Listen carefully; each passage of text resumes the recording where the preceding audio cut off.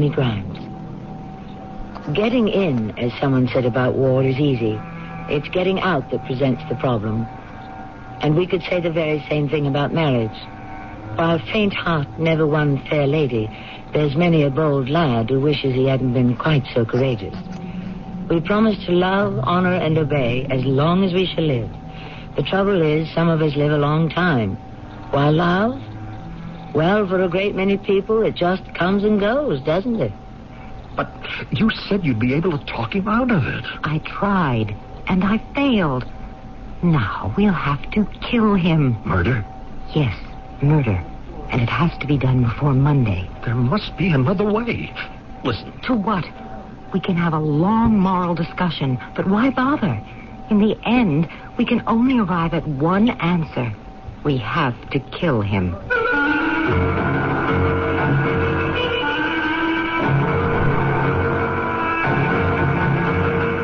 Our mystery drama, Tippecanoe and Tyler 2, was written especially for the Mystery Theater by Sam Dan and stars Carol Teitel and Cynthia Harris. I'll be back shortly with Act 1. Hey, everybody, how can you top an Armour hot dog? Hot dogs. Armour hot dogs. What do kids put on Armour hot dogs? Mustard, ketchup, pickles, onions, cheese, brown lettuce, sauerkraut. I like mine with chili, please. Oh, hot dogs. Armour hot dogs. The cockpit loves to fight. The cockpit loves to fight. Master mechanic tools sold exclusively by True Value hardware stores are an unbeatable combination of quality and value. Hi, Pat Summerall to tell you the Master Mechanic's 6-gallon wet-dry vacuum is designed for heavy-duty cleanups in your garage or workshop. It picks up water as well as nails, ashes, and other debris, and comes complete with accessories, all for just $52.28. Plus, it's backed by the Master Mechanic promise of satisfaction or free replacement at participating True Value hardware stores and home centers. This is the sound of trouble. Problems in your vegetable garden. Insects and disease that can take a big bite out of tomatoes and other garden vegetables. But you can fight back with Ortho Tomato Vegetable Dust. Now you can wipe out worms, annihilate aphids, banish beetles and thrips, and defend against disease. With Ortho Tomato Vegetable Dust. Convenient, ready to use, Ortho Tomato Vegetable Dust is tough on insects and disease, but won't harm plants. Just dust it on right from the container. The exclusive new container only from Ortho that lets you spray up, down, all around without clumping or clogging. So you can get at insects and disease wherever they occur, quickly and easily, with no mess, no waste. This is the sound of success. A healthy harvest of delicious vegetables. At Ortho, our concern for gardens is always growing.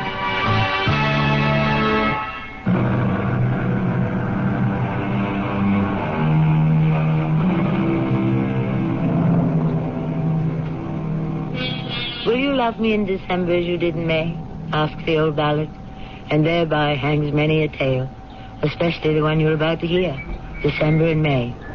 Can they ever be happily matched, satisfactorily mated? May, its radiant promise still unfulfilled. And December, its race already run. Here is a spinster, or perhaps we should say a maiden lady, named Dorcas Downey.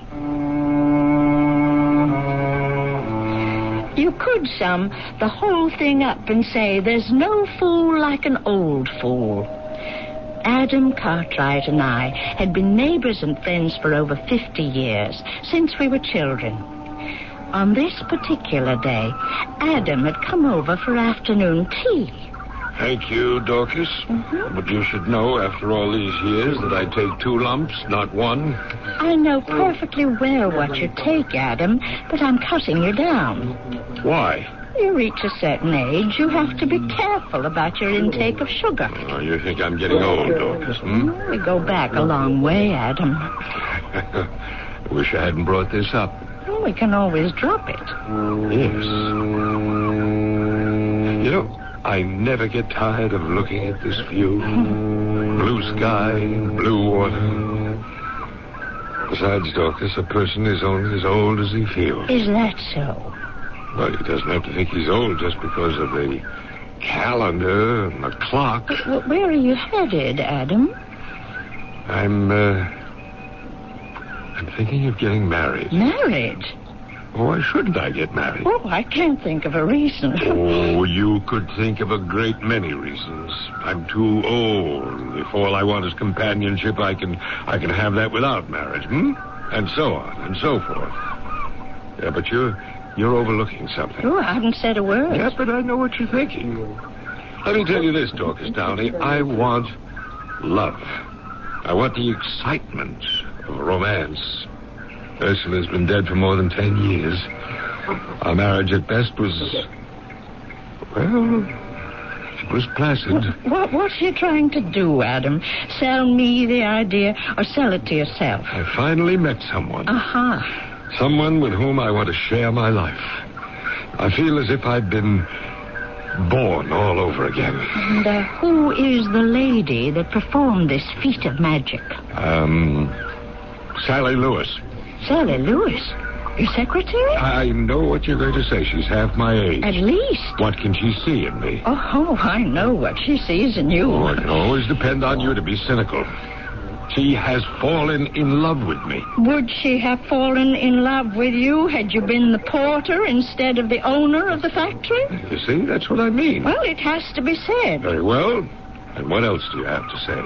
I've said it all, except for one word. Congratulations.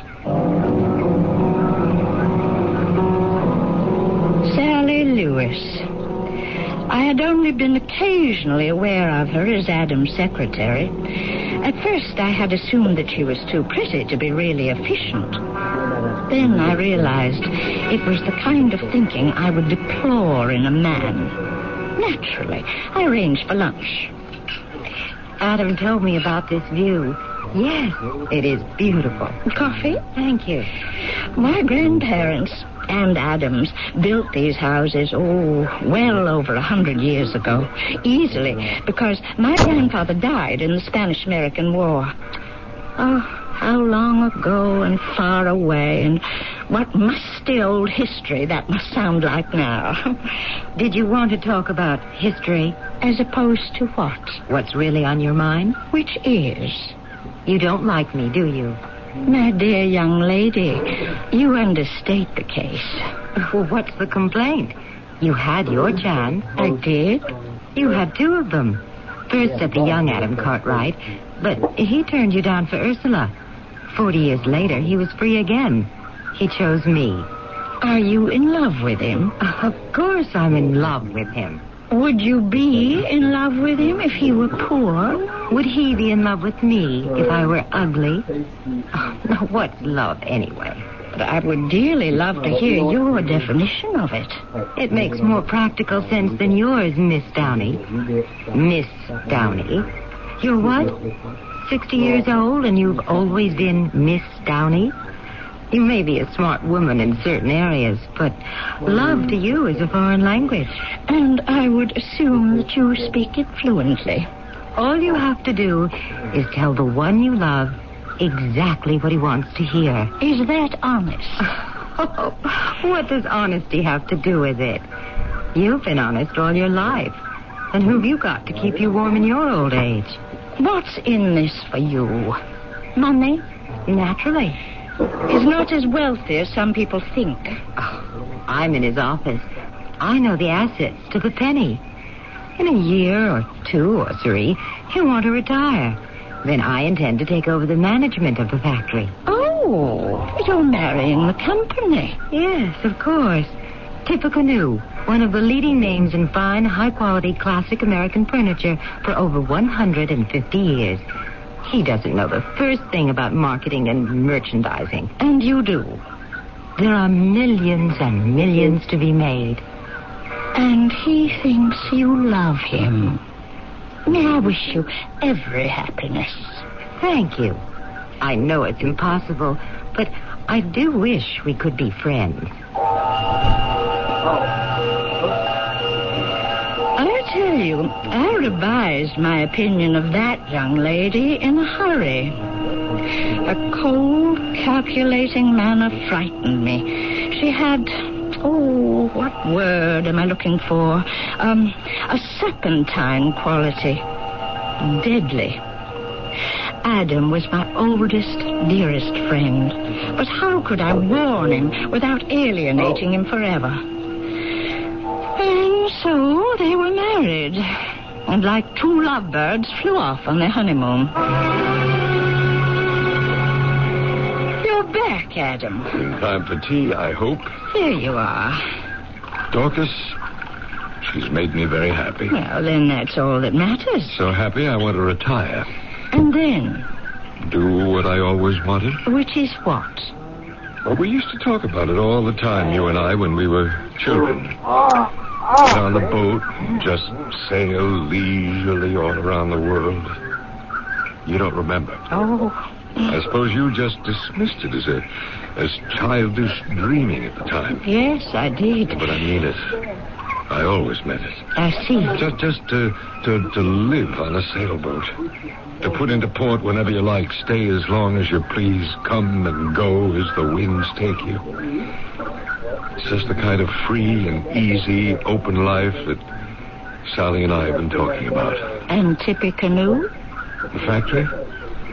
Well, you know I always hated it. But it's the family tradition. But no one ever asked me did I want to go into the furniture business.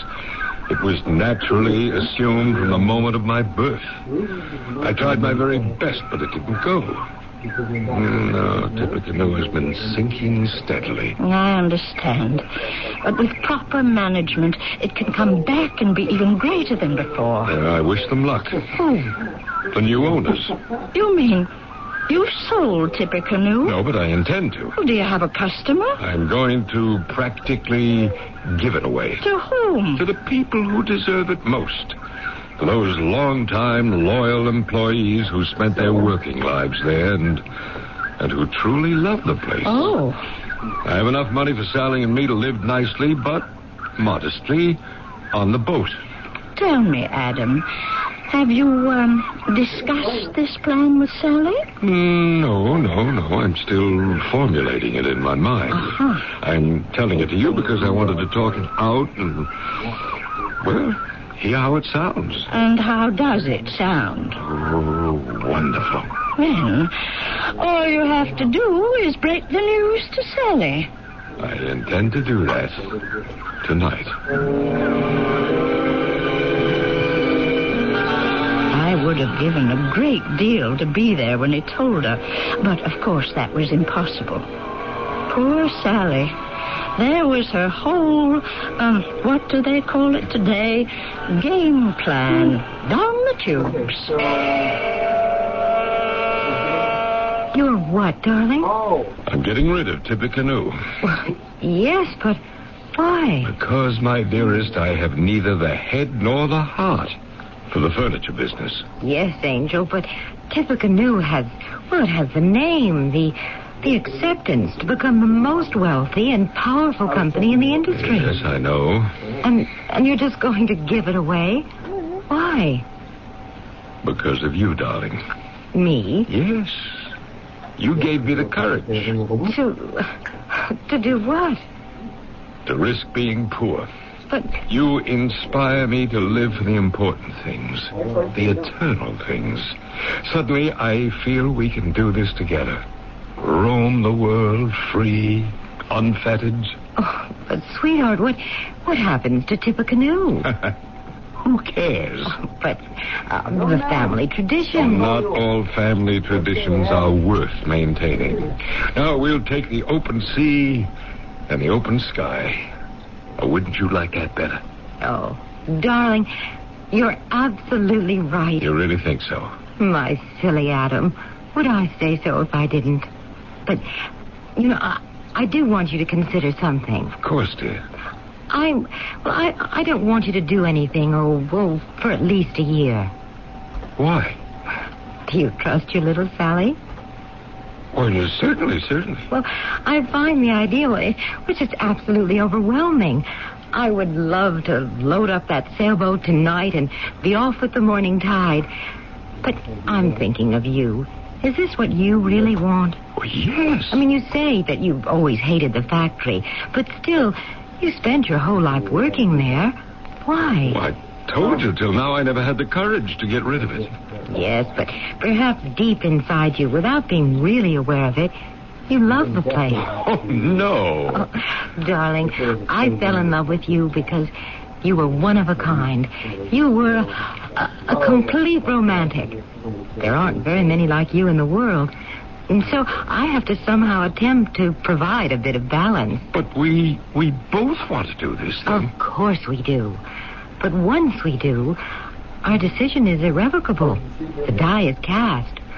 All I'm saying is, well, let's take 6 months, a year, just to make sure of our true feelings. Now, is that too much to ask?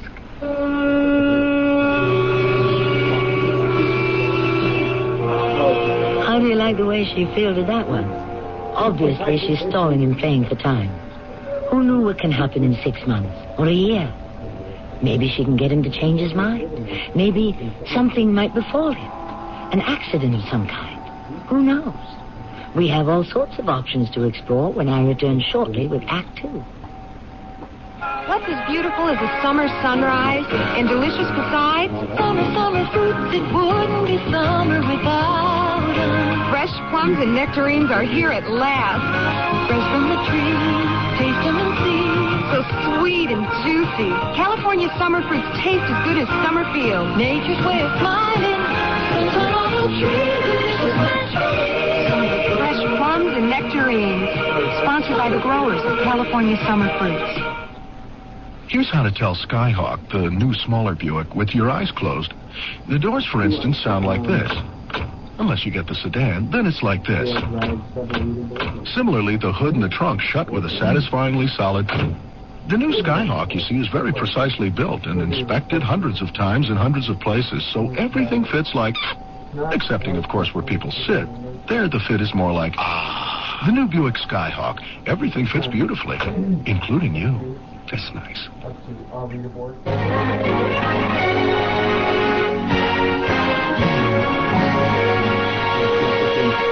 This is a message about people. 13 business people. The 13 that comprise your Detroit area Cadillac group. This group of automobile dealers is somewhat different from other dealers in the area. Different because they recognize that they have a proud tradition to uphold. Different because just as they were here yesterday, you can be assured that they'll be here tomorrow. For as long as anyone in this area can remember, Detroit area Cadillac dealers have been here through good times and bad, selling and servicing what is always recognized as the finest automobile built in America. They've maintained the highest standards of quality and integrity throughout their history, and they're committed to doing just that in the future. They're the kind of people with whom you'll want to do business, because they're as far from the ordinary as the automobiles they sell.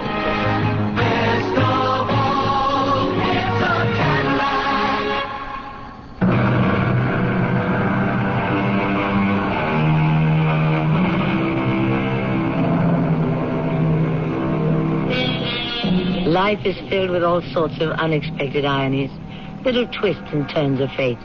For instance, you marry a man for his money, but you convince him that you've married him for love. You convince him so completely and thoroughly that he actually believes it and says, in effect, who needs money? Let's give it away and just live on love.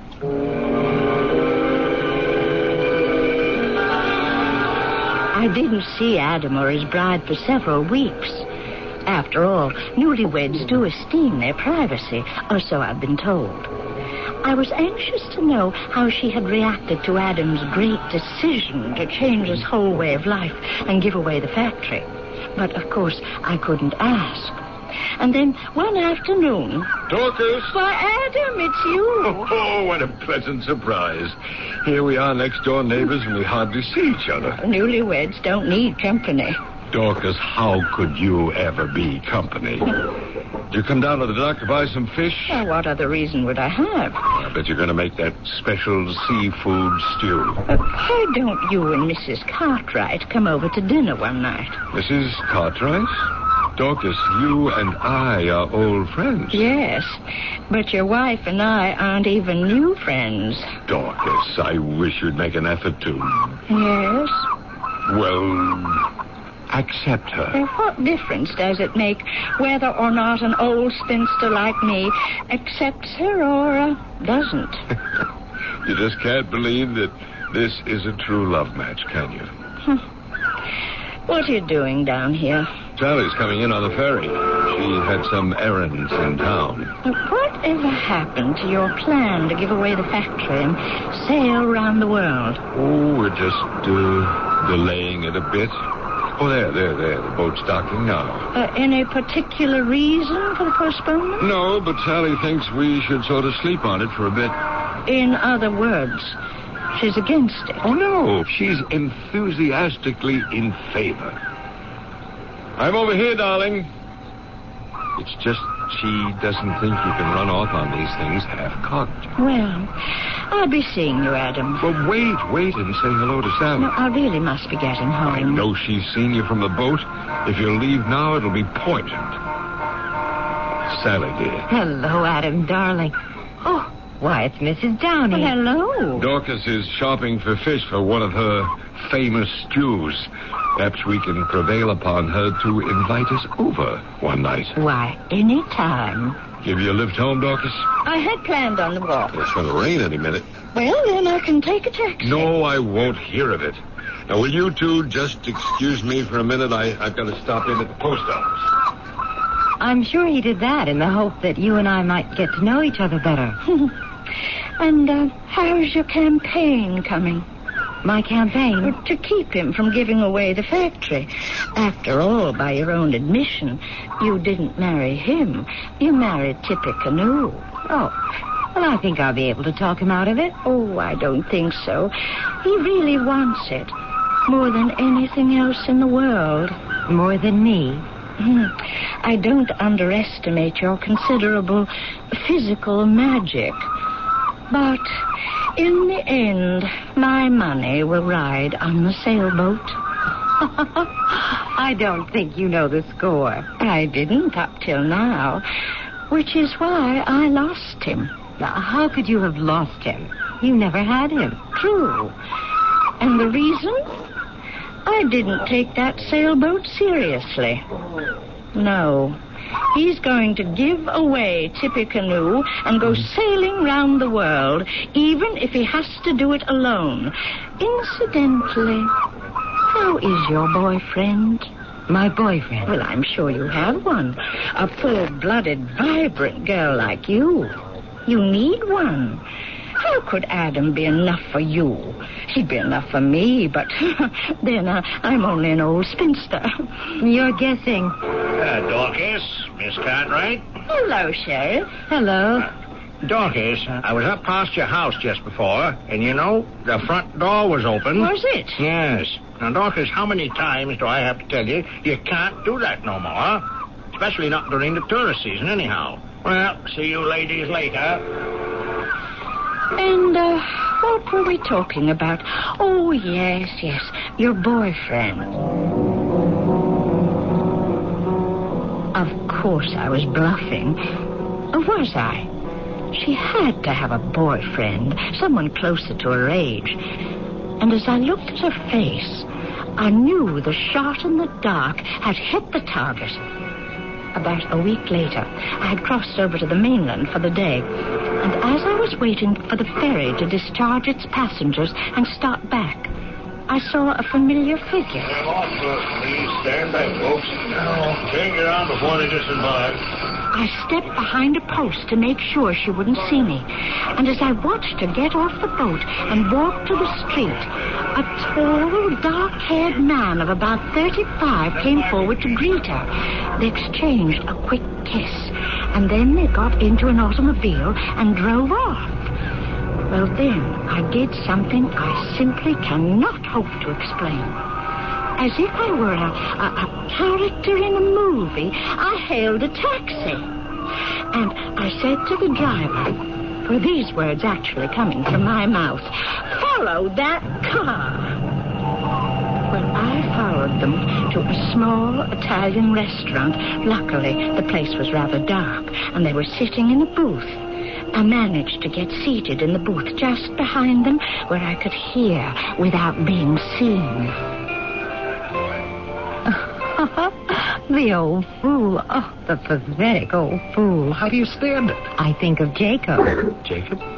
Jacob who? Jacob, the son of Isaac. Oh. Now, he had to labor 7 years for Rachel. Well, I think by the time he was through, it was closer to 14. Well, I have to put in my time and labor for Tippecanoe. I certainly hope it won't be 14 years. Oh, Harry, how long can the old fellow last? Well, some of these old codgers can hang on forever. Now, this thing he has about giving away the factory, have you talked him out of it yet? I don't know, Harry. You don't know? Well, shouldn't it be easy? Well, yes, darling, it should be, but somehow it isn't. And there's a gold mine waiting there for just the right kind of exploitation. Oh, we can't let him give it away. Don't worry. But you must admit, it is something to worry about. It was meant to be. One day, you and I will be married. And then, what will my name be? You know what your name will be. Just say it. Go ahead. Mrs. Harry Tyler. There you are. Tippecanoe and Tyler, too. The thing was fated. Well, it's all very well to talk about fate. But the fact is, if you can't talk him out of it... Darling, if I can talk him out of it, then we'll just have to find another way to handle it. But you... Oh, sweetie, we have so little time together. Let's not waste another minute on Adam Cartwright. So that was the way the wind was blowing. And predictably. I had all this information, but the question was, what to do with it?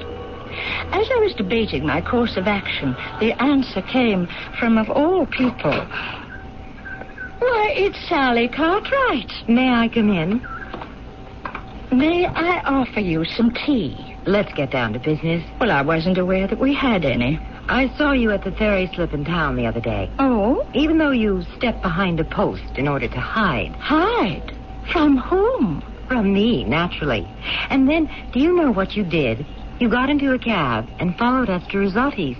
And then you sneaked into the booth behind us. True? True. Where I'm sure you overheard our conversation. Most of it. And then you followed us to the motel. Why did you do it? To prove a point. To whom? Perhaps to Adam. Your word against mine? A jealous, bitter spinster? I could present proof. People have seen you together in the restaurant, the motel. Oh, what makes you think Adam needs proof? Are you saying he knows about Harry? Well, not Harry Tyler specifically, but in his heart he knows there must be someone. Still, he can live with it, if it remains his very own secret. But should you drag it out into the open... The blow to his ego would be quite severe, wouldn't it? And that's why he doesn't want your proof. It would force him to divorce me. Then, there you are, out in the cold. And so are you. He would hate you for the rest of his life. You would be the serpent who destroyed his little paradise. So if you think you can gain something for yourself, you'll wind up the biggest loser. If you're doing it for him, you'll only make him hopelessly miserable. Well, I'm so glad we could have this little chat. We really should visit more often. There was really no way to take her. She had me effectively checkmated, stymied, however you want to put it. Well, I was busy for some weeks with my own affairs. Not love affairs, unfortunately, but community affairs. And then, one evening, I was at a concert.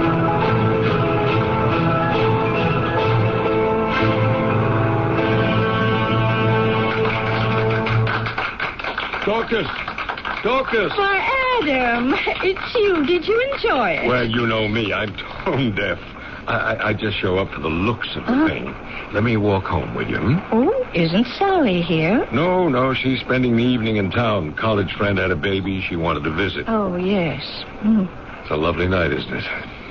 You see the silvery reflection of the moon on the water. Oh, to be out on the open sea under a moon like that.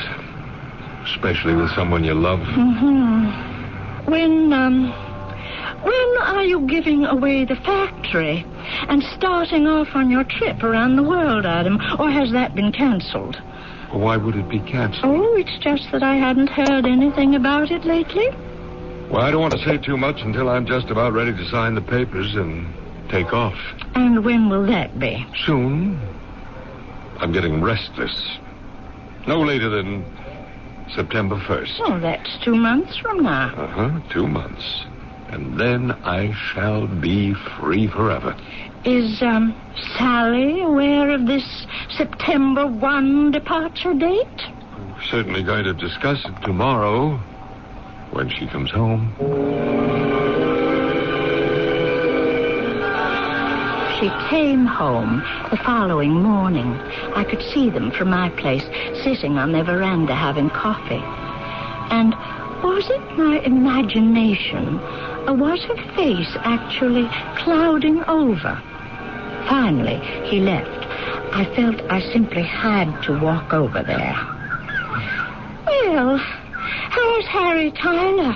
If you don't mind, I'm in no mood for company. Oh, then Adam has told you. Told me what? D-Day is the 1st of September. That's what he thinks. He's not going to give away the factory. My dear, I'm afraid we shall never have a modern version of Tippecanoe and Tyler, too. Adam will get rid of the business and set sail into the sunset or sunrise. I won't permit it. Oh? And how do you intend to stop him? There are ways.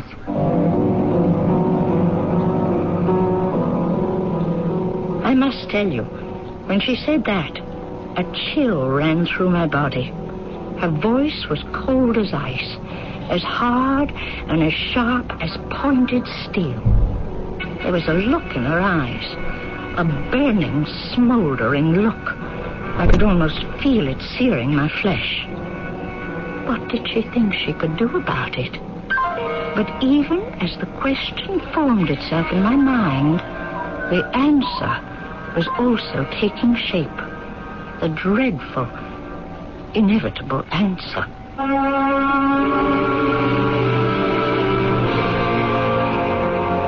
I'm sure by now we have all figured out what that answer will be. Suddenly the game turns deadly. But you expected it from the beginning, of course. We all know that when December marries May, something, somewhere, has to give. Give me just a few minutes, and I shall return with Act 3. What do doctors recommend to avoid constipation? These days, doctors stress the importance of dietary fiber to help the system regulate itself naturally. Metamucil is the laxative made from natural fiber, no chemical stimulants. That's why doctors recommend Metamucil more often than any other laxative. Try Metamucil powder or pre-measured packets of Metamucil instant mix in regular or orange flavor and save 50 cents. Look for the coupon in June's Reader's Digest. Read label and follow directions. Weekdays, from the creators of The Young and the Restless, it's Capital, Desire and Passion set behind the marble curtain of power in Washington, D.C. Then, follow the lives of people searching for their place in the sun on Guiding Light. And stay tuned for glamour and laughs as Bert Convy brings you celebrity couples and their hilarious secrets on Tattletales. You never know what Tattletales will tell. That's Capital, Guiding Light, and Tattletales. Weekdays on CBS Television. Check your local listings for the time. I'm Lorette Rupi, Director of Peace Corps. In 60 countries around the world, Peace Corps volunteers are sharing their skills and knowledge with people who really need them. But we need more volunteers, and we need them now. Volunteers are urgently needed in agriculture, math, science, and biology. Call Peace Corps now for more information. 800-424-8580. It's the toughest job you'll ever love. A public service message of this station and Peace Corps. Countdown to Cure. Bill Bixby with a message from the Leukemia Society of America. Leukemia is responsible for the deaths of more children than any other disease, and more adults than children. Research by the Leukemia Society of America has brought us this close to finding a cure, but we need your help to continue the fight. It'll be a happy day when we put an end to this killer. It's a matter of time.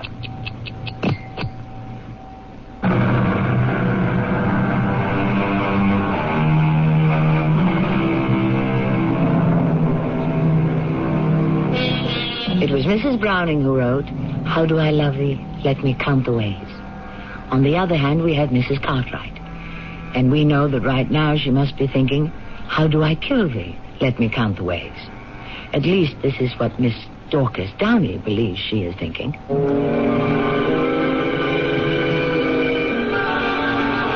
What else is there for Sally but murder?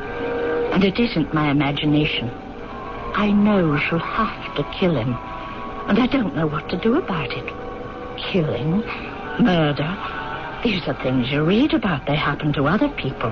People you don't know. Every night, when Adam comes home, they sit on the veranda, and I know they must be talking about the factory. And so here I am, determined to do something I despise in other people. I am about to eavesdrop. I'm going to sneak across the property line and hide in the bushes. I must make sure. I've asked Terence McKnight to come over here for dinner next Monday. Oh, you're there. Mm-hmm. I'm ready to begin the legal procedures. Adam, I hope you've considered this from every angle. Well, there are no angles, darling. It's something I wanted to do all my life. Yes, but... Well, what did you want to say? Tippecanoe is a potential. The opportunities for profits are unlimited. I'm past all that, my dear. I was once very rich, and I found it wasn't all that it's cracked up to be. Since you were never wealthy, you'll never miss it. The moon and the stars in the southern Pacific. I was there in the Navy during the war. It's a sight you'll never forget. You're determined to do it, then? Why do you ask? You know. Well, someone has to be the one to say, go slowly. Yes, go slowly till you find the way, and then it's full speed ahead. Now, my mind's made up. How about you? Yes, Adam. My mind's made up, too. The following morning, I saw her leave the house. She was dressed for the city. She had a grim look on her face. I was picking some wild beach plums as she passed me by. Oh, good morning. Good morning. Bound for town, I see. Had any luck? Luck? With Adam. Suppose you let me worry about Adam. September 1st. It's the start of some wonderful sailing weather. Goodbye, Miss Downey. Give my regards to Mr. Tyler. I shouldn't have spoken to her like that, not in her state of mind. But I'm only human. I've had very few victories to savor in my lifetime. Although, what kind of victory is this? I knew she was going to see Harry Tyler, nerve him up for what she wanted him to do. He was a handsome man with a weak chin. She would have to be the forceful one. Lady Macbeth. We have to talk, Harry. His attorney is coming for dinner Monday night. That's in 6 days. And we can say goodbye to the factory, to Tippecanoe. But I thought you said you could talk him out of it. I said I would try. I tried and I failed. Now we have to do something else. What else is there? We'll have to kill him. Sally, what are you saying? You know what I'm saying, Harry. We talk around it. But we have to kill him. Murder? Oh, yes. Murder. It has to be done before Monday while I can still inherit the factory. I don't know. You know, Harry. You're playing this little game with yourself. But there's no other way if we want to get rich with Tippecanoe. Sally, listen. Oh, Harry, to what? We can have a long, soul-searching discussion, but why bother? In the end, there can only be one answer. We have to kill him.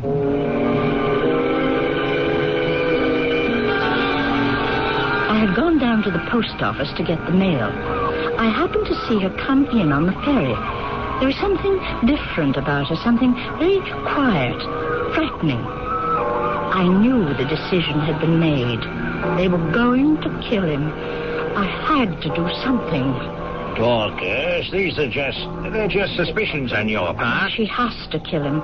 She married him for his money, the factory. He plans to give it all away. Well, I usually know what's going on around here, and I haven't heard about any such plans. It's a secret. Huh? How come you know about it? Adam told me. Do you expect me to believe that Adam Cartwright would give away a going concern like Tippecanoe and go sailing around the world in that boat at his age? Sheriff, you must believe me. Dorcas, why don't you go home and get a good night's rest? What could I do? Go to Adam? I could just imagine what he would say to me. Well, did it matter? I would have to try to convince him to save himself, somehow. Hello, Dorcas. Oh, I thought I'd drop in for a cup of tea. Good idea. Sally isn't home. Oh? Now, she had to go to the city, lots of shopping to do. We have to get ready for the cruise. Oh, that's still on. Oh, yes. Terence is coming over on Monday, and that's when I intend to break the news about the factory. Adam, I don't know how to say this. Are you sure Sally wants to, that she wants the same things you do out of life? Oh, yes. We've talked the whole thing out. We two are like one. Well, look at it from her point of view. She's 30 and you're 67. No, I'm only 65. You are talking to me, Adam. Well, I'm an unusually vigorous 67. In 10 years, you'll be 77. She'll be just about 40. What are we starting to talk about here, Dorcas? She'll have to spend a great many years of her life without you, Adam. She'll be no longer young or pretty. I know you, Dorcas. You're driving at something. Well, there's only one way to say it, I suppose. Say what? Your wife is having an affair. Well, that's a lie. Why is it a lie? Consider. She's half your age. Well, you don't know what she's really like. She's different. Oh, it gets worse. No, I just don't want to hear anymore. She and her lover are planning to kill you. Oh, this is monstrous. Well, it's true. How vindictive, how venomous of you, Dorcas. Now, please, leave. Please leave before I forget that I was raised a gentleman. If I had deliberately set out to make a mess of things, could I have done better? I sat in my kitchen. I made myself a cup of tea. A murder was about to be committed, and there was absolutely nothing I could do about it. I never felt so helpless, so frustrated. What was that? A shot. Of course, it had to be a shot. And it came from the direction of Adam's house. No, I wasn't dreaming. No, I didn't imagine it. I heard a shot. Had they killed him already? Had they killed him? Of course. Sheriff Neary. Sheriff, it's Dorcas Downey. Yes, Dorcas. I just heard a shot. At this hour? Sheriff, I know a shot when I hear one. It came from Adam Cartwright's house. Now, Dorcas, we went through this whole business this afternoon. I am telling you, Sheriff, I had a shot, and you'd better get right up there. I wasn't going to wait for him. I ran over to Adam's house. The front door was open. The bright moonlight streaming in made everything visible. Most of the furniture was overturned. The place was completely upset. And sitting, slumped in his armchair, was Adam Cartwright. I could see the bullet hole in his head. I was so frightened, I wanted to run right out of the house. Then I heard footsteps approaching and voices. I'd better hide. I stepped back into the kitchen, hoping no one would see me. Sally, maybe we... He's probably fallen asleep in his armchair, as usual. But that nosy neighbor, she'll hear the shot. How can she hear the shot? The gun has a silencer. Look, he's sleeping. Now, don't think about anything. Just do it, and it's all over. And then we'll turn the place upside down, and they'll think it was a burglar. But you don't... Hurry. Do it. Do it. Just aim it. And now. Pull the trigger. See? See? Now let's just make a mess of it in here and... Wait. Sally. What is it? Sally, look at this room. It's been ransacked.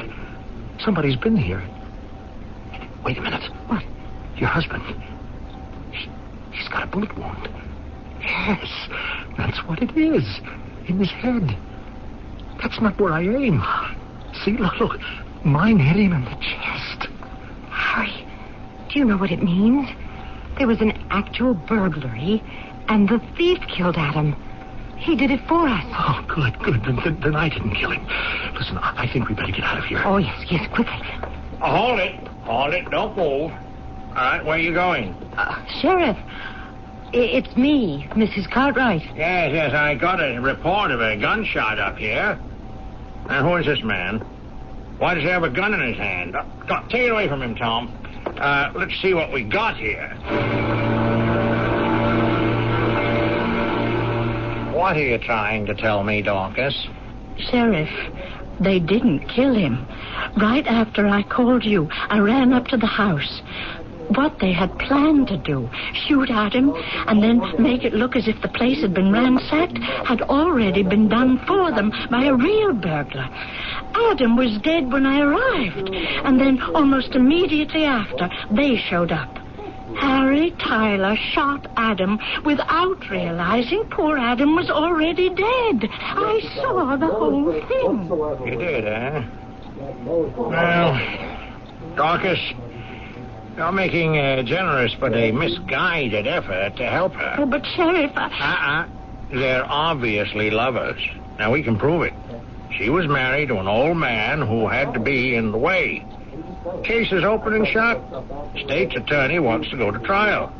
And I guarantee you he'll get a conviction. And there's nothing you can do about it. well, I tried. If there's nothing I can do about it, I suppose that will just have to be the end of it.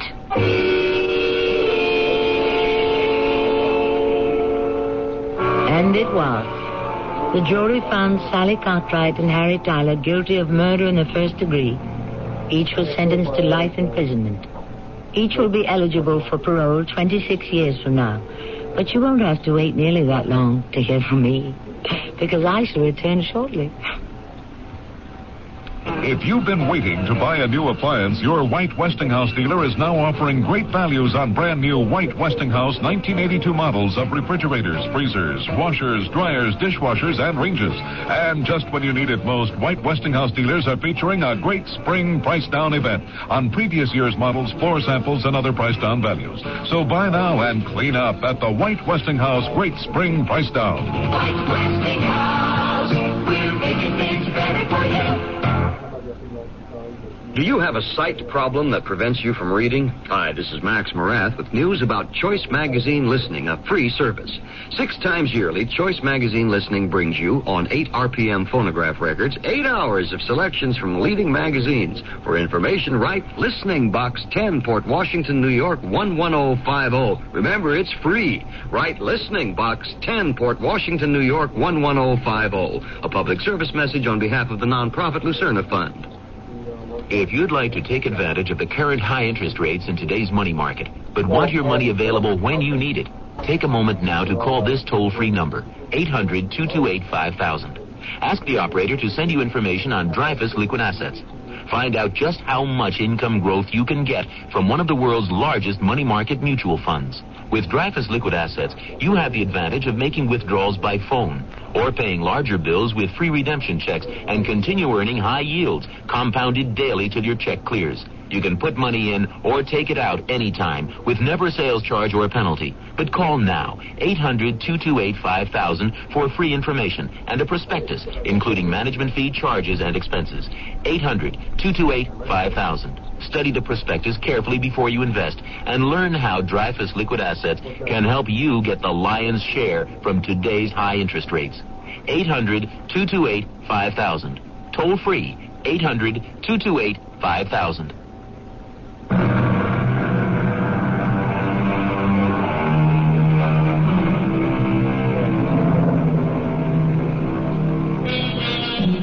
The game goes on. It's played all around us every day. The game of life and love and death. The game is played according to the rules. And one of the rules, even if it's an unwritten rule, is that May and December cannot long live together. For December must pretend to be warm and May to be cold. Sooner or later, something must snap and break and die, as we have seen. And shall see again and again, as long as vanity, foolishness, and greed remain in this world. Our cast included Carol Teitel, Cynthia Harris, Arnold Moss, and Earl Hammond. The entire production was under the direction of Hyman Brown. Play of a northern Irish border town recently received a standing ovation from 1,500. The CBS Radio Mystery Theater presents...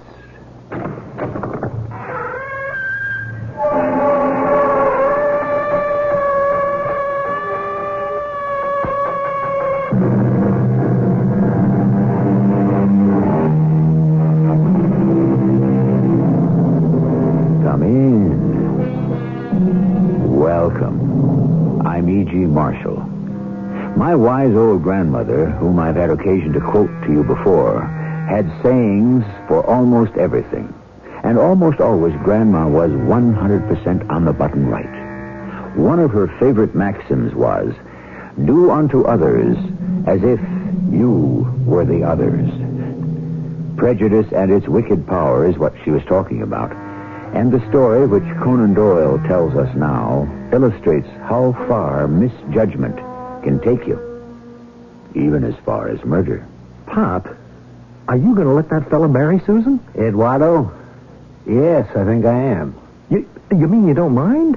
But he's a foreigner. Well, I can't say I do. Some of us in town think pretty highly of him. I think you've all gone crazy, and I don't aim to stand for it. Now, we here in Winter Harbor have a tradition to uphold, and marrying an outsider could mean lots of trouble.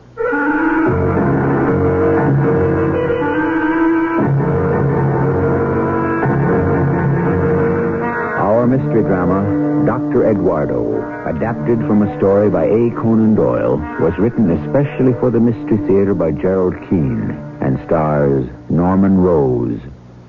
It is sponsored in part by True Value Hardware Stores. I'll be back shortly with Act One.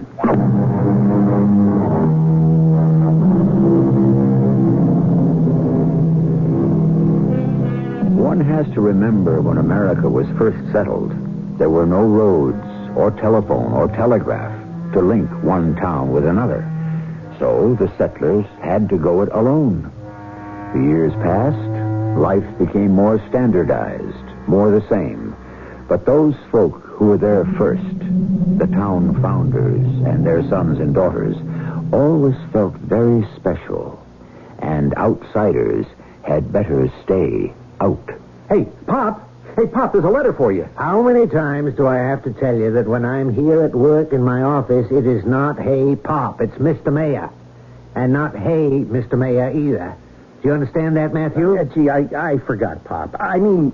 But you're Pop at home. Mom calls you Pop. Sue calls you Pop. Dad. It's hard for me to remember that when you're in the mayor's office, you're not my Pop, you're Mr. Mayor. Here's a letter for you. Thank you. Put it on my desk. Well, gee, Pop, ain't you going to open it? But this is the first letter we got in Winter Harbor since the spring thaw. Matthew, haven't you anything better to do than stand around jawing? It's 8:45, and you've got a great many windows to wash in our public buildings, so get to it. Oh, Pop, Mr. Mayor, haven't you got a better job for me than the wash windows? As long as you're on the public payroll, I expect you to do an honest day's work. Oh, I almost forgot. Hold on, Matthew. We put in new locks in the library and the courthouse. You keep these keys so you can get in early in the morning to do your work. All right, now beat it. Where's your sister, Sue? It's almost 9. Oh, Miss Goody Two-Shoes will be here on time. She always is. Now, don't speak disparagingly of your sister. She gives the taxpayers their money's worth. Good morning, Mr. Mayor. Beautiful morning, isn't it? You see, Matthew? She doesn't call me Pop. She says, good morning, Mr. Mayor. Yes, it is good morning, Susan. We had a letter this morning. You may begin by dealing with that. Matthew, don't stand there 1 foot in the cranberry bog. And don't use too much soap cleaning windows. This town's not made of money, you know. Yes, Mr. Mayor. What's in that letter addressed to me? Mr. Mayor, we're getting ourselves a doctor. A real live doctor for Winter Harbor? That's what the gentleman says. He's decided to come to Winter Harbor to set up a practice. What's his name? Eduardo Columbus. Eduardo, that's Spanish for Edward. A Spanish doctor? Here in Winter Harbor? Think of all the Portuguese fishermen who live in town. He'll be perfect for them. Portuguese, is that same as Spanish? Well, pretty close. And they make up most of the folks who work here. What about the rest of us? We get sick, too. How do we know he speaks American? He writes American. After all, his kinfolk came here before we did. They could have been on that boat with Christopher Columbus.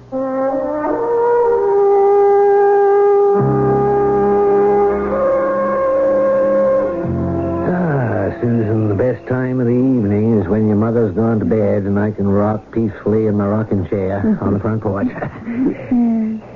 Dad, what do you think of Dr. Columbus? Well, let's see now. How long has he been in town? 6 months. I think most folks like him. Some don't. Why? Nothing. Nothing. Don't tell me nothing, Susan. When it comes to a woman and a man, there's no such thing as nothing. Dad, there's a fire down the street. What? Whose house is it? I'm not sure. I wonder if... Here comes Matthew on the run. He probably knows. Matthew, whose house is on fire? What's that? Is there fire? How can you be so stupid? Don't you see it? Oh, no, I came the other way. You did not. I saw you back there crossing the street. Well, I better get myself over there. That crowd's getting bigger, and there'll be sparks and danger. Someone's got to restore order.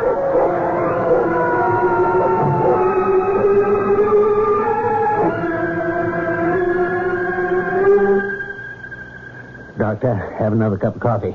I'm not going to sleep much tonight anyway. Yes, coffee. Susan, more coffee. Dad, Mom's gone to bed. You want to wake the whole house? Oh, I'm sorry. Bring the coffee pot from the stove, will you? The doctor could use another cup.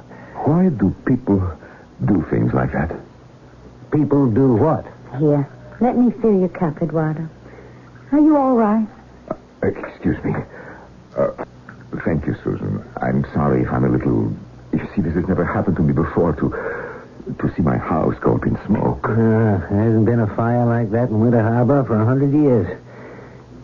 There's no way it could get started. There is a way, Mayor Greeley. I wish I did not know it. Eduardo? You mean you saw something? 6 months I have been here. I thought we could be friends. I love this town, but I see that feeling goes only one way. The town does not love me. What are you saying? Everybody likes you. Well, sure, in the beginning... You do know something, don't you? About how the fire got started. One must be thankful. Only my clothes and books are gone. The medical equipment is safe in my office. Eduardo, there is something. Dad, it wasn't an accident. That's what he's saying. How do you know? I bring here your son's wallet. Take it, please. It is your son's, is it not? Matthew! Matthew, come down here. This is very sad for me. Why would he do it? Are you sure? Maybe he dropped it another time. Your brother is not the only person in Winter Harbor who thinks I do not belong here. Gee, Pop, how's the sleep? What's the problem? Here's your wallet, son. Hey, thanks. Where'd you find it? Where did you find it, Doctor? By the back steps of my house. I picked it up after the fire. Oh, gosh, I must have dropped it there when I went to watch. You told me you weren't anywhere near there. You didn't even know the house was burning. Also, the fire chief and I, we went inside and he found a can of gasoline all burned. And I picked up these keys. Do you know whose keys they are, Mr. Mayor?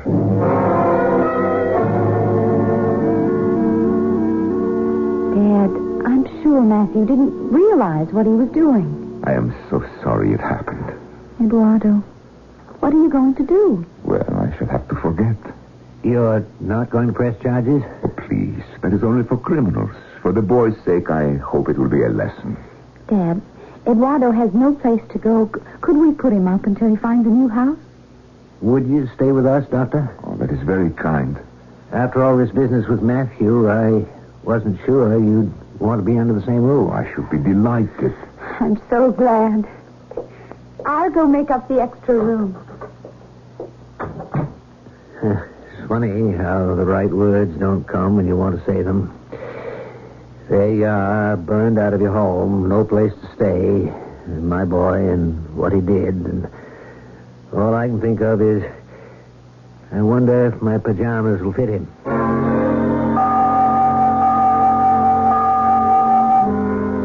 Eduardo, you know what day it is today? Oh, let me see. No, Mr. Mayor, I do not think I do.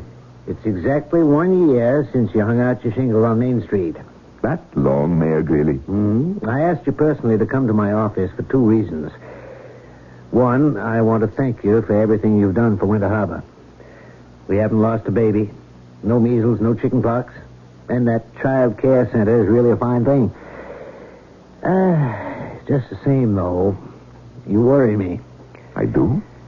You're probably the most eligible young man in town. Most of our boys have gone off to the big cities. But I never see you with a young lady. We have square dances, hoedowns, sleigh rides, social... It is only because a doctor does not have much time for those things. Well, anyway, I've said it. My wife asked me to ask you, and I've asked you. Well, I've said it. I guess the young ladies in town will just have to take care of themselves, huh? Anyway, on Saturday, we're having a special birthday party for you. Just us menfolk. At the Fisherman's Hall. But it is not my birthday. No, but it's the town's birthday. And we thought, good. We'll celebrate 1 year of having the best doctor in the state right in our own backyard. Well, I do not know what to say. Well, you be there at 7 o'clock. Eduardo, I'm going to make a little speech. You know, this town is over 200 years old. We don't take to strangers. But when we do, we do. And that brings me to the other reason I asked you to stop by here. Yes? Eduardo, I wanted to ask you, now that we know each other a little better, Eduardo, can I call you Eddie? It's more American.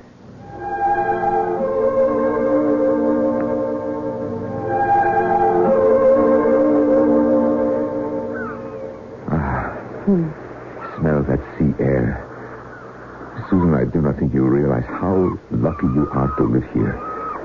The ocean. I love the ocean. Oh, Eduardo, I've lived here all my life, and I never came to this spot until you and I started picnicking here. It is a little dangerous for a young lady alone.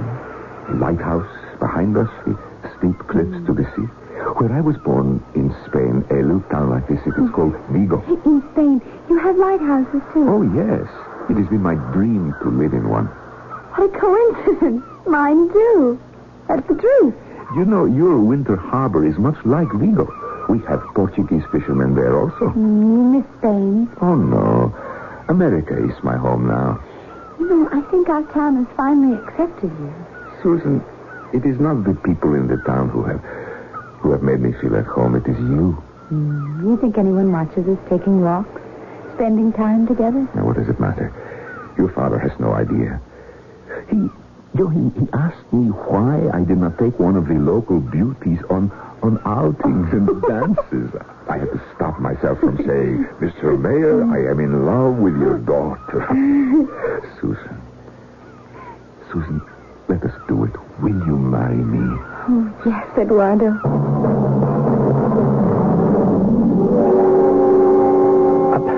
Are you going to let that Spaniard marry Susan? What? He proposed to her and she accepted. I heard them. Dr. Columbus? Eddie? Where were you? Right behind them, cleaning the windows of the Bear Point Lighthouse. Well, I wondered who was going to grab him off. I never thought our Susan... You mean you don't mind? No, I can't say I do. Eddie's a good man. Well, I don't like it. And I don't aim to stand for it. Well, I'm afraid there's nothing you can do about it. I don't imagine they're going to ask for your permission, Matthew. It is not right. We here in Winter Harbor, we have a tradition to uphold. And marrying an outsider, it's wrong. It is a disgrace to our family. I'll give you some advice, Matthew. Don't stick your nose where it ain't wanted.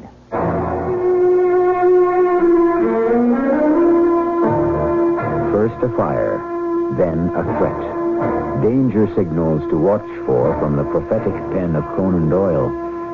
How far will bias and blind spots push our tale into tragedy? People like the mayor's son are hard nuts to crack. For, as they say, there are none so blind as those who will not see. I shall return shortly with Act 2.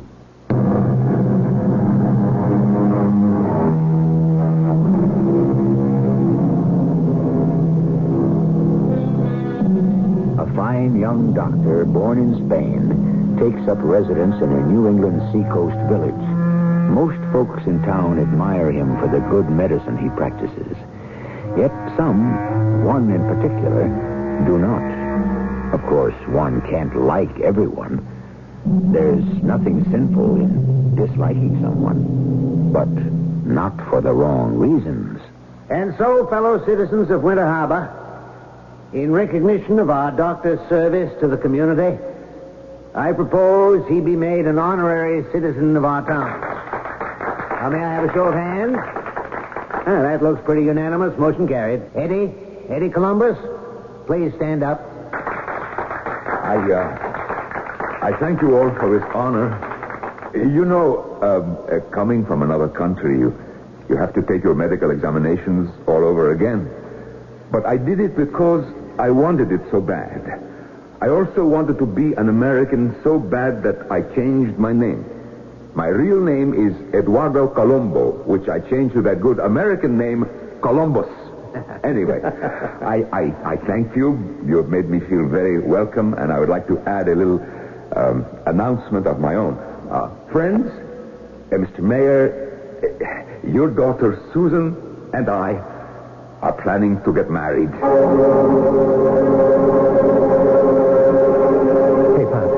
Did you know the doctor got a letter with a foreign stamp on it today? Matthew, I couldn't care less. Matthew, you're getting to be a gossipy old maid. So why shouldn't Eddie get mail? Everybody else does. Pop, you don't seem to realize we don't know one darn thing about him. He shows up. Now, who knows who he really is, huh? Some people, my boy, show you what they are by what they do. Others are just a lot of wind. Yeah? Well, did you know he bought that old lighthouse on Bear Point? Of course I did. That's where they're going to live. Remember that little incident of the fire, Matthew? We've hushed it up. Kept it inside the family. And Eddie marrying Susan will make sure it stays there. Now, don't make a pest of yourself. I'm asking you nicely. Stop this vendetta you've got against Eddie Columbus just because he wasn't born in Winter Harbor. Eduardo, is that you? Oh, it is. What did you tell your patients? Go home, I have to go to my lighthouse to see how my fiancé is sewing up our curtains. Oh, let me hug you. What is it, darling? You haven't said a word. Susan, I do not know what to say. Oh, you don't have to be so serious. You're acting positively tragic. You have done so much for me, so much. Well, not for you alone, silly. For us. The little study is finished. I unpacked all the medical books you ordered from Boston, and I put that big photograph of me right on your desk. Oh, Susan. The bedroom's all finished. The curtains hung, the coverlet made. Oh, I haven't told you. Mr. Harvey's retiring from being dog catcher. His sister told me he's going to hate doing nothing, so I hired him to come take care of us. He can live up on top where the light used to be. He said he'd love it, and he'll make himself right-handed. I just wish we weren't waiting till June to get married, don't you? Susan, sit down. You sound so ominous. Darling, you know I love you, don't you? And whatever I feel I have to do, nothing will change that. You understand? What happened? I do not think we should get married. Oh? Not now. Not right away. Not now. Is there some reason? Why not? Yes, there is, I'm afraid. I see. You don't see, do you? You haven't given me very much to go on. You just said no marriage. It is all that I can say right now. Don't you trust me enough to tell me why? It has nothing to do with you, darling. It is all part of me and who I am and who I was before I ever came to Winter Harbor.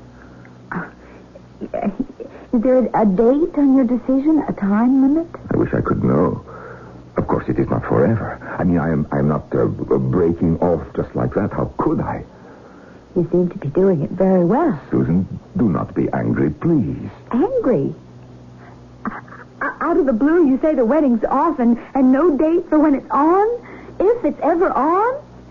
And you expect me not to be angry? You won't share your problem, whatever it is, with me. I can't. I could not make you understand. So how can I share my feelings with you? Right now, this is just the worst thing that could ever happen to me. But I can't share it because I don't think I could make you understand either.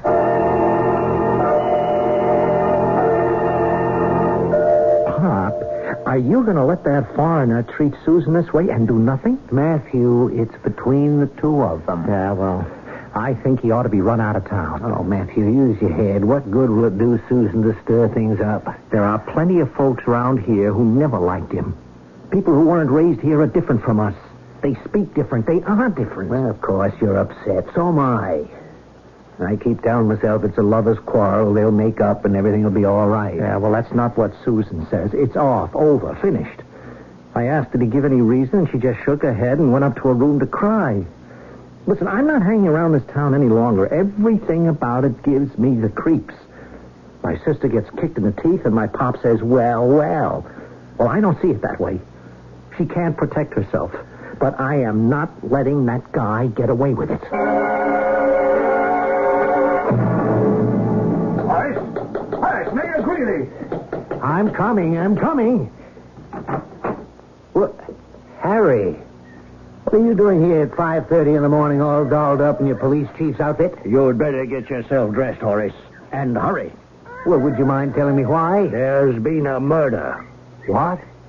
Here in Winter Harbor? What are you doing, Dad? Standing in the open door this time of the morning? Oh, hello, Chief Tanner. Harry's just been telling me... Do you mind if I come in? Horace, I'd rather you didn't discuss what I just mentioned. Oh, all right. I only came down to see what all the noise was about. See you at breakfast, Dad.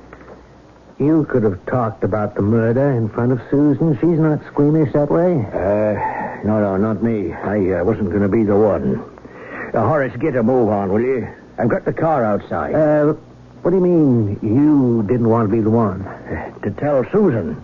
That's what I meant. Harry, who's been murdered? The doctor. The man she was going to marry. Eduardo.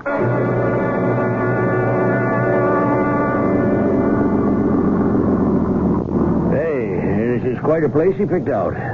Imagine wanting to live in an old lighthouse. Wait till you go inside. Susan's made this into a really nice place to live. As I was inside an hour ago when old Harvey first called me. There he is. Oh, back again, Chief Tanner? Morning, Mayor Greeley. Yeah, well, you haven't touched anything, have you, Harvey? Oh, no, sir. I left the body just as you saw it. Good. Well, a few questions before we go inside. First of all, Harvey, what are you doing here? What? I live here. Thought you lived with your sister. The doctor hired me to take care of the place. Mm-hmm. When did you last see the doctor alive? Well, I didn't exactly see him, but I heard him. Well, tell me, go on. About 11:15 last night, I heard the doctor call out, so I went down the stairs. You should see those stairs, Mr. Mayor. They wind down and down like a corkscrew. I'm way up top where they used to burn the light. Mm-hmm. The lantern gallery. Oh, what a view. Well, you came downstairs. 11:15, and I knocked on the door, and I said, "Did you call?" And he said, "No, I didn't call, and go back up to bed and don't annoy me." Well, I was kind of surprised. He never talked so snappy-like to me before. Well, did you go right up to bed? No, I didn't. I'm not used to living on the top of a lighthouse yet. So I opened the little door, and there's a railing, and I can walk around the light. It was a clear night. You could see for miles. And then you went to bed. After I saw Matthew. Matthew? Yes, Matthew. May have been about midnight, maybe later.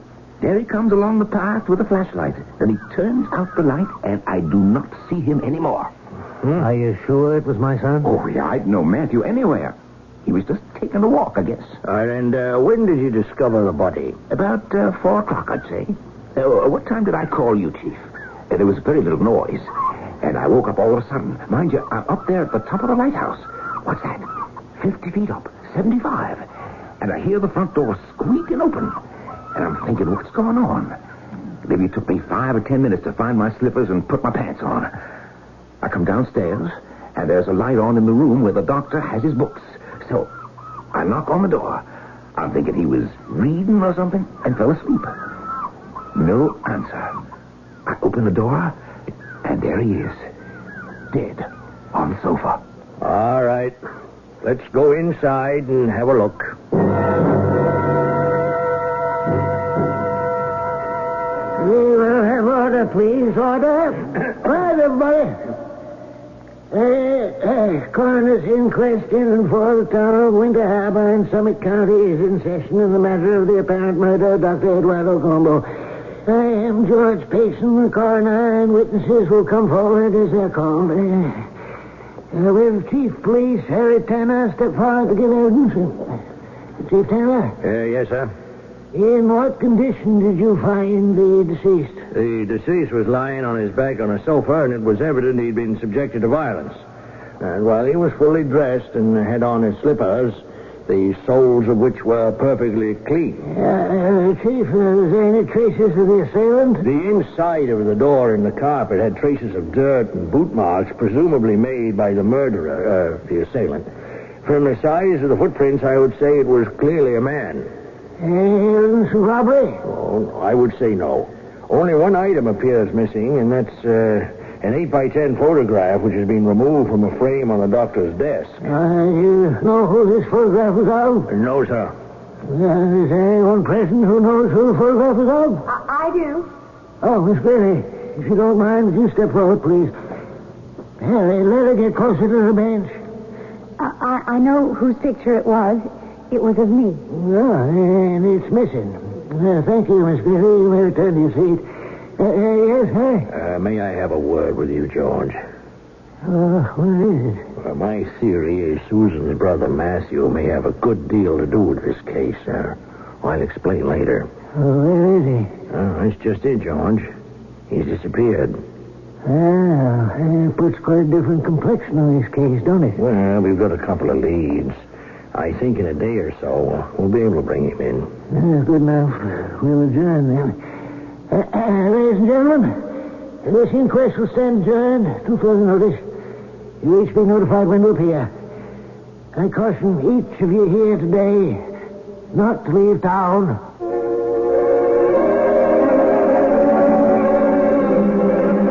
Running away has always been considered as an admission of guilt. Yes, going back as far as the days of Adam and Cain. As the good book says, the wicked flee when no man pursueth. However, the devotees of Mystery Theater know better than to accept what seems for what is. We'll be back shortly with the hard evidence of Act 3.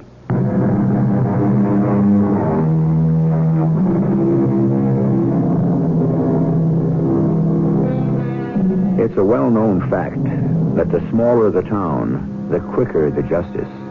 Unlike in a city where the courts are clogged and backlogged for years. The murder trial in Winter Harbor began right away, and although the coroner's verdict was death by person or persons unknown, it was no surprise when Matthew Greeley was found, suspected, accused, and held. It is now the second week of the trial. Horace, I can't tell you how terribly I feel that your boy is charged with this crime. I understand you had to bring him in, Harry. He hasn't given me a satisfactory answer why he left town. He keeps saying he didn't know anything about Eddie being murdered. That there weren't any newspapers up near that cabin. I kind of believe that. I know that boy. He may talk big all over town about what he'd do for the honor of his sister, but he's gentle. What went badly was him admitting he had gone to see the doctor that night, but then didn't, and decided to leave town. Who's being put on the witness stand today? Susan. I said to Jack Smite she was on the stand yesterday. Why do you have to call her again today? She really loved Eddie. This must be traumatic for the poor child. Here we go. The judge is coming through the door. Your Honor, I'd like to recall Susan Greeley to the stand. And may I remind the witness that she is still under oath? Now, Susan, yesterday you told us that your engagement to Dr. Columbus had been broken at the doctor's request. Did he tell you why? I understood there were personal reasons connected with his family. Mm-hmm. And your brother, Matthew, how did he take the news of the broken engagement? Well, not very well, I'm afraid. Do you harbor any ill feelings toward Dr. Columbus? Oh, no. He acted in a perfectly honorable manner. Did you ever hear your brother, Matthew, utter any threats against the doctor? Yes, I'm afraid I did. But he couldn't have killed him. Well, why do you say that, Susan? Because Dr. Eduardo Columbus is not dead. With your Honor's permission, I would like to resume questioning Miss Greeley. Now, would you tell the court, Susan, how you know Dr. Columbus is not dead? Because I have received a letter from him since the date of his supposed death. Have you the letter?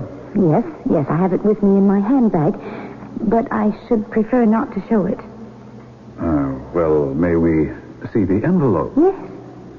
Would you take it out, please, and tell us the postmark? Portland. And the date? June 5th. Please excuse me. I'm not feeling very well. I'm sorry, Miss Greeley. These questions must be painful to you. It's not that. It's just that... Can you tell us what is particularly upsetting? Well, you see, June the 5th was the date on which Eduardo and I were going to get married. Susan, are you prepared to swear that this letter is in the actual handwriting of Dr. Eduardo Columbus? Yes, I am. Now, Susan, there will be those who say you have been in possession of this letter during the proceedings at the inquest. And then when your brother was apprehended by the police, and at the beginning of this trial. Why did you continue to conceal evidence which might have brought these proceedings to an end? Dr. Columbus wrote, asking me to keep his secret. Now then, why have you made it public now? To save my brother. I ask the indulgence of the court to declare a recess until tomorrow. We shall bring forth witnesses to verify that the letter is indeed in Dr. Columbus's handwriting. However, it does present us with a dilemma. That if the deceased is not Dr. Columbus, then who is he? Your Honor, this morning before the court resumed, with the consent of the prosecution, Miss Susan Greeley has been excused from cross-examination. I now call the next witness, Dr. Eduardo Columbus. Did you know about this, Horace? No, I sure didn't.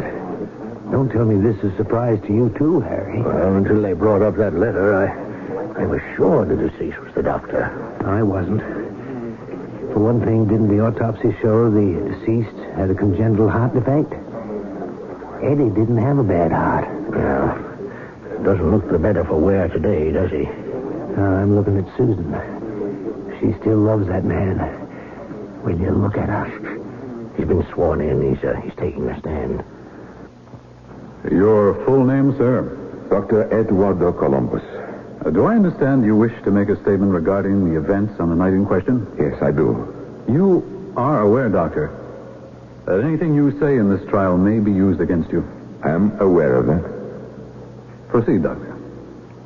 Your Honor, a week or so before the night in question, I received a letter sent to me by my brother from Argentina.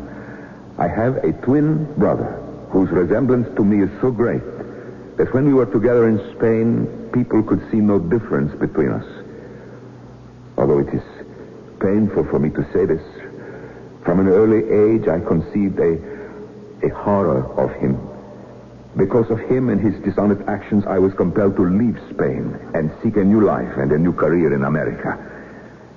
The letter told me he had discovered my whereabouts and would shortly be here.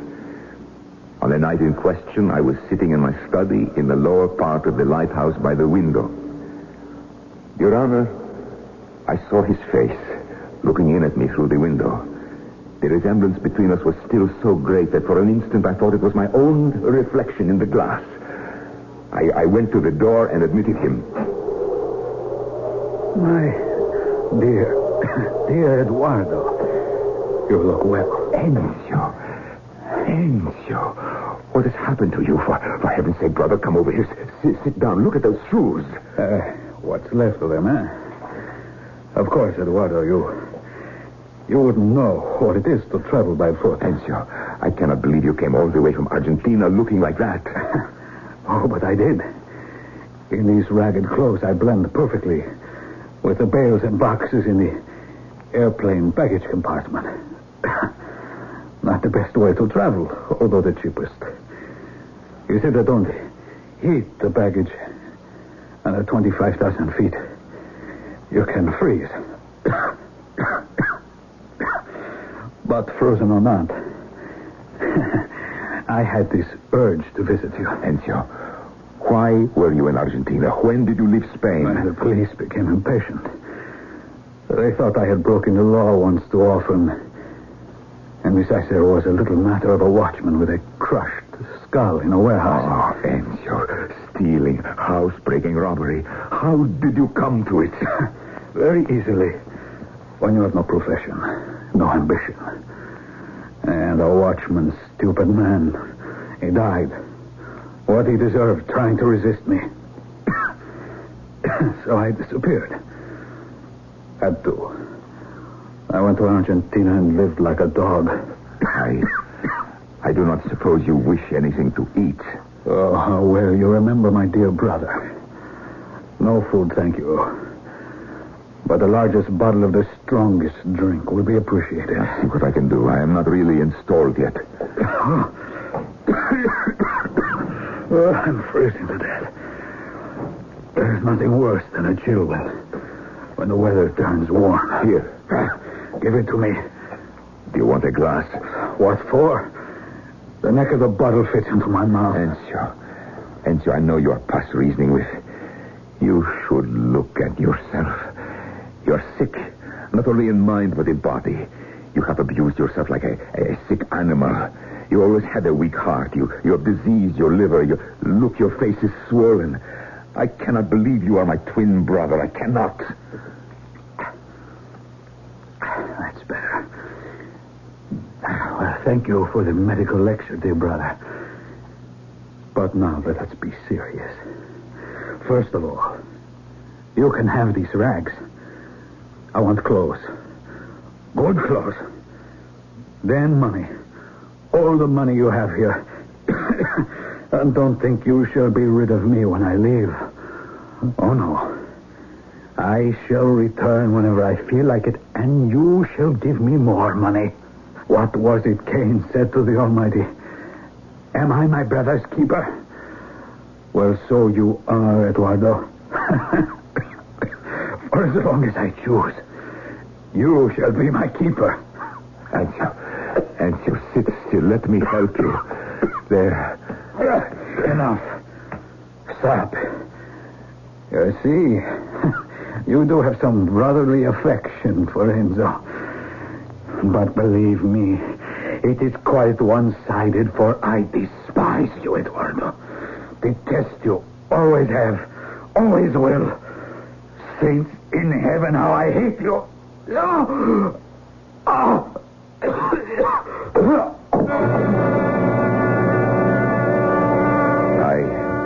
I lifted Enzo up from the floor and carried him to the sofa. I felt his pulse, but the hand I held in mine became cold and clammy. His diseased heart had broken down. His own violence had killed him. Your Honor, I am not very proud of my cowardice or my fears. Although Enzo lay dead and was no longer a threat, I had seen enough of the people here. Hasty judgments, unkindness, prejudice. Now, suddenly, I had the chance to make a clean break with the past. I dressed Enzo in my clothes, and I put on his. I would be discovered dead, and that would be the end of it. And so, to cut all ties with this town, you left that night? No one saw me. I did not think about tomorrow, what would become of me, the career I was throwing away. All I wanted was to leave a dead brother and a dead town behind me. Where did you go? I'm sure I could find the places on the map. I did odd jobs. People were friendly, but I thought, once they get to know you, they are not so friendly. I traveled light. All I carried was a photograph of the woman I loved. And you wrote to her? To Susan Greeley? Oh, yes, almost right away. I told her not to grieve, that the body in the lighthouse was not mine. I told her to forget me, that I could never return to Winter Harbor. It never occurred to me that someone might be accused of killing me. I got as far as the border of Canada when I happened to see the story in a newspaper. And so you returned to Winter Harbor of your own free will, Doctor? How free one's will is, who can say? No, not free will. But what alternative did I have but to come back and explain? Your Honor, the defense rests.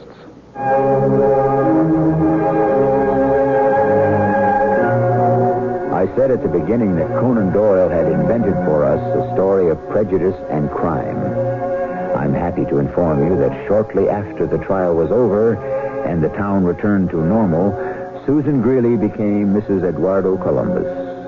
Did I say the town returned to normal? No, Winter Harbor was never again the same. I shall be back shortly.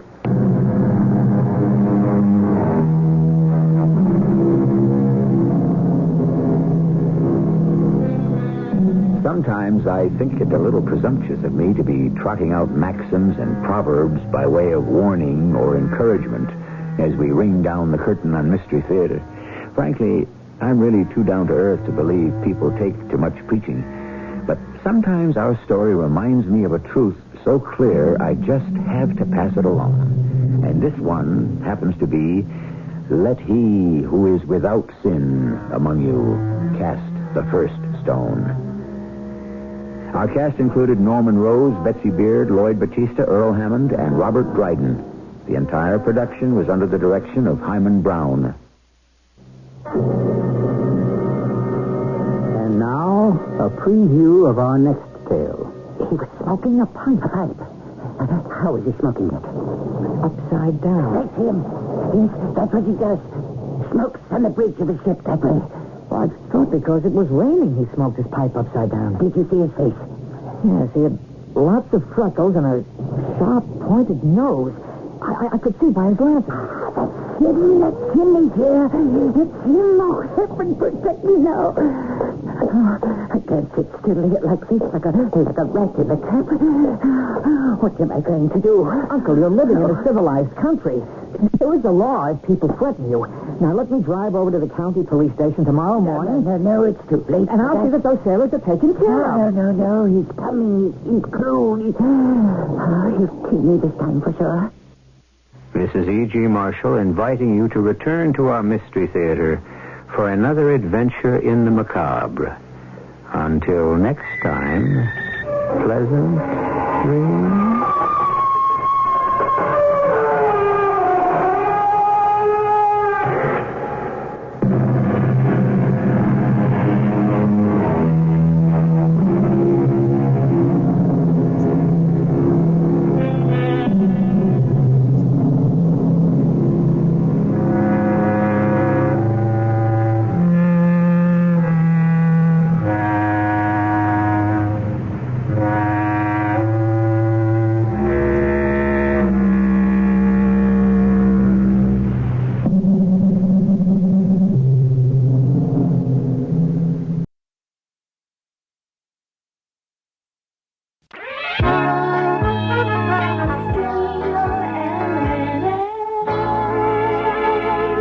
The CBS Radio Mystery Theater presents...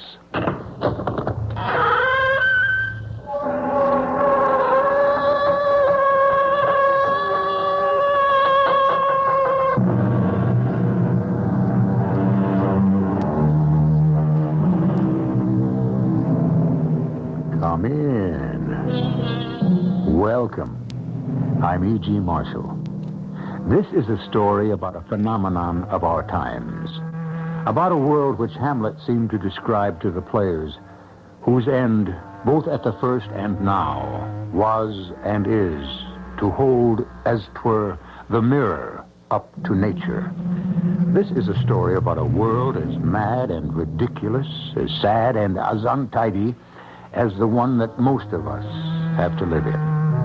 A story of confusion of identities in which fancy becomes reality and vice versa. You must judge where truth begins and illusion ends. You cheap, conniving crook.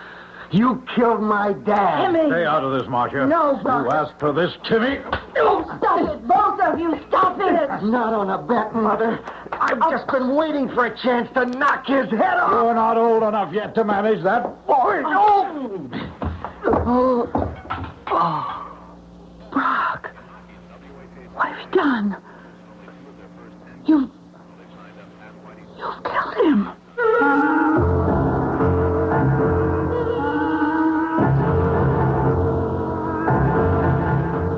Our mystery drama, A Tale of Two Worlds, was written especially for the Mystery Theater by Ian Martin and stars Bob Caliban.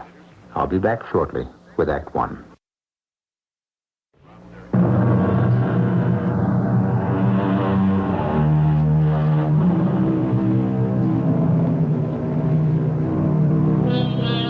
How far have we come from the jungle? Not so very far when you consider all the unreasoning things most of us are prey to. Fear of heights, of crowded places, superstitions, envy, and her darker sister, jealousy. Most of all, anger. For when rage suddenly explodes inside any of us, no matter how secure our worlds, if the fire burns strong enough, it can hurtle us out of the safe orbit of our own world and back to the savage jungle. For example... I just don't think I can believe my ears, Marcia. Oh, Brock, I'm sorry. I'm so sorry. What can I say? He's... After all, he's my son. And what am I? You know what you are to me, Brock. Well, I thought I did. All I'm asking for is time before... Oh, Brock, is it too much to ask? Time is too precious to me. I'm not going to let this little twerp of a boy still wet behind the ears stand in my way, in our way. Please, Brock. You've got to understand Timmy's point of view. Why? Because he has some rights. A 20-year-old boy? Whose father has only been dead a little over a year, a father he worshipped. A man who would have ended up in jail for going to the public trough once too often. And the last time without sufficient legal excuse. Well, you represented him. I was his lawyer because I was in love with you, and I didn't want you to be hurt. But he was convicted just the same. Because he was guilty. Well, Timmy doesn't think so. Oh, Timmy. Brock, please. Timmy, that wishy-washy, childish diminutive of a name. It's the whole trouble. Why not Tim? Or even Timothy. It's his name. And I think of what that sniveling little toady is doing to bar us from the happiness we both have missed all our lives. I tell you, Marcia, son of yours or not, I could kill him with my bare hands. Marcia, I tell you, I'm sorry. Timmy, I didn't expect you home so soon. You know I don't dig the country club scene, Mom. Well, don't I even get a hello kiss? And what about Mr. Chalmers? Am I supposed to kiss him now, too? Now, what's that supposed to mean? Oh, Brock, Tim, now then, please. You can stay out of this, Mother. Don't talk to me that way. No, I'd advise you to listen, Marcia. Why? Because you're planning to make her a September bride? Why, you insufferable No, John. Brock, please. Go ahead, Mom. Let him take a swing at me. I can handle him. Did I ask you to? I don't care if you did. Someone's got to, for Dad's sake. Doesn't anyone care about him anymore? Why should we? He ruined your mother's life as a common criminal, and the only decent thing he did was to take his life. Brock! I'll never believe that. Just as I know Dad never did one dishonest thing in his life. You know who really stole all that money. You. Me? Sure. The wheel within the wheel. The big high mucky muck. Dad was the only honest mayor this town ever had. And the rest of you crooks had to crucify him to cover yourselves. I don't know what you're trying to say. I'm not trying. I said it. I don't know how my mother can even look at you. Because you killed my father. All right, that's as much as I'll take. The only way you'll ever stop me is to murder me, too. Timmy. No, leave him alone. It's time we had this out. You killed my dad. Timmy! That's the last time you're going to try to hang that accusation on me, youngster, and get away with it. Oh, that's great. Just what I've been looking for. An excuse to knock your head off. Stop it, both of you. Stop it. Not on a bet. Time you learned a lesson. Maybe this will teach you. Dang! All right, come on, get up. Brock, you keep away from him. Don't you see he's hurt? Oh, it'll take more than a couple of whacks to make up for all the pain he's caused me and us. Timmy? You all right? Oh, he's not hurt. He's only shamming. Brock, please. I don't think so. The andiron, I think he hit his head. Oh, no. He's bleeding. It must have fallen on him. Oh, here. Wait a minute. Let me see. I don't want you to touch him. Oh, don't be silly. The boy's hurt her. What is it, Brock? Is he bleeding badly? He's not bleeding anymore, Marcia. Then he's all right? No, I don't think so. What do you mean? I don't know what I... He's not breathing. Timmy? Brock, he can't be. It was an accident, Marcia. But Oh, God forgive me. I think he's dead. Cut! Beautiful. That's it. It's a wrap. I'll be right out. Marcia, sorry I blew that cue on you. Oh, couldn't matter less. I think today's showing beautifully. Yeah, it felt pretty good. Say, Timmy, you were great. Mm-hmm. I mean, you really had me going, huh? Timmy? Timmy? Fun and games are over. Come on back to the really real. Timmy. What's the matter? The kid all right? Hey, friends, you really zinged it. Brock, Marcia, you're never better. You too, man. What's wrong with him? You all right? Yeah, sure. I'm great, Mr. Davis. Just great. Now, pardon me if I just lay here and make believe. Suit yourself, Eddie. Me, I gotta make tracks. Got a commercial edition in half an hour. See you, folks. You on tomorrow? No, next call is Thursday. Henny, can I skip to pre-rehearsal this afternoon? Oh, come on. Now, I only have one scene. Well, I don't mind. It's just Sandy. He'll holler blue murder. Oh, he gives me a pain. He runs so scared all the time. I'm afraid he'll blow the job. Uneasy lies ahead that wears the producer's hat, huh?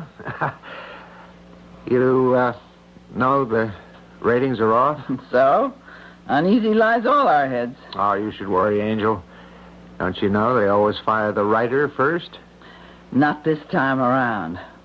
I had to go and pick on... Watch it. What? The kid. Hey, Eddie, you okay? No. And don't call me Eddie. Well, why not? It's your name. My name is Timmy. I don't want to change it. Oh, what's in the name, like the bard said, huh? You know how it is around this squirrel cage anyways. Half the time I can't remember which are real names and which are the made-up ones. My name is Timmy around here. I'm not going to change it. What's my next call, Mr. Davis? You sound funny, dear. What do you mean, funny, Mother? Well, I mean, you didn't knock yourself out for real when you fell, did you? I guess that's what I'm trying to find out. What's my next call, Mr. Davis? I guess next week's call sheets aren't posted yet. They're kind of late, aren't they?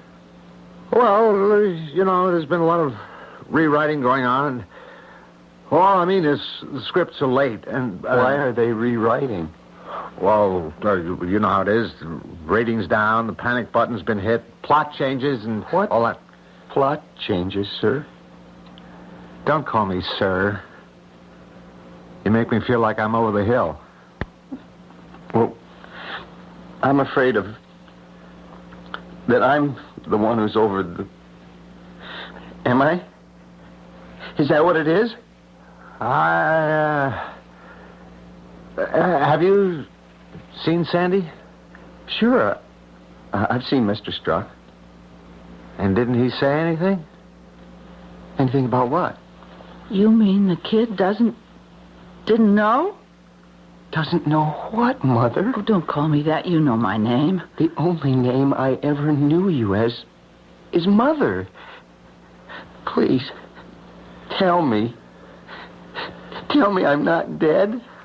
I'm not really dead. Well, that's the way it is. Now, sure, it's a rough deal, but what are you going to do? That's show business. But I can't be dead. I won't be dead.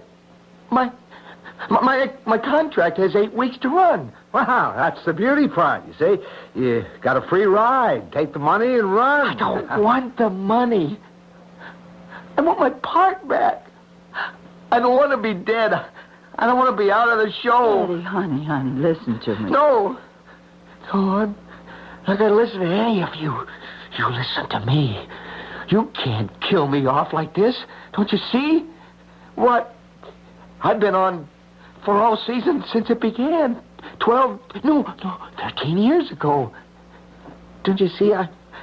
I grew up as Timmy Bryce. I've never been anyone else.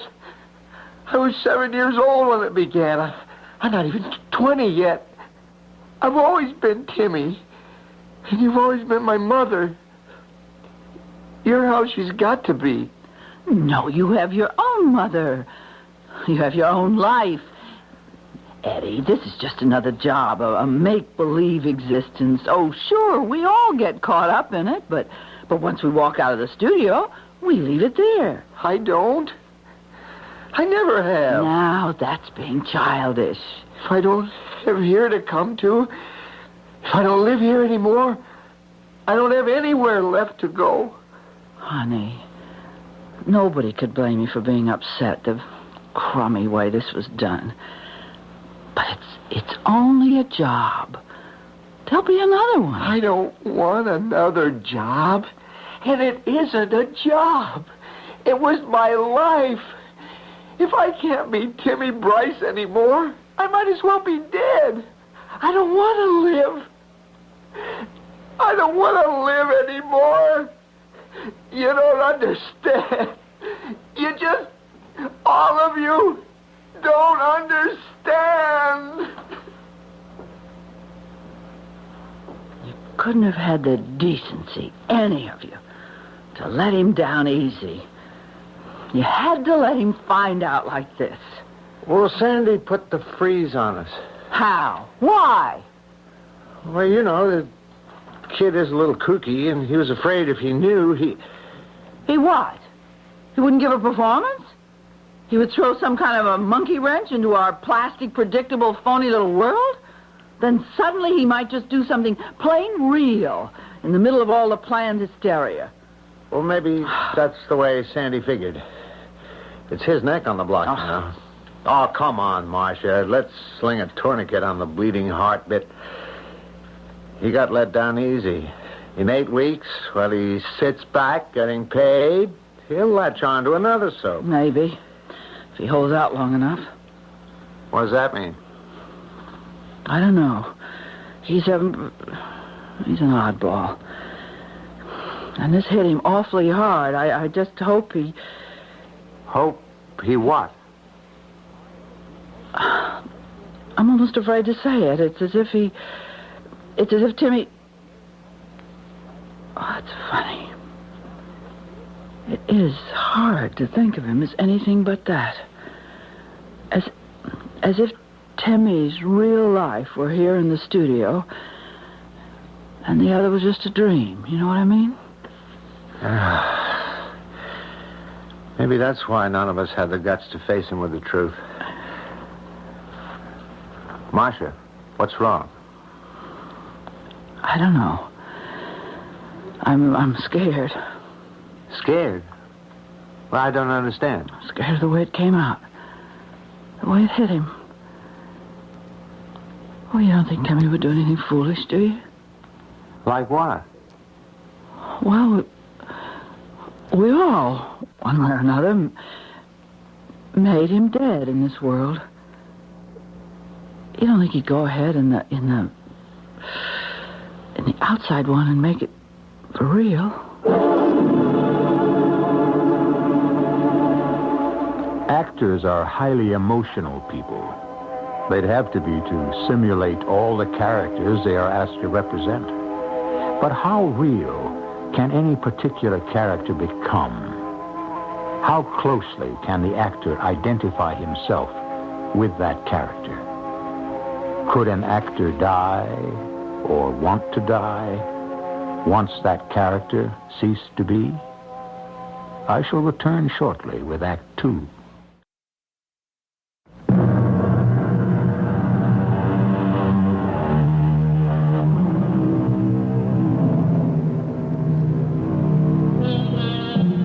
A week has passed in both the worlds we are following in this story. In the real world of our actors, it has been relatively uneventful. In the realm of the soap opera, for all seasons, it has been about the same. Time moves in slow motion in that world, and Timmy Bryce has yet to be declared medically dead. The audience must believe, for dramatic suspense, that some thread of life still remains, as ardently Eddie Smith fights to keep his alter ego alive. Don't you see, Mr. Struck? It isn't too late. Look, kid, do me a favor. Will you quit bugging me? Come on, it's a week already. The decision is made and you're dead. Please, give me a chance. I don't have to die. Didn't you hear me? You're dead, finished. And the script we're taping tomorrow. And the funeral is next Monday. See? It isn't too late. Mr. Struck, I've been talking to everybody, and they all think it's a mistake to kill off someone who's been with this show from the beginning. Come on, what's the sense going over and over it? The axe fell. I know it doesn't mean anything to you. This isn't even your show. What do you mean it isn't my show? You've been producer less than a year. Some of us have been here over 12. Why don't you just grow up and accept the fact you don't live here anymore? It's the only place I ever have lived. Come off it. You know better than that. It's just another job. Nobody's indispensable. And listen, kid, and listen good. To hike that rating, I'd cut my mother's throat. What do you mean? Nobody's indispensable. What I said. Even the old lady herself. The old lady? Betty Lang. You mean my mother? Marcia Bryce? All right, if you want to stick to stage names.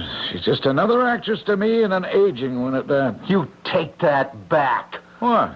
What you said about my mother. Oh, crying out loud. Let go of me, kid. What are you trying to do?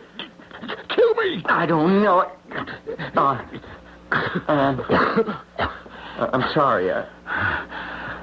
Look, you better go find yourself a good shrink.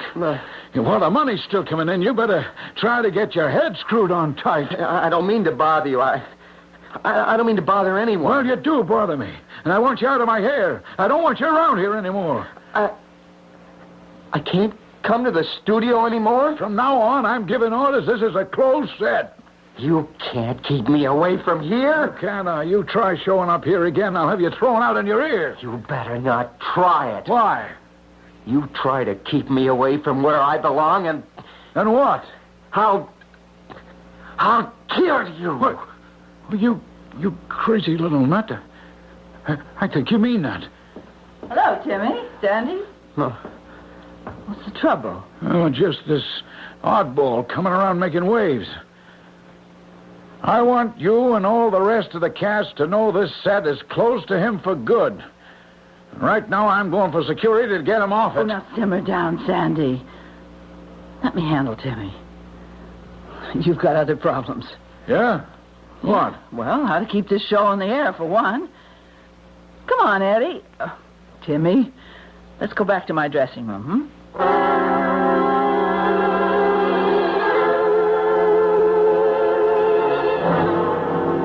I know I'm acting like a first-class lunkhead, but I can't help myself. Of course you can. The thing to do for you is to get another job.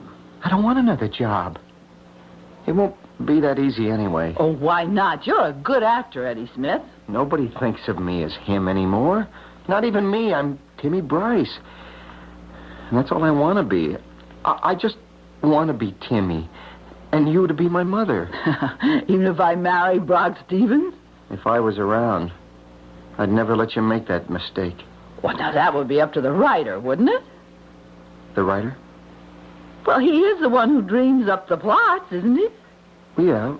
No. I mean, sort of. But only out of the characters. I mean, us. What we're like and all. He just can't have us do anything. I mean, anything he feels like, or the producer. You know that. Do I? Well, sure you do. The people, the audience, they will let him. There are things we can do and things we can't. Otherwise, we're not real. We're not real anyway. Oh, yes, we are. To millions and millions of people every day, and to ourselves. Some of us, like you take me. This is more real to me. You're more real to me than anything else in my life. Timmy. You see, you even think of me as Timmy. The way I think of you as the only mother I've got. Oh, now, come on. This is sick. Phony romantics, Eddie. So you'd throw me out, too, huh? I'm not throwing you out. You've got one mother. That's enough. Her? She walked out on Dad and me for another man. Oh, I'm sorry. I'd forgotten what happened. But surely that wasn't a rejection of you. Any rejection is on my side. The character she married doesn't want any part of me, or me of him. It doesn't matter. That other world, outside, I don't have anyone anymore. I don't belong there. What about your father? Didn't you know? He's dead. No, I didn't know that. What? We were lucky to keep it out of the papers. One advantage, I guess, is having a name like Smith. You can sink without leaving a ripple. He died? He figured he hadn't anything left to live for when he lost her. Sort of like me. He killed himself. Just like I'm going to do. Oh, no, don't talk like that. You wouldn't do anything like that. Oh, wouldn't I? Why not? I'm dead already, thanks to Mr. Sandy Struck. If it wasn't for him, You know something, Mother? He's the one who ought to be dead. Timmy! Eddie, What's the trouble, baby? He's just a crazy kid, Timmy. Henley, see if you can stop him. Oh, never mind. He's gone. Eddie Smith again? Yep. Something's going to have to be done about him. I really think Sandy's right. He's flipped his lid. Well, if he has, Sandy's to blame. And the rest of you, too. Oh, come on in and close the door. I want to talk to you. Will do. I got a few bones to chew over with you. The way it was done is what knocked Eddie off the rails. That was a mistake.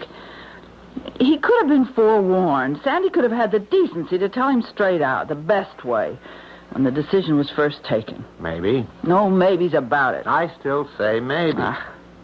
No way this kid was ever going to accept getting bumped off this show. All right, then let's face it.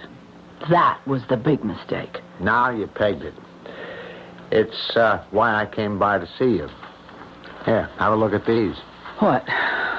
The broadcast where Timmy met his death was aired day before yesterday. And this is the phone count and the early mail reaction. Holy murder. Why didn't you let me know? What?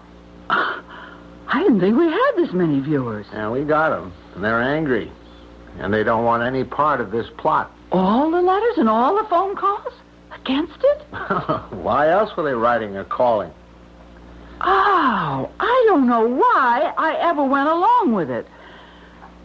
Sandy sold me a bill of goods that a murder trial was just what we needed to hike the ratings. Oh, that know-nothing. How we ever got stuck with him? He knifed his way in. The only way he's ever been able to get a job. I'll never know how he undercut Dorian. She was the best producer we ever had. Till the share of the audience slumped. Well, Sandy's great plot line isn't going to save our necks. Not with this audience reaction. Now, this is only the beginning. Wait till they have to stomach you being married to the guy who killed off your son. Isn't this our chance to get Timmy back? I mean, it's not too late. We're not committed on the air yet. Well, he's still in a coma, but on any of the shows in the can, so far, he still isn't dead, No. Oh, come on. Emmett is at least 3 weeks ahead on scripts. What do you want him to do, throw all those out? Well, it's better than losing the show, going off the air. How would you like to do 3 weeks of acting and then be told you have to do it all over again without getting paid? Oh, come on, Henley. For all seasons is in the big leagues. Now, money could be found to pay for mistakes. It's happened before. And you do think it's all a mistake, don't you? Sure. Well, but I have to admit at the same time, I'm old and battle-scarred. I'd rather roll with the punches than take a chance of ducking into one. You won't back me up? If I try to go upstairs over Sandy's head? The older I get, the less adventurous I get. This whole problem of Eddie Smith and whether Timmy Bryce, my son on the show, is going to be alive or dead has got to be solved the right way. Or we're going to have a hell of a lot more of a disaster than just another soap opera disappearing from the tube. Marcia, I've never seen you so geared up. What are you talking about? That boy who just charged out of here, he's an explosion looking for a location, an accident to happen. I honestly think that if we don't get him back on this show, not only is the show going to be dead, but Eddie Smith is, or else Sandy struck. Sandy? That boy is desperate enough to kill either himself or the man he thinks drove him to the edge. Now, look, Betty, now listen, you look, Henley. You've been our director for quite a few years, but I've been with Eddie Smith playing my son Timmy for 13 years, and I know him as well as, or perhaps better than my own real-life sons. And I'm frightened because he's out of contact. There's no telling what that boy might do. Where is he? Where is that stupid little jerk? Now, Sandy, take it easy. Easy. You know he just tried to kill me? Who? Eddie Smith. Who else? Oh, no. Close the door, Henley. Yeah, sure thing. How, Sandy? How did he try to kill you? Oh, I was standing near the number 2 camera. Lucky he had to crab sideways suddenly to get a 1/1 shot, and I followed with him. Because a split second later, one of the big scoops hit the floor right where I'd been standing. You mean a floodlight broke loose? How? There's only one way, Henny. Somebody had to unbolt it off the pipe and kick it loose. And you think it was Eddie? I know it was. You saw him? Oh, it could have been an accident. How can you be so sure it was Eddie? I'm sure, all right. Come on. Are you hiding him in here? No. He left here 10 or 15 minutes ago. Give the kid a break, Sandy. At least until you have some proof. I got all the proof I need. What? When I booted him off the set for good, he told me he was going to kill me. Okay. One chance is enough. I'm turning this over to the police. Because I sure ain't about to give him another chance. Was it accident or design? Could you believe that Eddie Smith, alias Timmy Bryce, is actually unbalanced enough to carry out his threat against the producer who ended one of his lives, the make-believe life that seems more important than his actual one? Well, we shall find out, along with some other chilling surprises, the real truth when I return shortly with Act 3.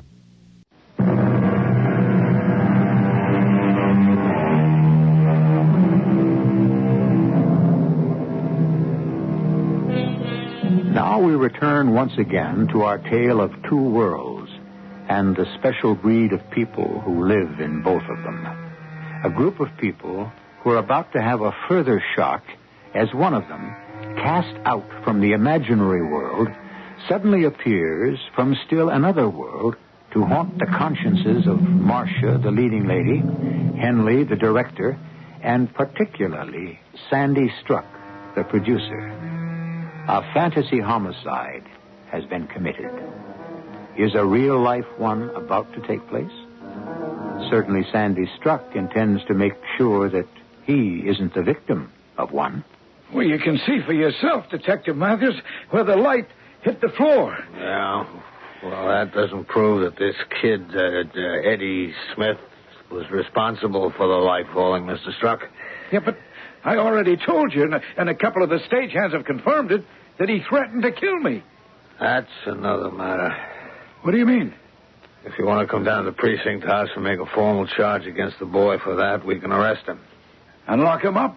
No. It's a misdemeanor. Worst you could get is a fine. A little more likely a warning from the judge. Wait a minute. You mean I'm not going to get any police protection? Look, mister, we do the best we can. A kid got excited and made a threat. If all the threats people made got took serious, we'd need more cops in the Russian army. Why not give us a break and ride it off? No, sir. I want my rights. Okay. Anytime it suits you, come down to the precinct house, like I said, and swear out the complaint. If you want to go right now, I'll give you a ride. No, I can't. Good Lord, man, I got a show to get on the air. Oh, yeah. That's show business, huh? All right, so it wasn't funny. I'm on today, 8 to 4. Tomorrow... Never mind tomorrow. Okay, today. Be there by 3. Like I say, you want to make a charge, I'll follow through. Don't worry. For once, maybe I'll get something for the taxes I pay. You're not going to go through with this, Sandy. You're damn right. Look, Marcia, it's my neck. I'm going to make sure nobody cuts it off. Well, if you hadn't been in such a hurry to drop the axe on Timmy, you wouldn't have to worry. See, even you think he's out to get me. I didn't say that. You didn't have to. It's still what you think.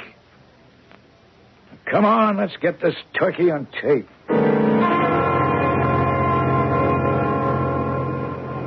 You don't ask much, Marcia. I know what I'm asking, Emmett. It's a terrible thing to do to a writer. 25 to 30 scripts down the drain? Oh, damn it, Marcia. Timmy is dead to all intents and purposes. He's a vegetable that only modern science is keeping alive. How do I revive him? You'll think of a way. Yeah, right at the moment, I can't think of one to save my soul. Well, if you don't, Emmett, there'll be no way to save the show. Now, the fans have been screaming by phone and by letter, some even in person. And the new ratings back them up. If Timmy dies, so does For All Seasons. You don't know that. Oh, yes, I do. You think we can really turn it around? Well, it's been done before. It would be nice to save our necks. Yeah, and I'm not thinking only of us or the show, Emmett. I'm thinking of Timmy. I mean, Eddie. He got such a raw deal. It tore my heart out the way it hit him. He doesn't have much life, I guess, outside the studio. How come? He's a nice youngster. Yeah, he's also a child actor. Unless he's got a mother and father to root him solidly into real life, a child like that's in real trouble. Child? He's 20. Yeah, young 20. Trying to hold on to the past just as hard as his future through the show. Emmett, can we swing it? Well, you'll have to give me a couple of days to think about it. Please don't wait too long. It's a matter of... Oh, spare me that old clinker. Life and death. Well, in this case, more ways than one.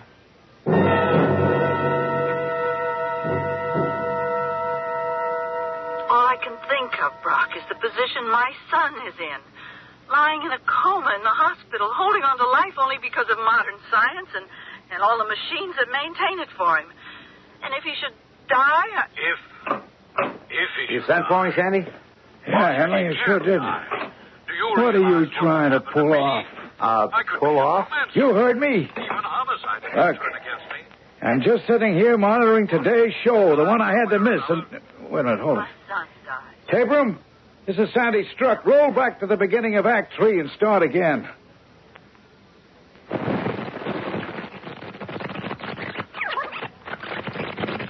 What's the trouble? The trouble is I smell a large double O. First off, how come Timmy is still alive in the script when he's supposed to be dead? Now, Sandy, we have a good thing going here, so we're just milking it. Sure, behind my back, because of that little nut. Well, no way. I know you're all out to knife me. I mean, for real. You'd probably like to see that psychopathic little crybaby get back at me. Well, you overreach yourself, because I got the real proof there's a plot against me, and it's right here on tape. You must have been cracked to think you get away with it. Get away with what? I don't have to tell you. I'll show you. Okay, tape center. Roll that tape for all seasons again. All I can think of, Brock, is the position my son is in. Now watch this, Henley. Lying in a And don't tell me a director like you couldn't spot it. Watch. Just watch. And all the machines that maintain it for him. What? There you are, right there. When you cut to Marcia and Brock on camera 3, the window behind, you see who's peering in? No, I don't see what you mean. There's nobody. What do you mean? Wait a minute. Even homicide. He was there. I mean, Timmy was there looking in. He... One way or another. Oh, wait a minute till the next cut. I still don't see anything. But he was there. He was looking in. He was white and begging, and the tears running down his face, and he was asking him to come back, and he... Hey, tape center, rewind and roll that tape again.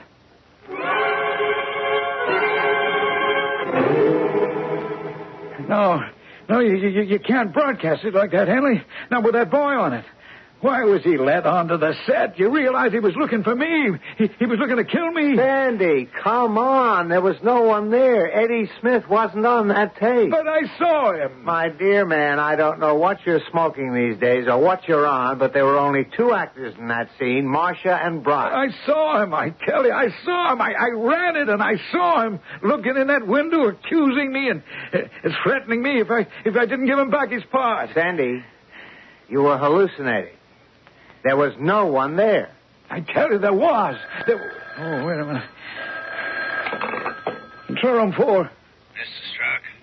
Yes, who wants to talk to you? There's Detective Matthews, 37th Precinct. Oh, yeah. Well, this is Mr. Struck. I just thought maybe you'd like to know the kid Smith, the one you swore out the complaint against. Yeah? We just come up against a cross-reference in the files from out of state. Seems he's a missing person. Missing? What does that mean? The day after you swore out the complaint, the Illinois State Police fished his motorbike out of Lake Secorgan. Took this long to trace out whose it was through the bike serial number. Main point is, it looks as if your boy wanted to kill anyone. It must have been himself. What? You mean to say he couldn't have been back in our studios like... during the last day or so? That's right. Then he's dead? You mean what I saw was a ghost? Mr. Struck, listen, I didn't say he was dead.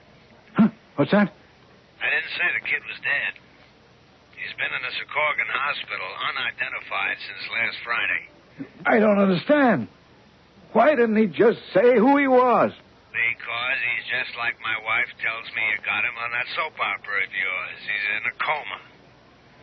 Oh, what are his chances? What are Timmy's chances on the show? My wife keeps asking. What can I say? I don't know. You guys who make up them stories, you're the only ones who know. As for the real-life kid, that's up to the docs. I don't know that either.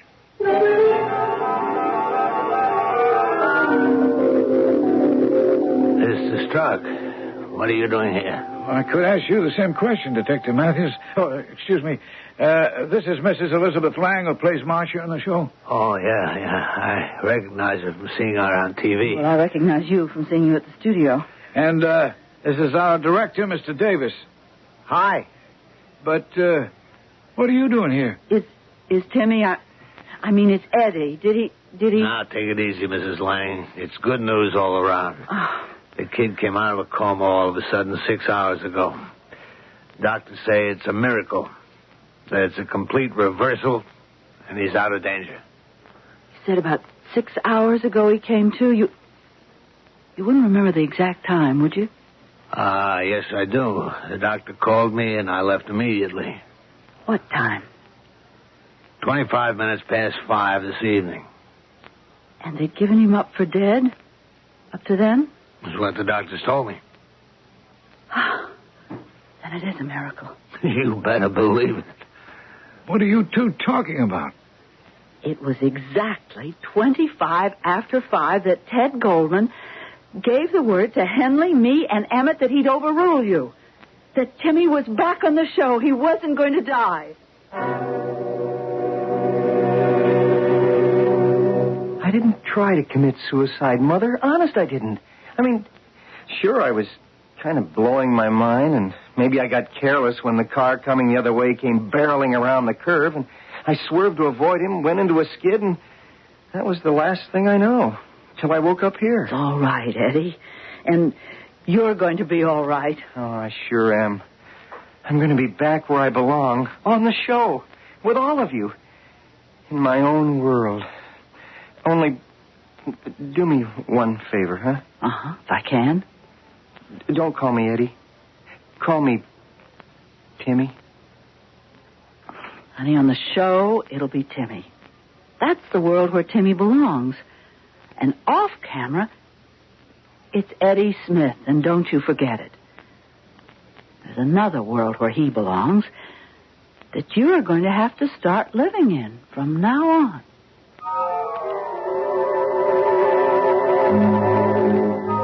There you have it. Two worlds that some of your favorite people inhabit every day. Well, every weekday. Watch them long enough, and it's hard not to believe that they are real. If watching them makes them seem so, how about the people who play act them? No wonder it might be possible for any one of them to forget just where fantasy ends and reality begins. I'll be back shortly.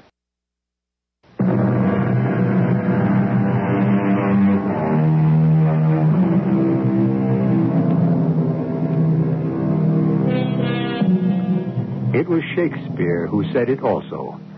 All the world's a stage, and each man in his time plays many parts. Eddie Smith's mistake was locking himself into only one.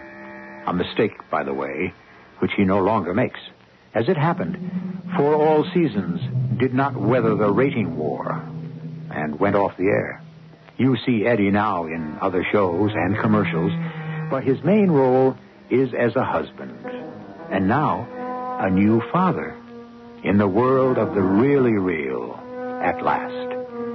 Our cast included Bob Caliban, Ian Martin, Augusta Dabney, and Robert Dryden. The entire production was under the direction of Hyman Brown. This is E.G. Marshall inviting you to return to our Mystery Theater for another adventure in the macabre. Until next time, pleasant dreams.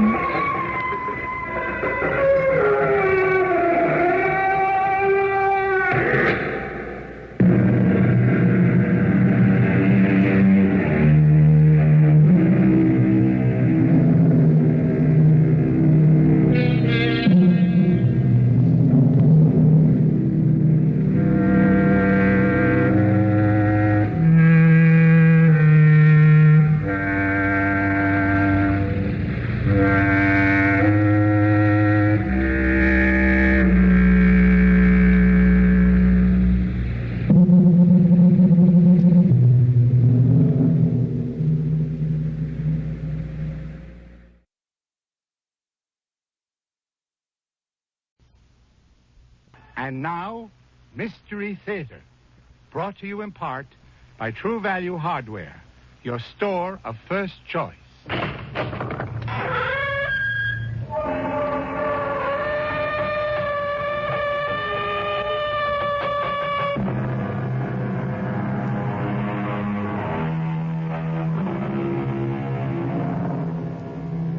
Come in. Welcome. I'm E.G. Marshall. The world, it is said, has changed over the centuries, but people have not. Perhaps this is because all too often the human heart is more intent on seeking its own pleasure, satisfying its own selfish needs, than giving thought to others. But there is innocence, too, and love, and selflessness.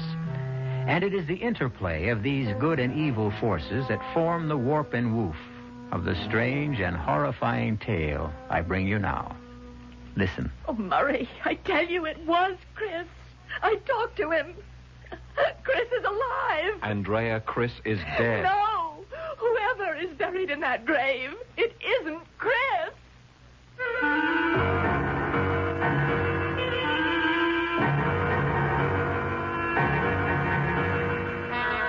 Our mystery drama, My Sister, Death, was written especially for the Mystery Theater by George Lothar and stars Paul Hecht and Beatrice Straight.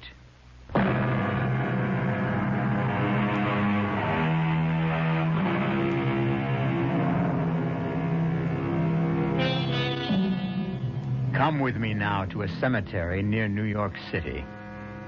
It is late afternoon. An afternoon of gloom and drizzle and cold, damp fog.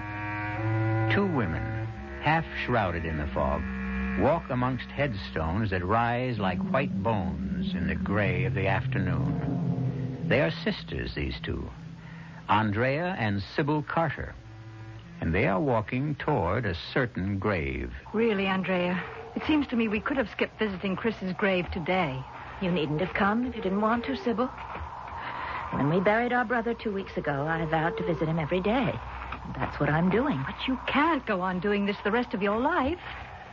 Even Murray has asked you to be reasonable about it. Yes, come once a week, he says, or once a month. Well, you know what that would lead to. Coming not at all. No. I love Chris more than anyone else in the world, and I'm...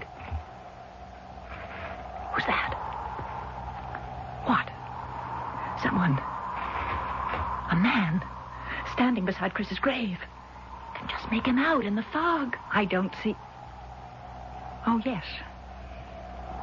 A man standing with his head bent as if he were praying. He's raising his head. He's turning towards us. Sybil.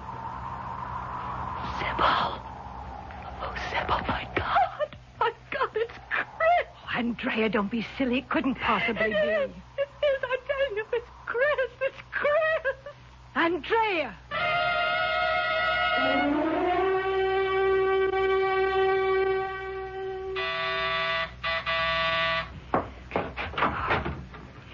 Oh, Murray, come in. Sorry I couldn't come the minute I got your call, Sybil. Oh, that's all right, Murray. I know how busy your law practice keeps you. Your estate, you mean, yours and Andrea's. Chris's death has raised all sorts of tax problems. I'm afraid his death has raised more problems than that. Yeah? Yeah, what is this all about? I told you on the phone. You didn't really tell me what I thought I heard. Andrea is convinced she saw Chris. Saw him today in the cemetery, standing beside his own grave. Oh, come on, Sybil. What kind of nonsense is... Murray, please. I'm telling you the truth. Where is Andrea? In her bedroom, sleeping. Dr. Swanson gave her a strong sedative. Murray, she was in such a state, so hysterical. Look, let me get this straight. You and she went to Chris's grave this afternoon? Yes. We were walking toward the grave when we noticed a man standing beside it. Then there was a man? Oh, yes. I saw him, too. He was standing beside the grave with his head bent, as if he was saying a prayer or meditating or something. I had just said I wondered who he could be when he raised his head and turned towards us. Huh. That was when Andrea started to scream, "It's Chris, it's Chris." And then she just fainted. Went out cold. Who was the man? I don't know. Well, what do you mean you don't know? You didn't see his face? You didn't talk to him? It was a foggy day, Murray. It's been foggy all day, and out there at the cemetery it was very foggy. I could barely see his face. And so, if it comes to that, neither could Andrea. Well, this is the strangest thing I've ever... Tell me, has Andrea had any other brainstorms like this one? Well, has she? Well, Murray, Now, look, sweetie, I'm your attorney, yours and Andrea's. If something not quite right is happening, you can tell me. In fact, you'd better tell me. Oh, Murray. You're more than just our lawyer. You know that. It's no secret that Andrea's in love with you, and that I am, too. And that I'm in love with both of you and can't make up my mind between you. But what has that to do with it? Oh, she'll pull herself together sooner or later and straighten out. Chris's death was a terrible blow to her, that's all. It was a blow to you, too, wasn't it? More than a blow, Murray. A puzzle. I still can't figure out how he could have fallen over a railing nearly chest high. 18 stories to the street below. Frankly, I keep wondering about that, too. But about Andrea now. Murray, the truth is she's been acting very strangely. What do you mean, strangely? Well, imagining things. Like Chris this afternoon, and, well, a few days we went shopping downtown, and I took the Bentley. When we went back to the parking lot to get it, Andrea looked shocked when the attendant brought it around. Why shocked? Well, she swore up and down that we'd driven into town in the Jaguar. That's crazy. Murray, please don't say that. Don't even use that word. Something even stranger happened last night. What? Well, we'd had dinner here in the apartment. And Andrea said she was going to walk down to the corner to mail a letter and get a breath of fresh air. I stayed at the table having another cup of coffee. Well, when she came back from mailing the letter... You couldn't have gotten much fresh air in that short a time. Fresh air? What are you talking about? What is all this? What's all what? Well, the table. The food, the dirty dishes. What do you think it is? I'm asking you. What is this? Oh, it's what's usually left after two people have had dinner. What two people? Oh, Andrea, come on now. Will you answer me? What do you want me to say? We had dinner. You went out to mail a letter and get a breath of... Andrea, what's the matter? We did not have dinner here. We didn't. We had it at Delahanty's. I see, just like we used the Jag instead of the Bentley the other day. Now, what kind of a crack is that? No crack. Andrea, no crack. All I'm saying is you're imagining things again. And... I did not imagine the Jaguar. I am not imagining this. You and I had dinner at Delahanty's, not here. In that case, Andrea, where have you just come from? Come from? You went out to mail a letter and get a breath of fresh air. You said you just came back. You just now walked through the door. If that doesn't prove... You're forgetting the earring. Earring? What earring? Here, look. You can see for yourself I've only got one earring on. Well, you must have dropped it when you... That's exactly what I said less than 15 minutes ago. When we got home from Delahanty's and were getting out of the car, I said, Sib, I've lost an earring. One that's from that jade pair that Murray gave me for my birthday. I said I wanted to search the car. And that's what I've been doing. I haven't been out mailing any letters. I've been searching in the car for that jade earring. Damn it, Sybil, don't look at me as if I've lost my senses. You know, I'm beginning to be afraid you have. I tell you, Sybil... If we had dinner at Delahanty's, what is all this food and these plates and everything else doing on this table? I don't know. Well, darling, I do. We had dinner here. No. I'm certain we couldn't have. What are you going to do? I'm going to call Delahanty. He saw us there tonight. He came over to our table and chatted with us. We'll soon see whether we dined there or we didn't. Andrea, dear, please. You're simply going to embarrass yourself. Delahanty's. Oh, Del, is that you? Yes, who's this? Andrea Carter, Del. Nice to hear from you, Miss Carter. Calling for a reservation? What? We're pretty full up, Miss Carter, but I'm sure I can arrange something if Del... Yeah? Del, My sister and I. Didn't we have dinner at your place tonight? You put me on, Miss Carter? We didn't dine there tonight? If you did, I didn't see you. Thank you, Del. He says we weren't there tonight. Darling, we weren't. Then I did imagine it all? Afraid you did, yes. But it was all so real. Sybil. Sybil, I'm going out of my mind.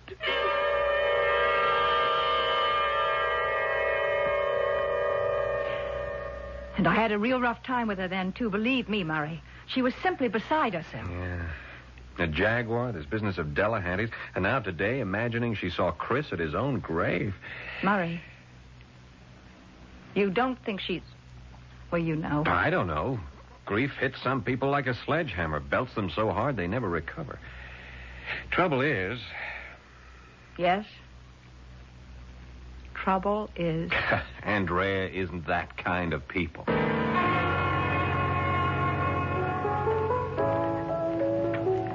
Well, Mr. Redmond. Hello, Del.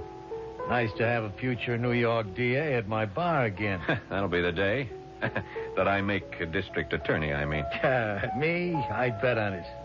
You drink okay? Perfect. Long time no see. You've been busy, I guess, eh? Very. You too. I see Delahanty's is just as crowded as ever. I got no complaints. Carriage trade mostly. People that wouldn't go anywhere else but Delahanty's to dine and dance or just have a drink at a bar. Or gamble. How is that? Gambling does go on in the back room, doesn't it? Where'd you get an idea like that, Mr. Redmond? Oh, I have ways. If I'm going to help you win your bet and become DA someday, I got to keep on top of things, wouldn't you say, Del? Yeah. Well, nice having you with us again, Mr. Redmond. Hope to see more of you. Yeah. Before you go, Del. Yeah? A friend of mine, a lady friend, mentioned she thought she'd lost an earring here one night. An earring? Yeah, a jade earring. Would you know something about it, maybe? No, but we keep a lost and found box right behind the bar. Eddie, give me the lost and found box, will you? If it was lost here, Mr. Redmond, and we picked it up, it's sure to be... Well, thanks, Eddie. There we are. I see. Gold cigarette lighter. Look at them rings dames leave them in the powder room. Money clip. Oh, here. An earring. This what you're looking for, Mr. Redmond? Yeah. Yeah, this is exactly what I'm looking for, Del. Well, hey, I look on your face. You look like you found a lot more than an earring. I have, Del. I have.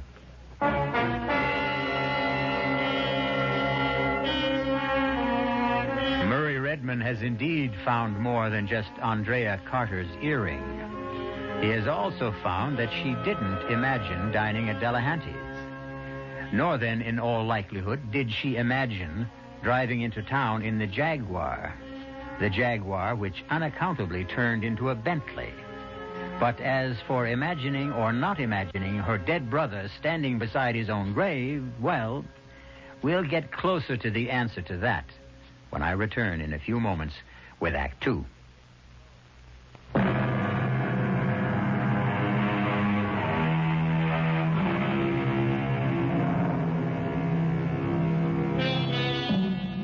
We are told that the proper study of man is man. Personally, I prefer to study women. Whether I did or not, I'm sure that had I been handsome young attorney Murray Redmond, unable to decide which of two wealthy sisters I wanted to marry, I'd have been absolutely intrigued by the curious circumstances which now seem to attend them.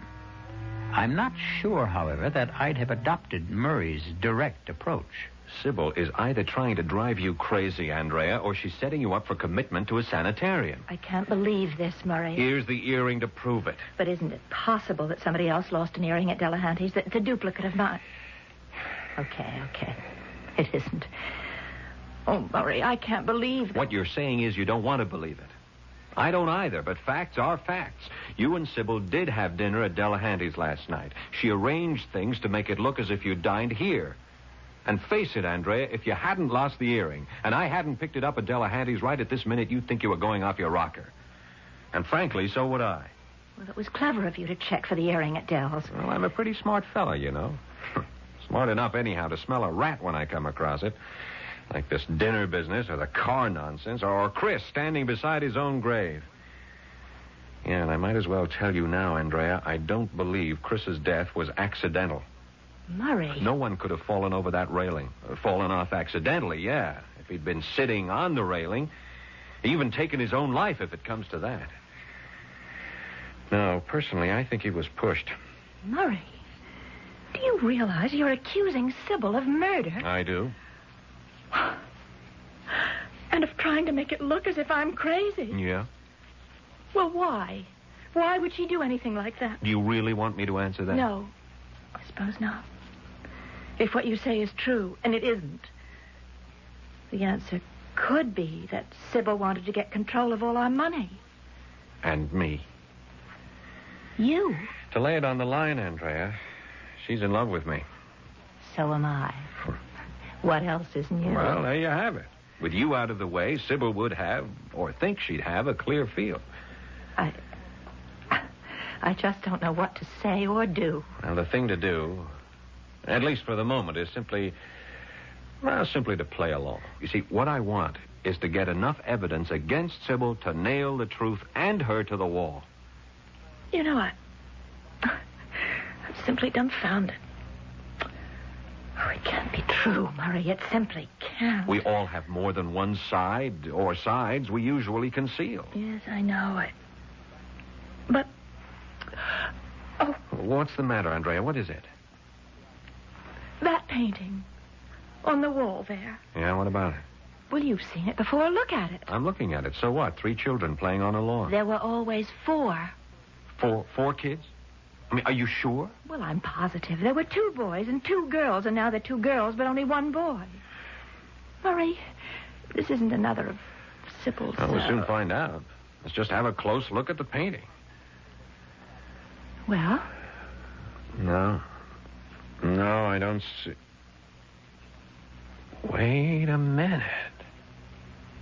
Sure. Oh, man, what a skillful job. Skillful? Yeah, of painting out the figure of the second boy. Here, see for yourself. You'd never know that figure had been painted out if you didn't look closely, very closely. You see? Well, yes. My God. It is true, then, that Sybil is... I'm afraid so, Andrea. However you look at it, Sybil is guilty. Guilty as sin. All I've got to do is prove it.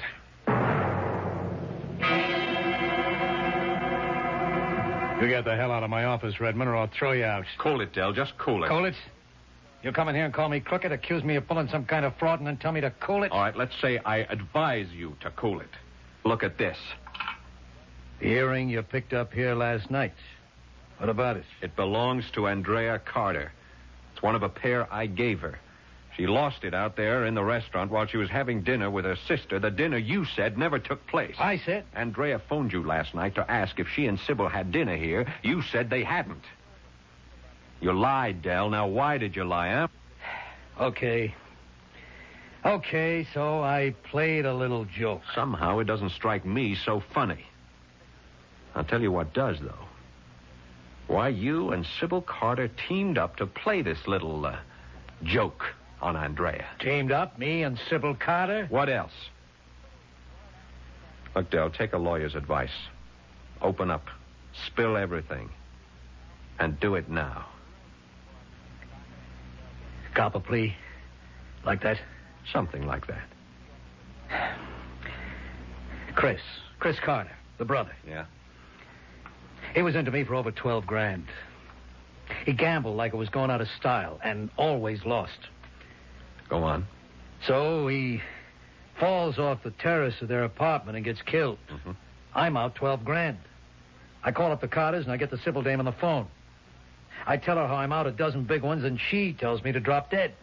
Oh? But the next day, she shows up here and says she'll pay the dough if I'll help her play a little joke on her sister. Pretty expensive joke, wouldn't you say? I didn't say anything. If she's willing to get me off the pad for 12 grand, I'm willing to help her play her joke. So where's the harm in that? Who gets hurt? Worse than hurt, Del. somebody could get dead.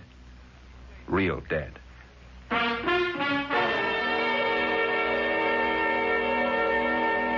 Dal broke down and told you the whole story. Just like that? It surprised even me. I guess he's not as tough as he looks, or acts. Fact is, though, that earring of yours stopped him cold. I had him dead to rights, and he knew it. Murray. Yeah? I want to face Sybil with this. Face her right now. She's bound to try another trick, and probably soon. Mm-hmm. And that could be the one that hangs her. If it weren't for you. Oh, Murray. I'd be out of my mind. I'd be stark raving mad this minute. No, you wouldn't. Yeah, you're too level-headed for that. Well, forewarned is forearmed. You know what Sybil's up to. We both do. So she can't win, Andrea. Murray, when this is over, let's get married. I couldn't make up my mind which one of you I wanted for a wife, but I guess I can now. Andrea, I definitely can now.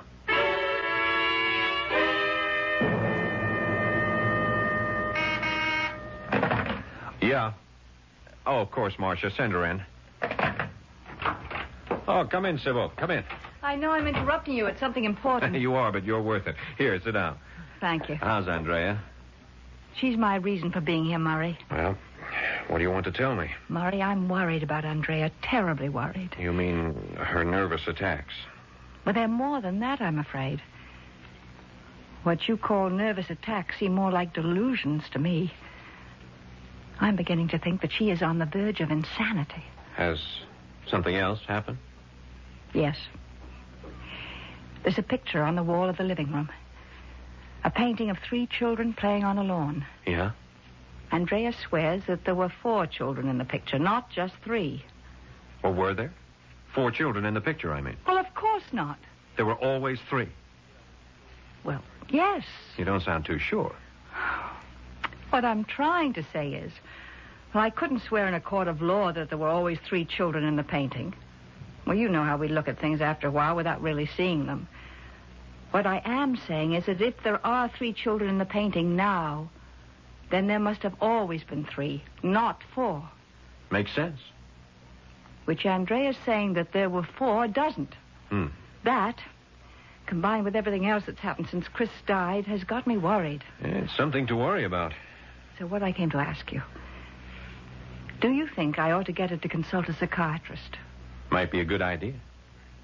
Would there be any danger in it? Danger? Well, I mean, if she went to a psychiatrist and he discovered that she was seriously ill, I mean, really insane, would she be committed or something like that? Well, it depends. On what? First of all, whether she was dangerous to herself, others. If he felt that she was, he'd certainly recommend placing her in a sanitarium where she could be cared for and perhaps, in time, cured. If that was to happen, if he made that decision, you'd have to sign papers of commitment. Oh. Would you? I don't suppose I'd have any choice, would I? Oh, there's always a choice. Another thing. If anything like that were to happen, what about the estate? You know as well as I do, Sybil, that you'd be in complete control. Well, no, I didn't know. Your father's will divided his fortune equally among the 3 of you. You, Andrea, Chris. You and Andrea came into Chris's share when he died several weeks ago. If you signed papers certifying Andrea as insane, she would be declared incompetent to handle her affairs, and as next of kin, you'd take over for her. You didn't know that? As I said, I don't know much, if anything, about these things. That's why I came to see you. Yeah. Well, now you know. Sorry, excuse me, Sybil. Yes, Marcia. Oh, yeah, put her through. Murray, come quickly, please. Andrea, what is it? Murray, we're wrong. All wrong. It isn't Sybil. She's not playing tricks. Murray, I am going out of my mind. What happened? I can't talk. Murray. Yeah. Please, God. Andrea, where are you? Okay, I'm on my way.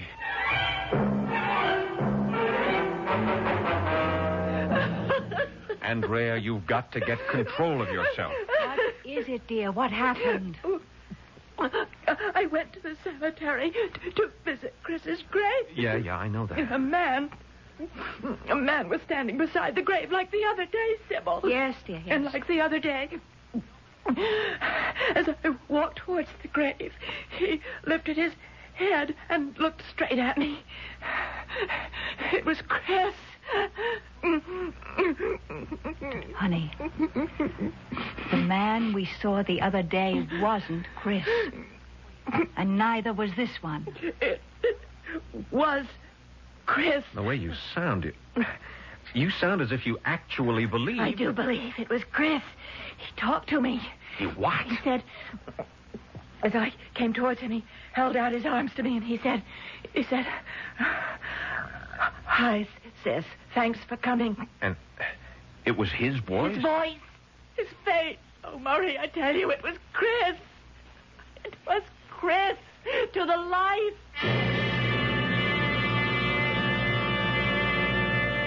Well, if you're shocked, think how shocked Murray Redmond must have been.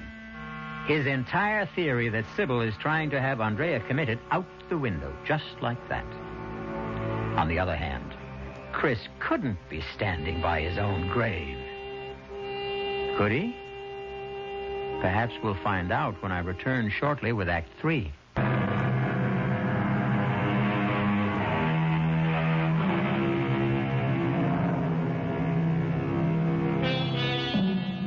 It is almost axiomatic that at those moments in life when we are absolutely sure we are right, something happens that shocks us with the knowledge that we are absolutely wrong. Assuredly, that is what has just happened to Andrea Carter and Murray Redmond. Convinced that beyond a shadow of a doubt, Andrea's sister Sybil is trying to set her up for commitment to an asylum, they are stunned to realize that this may not be the case at all. But, Andrea, what you're saying is impossible. It couldn't have happened. Oh, I tell you, it did.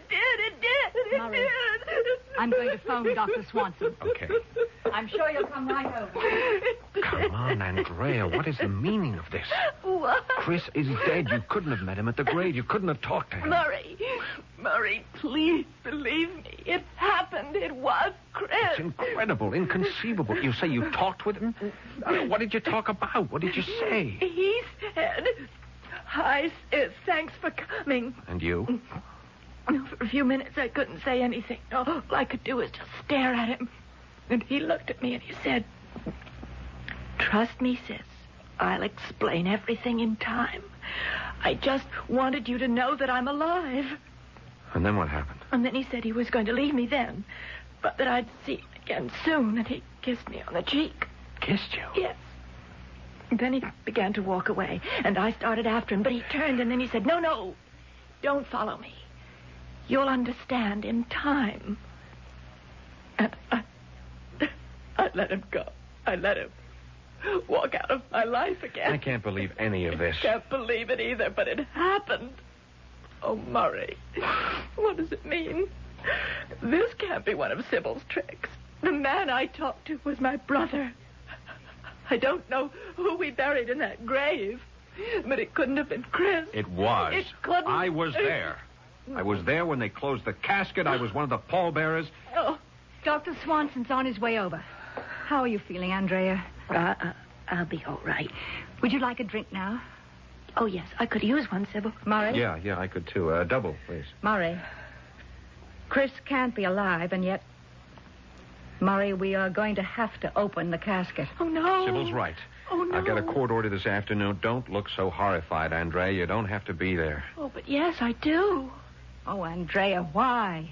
Because I know what you're thinking. Both of you now. You're thinking I'm out of my mind. I don't. You must. What I've told you is crazy. Well, I want to be there when you open that grave and see for yourself the proof that I'm sane. Or what, dear? Mad.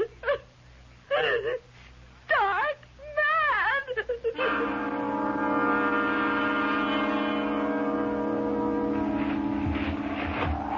All right, gently, boys. Gently.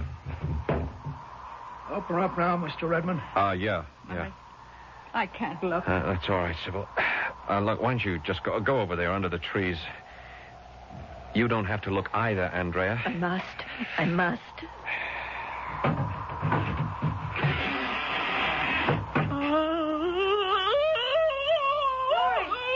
No, stay there, Sybil. Sybil, don't come here. Don't look. Murray. All right, close it up, boys. Close it up. The coffin, who's in it? Is it... Yes, it's Chris.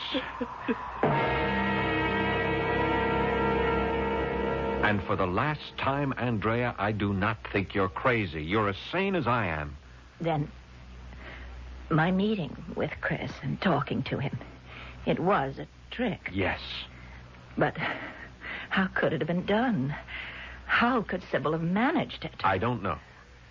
You said that Sybil is clever. I'd say she's diabolically clever.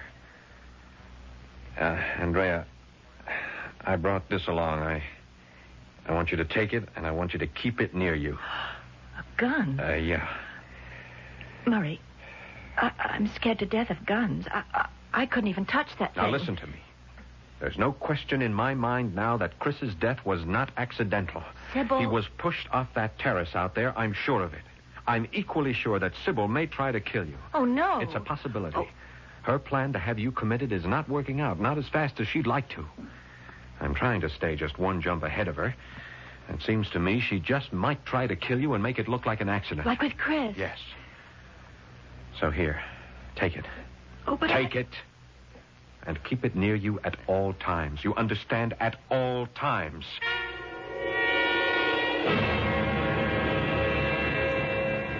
Oh, sorry, Andrea. I hope I didn't wake you. No. Just resting, Sybil. You want something? Well, yes. I thought we might talk. About what? Andrea, I've been doing a lot of thinking about this, about you. And I think you ought to see a psychiatrist. Oh. So does Murray. Anyhow, he doesn't think it would be a bad idea. You've discussed it with Murray, have you? I love you. Murray loves you. It was only natural I should go to him for advice. You are lying, and you know it. What are you talking about? You are either trying to drive me out of my mind or trying to make it look as if I am so that you can have me committed. Andrea! Everything that's happened to me since Chris's death, which was no accident, Sybil. You killed him. Everything that's happened since then. Every strange, incredible thing. That business with the cars, the dinner bit. The painting with only 3 children in it instead of 4. Oh, yes. And even my meeting with Chris. Chris in the flesh. I don't know how you managed that. But it's all been arranged. Every single thing arranged by you. Why should I do such things to you? To get control of the money that we share jointly. To get Murray for your husband. You are out of your mind. To think that I would do anything so vicious, so depraved. Yes, vicious and depraved. You. And when I realized it, when I could no longer hide it from myself and had to face it, that my sister, the sister I loved devotedly, had murdered our brother. Andrea. And was now tricking me into thinking I was going out of my head. When I realized that, Sybil, I didn't want to live anymore. I wanted to die. Oh, Andrea, I wanted dearest. to die. What are you doing? Murray gave me this gun to protect myself with against you.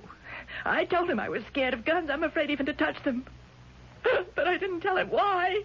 I didn't tell him I was afraid I'd use it on myself. Andrea, no! Yes, I can't go on living, Sybil. All that meant anything to me is gone.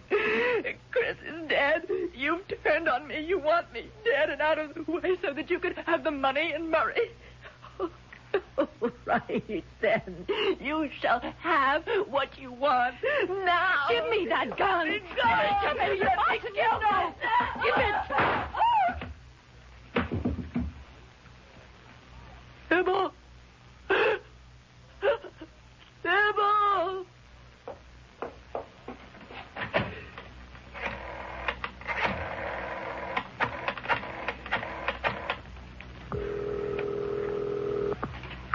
Hello? Murray? This is Andrea. Yes, Andrea. Murray, I've just killed Sybil.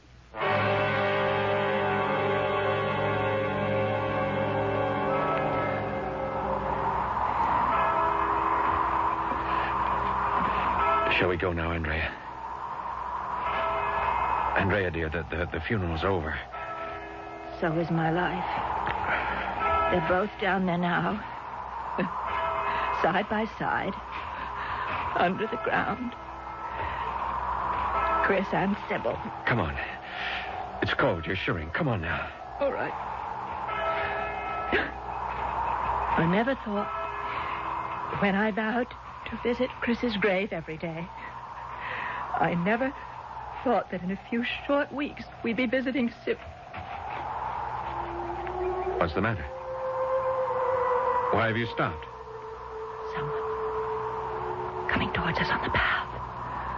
Look, they're under the trees. What? God, it looks like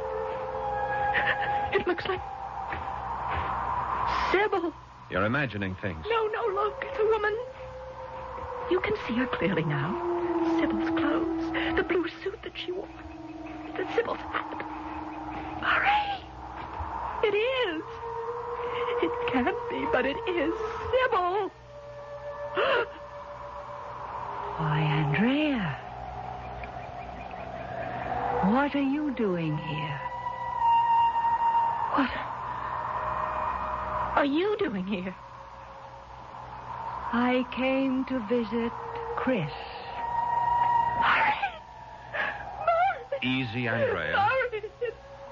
No, dear, there's no one here but us. You're imagining things. I know. Sybil, it's you, isn't it?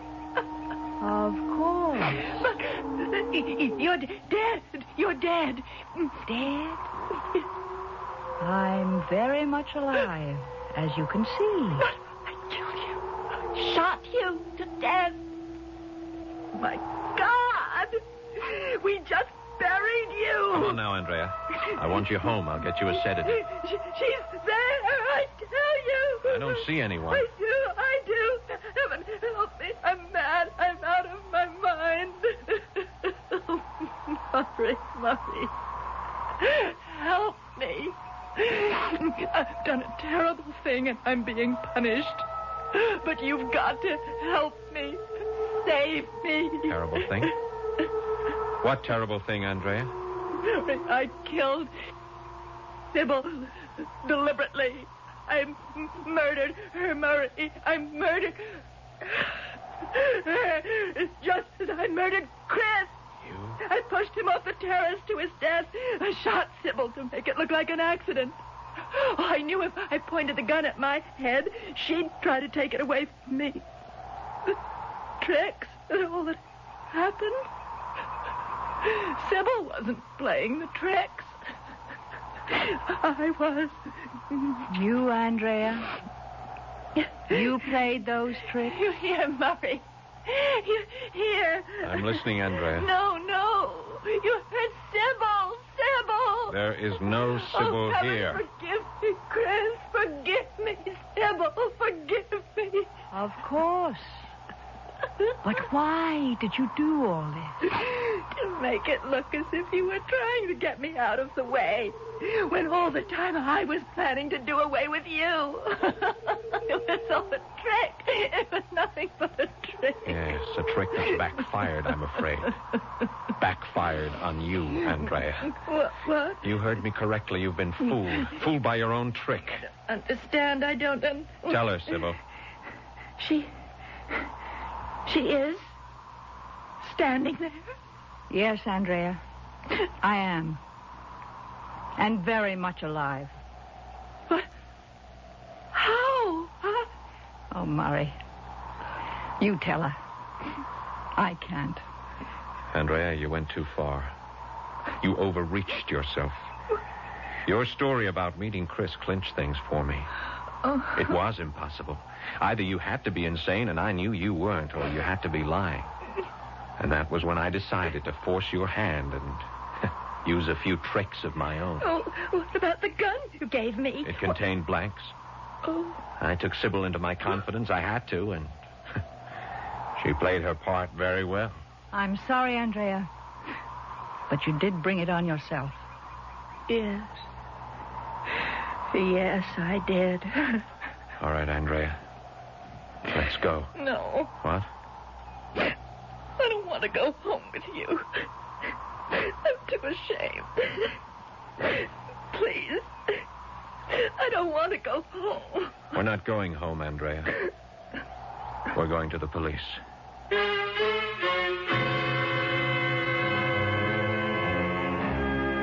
As I said at the outset, the world changes, but people do not. There are those who believe this planet we inhabit is a school where we are sent by God, by Providence, what you will, to learn to be better. Experience, of course, is the teacher, a harsh teacher, but an effective one.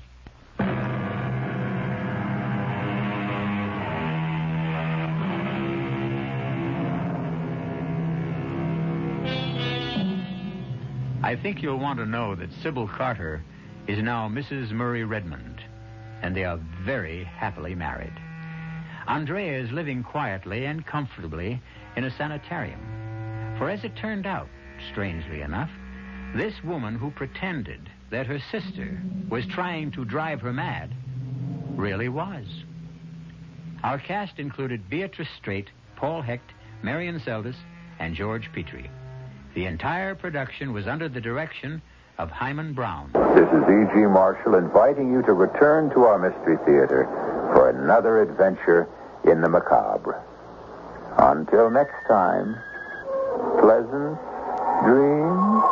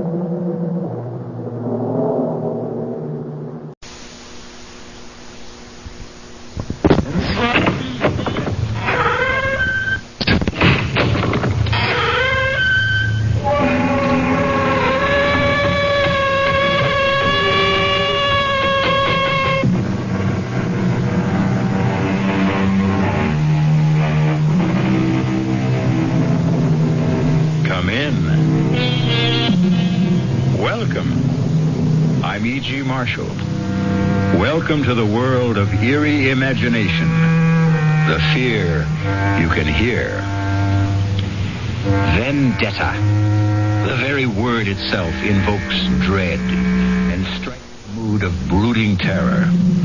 But to live on the island of Corsica, home of the vendetta, is to be steeped in the tradition of violent massacres and the fatalistic expectation of ferocious vengeance as a way of life. At least it would have been so just 100 years ago when these famous words were first written. It was a hand. A man's hand. Not a skeleton hand, all bright and clean, but a hand black and desiccated, with the yellow nails, the naked muscles, and traces of blood upon the bones at the point where they had been severed as with the blow of an axe about the middle of the forearm.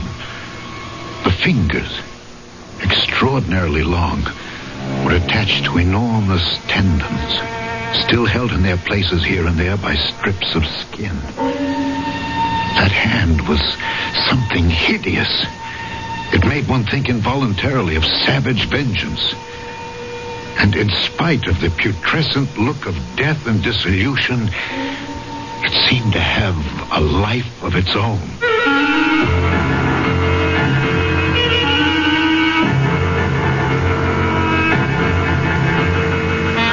Our mystery drama, The Hand, was especially adapted from the Guy de Maupassant classic For the Mystery Theater by Ian Martin and stars Alexander Scourby. I'll be back shortly with Act One.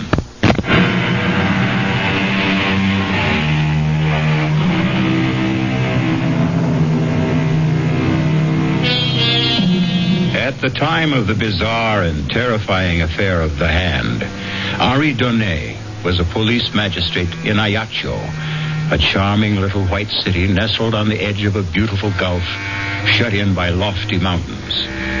Most of the cases he had to investigate or prosecute there were cases of vendetta. But these were Corsican against Corsican. This affair of the hand was alien against what? Something far more alien, perhaps supernatural. That was not until later, of course. For now, the only alien presence was a neighbor of Henri's, a Sir John Rowell, lately come to the island to settle down, and an object of great speculation among the native population. Well, there goes my new neighbor again. Does he go hunting at twilight? No, Bernard. At least as a magistrate, I hope not. Well, what's he shooting at then? I don't know, Marguerite. We have no sharks. The wolves and other predators stay in the mountains, and he's not been here long enough to start a vendetta. Oh, I am not sure. Listen to that. Oh, no call for alarm, Doctor. I'm quite sure your services will not be needed. It is the same pattern night and morning. Well, Henri, then what is he shooting at? A target, I suppose. He's keeping his eye sharp. But for what? Ah, now, that is the question. Have you seen him? He is immense and very powerful. And he doesn't encourage visitors. He has 2 huge Alsatian hounds that look ready for the kill at a word. You are chief magistrate and in a far better position to judge him than any Henri. What do you make of him? I don't know. His papers are in order. I have no reason to have any professional interest in him. Well, has he no one to share his loneliness? He has a manservant he brought with him from Marseille. No one else? There was a woman listed on the ship's manifest as his wife. Oh, his wife? Well, I never knew. Well, then, but no one seems to know that. In the months he's been here, no one has seen hide nor hair of her. I've watched these evenings myself, and I've never seen her move from the house. If, indeed, she is inside it. So you see, Marguerite, very soon, both as friend and policeman, I'm going to have to satisfy your curiosity and my own about the mysterious Sir John Rowell. For a while, however, I had to content myself with having a close watch set over the man. None of my people could find anything suspicious enough in his actions for us to make any move. But as the strange rumors about him continued and increased, I resolved to see the stranger face to face for myself. I made a point of going hunting every day in the neighborhood of his place. It took me a little while, but at last, one day... So, bien, Fernand, hold the point. You flushed him, ah? Got him right under the Englishman's nose. Go fetch him, Fernand. Fernand, hold. Hold on. Whiskey! Down, boy, down! That's it. Good dog. Hold. Here, Whiskey, here. My apologies, sir. You're a bird, I believe? No, not at all. I shot him right from under you. Sorry. I didn't know you were there. Nor I you. Allow me. I'm John Rowell. Yes, I know, Sir John. I am your neighbor up there on the hill. Henri Donnet. Pleasure. Damn fine shot. Sir John, will you accept the game as an apology for shooting over your field? That's very generous. I'll accept on one condition. What's that, Sir John? That you let me return the compliment and ask you to join me in a glass of ale. Good. I will be only too glad to accept.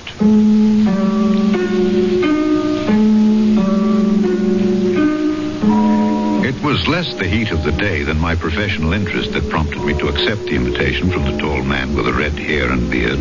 Very tall indeed. And also very broad, a sort of placid and polite Hercules. I was most anxious to be able to question him about his life and his projects. Joseph, out here on the veranda. Change your mind and have something stronger? Oh, no. Ale will be perfect.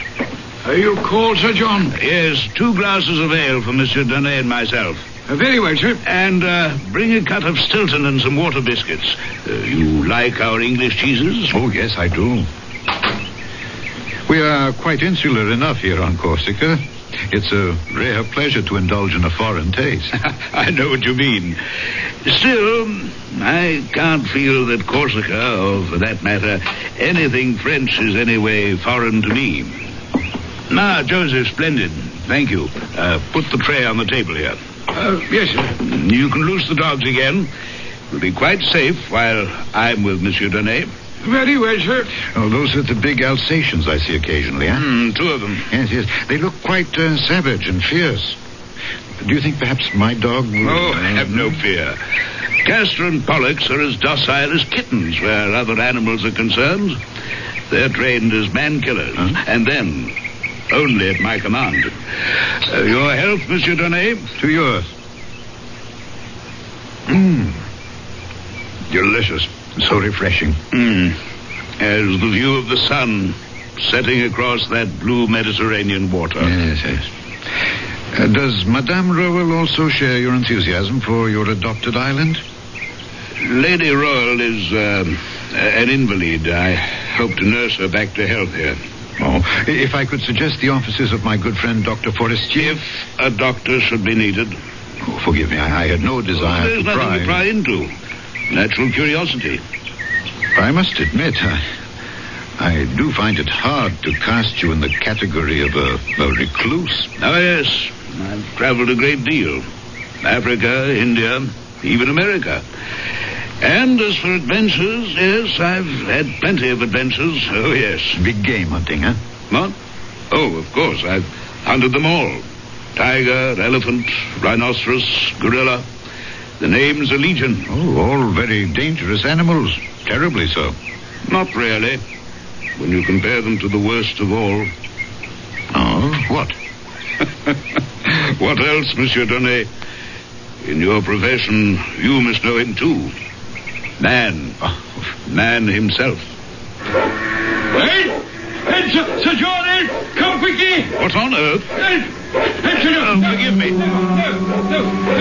I followed Sir John down the front steps of the veranda as he took them two at a time and disappeared around the corner of the house. I would have followed him further, except as chance had it, I turned my ankle quite severely on a loose stone after the bottom step. Stopping in momentary pain, the yelp and snarl of the dog suddenly quieted, and I was conscious of the squeak of the front door of the house. Arrested, I looked up to see, framed in the doorway, a tall, emaciated woman with great bruised half circles underlining her eyes that stared with a feverish gleam. She wore a long, loose, trailing peignoir, and with one hand she beckoned towards me while clutching something in the other close beneath her breast. Painfully, I limped back up the steps. Help me, whoever you are. Help me. Lady Rowell? Whoever I am, this side of the grave, help me. But how? By sending this letter. Post haste. Oh, but please, I beg of you on all our lives. Don't tell Sir John. Well, I'm afraid, Madame, Please, don't refuse me. You're my last, best hope. Hope for what? I did not stay in case he returns, but please, I beg of you, send my letter. She was gone, like a wraith, as though she'd never been.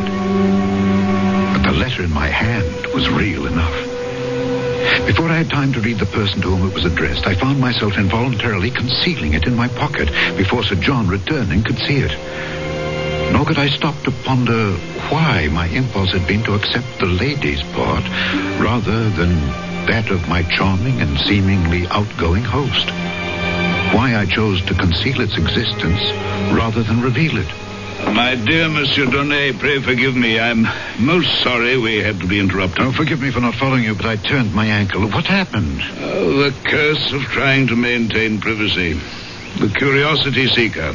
A farmer from back in the hills named Deschamps, who passes by here on his daily route, for some unearthly reason came skulking round the back of the house and was cornered by the dogs. But what would he have expected to find here? Heaven knows. I've no secrets worth anyone's concern but my own, as I hope you believe. Or is your presence here today more than just a seeming accident? Are you concealing something from me, sir? I was aware that he wore about his loins an American-style gun belt, and that low on each hip, concealed by the flare of his coattails, were two matched pistols with mother-of-pearl handles, on one of which his right hand rested lightly. The letter in my pocket seemed to burn through the lining as I tried to judge whether it caressed that handle by accident or design.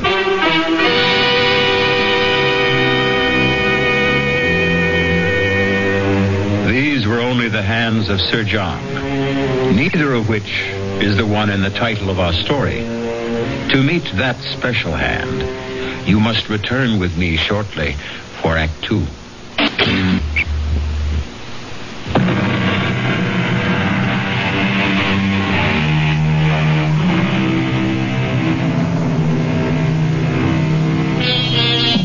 The huge, red-haired and bearded Englishman towers over the small, dapper Frenchman. They are as widely disparate men as you can imagine.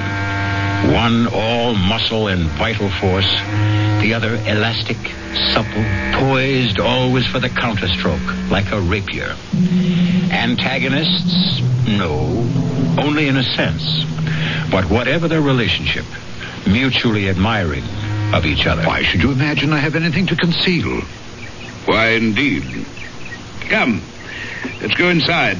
I'll show you some of the trophies of a roving life, if you'd be interested. But very, of course. Can you stand on your ankle all right? Is it sprained? No. Just a slight twist. From the hall, he led me into his parlor, which ran the length and breadth of the whole house across the back in a great L. His parlor was all hung in black silk, embroidered in gold. The fabric is Japanese work. Yes, but the rest is yours. Not the panels. What's mounted on them? Yes, tiger, lion, black panther. Those I recognize. And elephant tusks, I see. The hippo and he and the rhino are a little large for mounting. The rhinoceros is the most dangerous of all, I suppose. Except, as I told you before. Now, you're not honestly going to tell a policeman that you're a manhunter. Not within the confines of civilization, I hope. But I've done a good deal of manhunting, too, in my time. As a soldier? That's a profession, not a sport. I've saved a mount in the center for the ultimate trophy. But never had, shall we say, the courage to make the necessary bag to mount it. I was following the direction of his gaze to a gapingly empty panel in this bizarre and gory collection from the hunt. A panel conspicuous from all the others since it was lined in red velvet, as if in expectance of framing the pièce de résistance. What would you hope to put there? Once, I would have been tempted. Now, nothing. I keep it there to remind me that it could be my own head that poetic justice could have easily decided to frame. Oh, gad, it's suddenly getting dark.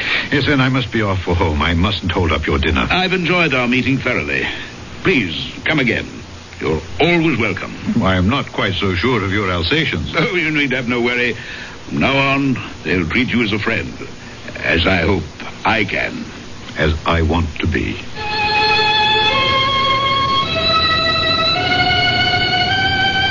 We shook hands, mine disappearing inside his huge one. My conscience stinging at me as I fought a battle between Donnet the man and Donnet the policeman. Climbing the hill back to my villa with Fernand frisking along beside me, I tried to tell myself I was only being practical. that I was giving myself time to make my decision.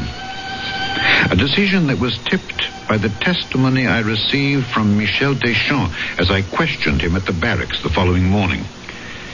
Michel, why did you go so near to his house? Well, everybody is curious about him, and... Everybody doesn't go near enough to have 2 dogs attack him. Well, everybody does not have a milk route which takes him twice a day by the Englishman's house to see her. To see her? Well, it is at dawn, you know. Just before the sun comes up in the half-light, and I am passing by in my cart. Naturally, I'm looking at the house when I pass. Naturally, I would myself. So, you see, at that hour, nobody is stirring. Even the dogs are not yet awake. And then I see by the upstairs window a woman. The first few days, I'm not sure. I crossed myself she's not some witch or somebody who wants to steal my soul. Why would she be a witch? Because... at any rate, in that light, she looked so... I was afraid to answer. To answer what? Her signal to come near to her. She kept beckoning as if there was something she must ask me to do. Finally, yesterday morning, I could stand it no longer. I had to go see what she wanted to ask. Was that so wrong? No, of course not, Michel. I would have done the same. But the dogs stopped you, huh? Yes. In a way, I'm sorry. Don't feel that you let her down. But from now on, mind your own business. Oh, I accept your instruction. I will follow what you advocate. What I advocate, by all means. Not what I do. I don't understand you. Sometimes, even a magistrate has to admit, I do not understand myself. But that is not for you to worry about.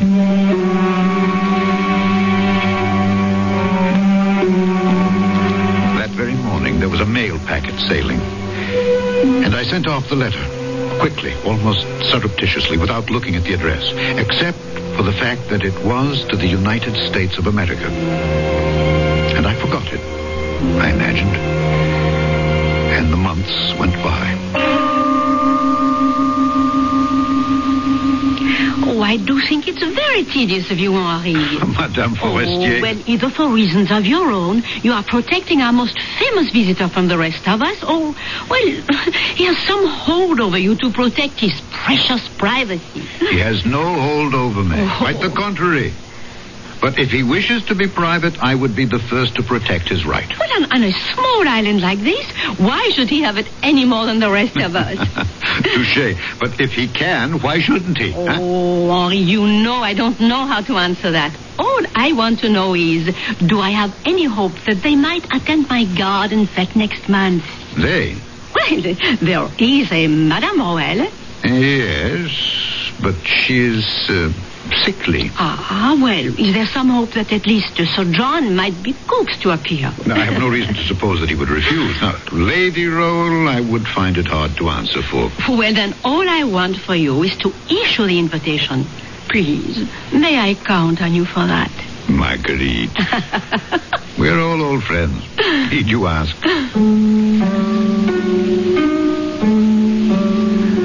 I had my doubts about Sir John, and more particularly his lady, attending any local garden fete. But I could scarcely, in my wildest imaginings, have foreseen how extravagantly and tragically it would be impossible. As I approached the house in the hollow below me, I was in a first-class mood because, in addition to a packet from the mail ship for my host, I also bought a bottle of sherry to share with him that, in my opinion, was one of a kind. He met me at the veranda. Well, this is an unexpected pleasure. We had a mail ship in today. I brought you a parcel. Me? Yes. And I thought I'd outstrip the mail. Vain hope. A parcel, you say? This. What on earth? It might be a gun from its shape, but it scarcely weighs enough. Shall we go to the parlor while I open my surprise parcel? As we moved into that parlor, I was super conscious of my host's reaction to the parcel he bore in his hands. Although there was no superscription from the sender, I had an infallible feeling that he sensed exactly where it had come from. That somehow I was accidentally part of a climax in the life of this strange and vital man.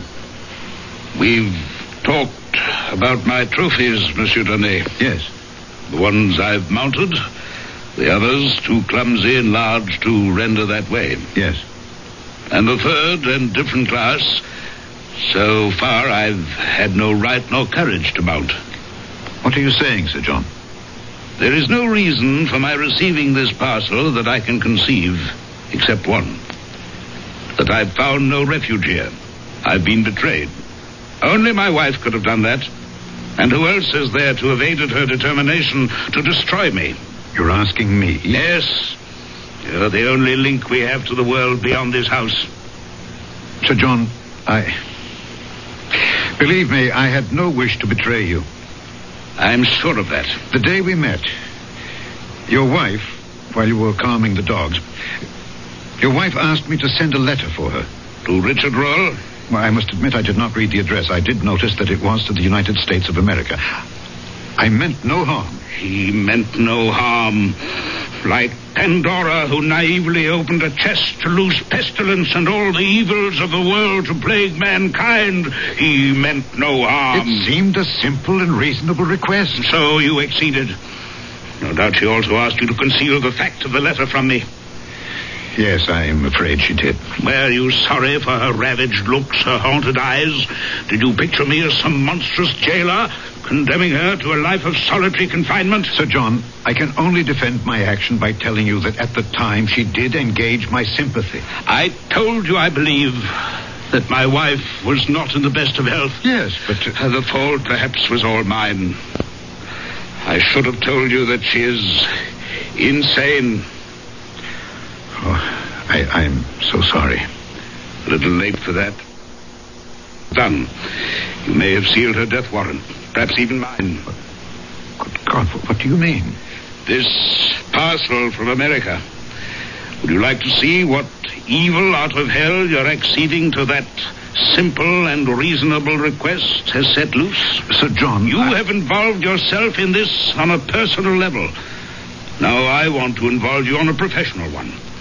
As police magistrate, I want you as witness when I open this gift from America. The outer wrapping. Now what do you see? A box. And within it? Something wrapped in canvas. You wrinkle your nose against the smell? Yes, it's very strong. And very familiar? Yes, formaldehyde. Which is used to preserve flesh from mortifying. There's a drawstring on the canvas, which I'm opening. And I'm about to show you my present from the other side of the world. You sound as if you know what it is. I only wish to God I thought I didn't. I echoed the same wish. But it didn't change the contents. It was a hand. A man's hand. Not a skeleton hand, all bright and clean, but a hand black and desiccated, with traces of blood upon the bones at the point where they had been severed as with the blow of an axe about the middle of the forearm. The fingers, extraordinarily long, were attached to enormous tendons still held in their places by strips of skin. Flayed as it was, that hand was something hideous. It made one think involuntarily of savage vengeance. And in spite of the putrescent look of death and dissolution it had, it seemed to have a life of its own.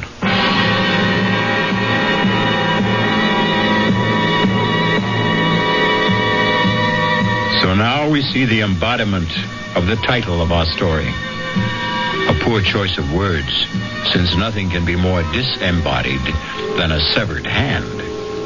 Whose hand? And why? And are these nerveless fingers really capable of writing a death warrant? I'll return shortly with Act 3.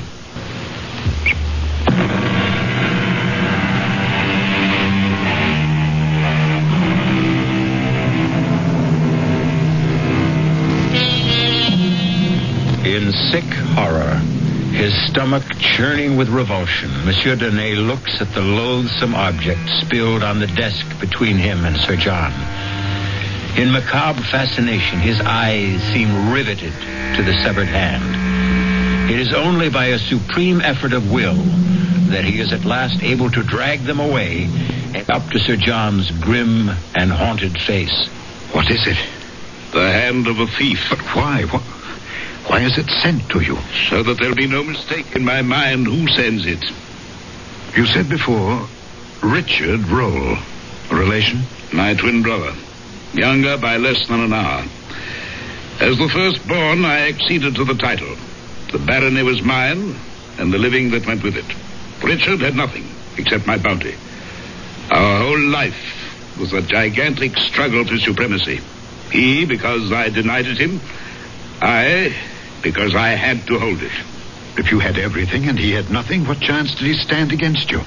I'm English, and I believe in fair play. I couldn't share the title, but I made sure the living was shared equally.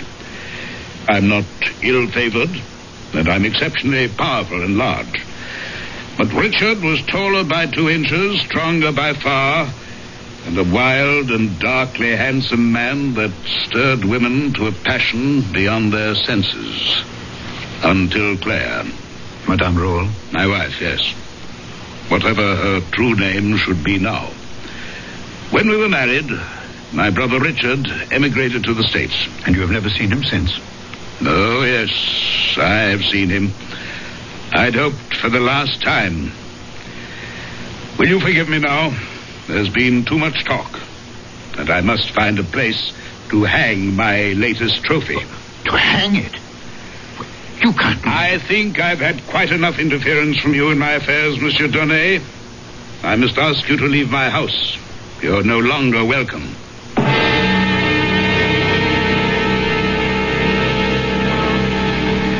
It seemed a long journey up the hill that night, for I did not climb it alone. On the way back to my house, I was haunted by 100 thoughts. Had I done wrong to send the letter? Whose was the severed hand? What was the mystery of Sir John's retirement? And what motivated the vendetta of his brother against him? Old jealousies? Or was it all as simple as chercher la femme? Certainly, she would not be hard to find. It must be the Lady Roll, if a woman was at the heart of it all. Only one thing I could be sure of now, that I should not be seeing him again. But I was badly mistaken about that. Well, Joseph, what brings you here? Begging your honour's pardon, but Sir John asked if it would be convenient for you to wait on him this evening. Of course, when? If it would suit your honour, now would be fine. It suits me.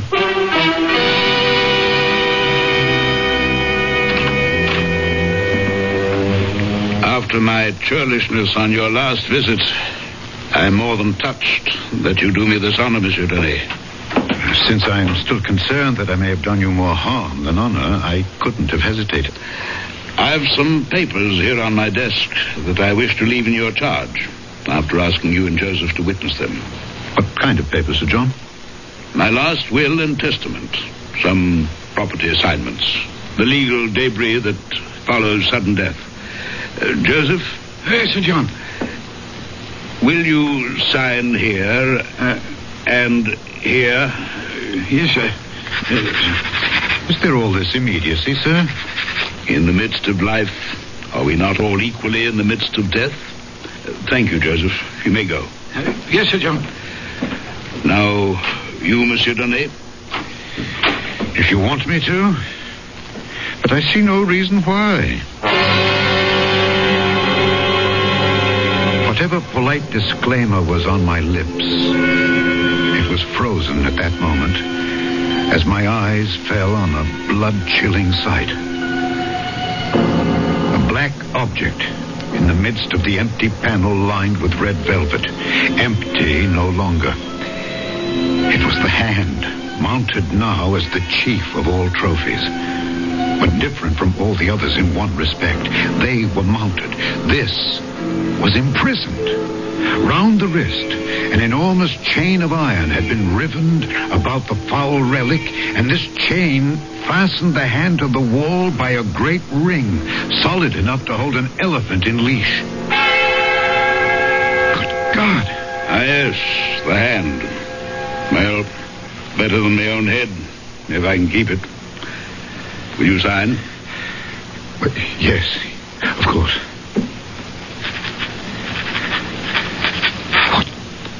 What is it? That hand? That was part of my best enemy. It was cut off with a saber. Good thing for me, I can tell you. It's huge. Enormously powerful. The man must have been very strong. And so far, I've proved stronger. I put the chain on the hand to hold it. The chain is no use now. The hand can't get away. The chain is necessary. This hand always tries to get away.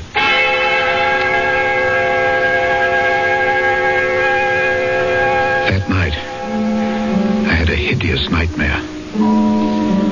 I dreamt I saw the hand, the horrible hand, running like a scorpion or a spider along the curtains and up and down the walls of my room. 3 times I woke up. 3 times I went to sleep again. 3 times I saw the ghastly thing running all over my room and using its fingers like so many legs.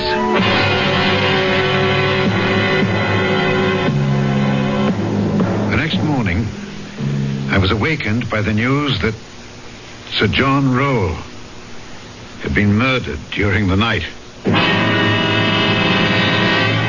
For God's sake, Bernard, act like a doctor instead of some frightened schoolgirl. No, you have not seen him yet, old friend. Well, is it the first corpse either of us has had the misfortune to look at? Just like this. Oh, how did he die? The cause of death was strangling, but under what shocking conditions.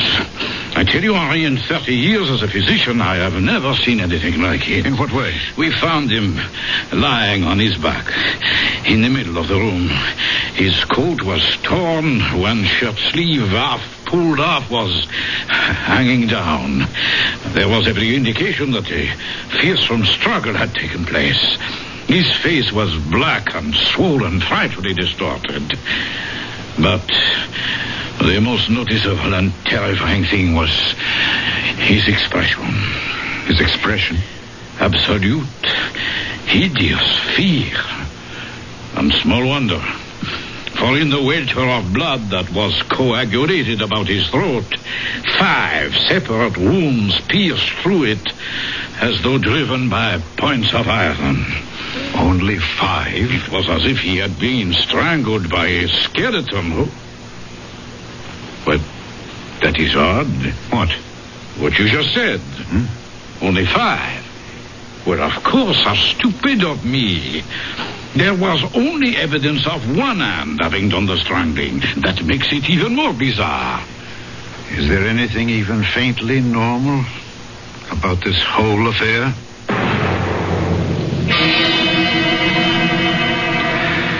Now, Joseph, you heard no unusual noise during the night. Oh, no, monsieur le magistrate. You sleep where? Well, here in that little room off the kitchen there. And there was no sound from the dogs all night long? Oh, no, sir. Yet if a stranger had approached the house... Oh, those dogs would have torn him apart if he was a stranger. But they were quiet? You would have heard them if they had not been, huh? Well, I'm a very light sleeper. Yeah. Did you sleep late this morning? No. I'm awake before cocks crow, you see. So many things to be done. Water to be drawn, the fire to be laid. Yes. And that's what you were busy with when Lady Rowell left the house? Well, I was already preparing breakfast for Sir John and a tray to bring up to... you see, that's why I was so surprised when she walked into the kitchen fully dressed. And what did you say to that? Well, it's not my place to ask. I just said, what do you want? And? Well, she said she didn't want anything. Just that she was feeling better. And if Sir John should ask about her, she was off for a little walk along the beach. Oh, that didn't strike you as peculiar? Oh, it most certainly did. And did she go towards the beach? Well, I would have thought so. I didn't actually check on it. Why? You're not aware that she's disappeared? Oh, no, sir. We'll leave that for a moment. All right, then what did you do then? Well, once I had everything simmering like for breakfast, I went up to Sir John's room to assist him in his toilet. You were in this habit? Every morning, regular as clockwork. Continue. Well, he wasn't there, sir. His bed hadn't been slept in. Turned down just the way I left it the night before. So, I became alarmed. Everything was out of sorts, you see. I see. And then you came downstairs and found him? That's right. Oh, covered with blood from head to foot. It just don't signify. Now, what does that mean? Well, you knew, Sir John, sir, if ever there was a man built and ready to take care of himself, it was he. Why, he never slept without having loaded pistols or revolvers within arm's reach. And he knew how to use them. Yes. Have you any idea who killed him? Oh, no, sir.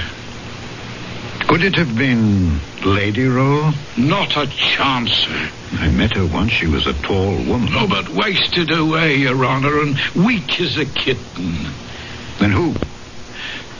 I don't know, sir. I don't even want to know. Neither did I. Or at least to check on what was in my mind. But I had a duty to my position, and I must admit a morbid drive to support my supposition. He was lying, just as he is now, on this carpet here? That's right, sir.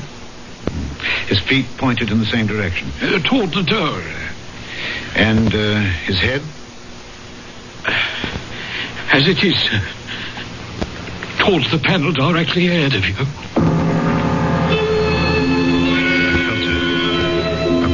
Sensation that lifted the hackles on my neck. I knew, before I looked, what I was going to say. The sight that I had fought against making a reality. At last, involuntarily, I lifted my eyes to the wall, to the panel where the horrible flayed hand used to be. It was no longer there. The chain, broken, was dangling from the ring. But even that horror was to be succeeded by another. As I bent again over the dead man, between his clenched teeth, I found one of the fingers of the vanished hand, severed or rather sawed off by the teeth about the middle of the second joint.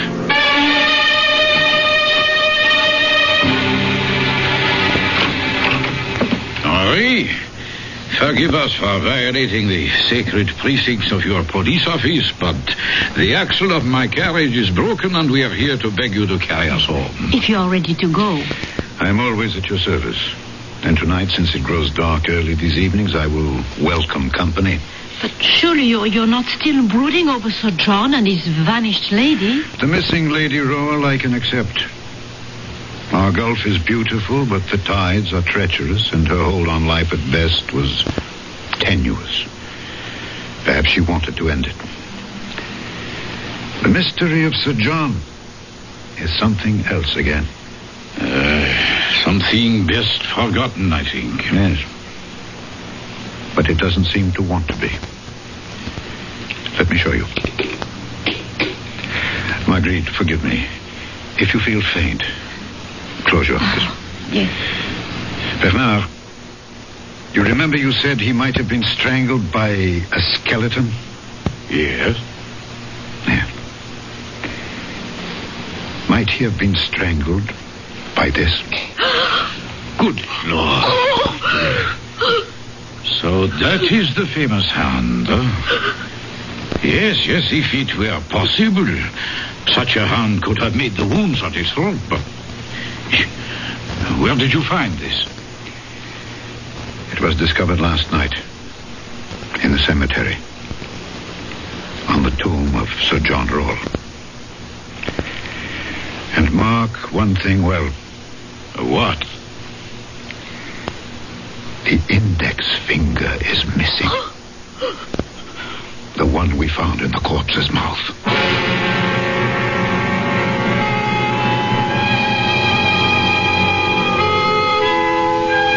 The hand of a thief, Sir John Rawle said. His brother Richard? Bought his soul? What did he steal? His wealth? His reputation? His wife?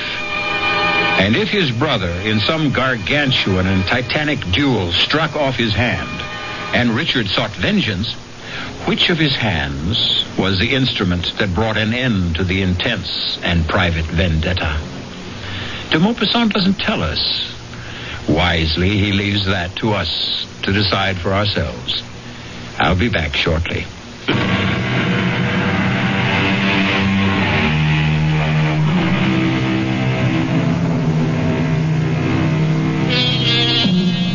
I won't easily close my eyes tonight, for fear that my mind's eye will conjure up a vision of the black and desiccated hand with the yellow nails, scrabbling like some loathsome crab across the floor, up and over my bed, and scuttling around the walls. Its 4 good fingers moving like spider legs, the mutilated stump of the 5th like a head. Our cast included Alexander Scorby, Ian Martin, Mildred Clinton, and Guy Sorrell. The entire production was under the direction of Hyman Brown. And now, a preview of our next tale. You will be haunted by the magnet that drew you to me. The weapon with which I ruined your life and will destroy you. My smile, Ernest. My smile. No. Look at me. Sensuous lips bearing milk white, perfectly matched teeth. Look. Here, let me. She's falling across the table. I think... Yes. She's gone. Berenice is dead. No. Ernest, don't. Her mouth. She is staring at me with her teeth. Anthony, in heaven's name, close her mouth.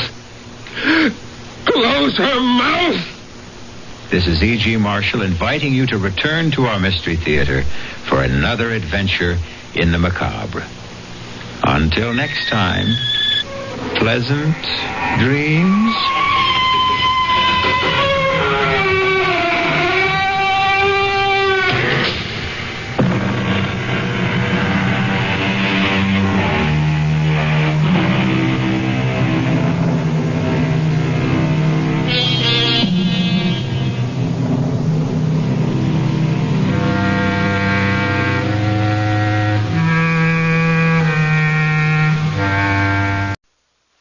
CBS Radio Mystery Theater presents...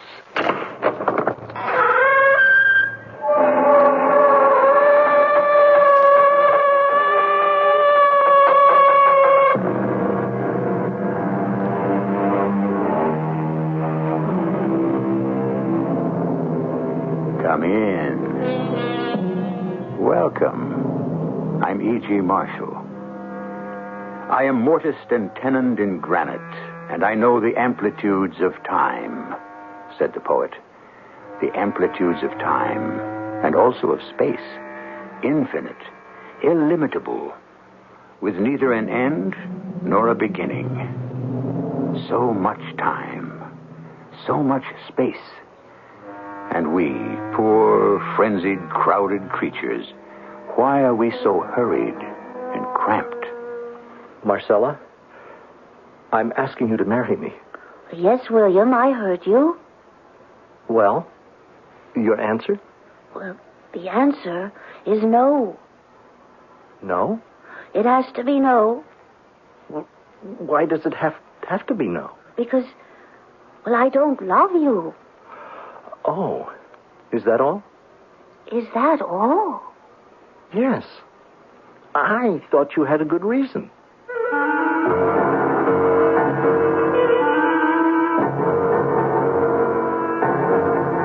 Our mystery drama, Fire and Ice, was written especially for the Mystery Theater by Sam Dan and stars Fred Gwynn and Marion Haley. It is sponsored in part by Contact, the 12-hour cold capsule, and True Value hardware stores. I'll be back shortly with Act One.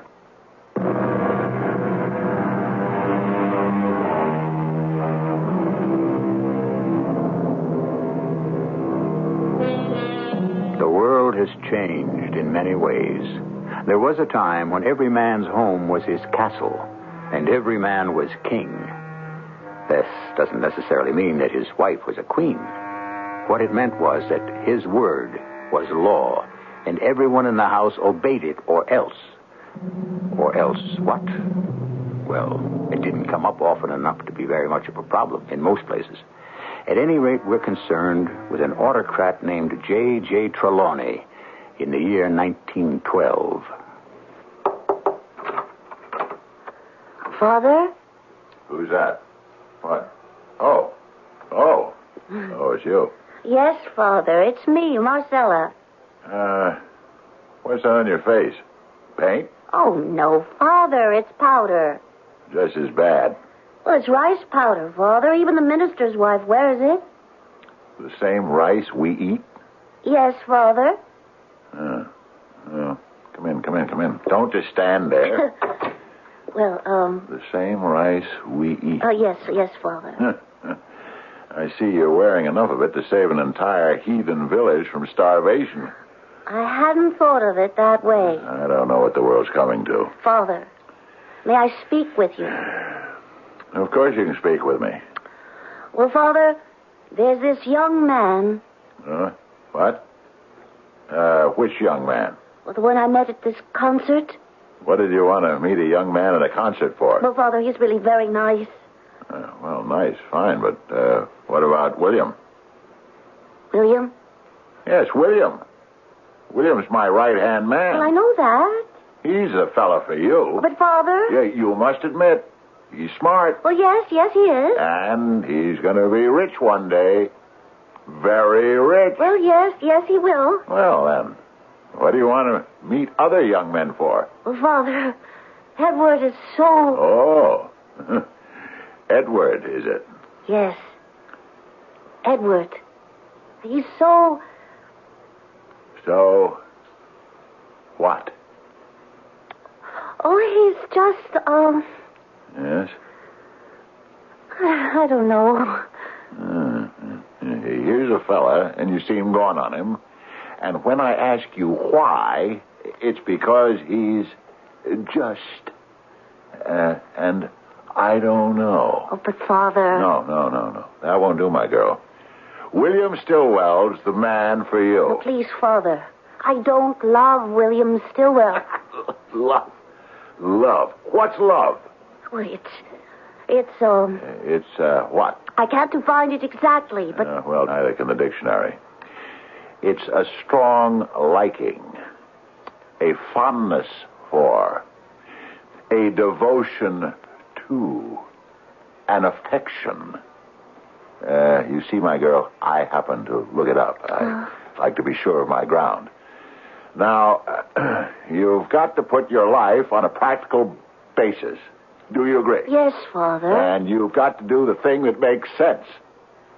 Yes, Father. Which is why I have to choose your husband for you. As a man of the world, I will not be carried away by sentiment. I can be depended on to make the proper choice. Whereas you're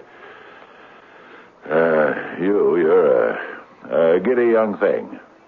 And as if that weren't enough, you're also a woman, which means you simply do not have the qualifications for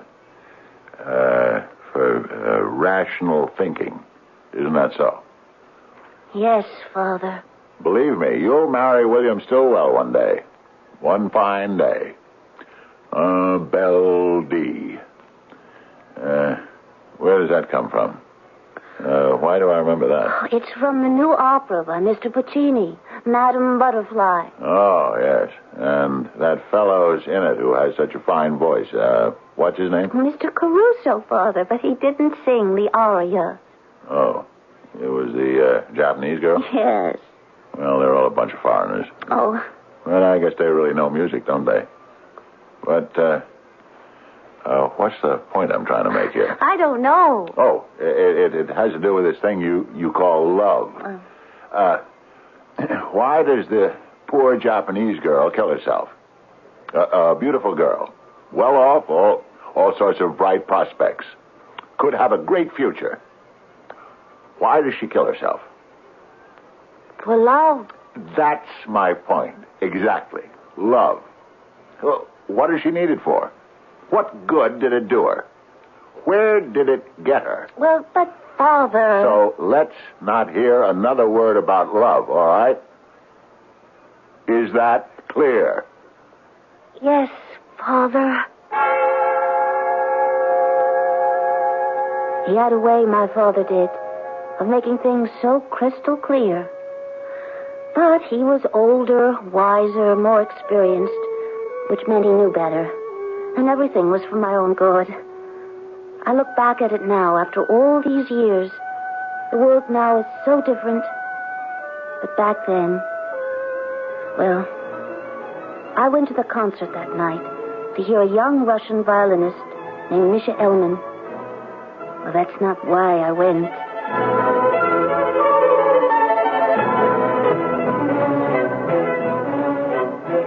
I went because I knew he would be there. Edward. And we would meet at intermission. We would meet even though nothing could ever come of it.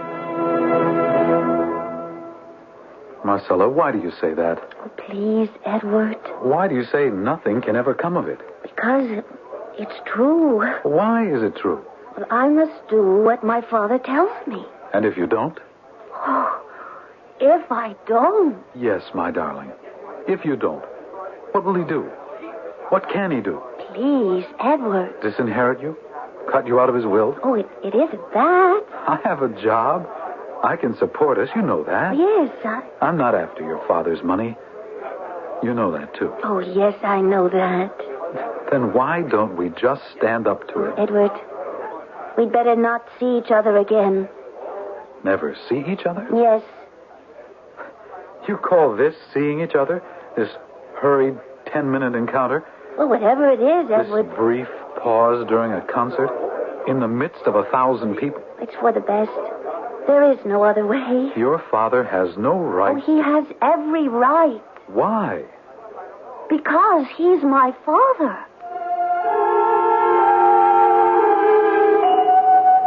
Is that you, Marcella? Yes, Father. Did you enjoy the concert? Oh, yes. I have a surprise for you.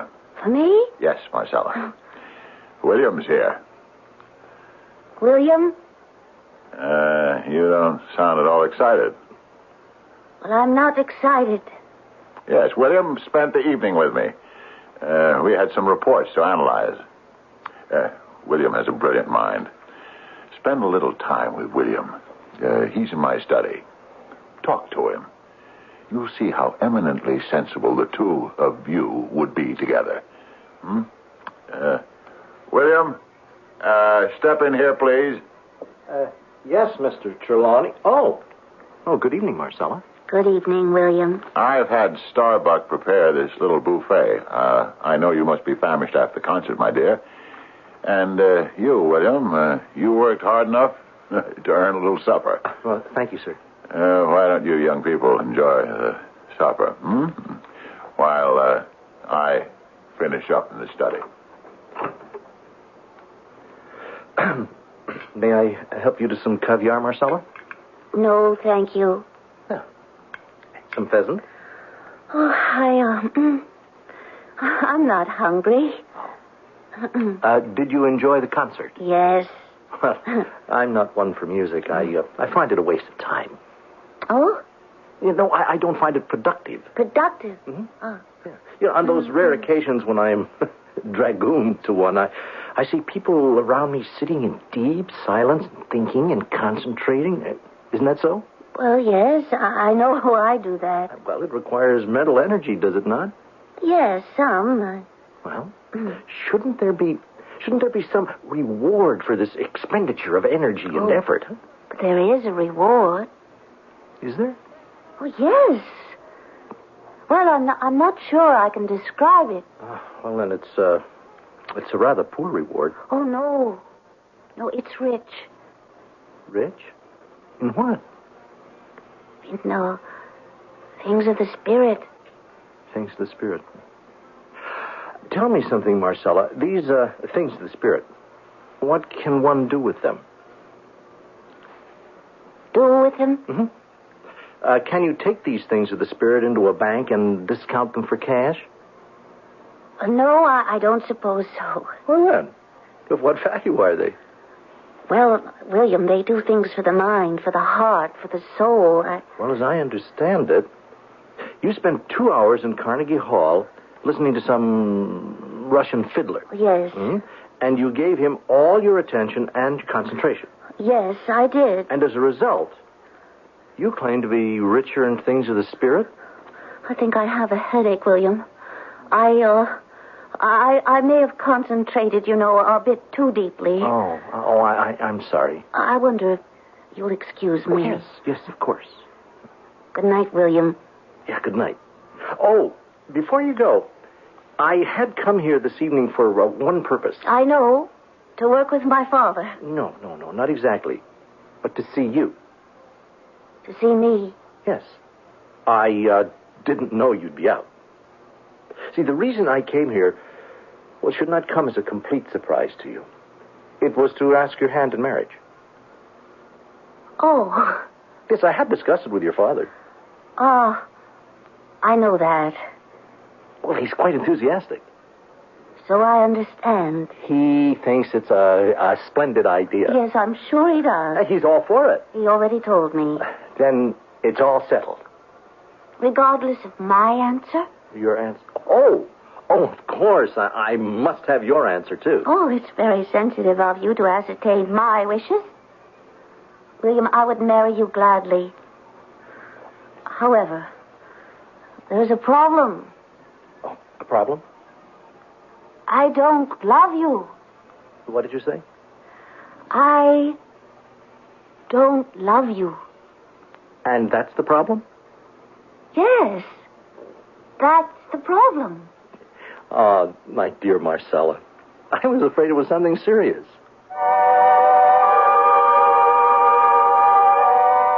Love, says the popular song, your magic spell is everywhere. Well, not quite everywhere. Not in the heart of Marcella Trelawney. Well, it's in there, but obviously not for Mr. William Stillwell. So that should be the end of it. But don't forget, the year is 1912, and that was another world. And we shall return to it shortly when I bring you Act 2.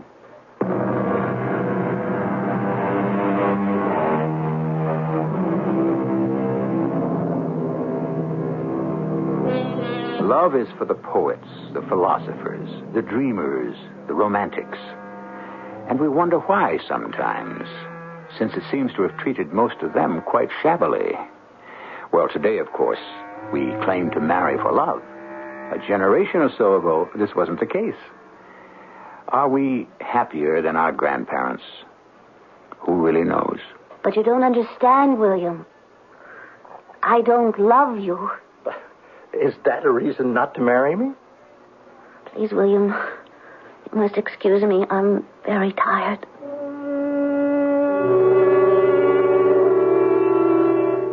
I went upstairs to my room. I prepared for bed. I was very tired and confused and unhappy. I didn't know what to do. There was a knock on the door. It was my father. I was sort of expecting him. I spoke with William, my dear. Father, I don't love him. He understands that.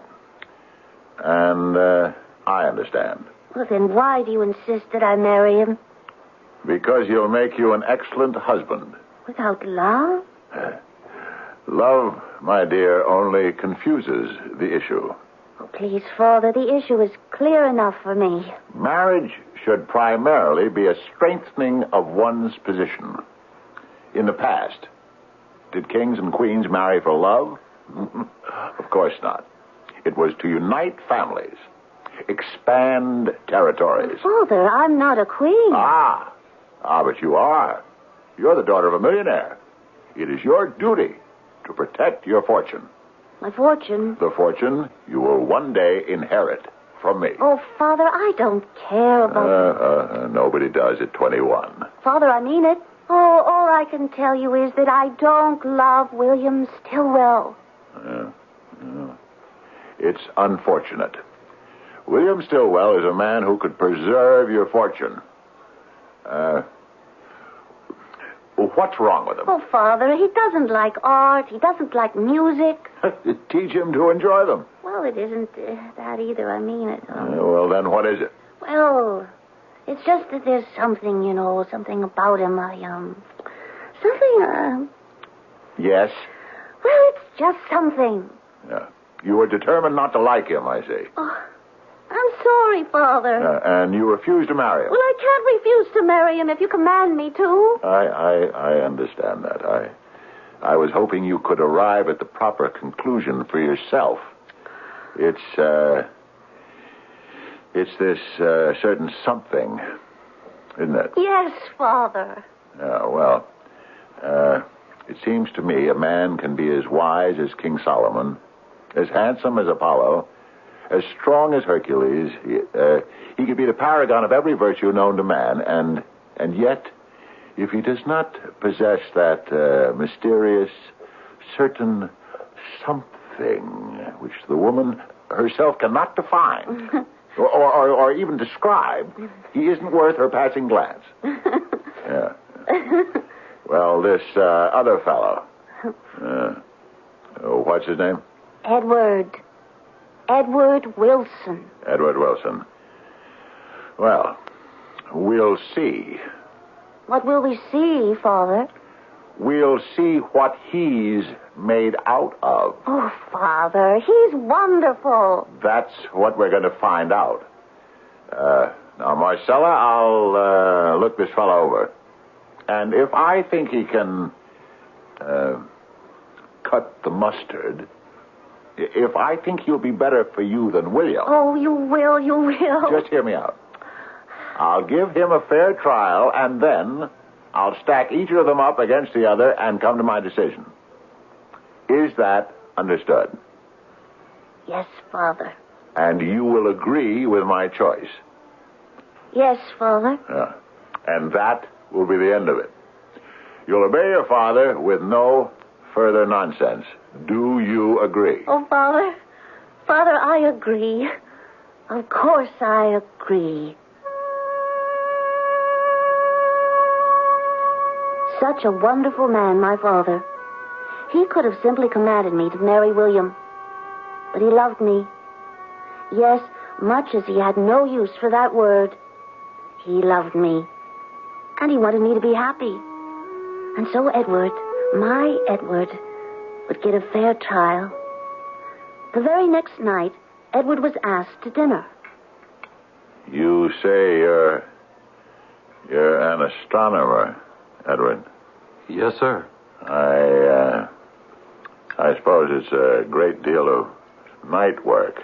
Well, yes, sir, a goodly amount. Edward, how would you like to take a job with me?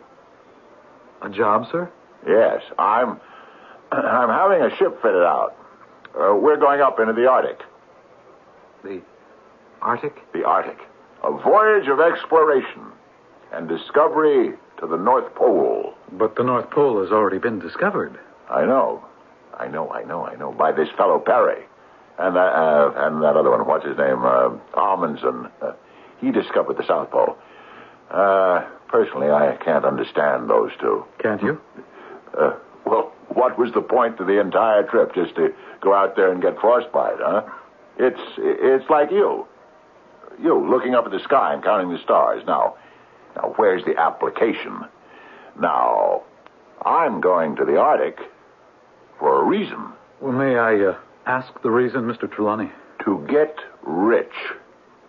But I understood you were rich now. This is nothing. I'm going up there to stake out a claim. What sort of claim? What sort of claim? Don't you know? That's where all the oil is. All the gold, the silver, the platinum. That's true. Theoretically. No. It's true. Practically. I'll need 2 good men. I've already got one, William Stillwell. Will you be the other? Well, sir, Well, I'll think about it. We'll be leaving next week. Next week? I'll have to have your answer no later than tomorrow. It's Father's way of finding out about you. Well, he doesn't have to send me to the Arctic to find out. My life's an open book. But he does have to send you to the Arctic. Why? To see if you measure up to his standards. Besides, William Stillwell is going now. He wants to see both of you together. Marcella, why do you have to... This absolute domination by your father. Oh, please don't say that. But it's true. Well, I can't help the way I am. And I'm not sure it's wrong. You're not sure? Well, doesn't every instinct... Oh, please, darling, what do I know about the world? I've always been sheltered, taken care of. My father's always protected me. Oh, his wise Edward experience. I know he loves me. He wants me to be happy. Now, would he insist on my marriage to William Stillwell if he weren't sure that that was the best choice? I know he only wants what's best for me. And you? Shouldn't you have anything to say about that? I love you, Edward. That is, I think I love you. You think? Oh, what is it I really have for you? Only a feeling. Something I can't explain. Why I feel this way, I don't know. Against this is my father's wisdom. I'm only air. My father is solid rock. That kind of thinking is wrong. Is it? Now, I would have to get used to a new way of life, a new way of looking at things. It can't happen overnight and all at once. I want to be free. I want to be independent. I want to be one of Mr. George Bernard Shaw women. Oh, how much I want to. Well, then become one. You just don't do it. I want to change, Edward. Oh, then change. I have already. A little. How? Falling in love with you. Even though I know my father's intended me for someone else. But to go off with your father on this expedition to the Arctic... Don't you understand? I have a job. I have a career. I would have to give it up. Well, it would be a change in my life. And yet, what you're asking me to do is to make a change in mine. Well, that's different. We're in love. Shouldn't that be enough for marriage? I don't know. It's enough for some people, but not for others. I don't know if it would be enough for us. Why did I have to fall in love with you? Well, all right. You win. I'll go on the trip. Oh, darling. I know Father will see that you're the best man. Oh, no, Marcella. William Stillwell's going to be the best man. I shall become the bridegroom.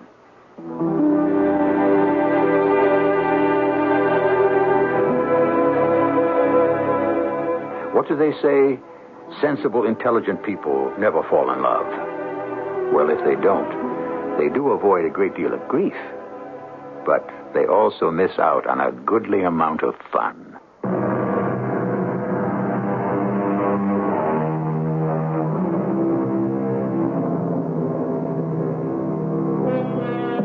Why do we marry? And whom should we marry? The average person faces these problems at least once in a lifetime. Of course, there are some who never face them at all, and others who keep facing them all the time. Should you marry because he or she is attractive? Rich? Should we marry to please our parents? To better ourselves? For love? All through history and all over the world, people have married and still do for any one of these reasons. And statistically, there is no proof that any one reason is better than the others. May I come in, Marcella? Oh, please do, Father. Our ship sails tomorrow. I know, Father. And I must say, I'm rather taken with this young man, Edward. I knew you would be. But I want to compare him with William and test them both under some rather rough conditions. Oh, you'll be so proud of Edward. Yeah, well, remember, however it comes out, you agreed to abide by my decision. I'll accept it. What a week that was. Such hectic preparations. I hardly saw Edward at all. And then, just before it was time to leave, each of them came to say goodbye to me. My darling, I'm glad I'm going. It's good sometimes to see someone else's point of view. And just being with your father this week is, well, it's taught me a great many things about him. I knew you'd like him. Well, I'm not sure I like him exactly, but I do know he's a most unusual man. And he wants very much for you to be happy. You know, that's all he's ever wanted. And so now that I look at it from his point of view, he doesn't seem unreasonable at all.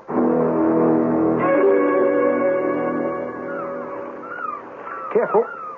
Careful there, Marcella. Oh. Here, let me take your arm. That gangplank sways quite a bit. Yeah. Here you are. Well, hey, what are you doing down here at the dock? Well, I just came down to, Yes, I know you didn't come to see me. Well, I came to look at the boat. You mean the ship?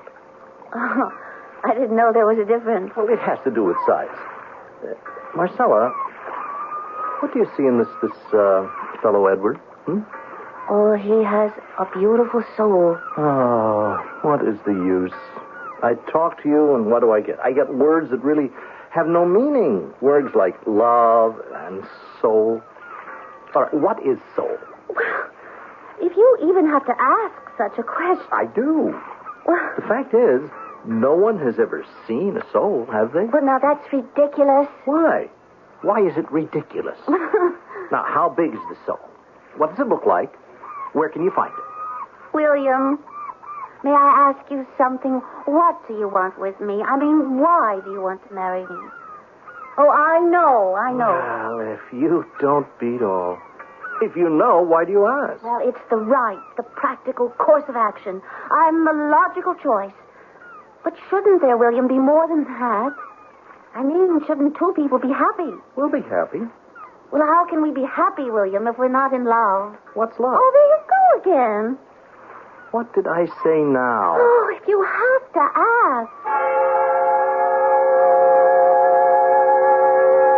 And then the boat, or the ship, sailed. It was quite a day. Flags were flying in the harbor. The air was filled with cheers, whistles from all the craft. Bands were playing. I mean, there were reporters, and the mayor was there, and the governor, and important people from Washington. Oh, President Taft himself sent a telegram. And then the ship was gone.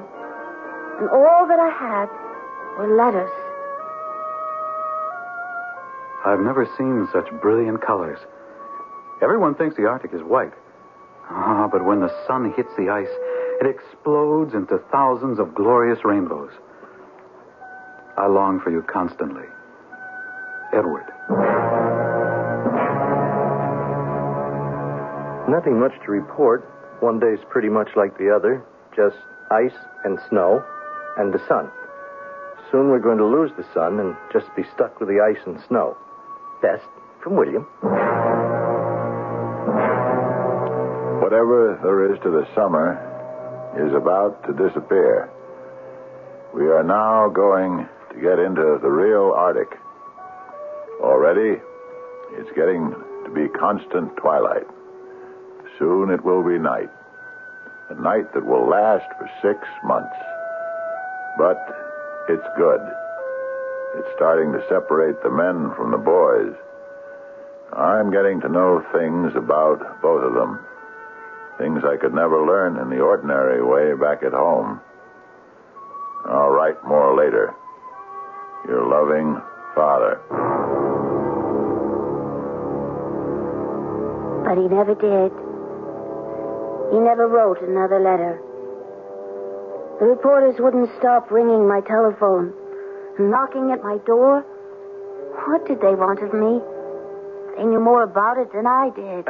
Miss Trelawney, do you have a statement? A statement? Tell us about the great tragedy. Tragedy? Yeah, your father is reported missing in the Arctic. Well, yes, I know. Oh, what can you tell us about it? Nothing. But surely, Miss Trelawney... Please, gentlemen, I don't know what to say. Do you have any plans? Plans? Yeah, plans. What are you going to do about the Trelawney Industries? I don't know. Well, will you assume personal control? Do you intend to become America's first great woman industrialist? I haven't thought anything about like that. What are your views on women's suffrage, Miss Trelawney? Please, gentlemen, please. There was only one thing I wanted to do, and I did it. I ordered a boat or a ship, and I commanded the captain to sail north along the Atlantic coast, up past Labrador and Newfoundland, find a place called Baffin's Island into the Davis Strait, then up north to the very edge of the frozen polar wastes. Finally, I arrived at the site of my father's base camp. It was a large, well-constructed settlement. It was warm. It was safe. Marcella, but you shouldn't have come here. Why not, William? But there's nothing you can do. Where's Edward? He's out looking for your father. Yes, he would be. You, of course, are staying here in the base camp where it's safe. Oh, no, I have been looking, too. It's just that you came here on the day that he's out. Where's Father gone? Where? Oh. We're trying to find the trail. Which trail? Well, just before the winter set in, your father had a little camp made for himself. Not too far from here. In a hut with a stove and food and everything he needed. And you let him go? Well, who could tell your father anything? He wanted to be alone, just for a little while. He wanted to think things out. I know. He was supposed to come back, but he was caught in the first storm. In the first terrible cold of the winter. It's been a month. We haven't heard from him. He doesn't have enough supplies, enough food, enough fuel. Please. I thought you wanted to know. You just have no sensitivity. I'm sorry.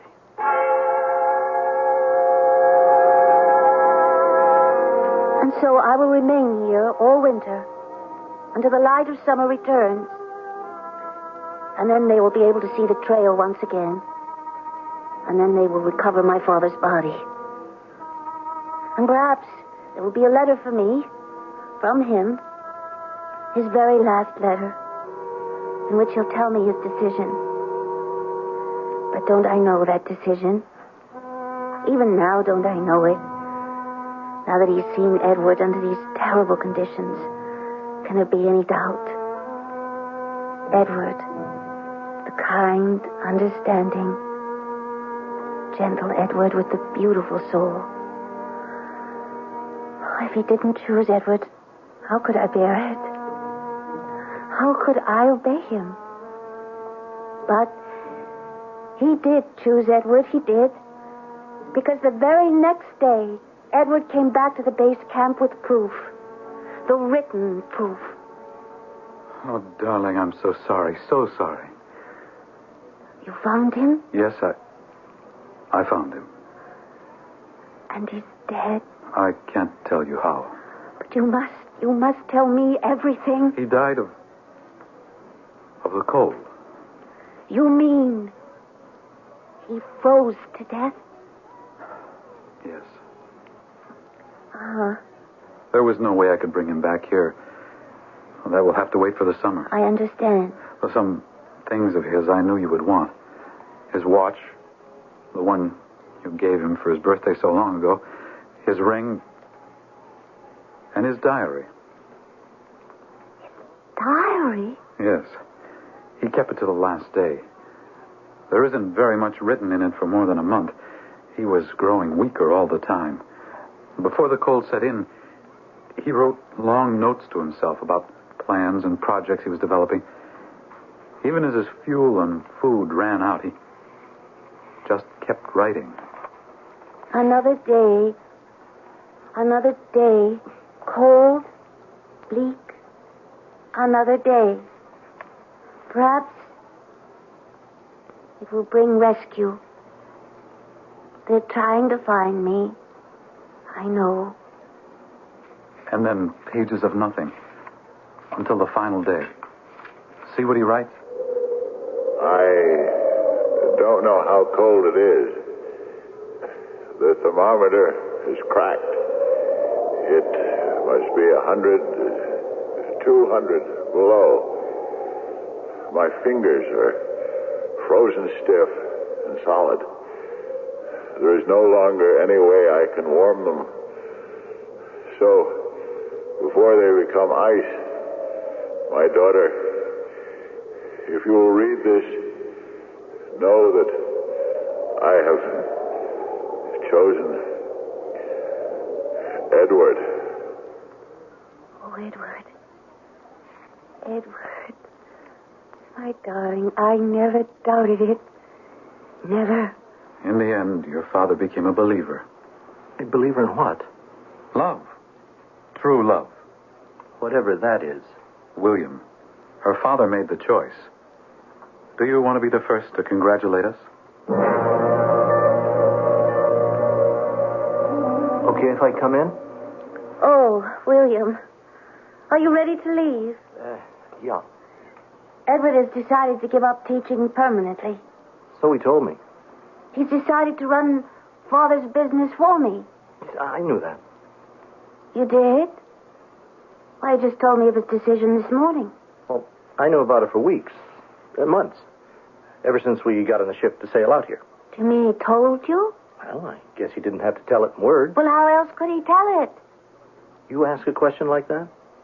You believe in things that don't need words. Love, the soul, and so forth. I don't understand. I guess for the first time, he saw how it is to be rich.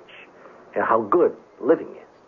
How great it is to have power, to order people around. You could see it in his eyes.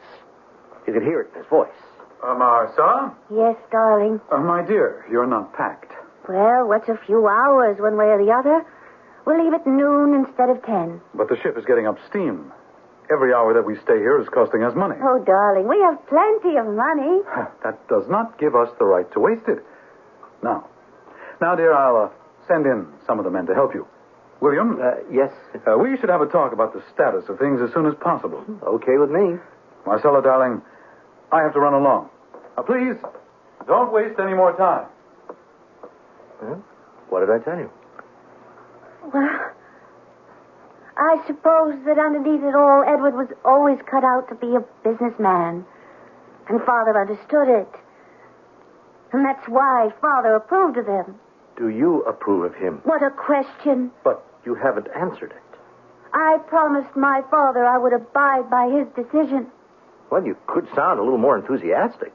Oh, what do you know about it? What do you know about anything? I used to know nothing at all about anything. And then I came out here.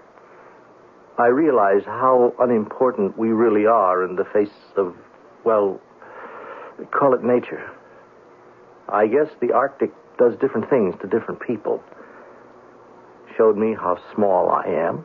I guess it convinced Edward of how big he could be. You're still going to work for the company, aren't you? No. Why not? Edward needs you.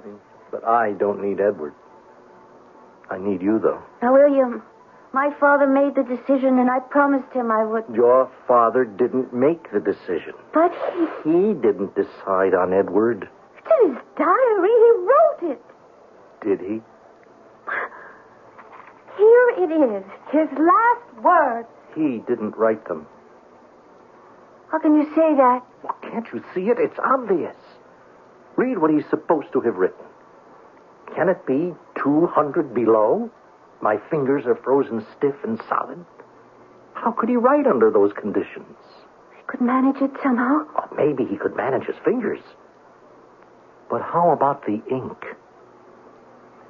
The ink? Yes. Wouldn't the ink, like everything else that's liquid, be frozen solid? Oh. Do you see? Yes. The CBS Radio Mystery Theater presents...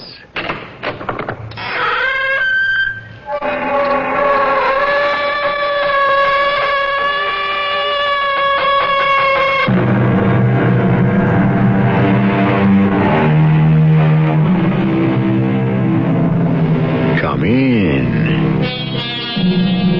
Welcome. I'm E.G. Marshall. Man is the only living creature who has the power to leave the earth poorer than he found it. Indeed, there are those cynical souls who insist that the sun and the moon and the stars might have disappeared long ago had they been within the reach of predatory human hands. Now, wait a minute. We did reach the moon.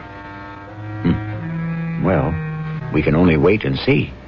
And hope. Are you sure I won't be intruding? No, never. These are fine people.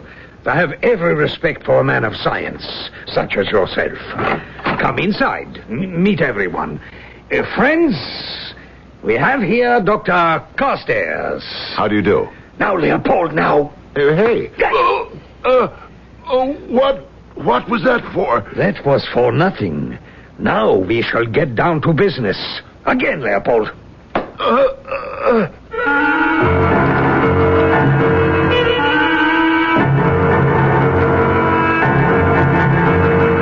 Our mystery drama, The Vanishing Point, was written especially for the Mystery Theater by Sam Dan and stars Fred Gwynne. It is sponsored in part by Buick Motor Division. I'll be back shortly with Act One.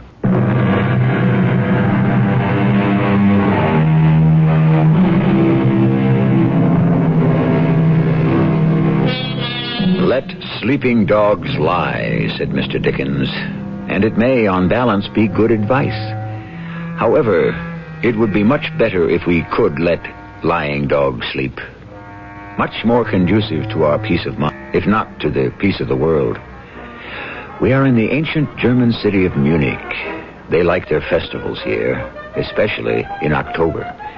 And we're in the midst of one right now, in this mammoth beer garden just to our right. Now, there's a man, about 45-ish, and somehow you can tell he's an American, coming down the street. He pauses at the entrance, but no, he keeps going. He's evidently looking for an address. Has he found it? He stops at a very old and narrow house, and he looks for, finds, and pulls at a bell.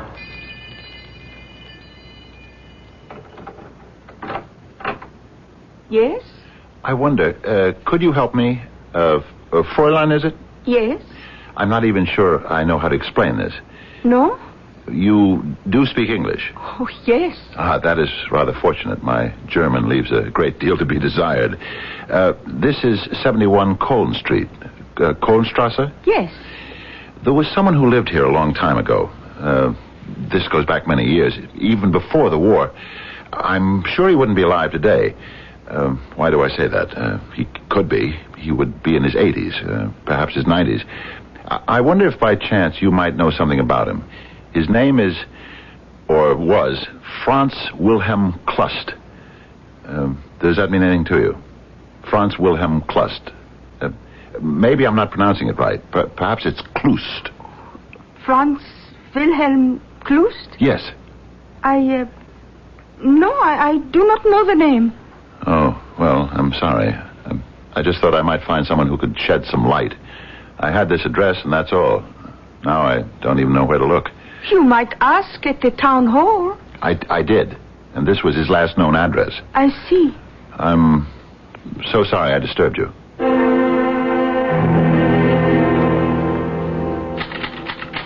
Dearest Millicent, the convention is not as stimulating as I had hoped. But things may pick up a bit tomorrow when I read my paper on dislocated ionic particles in a negatively charged nucleus. I thought I would look up a certain Professor Klust, whose monograph impressed me so much. But no one seems to know what became of him. Actually, I may be wrong, but I think there's a conspiracy of silence surrounding him. Just a minute. Someone seems to be knocking on the door. I haven't the faintest notion who it might be, but I shall find out. Yes? You are Herr Dr. Willis Carstairs? Yes, but I'm not a doctor of medicine. I have a Ph.D. in physics. I explain this because so many people... You think have that been inquiring for a Professor Franz Wilhelm Klust? Oh, yes. Won't you come in, Mr... Kellner. I mean, Herr... Kellner. Thank you. Won't you sit down? Danke. Thank you. Well, now, what can you tell me about Professor Klust? First, you must tell me why you are so interested. Oh, certainly. I was doing research on, I suppose you could call it, displacement. Oh, that was quite a while ago, and I'm no longer actively concerned with it. Displacement? It's a highly technical and theoretical thing. Are you involved with science in any way, Herr Kellner? No. Well, it has to do with the disappearance of matter. At any rate, I came across a monograph by Professor Franz Wilhelm Klust of the University of Munich, written in the 30s. And? And what? It seems to me I'm being interrogated. Oh, well, you must excuse me. You see, I am his nephew. He's an old man. Then he is still alive. Oh, yes. Oh, that's marvelous. But he's not strong. And so I wish to make sure that those who call him have an interest that is, how would you say, legitimate. Of course. As I said, at one time, I was interested in his specialty, but I've since gone on to other things. And I just happened to be here at a conference. I remembered Professor Klust. Do you suppose I could see him? Well, yes. Now that you have established your credentials, you'll be most welcome. Thank you. When might I be able to see him? Now. Now?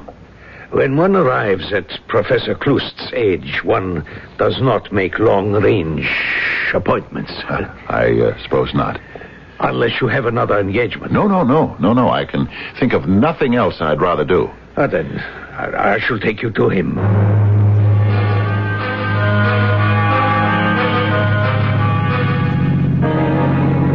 Is it much further? No. It's very kind of you to undertake such a long trip. It will give my uncle pleasure. I only read that one paper of his, but it showed such brilliance. And I never heard of him before or since.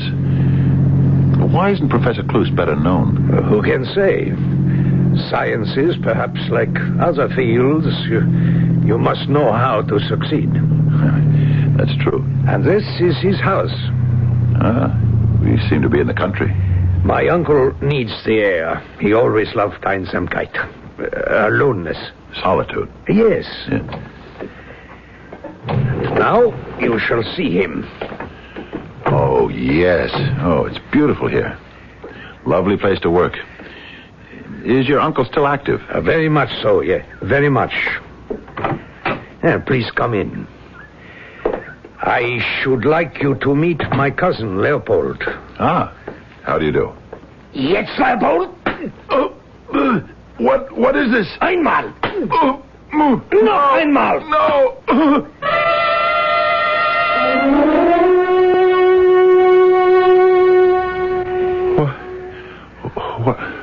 What happened?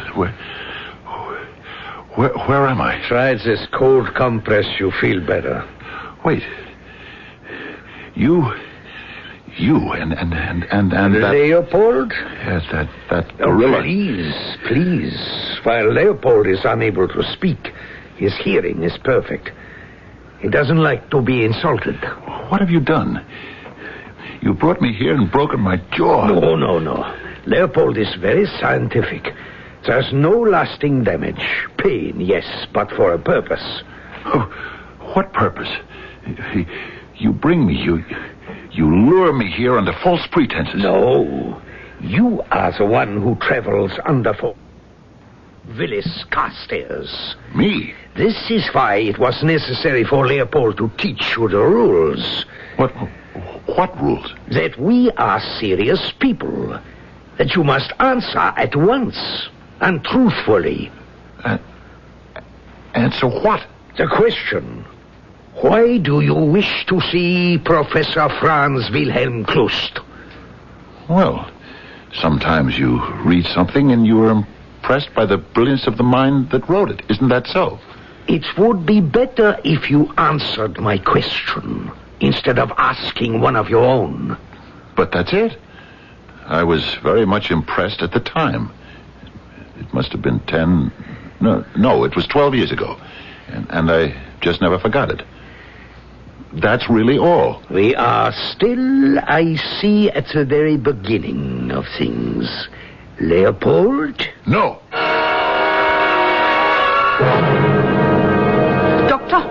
Dr. Carstairs. What? Oh. You must wake up. Wake up? Are you all right? No, I'm not all right. Come. Where? Wait. I know you. You're the woman who answered the door when I asked for Professor Klust. Yes. Would you mind telling me just what... There is no time. You must leave. Oh, yes, I'm willing to do that. Good. I have an automobile outside. You can walk? I can even run if I have to. Well, then hurry.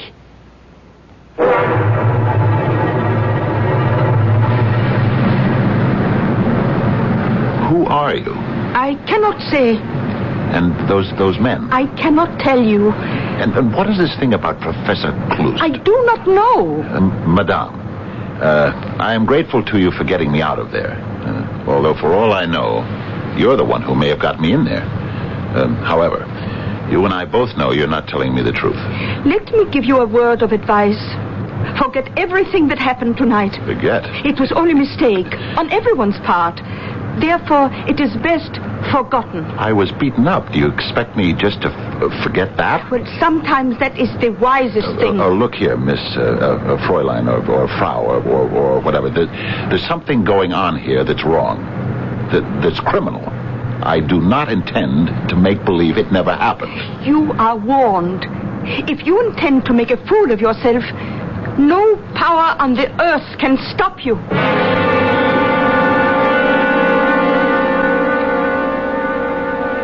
And so, Herr Inspector, you see, I felt it my duty to report this to the police. Yes, of course. Quite right. I haven't the foggiest notion what those people are up to. Do you? It is important first to see if we have all the facts in hand, nicht wahr? Certainly. Now then, you are Willis Newton Carstairs, American citizen, doctor of physics, teaching at the University of California. Yes. You are attending an international convention of physicists here in München.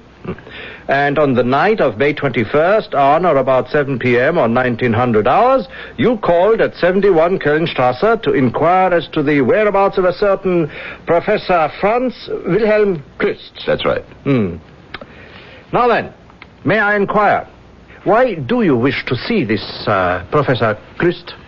If he's still alive, I'd like to discuss some ideas with him. He has a great mind. Oh, yes? And if he's dead, I just thought I'd like to chat with some of his associates or people who knew him. I had no idea it would stir up such a hornet's nest. Well, you did wise to report the matter. We shall try to find these people and ascertain what is happening here. But, Inspector, tell me, why should there be this fuss about Professor Klust? Well, I could not say. The man was an obscure physicist. Why should the merest mention of his name get me into so much trouble?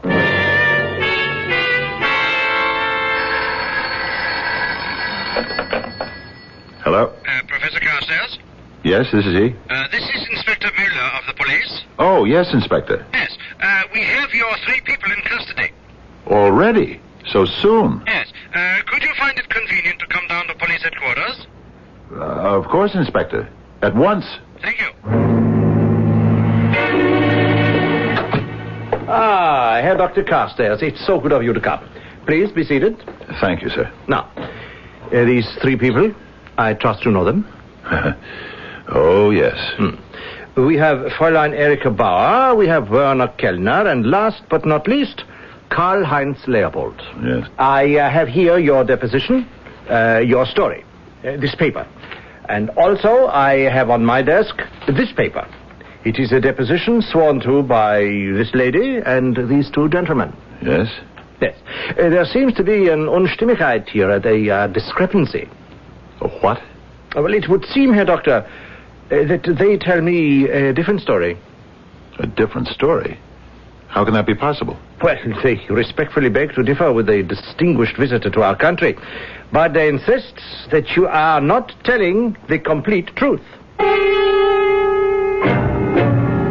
Yes, perhaps we should have known. Things were moving much too smoothly, much too swiftly. Something had to be out of joint somewhere. What is this complete truth that our hero is supposedly not telling? Indeed, what is a complete truth to begin with? Truth is not divisible. A half-truth must eventually become a whole falsehood.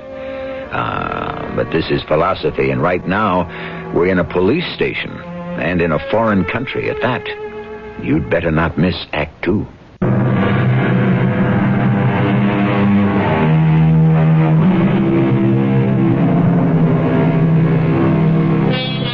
You know how these things go. You have half a dozen witnesses to an event. When you finish collecting testimony, you may very well wind up with a half a dozen different stories. No two eyes will see exactly the same sight. No two ears will hear exactly the same sound. Sometimes you wonder how it's possible to prove anything at all in this world of ours.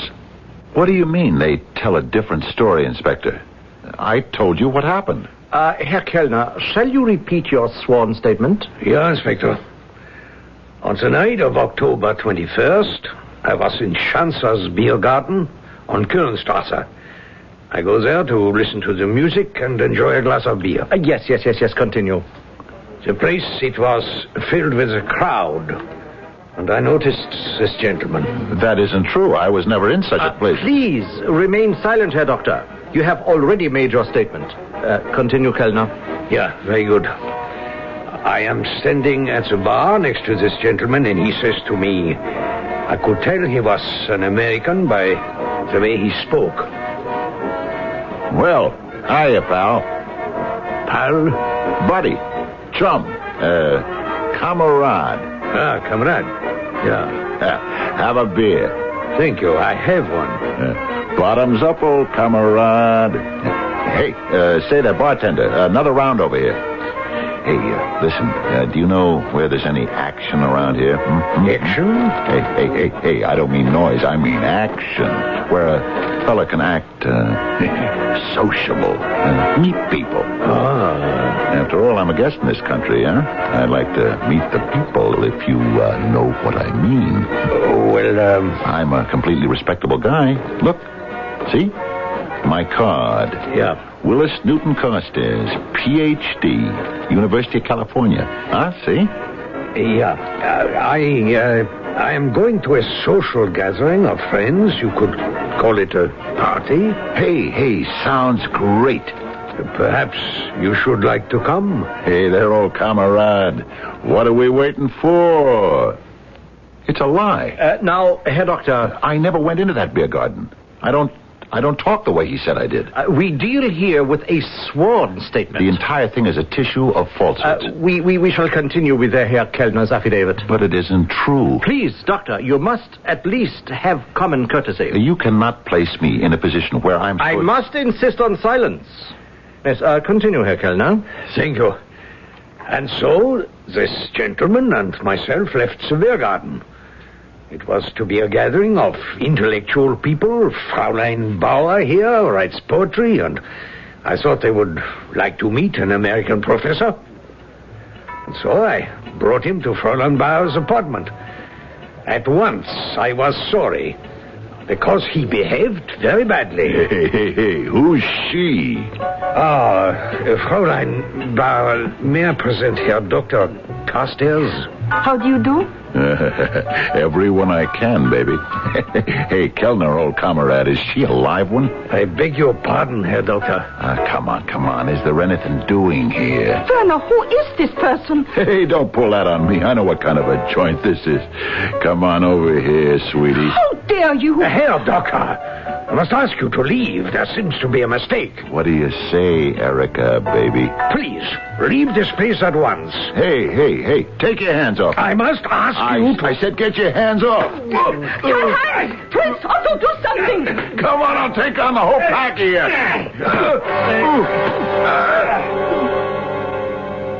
He was like a madman. It took 4 or 5 men, finally, to subdue him. Do you actually believe this, Inspector? There isn't a word of truth in it. Fräulein Bough, Herr Kellner, do you, either of you, wish to bring charges? Do they wish to bring charges? No. True, he behaved in the most swinish manner, but he was drunk. This affair might do him some damage at home. Then you are willing to forget? Yes. But I'm not willing to forget. Well, in that case, I shall detain you no longer, Fräulein Bough, Herr Kellner, and Herr Leopold. Good day. Good day. Good day, Herr Dr. Carstairs. And if I may suggest, keep away from strong drink. It can create illusions. Inspector. Herr Doctor, the affair is closed. Closed? Yes. And consider yourself fortunate to be out of it. So cheaply.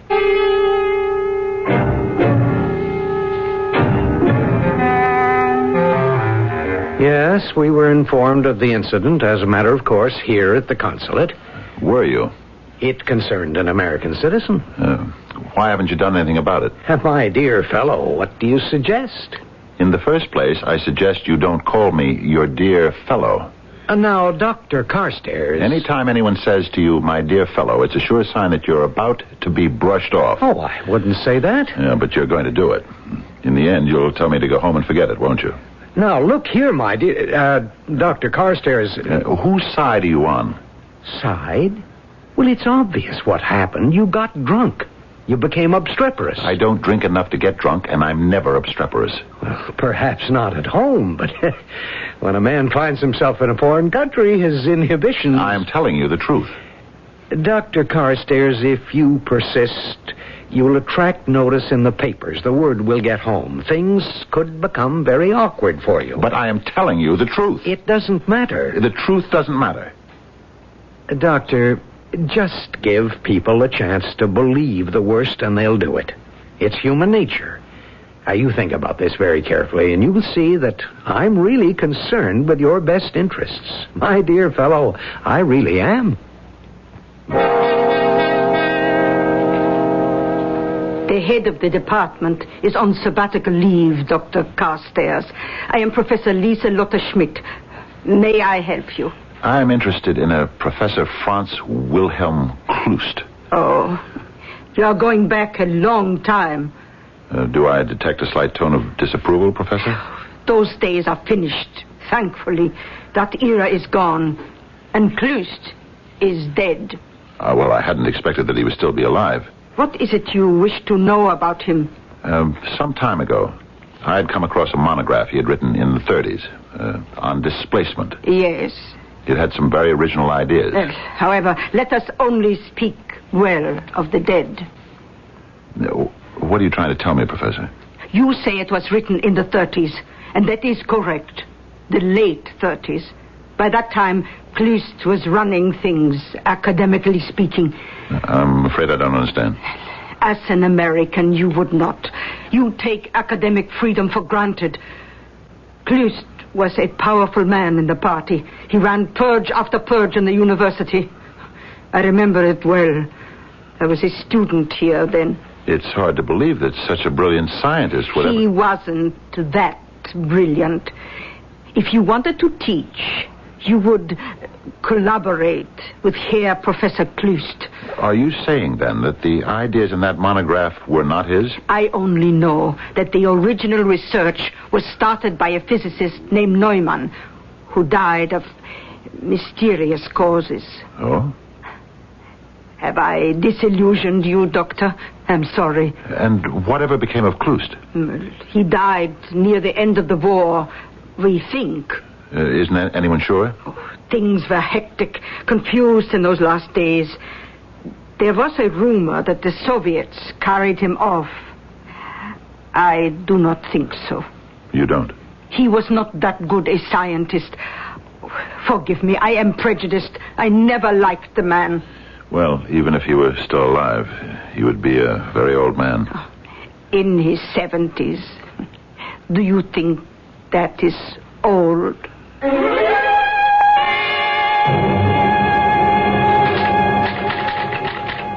Dearest Millicent, I'm beginning to see daylight.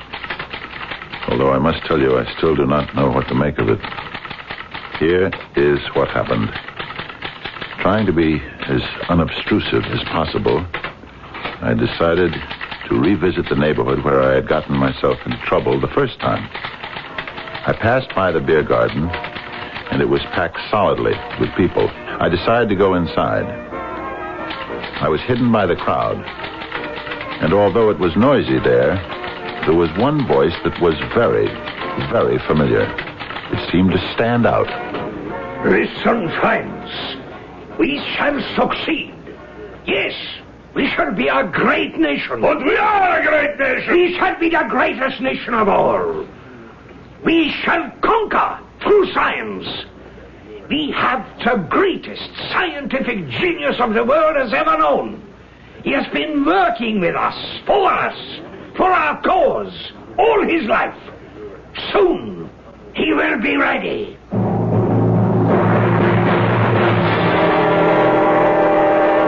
Yes, Herr Doctor, what may I do for you? You might curb your impatience. I beg your pardon?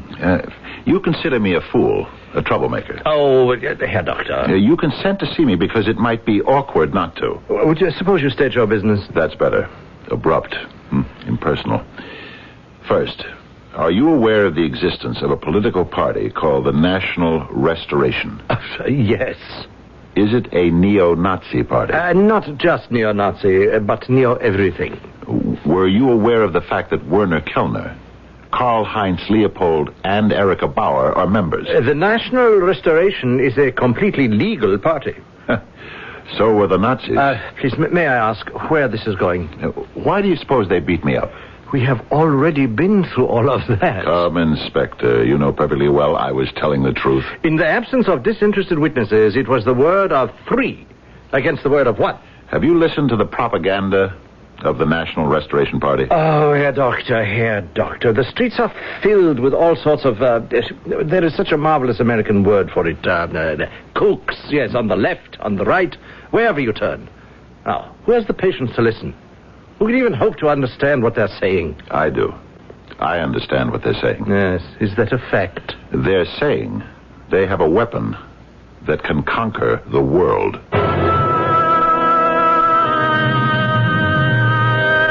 Is that what they're saying? Yes, it did seem that was what our friend Kellner seemed to be spouting back there in the saloon. But wasn't that just beer hall talk? And what if it was? Does that mean it shouldn't be taken seriously? Just how seriously is what you shall discover in Act 3.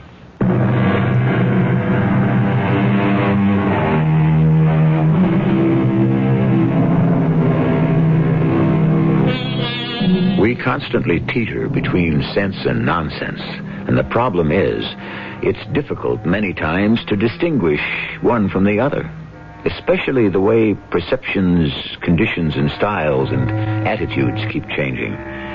But haven't we the right to expect that a learned, dignified, conservative professor of physics would be aware of the difference? It all depends. You're saying they have a weapon that can conquer the world? I heard Kellner make that statement. May I ask where? In a beer garden. Oh. Look, Inspector, just before the war, in this very city... that was before my time. There was a professor of physics named Franz Wilhelm Klust. Yes, I read about him. He died at the end of the war. That has never been established as a fact. Please, if there is a point to all of this, make it. The war is over. Klust is presumed dead. Mm-hmm. That's all right with him. There's a possibility he could be prosecuted for war crimes. He goes into hiding, but he needs help. He gets it from the newly formed National Restoration Party.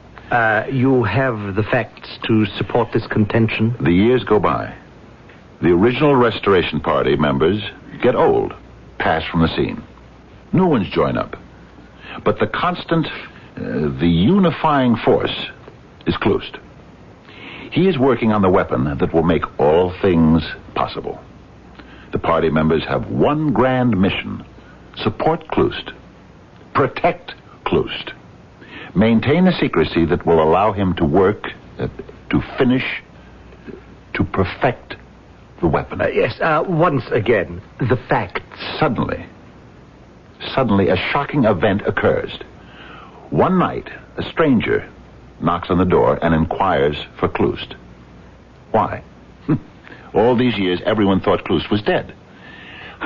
Obviously, the stranger must be a spy. So, they lure him to a lonely spot, where they try to force the truth from him. Then they decide to release him to see if he can lead them anywhere. But he doesn't. They are relieved. Obviously, he was telling the truth. He was just an innocent, blundering foreigner. I must keep insisting. The facts. Professor Franz Wilhelm Kloost is working on a weapon which could very well change the course of history. Yes, Herr Doctor, we shall look into the matter. Yes, I'm sure you will.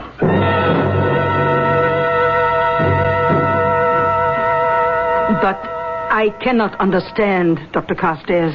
Just see that this is published, Professor Schmidt. You are saying here that you believe you can complete the final formulation of Professor Franz Wilhelm Kloost's theory?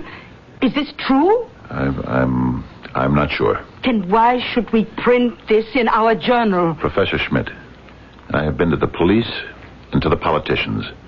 The first consider me a drunk. The second insist that I'm a fool. You must help me. Dr. Carstairs, there is no real evidence of any... There are times when a scientist wants to be accepted on faith.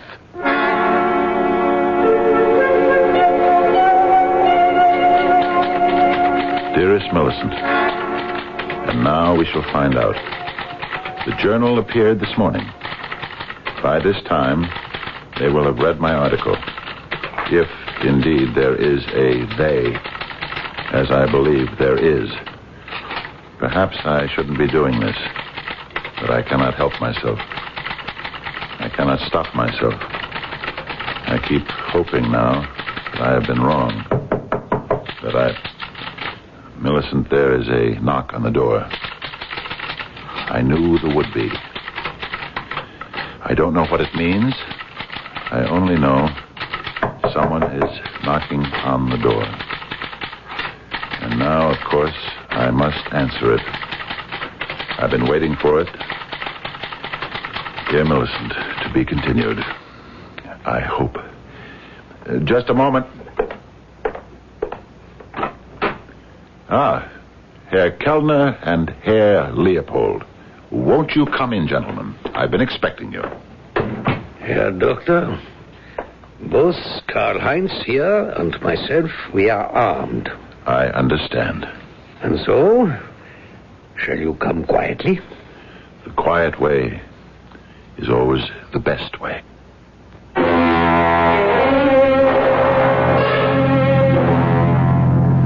This seems to be a familiar neighborhood. Yeah. There's the beer garden and Fräulein Bauer's house. And unless I'm wrong, Professor Kloost as well. He's been here all these years, hasn't he? We have built for him a very comfortable laboratory below the house. And no one ever suspected the old man was still here, still alive. Well, what do you want with me? The old man, yeah, he is old. And from time to time, his age, how can I say it, interferes, gets in the way. I see. He needs help. And because you have claimed that you are familiar with his work, you have been chosen to assist him. At the point of a gun. And suppose I refuse? You will be shot. Obviously, you're up to no good. Oh, I disagree. We wish to do good for all humanity. And to prove it, you threaten to kill everyone who refuses to help you. Humanity must always pay a price for progress. We have arrived. Escort your guest inside, Leopold.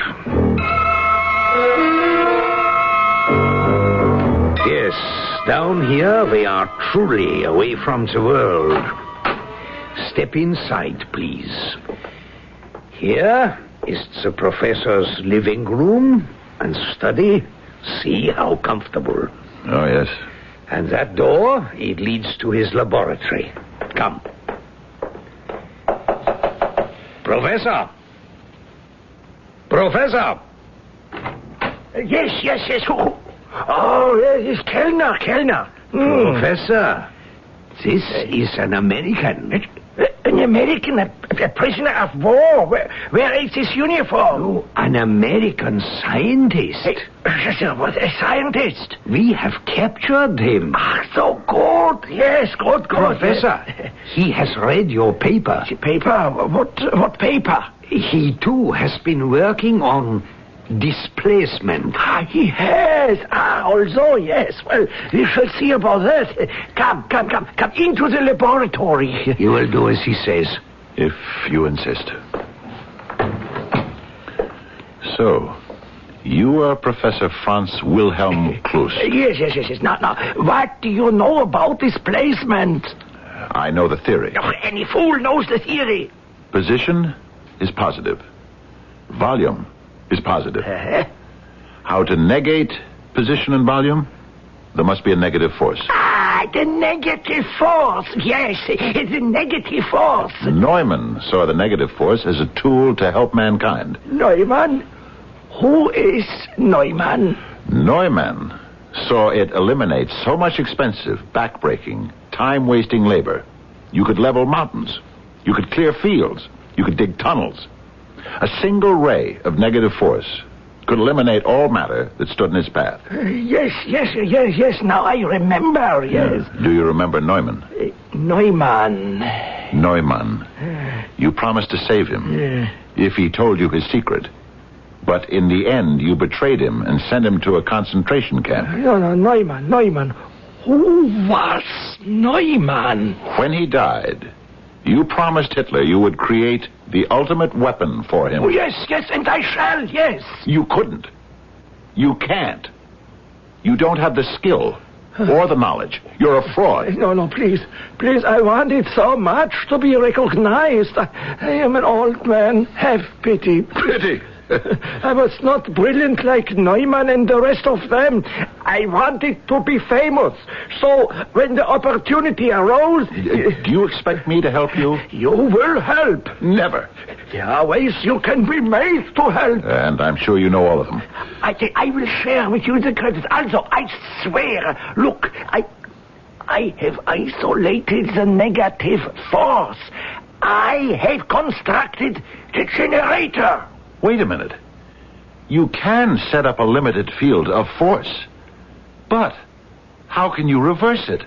Keep away. It is mine. You get out. You know how to isolate the negative force, but you don't know how to stop it. No, get out. You don't know how to reverse it. Get out. Don't turn it on. It will destroy you. No. Don't. No. We must get out of this room. I will destroy the world. You come back here. Why have you left the laboratory? Have you the professor's permission? Why don't you go inside and find out? I shall. Leopold, Erika, guard him. I warn you, no tricks. What sort of tricks could I possibly play? What is he doing in there? Why don't you go inside and find out?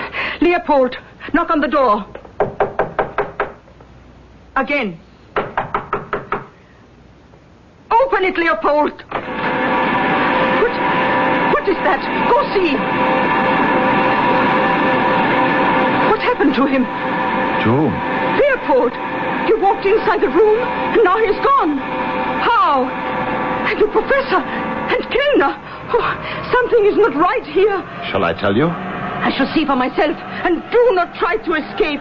You cannot get away from us.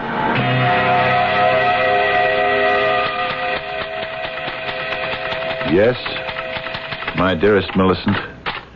What all of them did was walk into the field of the negative force, which displaced all of their positive atoms.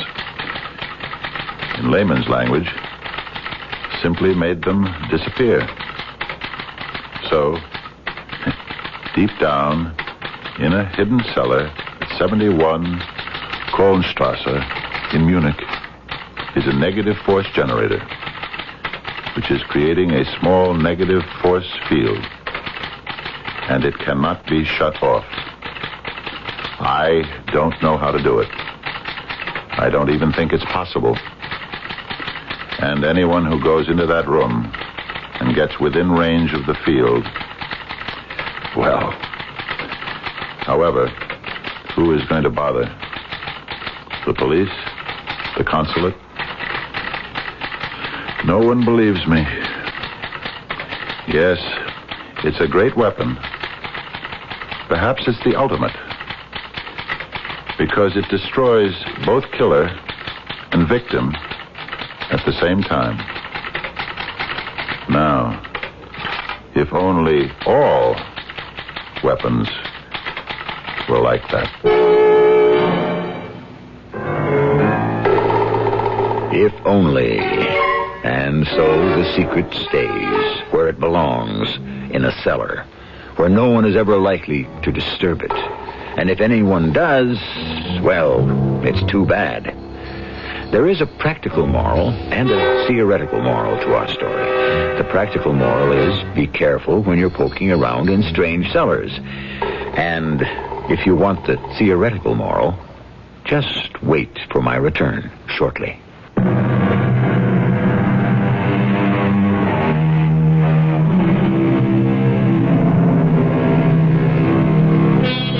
The first weapon was a man's, or even a woman's, fist.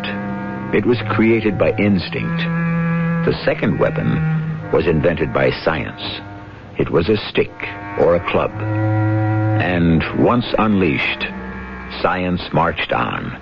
Over the centuries, it introduced and refined weapon after weapon. Ah, yes, we ask ourselves, where will it all end? Perhaps it will never end. Perhaps it will only disappear. Perhaps, as the title of our story suggests, we simply shall reach the vanishing point. Our cast included Fred Gwynne, Bryna Rayburn, Court Benson, and Earl Hammond. The entire production was under the direction of Hyman Brown. And now, a preview of our next tale. But who guided the flight of that bowl so it hit you? Well, I reckon if you believe that he makes everything happen, you could say the good Lord. Exactly. In his wrath, he struck you down and turned his back on you, which made you a free agent, son, open to all bidders. So we are going to exercise that option, and I'm here to take you with me. Where's that, Mr. Conjurman? A piece south of here. We call the team the Hellcats. We got quite a lineup. Come on, boy. It's time to go. You mean it's all over for me? I'm going to be dead? Well, now, Dusty boy, would I be here making an offer if we felt you would? Radio Mystery Theater was sponsored in part by Buick Motor Division and ARM, Allergy Relief Medicine. This is E.G. Marshall inviting you to return to our Mystery Theater for another adventure in the macabre. Until next time, pleasant dreams.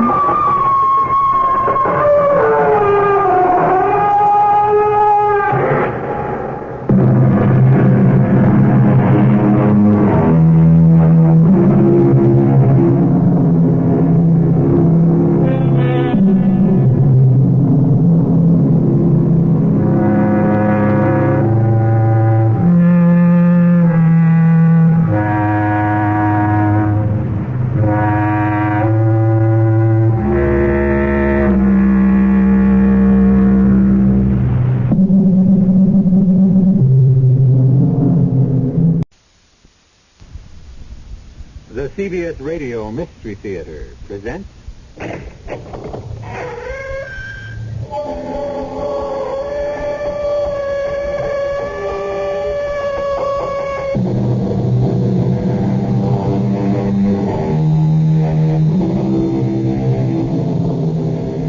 in. Welcome. I'm E.G. Marshall. Our tale is all about dying. Not about death, but about the actual moment of dying and how it should be approached and dealt with. I think a lot about the moment of dying. My own, of course. I picture myself in a beautiful and rather picturesque bed. Something I don't own at the moment, but I have time. I'll get around to it. My lovely wife, who will survive me, holding my feeble hand. My children at the foot of the beautiful bed looking at me tenderly, and me looking fondly at them and saying softly, good heavens, what will I say?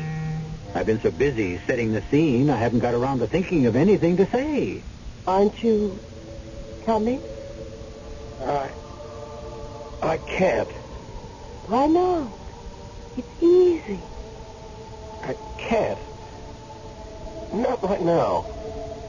But you'll love it here. Later, maybe. Maybe later. But when? As soon as I'm finished here, I guess. But you are finished, my friend. Don't you know that? Not quite. Not quite finished. Not quite yet. Oh, but you are finished.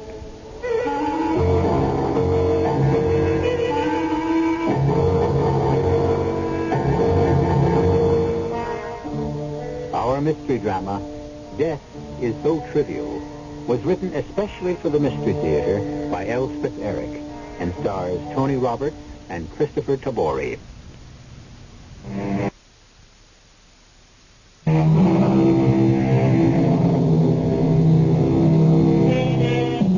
It seems most strange to me that men should fear seeing death, a necessary end, will come when it will come.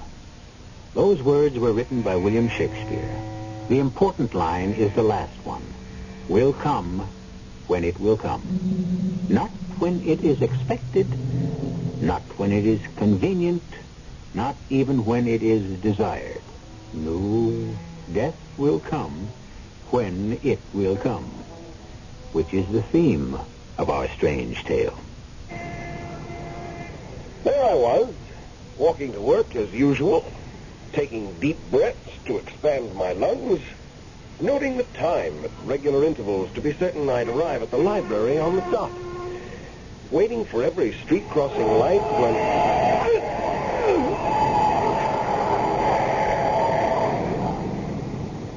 I was dead. I suppose that sound was the last to come out of my mouth, and nobody heard it but me. The next sound to reach my ears was so incredibly beautiful that I lay quietly in the street and listened. What else, after all, was there for me to do? There were voices, a marvelous blend of voices coming from far, far away. And I knew, I don't know how I knew, but I knew that these were the voices of those who had died before me. And they were summoning me to join them in a place of eternal joy. I was about to do so. Indeed, I was anxious to do so when suddenly, it had never happened to me before in all my 24 years, suddenly I became absolutely furious. Officer! Police! Somebody! Why isn't there ever a policeman around when you need him? I heard some young female screaming for a policeman, but I didn't care much. I, James Blake, was enjoying a sensation I had not felt since when? I can't remember when. It must have been many, many years before. Yet I had once felt it because it swept over me. I felt such a surge of health and strength and power that it was impossible for me to think of myself as dead. Which is what I most certainly was. Dead and furious that I was dead.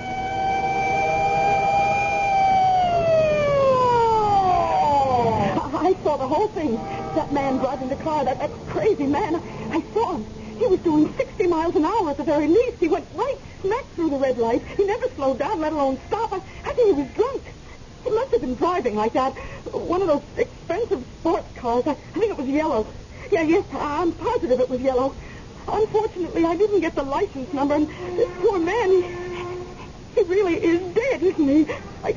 Are you going to take him to the morgue? I listened with a sort of detached interest. The police questioned a few other people who'd seen the accident that ended my life, and everyone said yes, the light had been with me, I hadn't had a chance, the driver must have been drunk or stoned, etc., etc. It all seemed very unimportant, and I was completely absorbed in my own new sensation.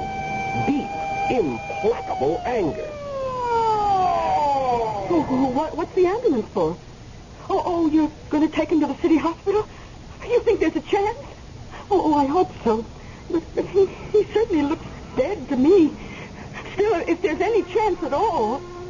I watched them, put my used-up body in the ambulance, and I knew everyone would do his duty. I didn't care. I knew I was dead, and I was furious. Oh, I certainly hope there's a chance for him. I do hope so. There I was, all alone, somewhere between heaven and earth, without even my body to hold me in place. Then, as the choir dimmed, one small voice, one sweet, small voice separated itself from all the others and spoke to me. What's the matter, James? What? Who? You speaking to me? Of course. Aren't you going to join us?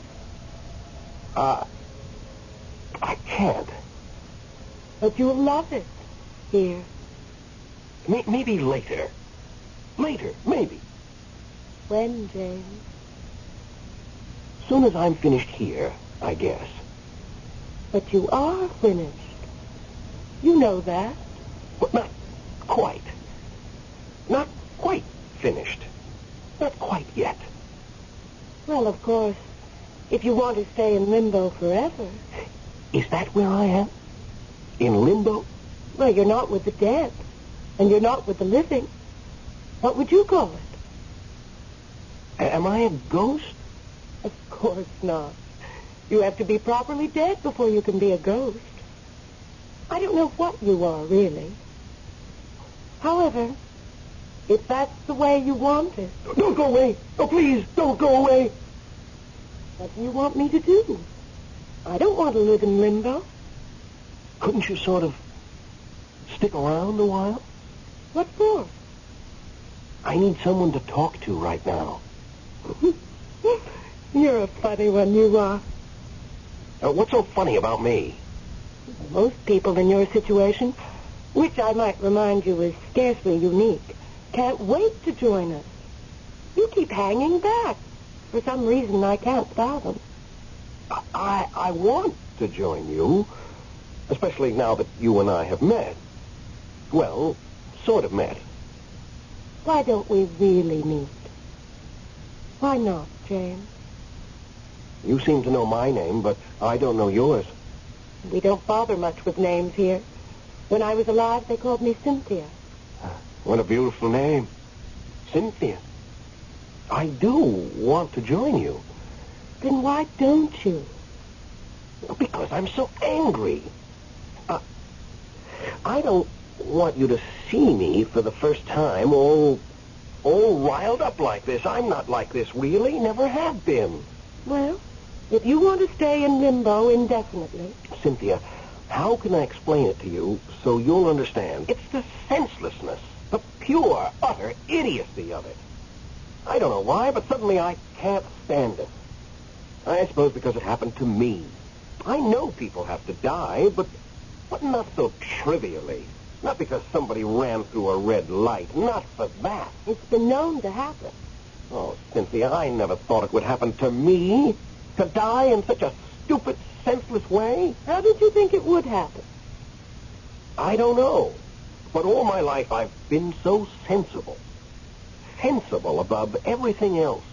Never caused trouble, never got mixed up in anything. Never made waves? You do understand. Of course I do. And now, well, I may not have had much of a life as I look back on it. It wasn't much, but it could have changed. And anyway, damn it, it was mine, and no boozed-up bonehead had the right to snatch it away from me. I'm so mad I could spit. Oh, James. Cynthia, you may not believe this, but right this second I feel more alive than I ever did while I was living. I believe you. There must be other people right here in this town who are going to die for no reason at all, just by accident. Cynthia, I can't leave this earth till I stop all these ridiculous deaths. All of them? All of them. I'm going to dedicate my entire afterlife to it. I shall not have died in vain.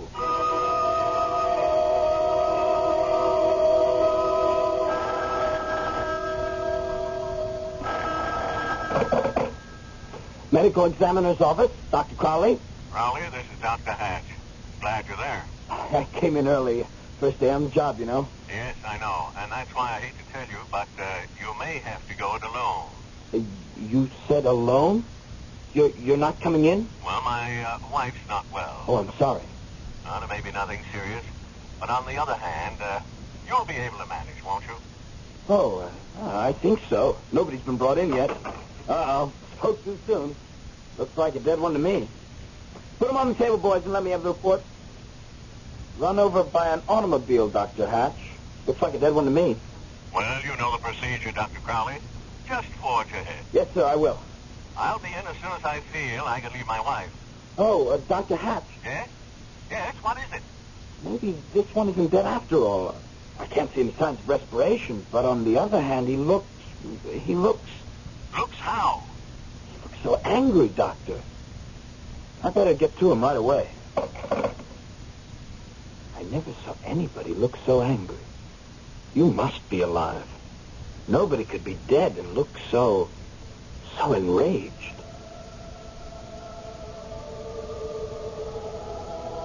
How do you intend to start, James, on your afterlife's work? Well, I haven't quite figured that out. This is all very new to me, you understand? I see a dog trotting along Highway 82. Are you interested in dogs? Anybody. Anything. Where on the highway? He's just getting to the intersection. Jackson Boulevard. That's a terrible intersection. Nobody stops for anybody. I know. Marvelous how you can get around when you've got no body, isn't it? See him? Little white dog, curly tail. Oh, silly little thing. And see that big blue station wagon? It's going to hit him.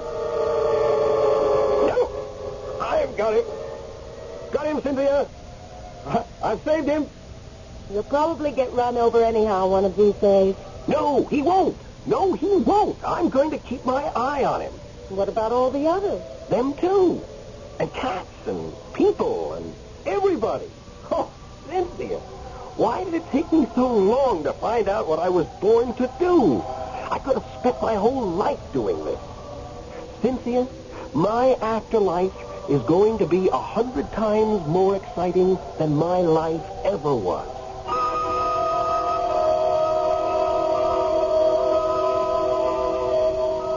I don't understand you at all, my friend. Your facial muscles should be completely relaxed. Come in. Oh. I know I'm not supposed to be here. No, you're certainly not supposed to be here. Yes, but I saw the accident, and I was interested. The officer said they'd bring him here. Is that him? Look, you can't come in here. I just want to know if there's any hope. May I, please? There's no hope. Yes. That's him. He's dead. Oh, my gosh. What is it? He's moved. He's moved.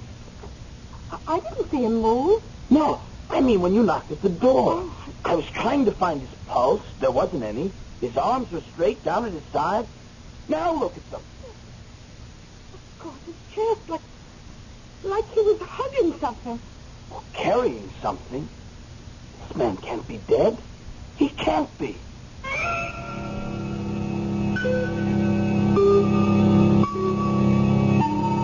I had always thought that at the moment of dying, the soul separated itself from the body and went its own way, while the body stayed behind to be finally disposed of with some degree of circumspection at greater or lesser expense. But what if a particular soul is too stubborn to leave the body it has inhabited for so long? Too stubborn and too angry. I'll be back shortly with Act 2.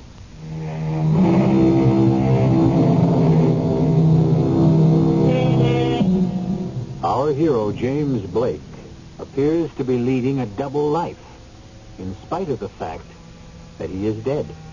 His spirit is floating in the ether between heaven and earth, pausing only long enough to save some innocent from accidental demise, while his body lies on a slab at the city hospital, watched with both horror and fascination by a nervous intern and a young girl. He doesn't look mad anymore. Mad? When they first brought him in, he had such a look on his face. You wouldn't believe a person could look so angry. As though somebody had played a dirty trick on him and he wanted to get even. Well, a man who's just been run over. A dead man? You're positive he's dead? His heart isn't beating. He isn't breathing. Well, couldn't he be in a whatchamacallit? Coma? Yeah. Maybe. Or in a shock. Even so, there ought to be some sign of life. Even if it's very faint. Well, there's got to be some reason why he's got his arms across his chest like that. And his hands. I mean, his fingers are bent like he was, I don't know. Like he was sort of cradling something, like he was carrying a baby. Excuse me. Oh, sure. Medical examiner, Dr. Crowley. Dr. Hatch here, Crowley. How's everything? Well, all right. I guess only Dr. Hatch, the man that was brought in just a little while ago, James Blake, hit-and-run victim. What about him? There's no vital signs, Dr. Hatch. None that I can find, anyway. But there's something... I can't figure it out. He was stretched out on the table, and I was looking for a pulse beat. Both his hands were at his sides, and... Well, I just left for a few seconds. There was someone at the door. And when I got back to him, his arms had moved up to his chest. His elbows were bent. Reflex action, Crowley. Pure reflex. It happens. If you say so, Doctor. Look, I'll try to get in. My wife's still running a fever, but I'll do my best. If you would, sir. But you can manage, can't you? I'll try, Dr. Hatch. Do I. So long. So long, Dr. Hatch. He says reflex action. I guess that's why he doesn't look angry anymore, too. Reflex action?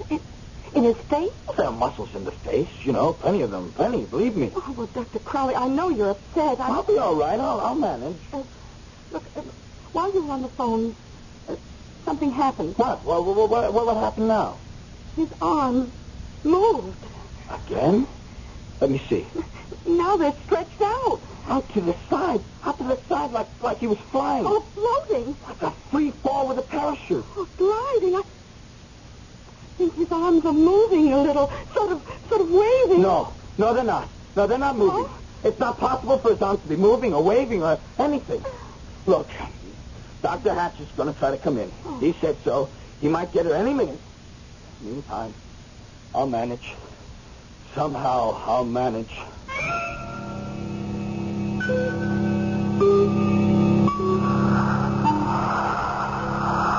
Cynthia? Cynthia?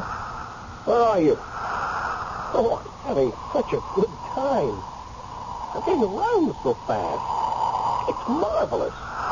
Oh, the things I have seen. The things that I've done. Cynthia? Where are you? I've got so much to tell you. I'm here, James. Cynthia, there was a lady at a dinner party, and they were having lamb chops. Little tiny lamb chops. And she said, oh, my, what a treat, and how delicious. And she picked one up in her fingers, and she started, Cynthia, It went down the wrong way into her esophagus, and she was choking, and the other people pounded her on the back, and she was turning blue. And I just reached in and pulled out the lamb chop, and she's all right.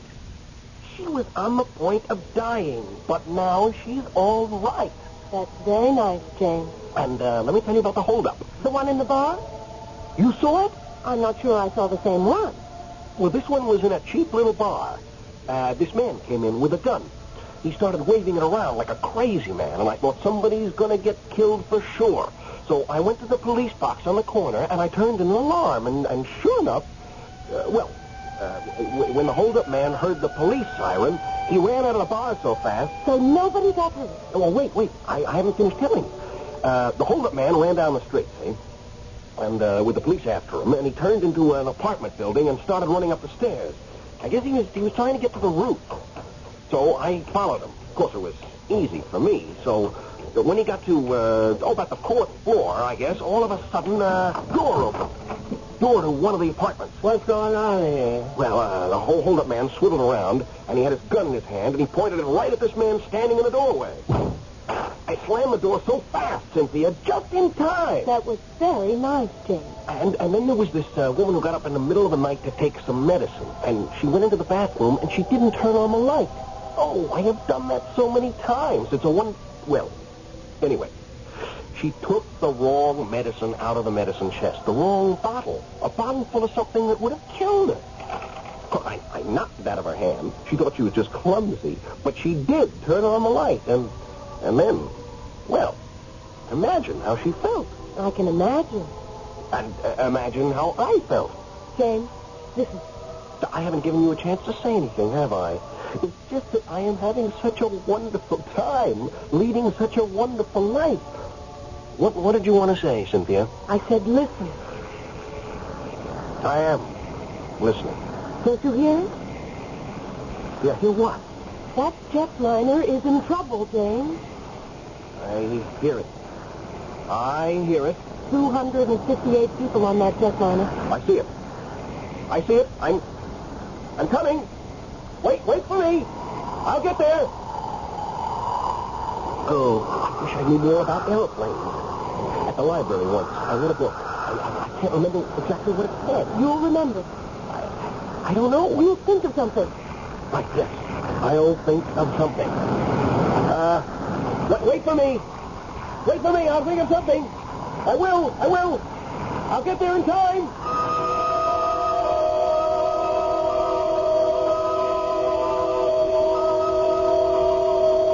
Dr. Crowley, his fingers have been behaving very peculiarly. I know. First he crooked one finger, and then he... I know all about it. I was standing there, too, you know. I saw it all. Are those all reflex actions? They've got to be. Haven't they? I guess they do. I mean, what else? Look now. Look at his fingers. Why, they're moving like mad. Dr. Crowley, that's an awful lot of reflex action. Maybe that's Dr. Hatch. I hope so. Hello? Crowley? Dr. Hatch. Is you, Crowley? Me, yes. Are you all right? I'm all right, Dr. Hatch. Well, my wife's feeling better. Temperature's down. Oh, that's good. That's fine. I'm so glad. Well, I'll be leaving the house pretty soon. You managing all right, Crowley? Managing? No, in a way. I mean, I'm managing, but I'll be glad when you get here, Dr. Hatch. Well, I'll be there in a little while. Thank you, Dr. Hatch. Dr. Hatch will be here any minute. Everything will be all right.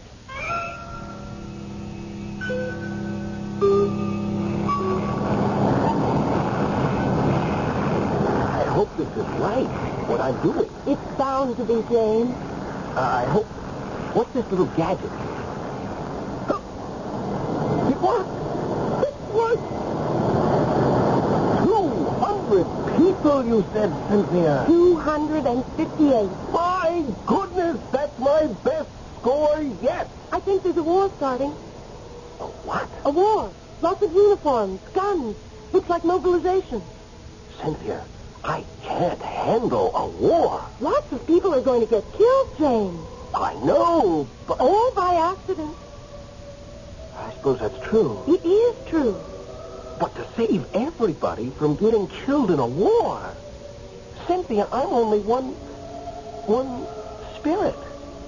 I'm all by myself in this thing. Oh, well, maybe there won't be a war. I just couldn't handle it by myself. Maybe it won't happen. If I just had some help. If you did, maybe you could save all the people who are starving. Starving, you say? You mean starving? Starving to death? Millions of them. But I can't. Why are they starving? Well, maybe it's the weather. Maybe it's, too much food in one place, not enough in another. I don't know, James. I can't change the weather. I can't take food from one place and put it in another place. Cynthia, I'm all alone. Then come join us, James. I can't. Not just yet, Cynthia. I can't. Not yet.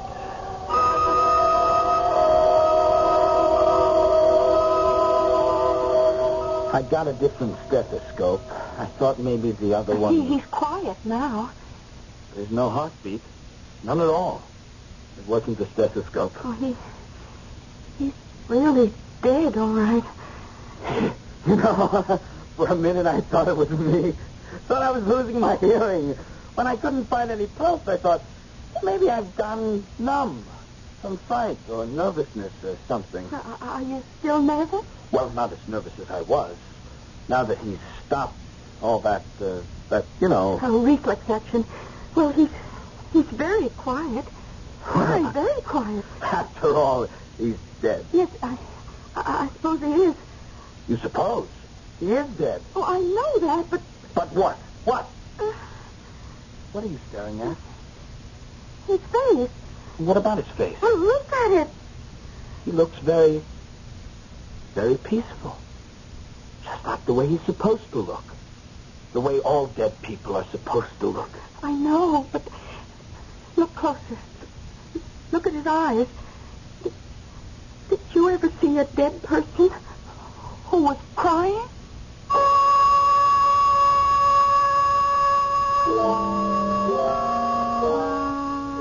I've never seen a corpse who cried. Still, why shouldn't the realization that all things are swallowed up in death be a cause for tears? But how many corpses cry, if cry they do, for their own death? And how many cry for the deaths of others? Cry that they cannot save them all from being swallowed up. I'll be back shortly with Act 3.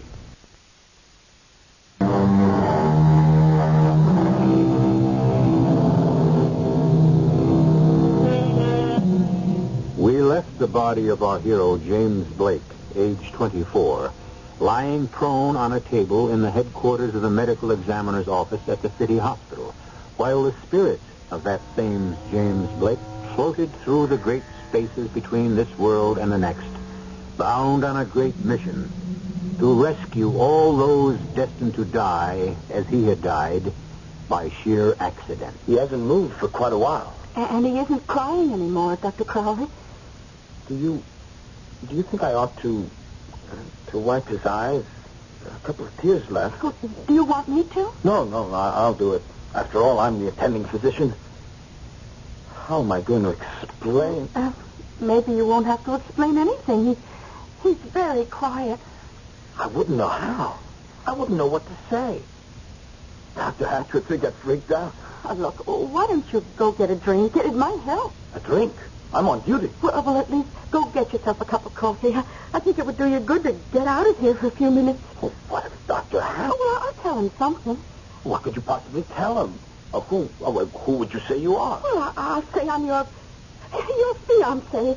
Oh, by the way, my name is Daisy. My name's Fred. Well, go on, Fred. Go get yourself some coffee. You need it. Oh, well, I'll be right down the hall. The nurse's station. There's a coffee machine. Call me if he does anything. I will. Don't worry. I know he's dead. I'm positive of that. But, well, you know. I know. Well, run along. Oh, I really appreciate this, Daisy. That's all right, Fred. Why were you crying, Mr. James Blake? What made you so unhappy? First you looked angry, and then you looked almost pleased. And then you cried, followed you here. I was the one who called the police, and they called the ambulance. I never saw you when you were alive, but I've seen you almost constantly since the moment you died. Oh, please, tell me why you were angry. Tell me why you were pleased. Tell me why you cried. Oh, please, tell me, Mr. Blake. Oh, I better answer. Yes? You wish to speak to? Dr. Crowley, this is Dr. Hatch. Oh, yes, Dr. Hatch. Well, Dr. Crowley had to step out for a minute. He'll be right back. He said to tell you if you called or if you came in. Tell him I'm just about to leave the house, and I'll be there about 10 or 15 minutes. Oh, I'll tell him. Oh, please, James Blake, please tell me why you cried.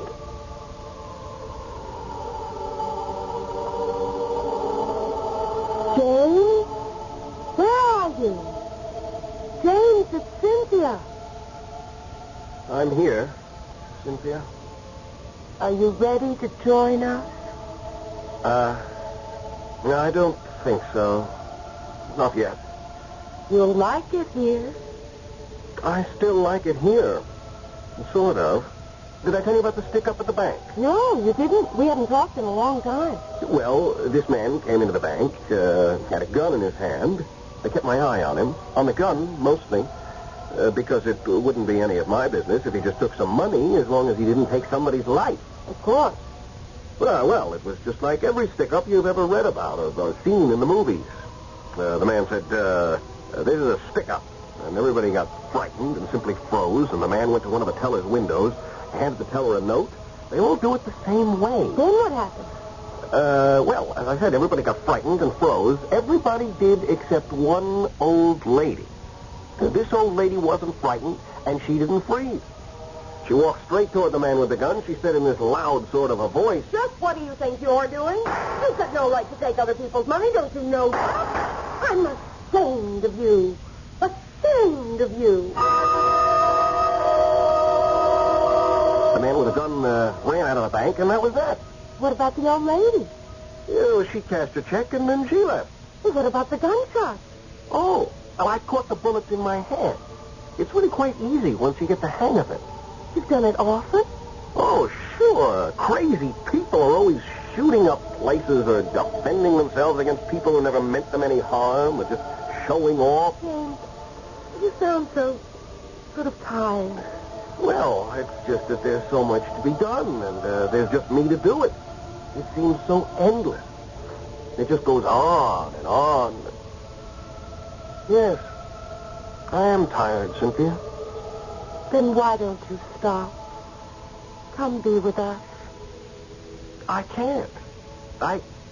Not just yet. I think of the poor, innocent people, and all the animals. Oh, I hope I don't start to cry again. I will soon join you, Cynthia. Only not just yet.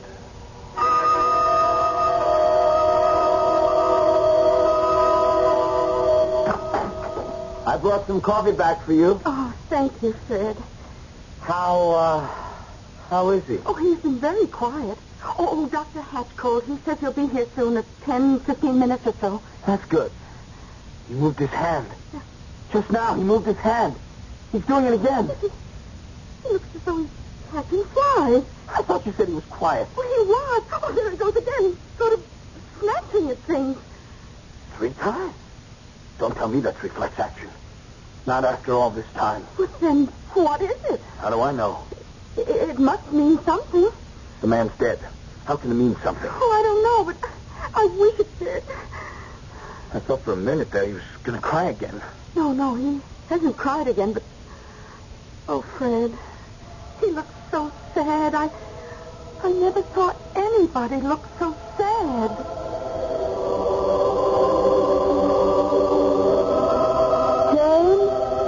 James, where are you? I'm worried about you, James. Where are you? I'm here, Cynthia. Oh, my dear. You sound so tired. That's because I am tired. Tell me what you've been doing. Well, there was this little old couple from Grand Falls. They were shopping for a sewing machine. She thought she wanted a sewing machine. Oh, look at that one, Herbert. Where? Which one? In the corner of that window. How much? I can't see from here. Come on. Darling, don't push me. But you're pulling me. I am not pulling. What happened? Oh, look there. Oh, it's a window box. It must have fallen from that window ledge. From way up there. Oh, somebody's leaning out of the window.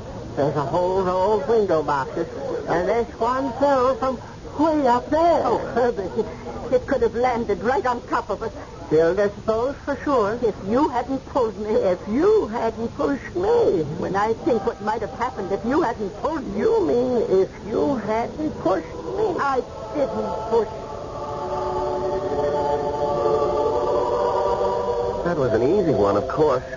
They're all easy, as a matter of fact, only there's so many of them. I know. Cynthia, I'll never get around to the wars and the famine. I know. It's too much. It's just too much. I know. Still, I have to do what I can. James, please. There's a man coming out of his house on Birch Street. See him? Carrying a little black bag? Yeah, that's the one. Cynthia, looks like a doctor. Gotta get to him. He doesn't see it. See what? See what, James? James, come back. Come back.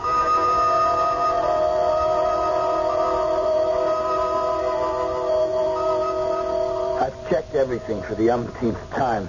I'm positive he's dead. Imagine. I even did that old-fashioned trick of holding a mirror in front of his mouth to see if it would cloud up. Well, Dr. Hatch will be here soon. Daisy, we're not going to tell him anything, are we? Well, like what? Like all those movements, like the crying. Maybe we just imagined all that. Oh, you know we didn't imagine it. Not any of it. I know. But it is the sort of thing you have to have seen before you'll believe it. And Dr. Hatch didn't see it. He wasn't here. Morning. Sorry to be late, Crawley. That's all right, Dr. Hatch. Doctor, this is Daisy. Oh, well, Fred said I could stay here. I saw the accident. Oh, you're the young lady who answered the phone. Oh, that's right. Well, don't worry. I won't upset Fred because he let you stay here. Thank you, Dr. Hatch. Well, let's have a look at him. Fetch me my stethoscope, Crowley. Yes, sir. In my black bag. Is he's dead, isn't he? Well, he certainly looks dead to me. Oh, say, I damn near didn't make it this morning. Damnedest thing happened. Oh, what was that? Coming out of my house, I slipped on some ice. Now imagine that. I lost my balance completely. I tried to stop myself every which way, but I couldn't. I thought, great Scott, I'm lucky if I wind up with nothing worse than a concussion. And lucky if I don't kill myself. Then you know what happened? I swear to you, my head was an inch from the sidewalk when all of a sudden I righted myself. Well, how did you do that? Darned if I know. I just did. I must have better muscle coordination than I thought. I swear it felt as though somebody had caught hold of me and put me back on my feet. Well, this one's dead all right. Been dead for almost an hour, I'd say. Yeah, about an hour. Hey, look at him. What is it, Dr. Hatch? Look at the expression on his face. I never saw a cadaver look like that. He's smiling. Big, broad smile. Never saw such a happy-looking corpse in my life. Actually smiling.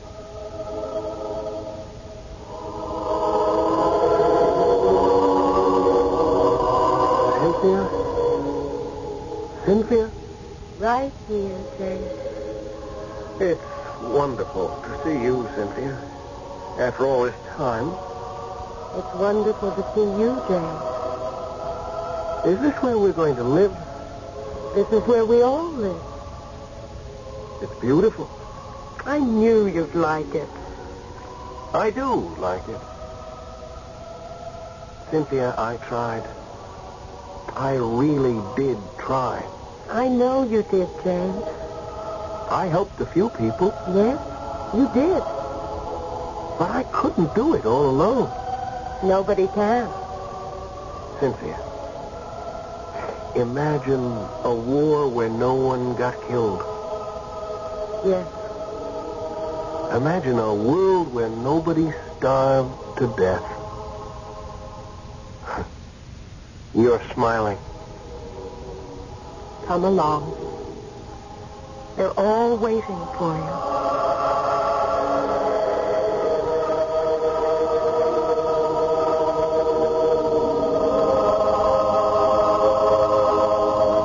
I was all ears and took in strains that might create a soul under the ribs of death. So wrote the great poet of the 17th century, John Milton. And with the music of the heavenly voices, James Blake enters the place of everlasting bliss, having given at least a portion of himself to his fellow man. If not in life, then in death.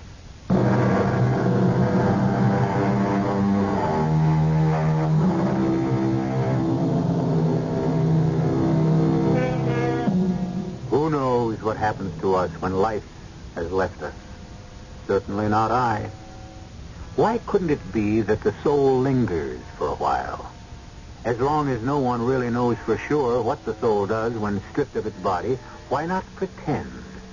Why not imagine that it leaves the body gracefully and a little regretfully, pausing to consider what it is losing before dashing off to see what it is gaining? Our cast included Tony Roberts, Christopher Tabori, Suzanne Grossman, Bryna Rayburn, and Dan Acco. The entire production was under the direction of Hyman Brown. And now, a preview of our next tale. Don't let me go there, Barney. To that place. Please. Please, Rachel, don't talk like that. If I let go, bring me back. Oh, Rachel. You're so strong, you can do anything. You can do anything. Rachel. Promise. You'll bring me back. Rachel. Promise. Well, I... You're different from other people. Barney, you're wonderful. I know there are things you can do. Oh, Barney, promise. Well, I promise. And I'll help. I'll try as hard as I can to help. And the two together, we can do it. We can bring me back. Radio Mystery Theater was sponsored in part by imported Vigna Rosé wine.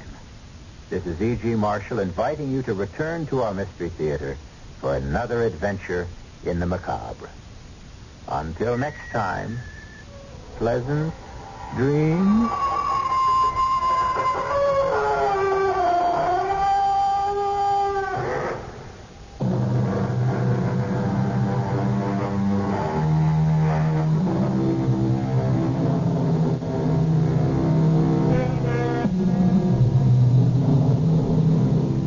Theater comes to you from CBS Radio and Radio 87 WWL here in New Orleans.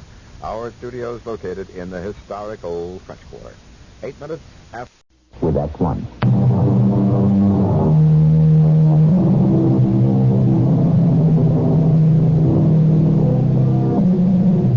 There's almost every sort of help available these days. Having marital troubles? Find a counselor to straighten things out. Having difficulties with your taxes? Consult an accountant. Tormented by depression? Seek out a therapist. Worried about your diet? There are nutritionists who will dissect every morsel on your plate. But another kind of help is almost extinct. Household help. To a certain extent, that is what concerns us in the drama we're about to bring you now.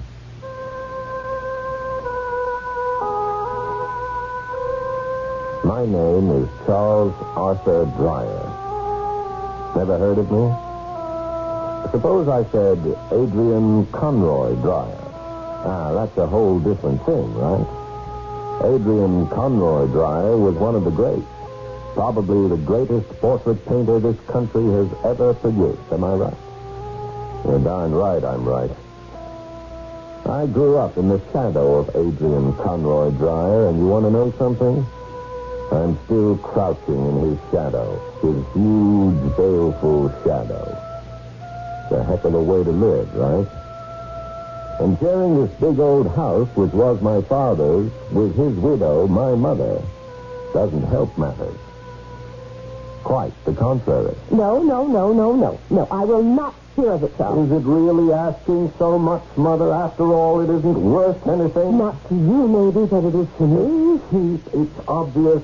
It's terrible. Not to me. It's an eyesore. It's the most precious thing in my possession. Do you expect me to throw out the most precious thing I own? Well, if you want to throw it out... I look at it every day of my life. Oh, Lord. I pull that little stool up to the fireplace, the one with the needlepoint that I did myself when your father and I were first married. Mother, and I sit on that little stool, and I look up at that beautiful face, and I talk to it. You didn't know that, did you? No, I didn't, and I'm sorry you told me. I don't do it when you're in the house, of course, because you'd make fun of me. I do it when you're at school, teaching your class. I have my hour. That's what I call it. My hour. Mother, even... I don't know how I get through the day without my hour. And you want to take it away from me. No, I don't. It's not... Selfish. Just take it down off the wall. That's all I ask. And put it where, pray tell? Any place at all where no one can see it. In the cellar? In the broom closet? In the downstairs lavatory? Just where would you have me put it? Mother, there are 9 rooms in this house. There are 4 bedrooms. We only use 2 of them. Surely you could put it in one of those. I don't want it hanging in some unused room. Well, why not here in your bedroom? I mean, then you could look at it all the time if you wanted to. I don't want it here in my bedroom. I want it in the library over the mantel where it's always hung. But other people can see it there. So they can. What of it? Philip sees it there every time he comes to tea. Oh, well, you mustn't mind what Philip says. But I do mind. I mind very much. Just ignore him. I can't ignore him because I agree with him. Oh, look, Mother, put it in the studio, why don't you? You could have your hour there. I don't want it in the studio. The light's wonderful in the studio. It's much better than... I want it in the library. I'm begging you. Anyway, the studio is on the 3rd floor, and with my arthritis... What you mean is that you really won't take that thing down. I mean precisely that. Even when I tell you it's making me miserable. Oh, you get over it. It's been a whole year, and I'm not over it. Have patience, dear. I'll never get over it as long as I live. Oh, yes, you will. Answer that when you frown. I don't want to talk to anyone. My head is really quite bad today. And you haven't helped it any with your tantrum. Yes, hello? Is Mrs. Dreyer at home? Yes, she is. She's not feeling very well. Could I, One of her headaches. Who is it? Yes, as a matter of fact, it is. Who is this, please? Is this you, Mr. Dreyer? Who is it? Yes, it is. This is Geraldine. Oh, yes. Mother, it's Geraldine. Geraldine? What now? Yes, Geraldine. Is there any message for my mother? Will you please tell her that I can't come in today? She can't come in today. Oh, no, not again. My mother's not feeling well, and I have to stay with her. Will she send somebody after Mary? Or Cornelia? Or Dorothy or Jane or something? Geraldine, my mother says, will you send somebody? Oh, I'll send somebody, Mr. Dreyer. I've got some cousins over in East Hampton. I can call on from time to time if one of my sisters can't make it. Yeah, okay, Geraldine. Tell your mother I hope her head gets better. Yes, I'll tell her. Thank you. Thank you for calling. She says she hopes her head gets better, and is she sending somebody? And whoever it is, I hope she knows enough to use the back door. Yes, well, I imagine she will. Oh, how did Geraldine have to pick today not to show up? She didn't pick it. Her mother... Well, today's the day Philip comes to tea. Call him up and tell him not to come. Oh, no, I couldn't do that. You want me to call him? Your father's dearest friend. Oh, no. But you understand. I will not break this tradition. Philip Hardy has had tea at this house on this day of the week for 29 years. I will not break this tradition. Oh, and you have to make the tea. Well, unless, of course, the girl Geraldine sending gets here first. I am not going to make tea. That's your job. Today I'm just not up to it. As long as you are under my roof, you will do me these little courtesies, and you will do them graciously. You will make tea, and you will pour it for Philip in the library, as usual. You might even say some little singer songs. Oh, Mother. Now, let's say no more about it. Close the blinds, will you? My hair is really throbbing. The library, at least, is presentable. I do a little dusting here myself every day. Mother, won't you please reconsider? It's closed. I'm going to take a little nap.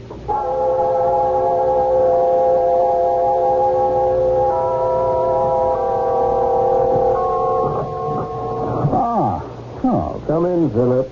Thank you so much. Rain's still coming down.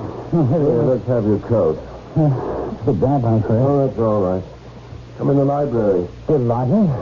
A hot cup of tea. There's no tea. Oh? No tea? No tea. But there's always tea. Not today. After you, Philip. Oh, thank you. Your mother... My mother is in her room with the shutters closed. One of her headaches. Oh, I'm so sorry. And Geraldine phoned and said she couldn't come today. She said she'd send someone, a sister, or a cousin, or a daughter or something, but so far the girl hasn't showed up. So, no tea? Yes, I didn't feel like making it myself. There's a bowl of pretzels, if you'd like some. Pretzels? Really? Well, I thought we'd have a drink. A drink? Well, now... You do drink, don't you, Philip? Oh, now and again, but I didn't know you did. Well, that is, I know you did at one time, but I thought... Well, you know, you'd stopped. I have. I did. Well, do you think you should start again? I'll be careful. It seems to me I remember picking you up in a flop house in Walla Walla, Washington. Yes, well, that was a year ago.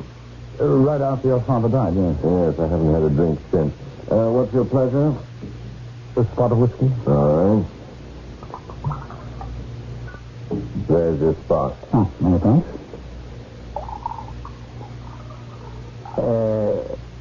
And that's your spot? That's mine. Charles, do you really think... I mean, should you start in again... You know what drinking can do to you. I drink very rarely. I never did drink regularly. Yes, but when you do, Charles, when you did... I've been dry for a whole year. But then why start now? Because my mother is driving me up the wall. Oh, really? Is it anything in particular? You know what it is. That. Oh... That, the painting. Yeah. I know what you think of it. I know what I think of it. Cold, mechanical, no style, no personality. In short, no talent. It's a good likeness, Charles. Is it really a good likeness? Well, yes. The nose is the right length. Is that what you mean? The blue of the eyes is very exact. The skin tones are lively, is that it? The buttons on the coat are precisely indicated. Charles, my boy. Does that add up to a man? Does that add up to a human being who lived and loved and suffered? Does that constitute a person who felt, who felt? Whatever it was, he felt. Do you know what it was he felt? No, I don't. I never did. Except contempt for me, he felt that all right. Oh, Charles. I don't bother to deny it, Philip. I know he did. I wasn't going to deny it, then. Oh, well, I thought you were. No, there's a back door buzzer. It must be the maid Geraldine was going to send. You want a letter in? You want me to? No. I'll do it. Maybe I'd better leave. I finished my... Yes, well, would you mind? I have to show her around. No, I don't mind the least. You go ahead. I'll let myself out the front. You know where your coat is? Yes, I know. All right. I'm coming.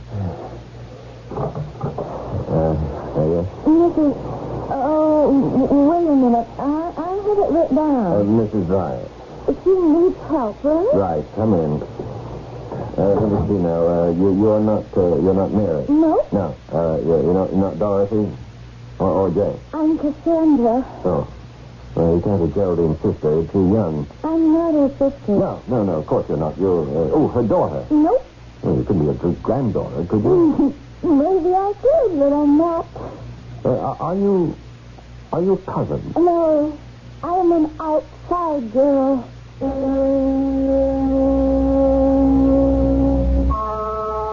Countless numbers of girls arrive at countless homes to help countless housewives with their work. They do their chores, and they go home. Where that may be, few housewives ever trouble to find out. In truth, how much does any housewife know about any of these girls? Day after day can pass in closest contact and cooperation, yet while the girl may learn a great deal about the lady, years can go by without the lady learning much of anything about the girl. I'll be back shortly with Act 2.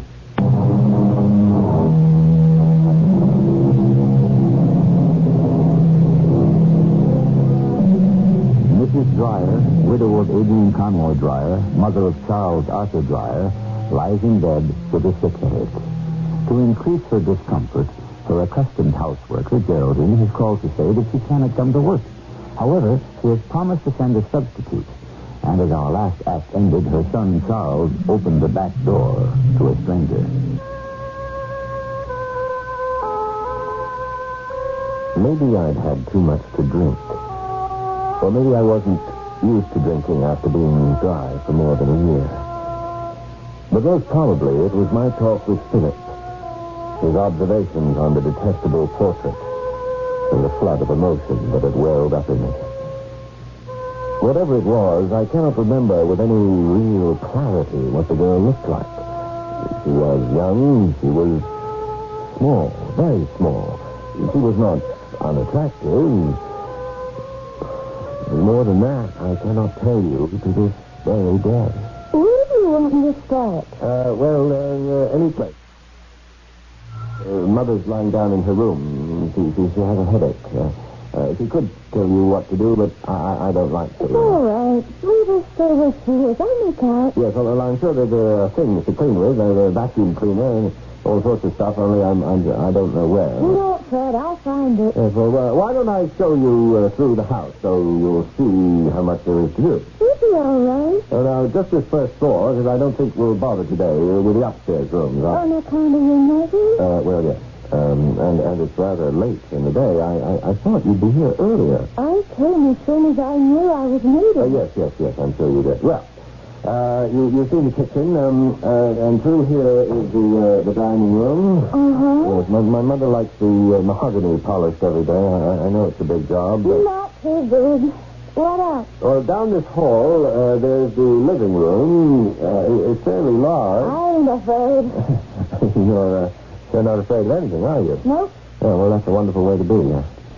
I wonder how many people could say they are not afraid of anything. Not many, I guess. Yeah. Well, you're very lucky. Yes, I am. What's this room here? This is the library. We don't really have to go in. My mother does a little light dusting in there every day. It probably doesn't need... We should take a look. You think so? I'm positive. Yes, well, there you are. Okay to go in? Sure, if you want to. I want to. Go ahead. Phew, nice room. Yes, it is. Nice room. We have tea in here. Tea? Yes. My mother has a friend. Well, he's my friend too, in a way, and he comes here to have tea. He was here today, as a matter of fact, just a short while ago. To have tea? Yes. Then what tea? These. Glasses. Today we had whiskey. Uh-huh. Oh, what's that up there? Over the fireplace? I think I'll have another drink right now if you have no objection. No objection? How's that? I want to get a dust that thing. No, you don't. Oh, okay. Okay. That is an oil painting. I painted it. One of these days, perhaps, I shall clean it. Do you, by any chance, like it? The painting? The old gentleman looks dead. Dead? Well, that's how he looks to me. Yes, actually, He is dead. That's the portrait of my father. He died a year ago. I painted the portrait right after he died. He was a famous man. You painted him dead. That's not so at all. As a matter of fact, the portrait is very accurate, very lifelike. That's the way my father looked. I spent a great deal of time with my father. I painted him from memory. I didn't even have to consult a photograph. I had an indelible image in my mind. I painted from that. I guess you thought of him being dead. What? What did you say? That's a terrible thing you said. It is? I can't think why you would say a thing like that. The flesh tones, the eyes. No. Now listen, you just get started on your cleaning, all right? That's what we came here to do. I'm going up to see how my mother is, to tell her you're here. You go right ahead. And don't you dare lay your hands on that painting, do you hear me? I'm here. Sure. I'm here. She'd angered me, this total stranger who had entered the house with such assurance. She'd come there to mop the floors and polish the furniture and scrub the sink. And 5 minutes later, I was in a frenzied rage. As I headed for my mother's room, I could hear her little piping voice from the library. What's the matter with you, old gentleman? They hang you up on the wall and you can't get down? This is where all the fun is in your room.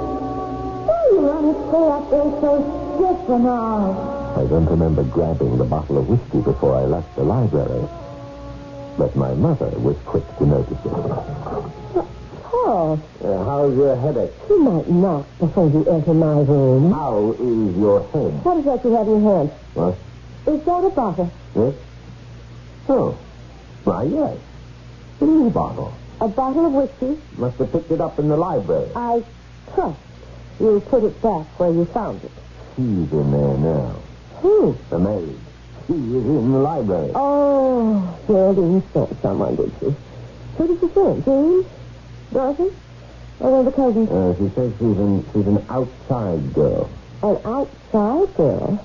I never heard of an outside girl. All I know is that's what she said. Oh, probably means she doesn't live in. Pat used to live in when I was a girl. Had their own rooms and everything in the attic. Well, I don't know, Mother, but I have a feeling that that's not what she meant. Well, she ain't good. How do I know? She just started. Geraldine didn't send anyone who wasn't really good. She's got good taste in art. I know that much. What on earth do you know about her taste in art? She hates the portrait. She said that. She said she hated it. Said he looks dead. She said that? Full of all the nerve. Oh, she's right. There's no life, no personality, no character, no mystery. There's nothing. Just a blank. Just paint on canvas. Could have been done by a computer. Now talk. Oh, dear. Answer that, will you? Yes, if you want to. My head's feeling. Hello? This is Philip, Charles. No, what do you want, Philip? Well... Oh, is it Philip? Just to ask how you are, Charles. I'm fine. Are you sure? Why shouldn't I be fine? Well, you know... No, I don't know. If I say I'm fine, Philip, I'm fine. You don't sound fine to me. Well, I can't help how I sound to you. Well, let me speak to your mother, will you? What for? Let me speak to her, Charles. He wants to talk to you. Oh. You're here. Hello, Philip. I was certain sure that Philip had called because he'd seen me take a drink in the library. And knowing me, as he did only too well and had for a long time, he wisely suspected that another drink would follow the first. Which, of course, it had. Oh, Philip, no. Now, as faithful family friend, he was calling my mother to tell her, to warn her. Oh, how foolish, how uncomprehending some people can be. Philip, thank you. I'm very grateful. But that's what I'm doing. All that misplaced kindness and solicitude. They do not know, they simply do not know, they cannot. How little it is appreciated. Yes. We'll come back tomorrow. Thank you, sir. Before the phone touched the cradle, I was out the door and racing down the steps. Behind me, I could hear my mother calling out to me. Charles! I headed for the library, and just outside the door, I stopped. And from the other side, I heard that little voice. Oh, gentlemen, you're trying to slow me down. I ain't afraid. I'm under you. Them glassy blue eyes don't fool me. Or that pink skin.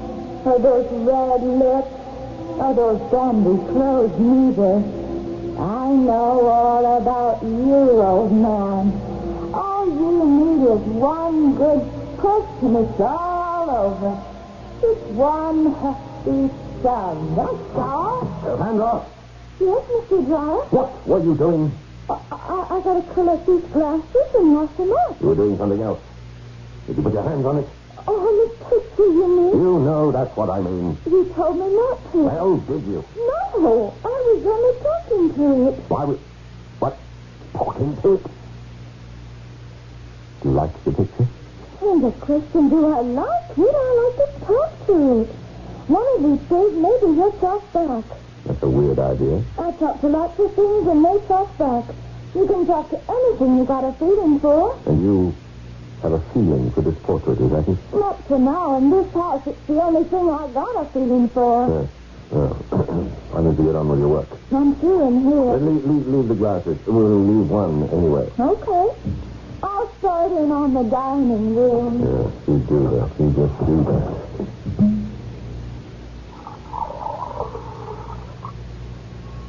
Father, do you feel like talking to me by any chance? Yes. Well, I didn't think so. Well, how about me talking to you, huh? Yes, well, that's even less attractive, right? Yes, that's what I thought. Communication is built. As usual, as ever. As always was and forever shall be, world without end. So be it. I'm sorry. I am sorry. Sorry. I am sorry. Whatever I did, I'm sorry. No matter what it was I've done, even if I didn't do anything, I am sorry. Every minute of every hour of every day and all night, I am sorry.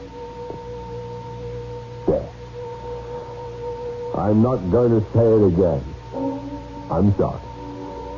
You take it from there.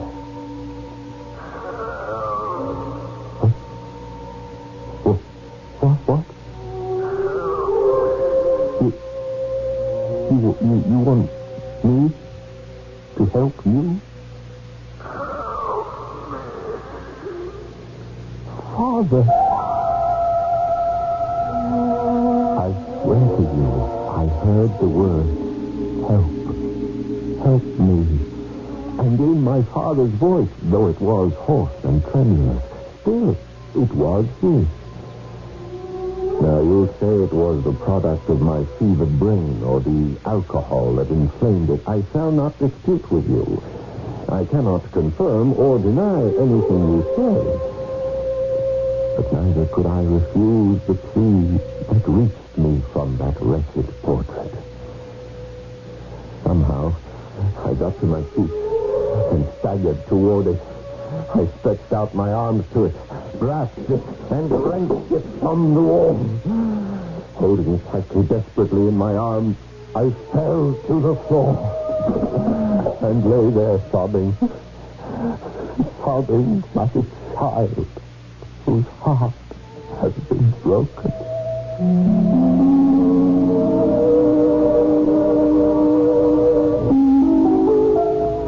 Never say to anyone, it's all in your imagination. What finer place can there be than your imagination? Listen to what Joseph Conrad had to say somewhere around the beginning of the century. Only in men's imagination does every truth find an effective and undeniable existence. Imagination is the supreme master of life. I'll be back shortly with Act 3.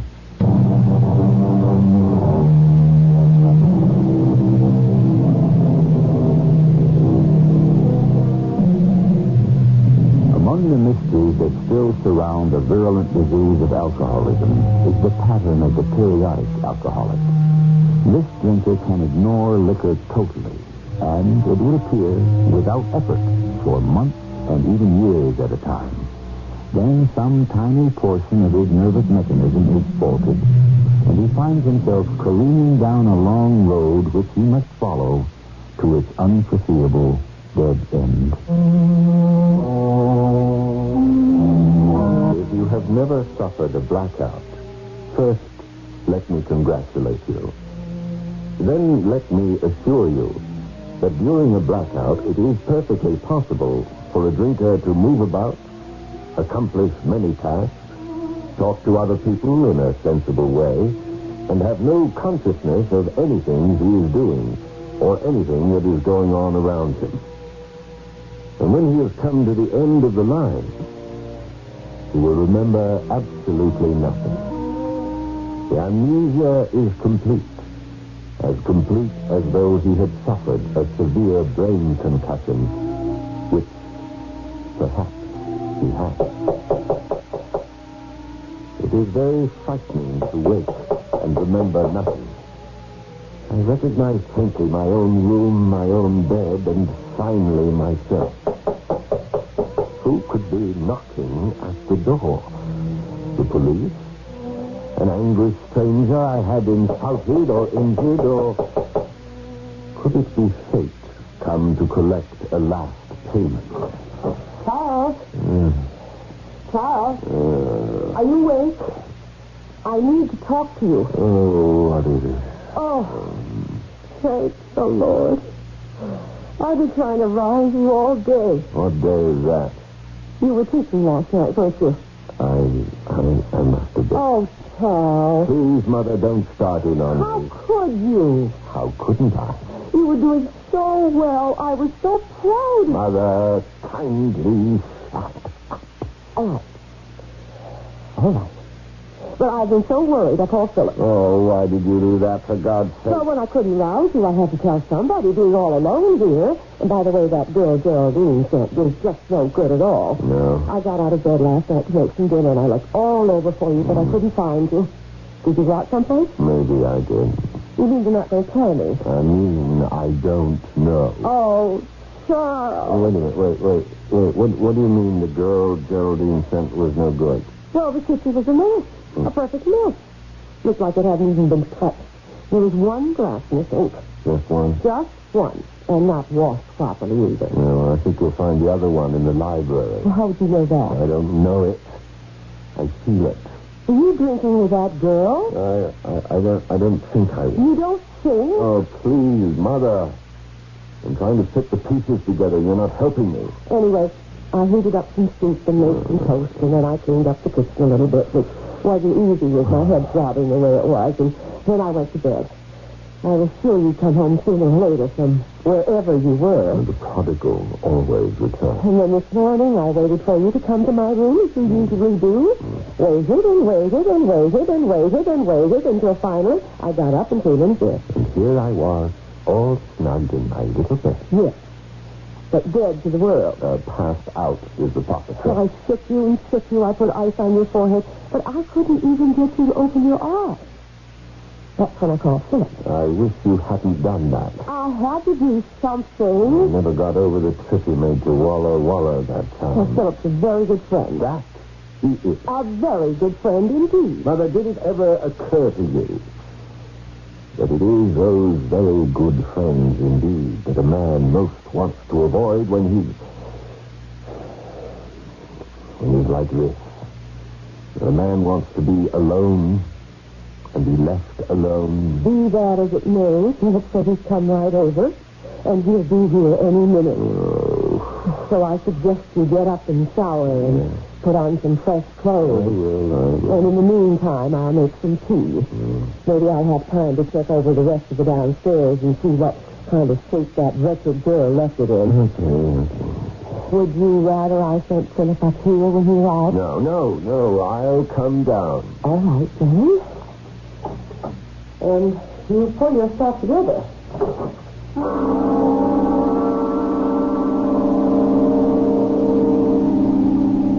The old belief that a shower and clean clothes will clear the head and invigorate the body persists, in spite of all evidence to the contrary. Still, I followed the ritual of the ancient myths to the letter. Just as I finished the supposedly curative ceremony, I heard the signal of Philip's arrival. I made a feeble effort to square my shoulders, forced a welcoming smile. I hid my trembling hands in my trouser pockets and started down the stairs. So good of you, Philip. Please give me your coat. Thank you. How is he? Well, at least he's conscious. You say that's something. That's a lot more than something. Hello, Charles. Hello, my friend. Good to see you. In a way. Your mother was worried about you, so Don't bother to explain. I understand perfectly. Well, maybe not perfectly, but well enough for the present. Now, look, I'm going to go get the tea things and make some cinnamon toast. You two go into the library and have a nice talk. All right, Mother. All right. I won't be but a moment. After you, good friend. Thank you. Ah, there's the telltale glass. Oh, how's that? The Mother says she found one glass in the kitchen. And just one. I remember Cassie taking one out to wash it, and I thought I seemed to remember there had been two. And one was here. You and I had a drink together. I shouldn't have let you, but I did try. You couldn't have stopped me. I should have tried harder. Same result. I think I know what happened. After Cassie went out with the one glass... Well, who's Cassie? Cassandra, the maid that Geraldine sent in her place. Oh, yes. She was at the back door when I left. Yes. Mother says she did a rotten job, which was a big disappointment to Mother because all of Geraldine's relatives are supposed to be very good. Which relative was it? I never did find out because I was showing her around the house. The downstairs part, and we came in here and she saw the portrait of Father. The first thing she said was, he looks dead. Well, of course, I said, Charles. Well, he is dead. Charles. And then... Charles, where is the portrait? What? So where is it? It's not over the fireplace. It's not? Oh, no.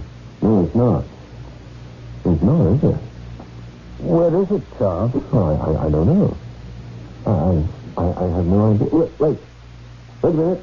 Wait now. After Cassie went out, yes. But now I sat here for quite a while. I talked. Yes, I talked to the portrait of my father. You did? Yes, I did. Why not? Why shouldn't I talk to my father? Oh, there's no reason. That's right. I talked to him. I talked to the portrait and the portrait... Yes. Well, go on, Charles. The portrait... The portrait talked back. My father talked back. Oh. What did he say? He said, help. He said, help me. That doesn't make much sense. It did to me. At the time. You'd had a lot to drink. To me, it made perfect sense. I got up and I walked to the fireplace. I reached out. I reached up and I took the picture down and I held it. I held it close. I think I was crying and then I fell down. I was still holding the portrait of my father and I fell down. After that, I don't remember anything at all. And now the picture is gone. Yeah, well, did I throw it out with the trash? I mean, did I give it away to someone on the street? Did I throw it in the river? What the hell did I do with it? What did I do with it? Just then, my mother came in with her silly tea things, and of course, we had to show her that glaringly clean space above the fireplace where the portrait had hung, and hung no more. Well, you can imagine how she carried on. If it had been a Rembrandt, she couldn't have set up a bigger outcry. As for me, I couldn't have cared less about its loss. All that bothered me was what had become of it. How did it disappear? That girl took it. That girl that Geraldine said, she took it. Oh, Mother, why would she take it? Because she's a thief, that's why. I have a feeling that the portrait is still in this house. I think you, Charles, after you took it down from the wall, I don't think you threw it out or gave it away or any of those things. You might have. Yes, I might have the way I felt about it. Well, nevertheless, I don't think you did. Now, let's just assume for the moment that I'm right. That it is still in the house, so let's go look for it. All right? All right, Philip. If you say so. All right, Charles? No, I'm not going to look for it. Oh, Charles. No, it's all right. Your mother and I will look for it. You stay here. You answer the phone, Charles. Least you can do that. That's the very least you can do. Hello? Hello, Mr. Dreyer. Is that you? Who's this? This is Geraldine, Mr. Dreyer. Oh, yes, Geraldine. Could I speak with your mother, please? Not right now, Geraldine. She's otherwise engaged, and I'm not sure this is a good time for you to talk to her anyway. She's pretty upset about that girl you sent yesterday. That's what I'm calling about, Mr. Dreyer. I forgot to send anybody. My mother took a turn for the worse and I clean forgot. You didn't send anyone? I'm sorry. Then who was the girl who showed up? Somebody showed up. Why, I didn't send anybody. Said her name was Cassandra. Don't know nobody by that name. Who did you say she was? Well, she said she was an outside girl. Whatever that means. Oh, Mr. Dreyer, that just means she's not one of the family. She's not related. Oh, I'd never send you an outside girl, never. I see. Yeah. Well, thanks for calling, Geraldine. Portrait is nowhere on the floor. And I'd have some tea, and then I'll look upstairs. I have it!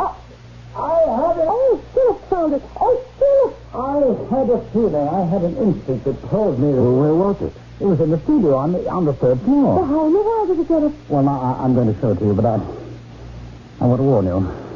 You may be in for a bit of a shock. You mean something... I did something to mutilate it or something? You did something to it, Charles, but you didn't mutilate it. You humanized it. Look, it's the portrait of a man. A real man. A little vain. A little pompous. A little afraid to love. A great desire to love and be loved. It's really a very good portrait, Charles. Of your father. So that was what my father had meant when he said, help me. He meant, let me be what I am. And somehow, in my muddled state, I had dragged the foolish pretense of a portrait up to the studio and painted it over. I'll never paint another picture or take another drink. I am content to leave things as they are. My father and I are friends now. I know him, and he knows me. His warts and mine are all there for the world to see. Or at least I can see his, and he can see mine. Oh, I don't think I'll ever tell my mother about Cassandra. I wouldn't know how, and it would only confuse her. I myself am not positive she was ever there.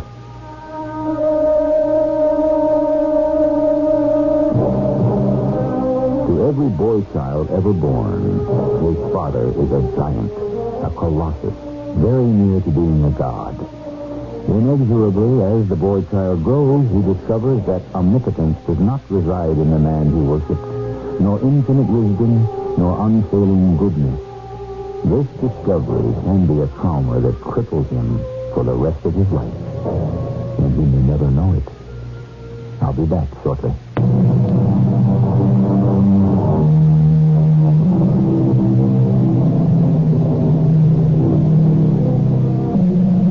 If I could have my way, I would whisper into the ear of every small boy, that the big man he has deified is as human as he is. That when he grows up and becomes a father himself, his small son will worship him in the same way, and eventually be just as disbelieved. But what small boy would listen or believe? Our cast included Paul Hecht, Anne Petoniak, Ralph Bell, and Kathleen Byers. The entire production was under the direction of Hyman Brown. This is E.G. Marshall inviting you to return to our Mystery Theater for another adventure in the macabre. Until next time, pleasant dreams.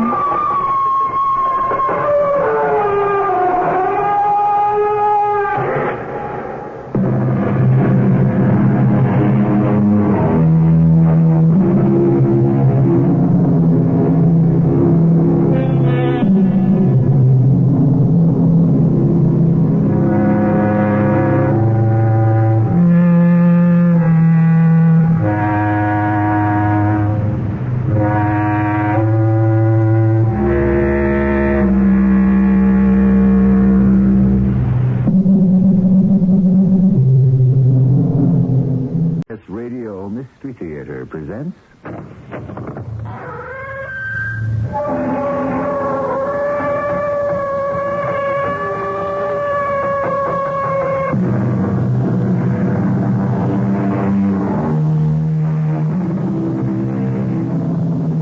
Come in. Welcome. I'm E.G. Marshall. As the philosopher said, every day we change a little. Every day we die a little. And yet we consider ourselves eternal. We cannot conceive of a world in which we are not included, especially those of us who are rich and powerful. But does it matter who we are, or even who we think we are? This world was designed to go its merry way, whether we're a part of it or not. If I were you, George, I'd advise that boy to stay out of town. Now, Chief, he's a citizen. He has every right. Sure. Just see to it that he keeps out of town. Why? Well, you know why. Every time he shows up, somebody gets killed. He never killed anybody. I didn't say that. I just said when he's around, people get killed. Now, you keep him away.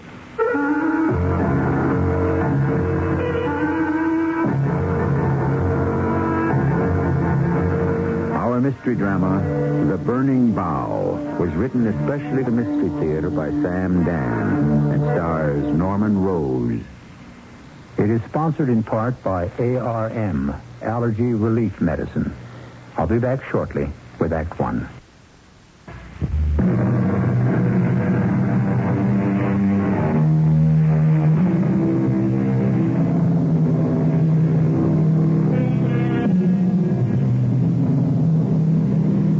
Our days are numbered. Our hours are listed. Our minutes are counted.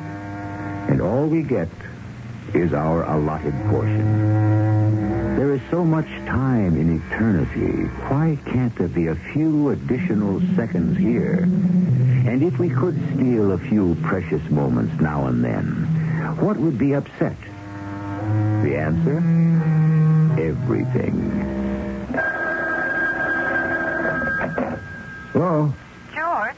Madeline, what is it? George, can you come up here right away? What's wrong? The oil burner went out, and I can't reach the service man. Do you suppose you could... I'll do what I can. And the baby's sick. With what? Some sort of infection. Well, call the doctor. The doctor's already been here. George, I'm frightened. I'm on my way.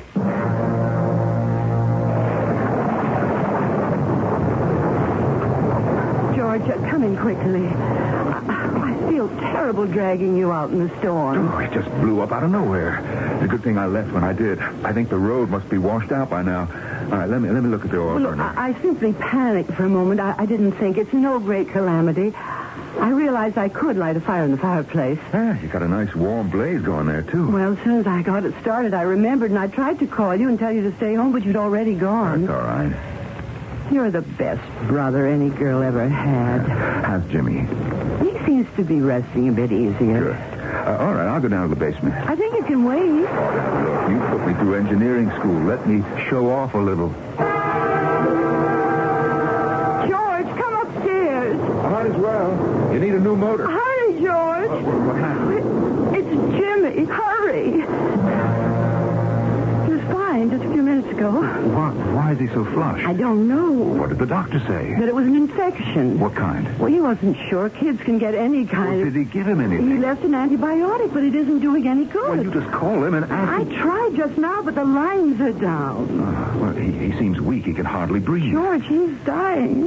My little Jimmy is dying. I'll get him to the hospital. You can't. The roads are flooded. We have to do something. We can't do anything. Look, you just bundle him up. I'll try to make the hospital. What's the road? I'll have to get through somehow. George, there's no time. We'll try. He's dying in just a few minutes. Madeline, we just can't sit here and do nothing. Well, I'll do something. What? I will do something. What, Madeline? Tell me what. I'll do what she did. Who? Yes. I'll do what she did. Who, Madeline? Tell me who. First, she prayed. Oh, Madeline. And then she... Madeline, what are you doing? Get away from the fireplace. Madeline, what are you trying to do? Help me. Help me, George. What are you trying to do? Help me. Madeline, what's come over you? Help me. Help me do what? This log. We must pull this log out of the fire. Hurry before it's too late. But why? Get it out of the fireplace quickly. No. The carpet. Yeah, Quickly. okay. Throw the carpet over it, and we'll beat the flames out. And I'll get them all out. All the embers and all the sparks. Madeline, why are Make sure it's completely out. The room is filled with smoke. Get the baby out of here. The baby. Oh. George. Look at the baby. Look at what's happened to the baby. Well, he's all right. Oh, yes, but... He's all right. You can see he's all right. Madeline, I don't understand. All of a sudden... The flesh has gone from his skin, and he's breathing easily. He's sleeping quietly. He's all right. Yes. How did it happen? How did it happen? And what came over you, Madeline? What made you do that crazy thing? Why, you could have been severely burned. What made you drag that blazing log from the fireplace? I don't know. I just did it. And you kept saying, I'll do what she did. I'll do what she did. Did I actually say that? Yes. Well, why would you pull a flaming log from a fireplace? Now that it's over, only now I know why I did it. Well, why? Let's get the baby out of the smoke and into the kitchen, and we'll have a cup of coffee.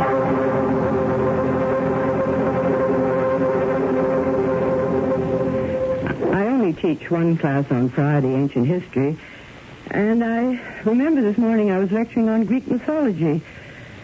Althea was the wife of King Aeneas of Calydon. What does this have to do with the law? And she had a son named Malaga. She wanted him to live forever. Oh, I suppose all mothers want that for their sons. Well, the goddess of fate appeared to her one night. Just like that? There was a fire blazing in the fireplace, and the goddess pointed to a log. She told her that when it would be consumed, her son's life would end. Just like that, huh? And so she snatched. Just as you did? Yes. And her child lived. Oh, and you thought to imitate her? No. Certainly not consciously. I told you, I didn't know what I was doing.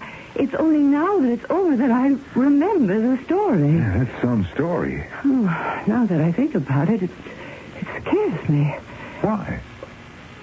This is a legend that's almost 4,000 years old, and here I am, a modern, sophisticated woman. I have a Bachelor of Science, a Master of Arts, and a Doctor of Philosophy. And yet, in a moment of terror and desperation, I suddenly accept the superstitions of my remote ancestors. Well, you teach ancient mythology. Yes, but I don't believe in it. Are you sure? Can we ever be sure of anything? Yeah. Look at Jimmy. He's better. Yeah. But children do get sudden, violent bouts of unexplained fevers, which disappear as quickly and as unaccountably as they attack. Yeah, I guess they do. That half-burned log. What do you want to do with it? What did this lady in the legend do? Queen Althea? She put it away. Yeah, why don't we do that, just to be on the safe side? Is this my hard-headed, practical engineer brother talking? Well, my motto is if you get a chance to hedge a bet, you're crazy not to take it. By the way, is that the end of the story? Which story? Which story are we talking about? This Queen Althea who pulled the burning log out of the fire. No. It's just the beginning. She kept the log. And her son might have lived on and on. Might have lived? Didn't he? For a while. But then he committed some terrible crimes. And so she felt forced to burn it completely. And so, in the end, she killed him. No. She let him die. There's a difference? Yes. You see, he was fated to die as an infant. Why? Because the ancients believed that your fate is decided at the moment of birth. He had no business living beyond infancy. Poor kid. Why not? Because he could commit acts. Acts? Deeds. Things which were not in the master plan. And thus he would disrupt the grand design that the gods had created for the world. Other lives would be destroyed. Much unhappiness would result. And so in the end, she placed the log back in the fire. She saw that she had to. Well, you don't have to worry about that. Look at little Jimmy, sleeping so peacefully. Oh, he's a good baby. And he'll become a great man. I predict it.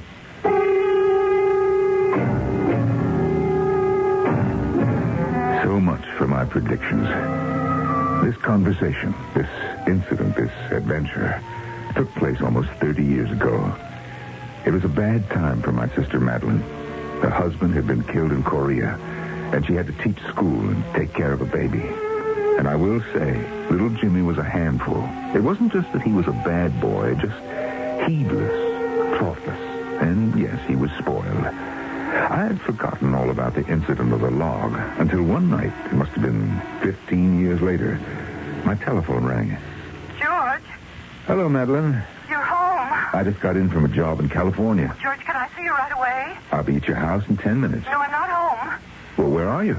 I'm at the waterfront at Lawson's Dock. It's almost midnight. What are you doing there? Please, George, hurry. Lawson's Dock. It's where all the fishing boats and pleasure craft tie up. There was a small crowd, a few police cars. Everyone was very quiet. You knew something was wrong immediately. My sister was standing apart from everyone, all by herself. George. Madeline, what happened? Jimmy, he's missing. Oh, since when? Tuesday afternoon. That's almost 5 days. Jimmy and Kevin Miller and Joey White came down to the dock, and they took a boat. Took a boat? They stole it. All right. Doesn't matter. But how do we know? Well, little Jerry Crane was supposed to go along, but he was too scared, so he told his mother what had happened. And they've been gone since Tuesday? Yes. Well, wasn't the Coast Guard able to... We've had fog and rain all week. This has been the first clear day. Oh, George, it's been such a long time. 5 days without food and water in a small boat. Well, they're kids. Kids can handle almost anything. Let's just hope and pray. George, I'm so frightened. Well, Miss Hunter, I've got some news for you. Jimmy's dead. No, ma'am, he's alive. Alive? Yes. We just got radio word from the Coast Guard cutter. He's alive? Yes, ma'am. They picked up the boat. And Jimmy's all right? Yeah, he was cold and hungry and thirsty and exhausted, but Coast Guard medics said a night's sleep, a warm blanket, a hot meal when he wakes up. Oh, that's wonderful. And the others? The other two? Well, the other two are dead, Miss Hunter. Oh. Oh, I'm sorry. So terribly sorry. Yeah. That's how it goes. The chief turned and walked away.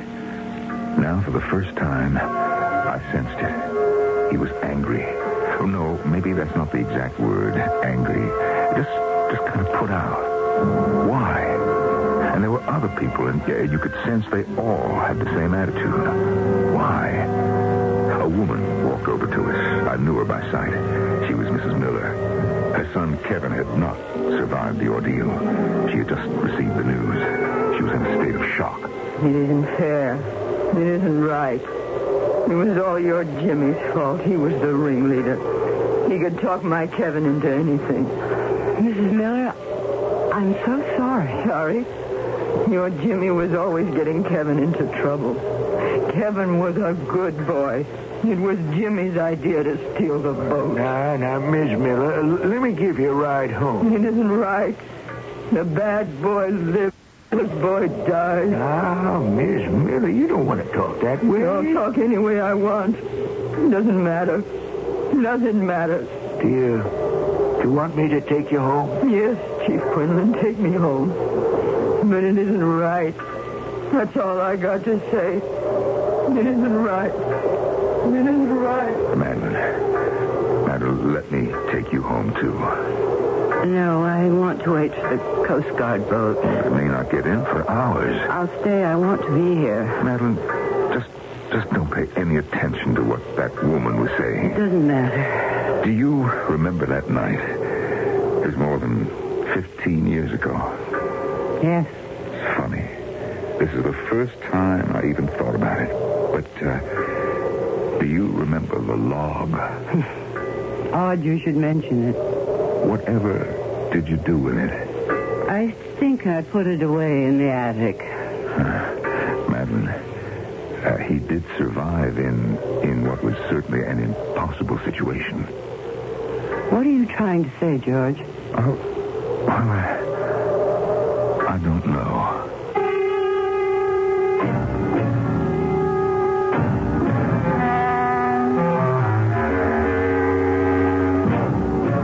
But he does know, and so does she, and so do we.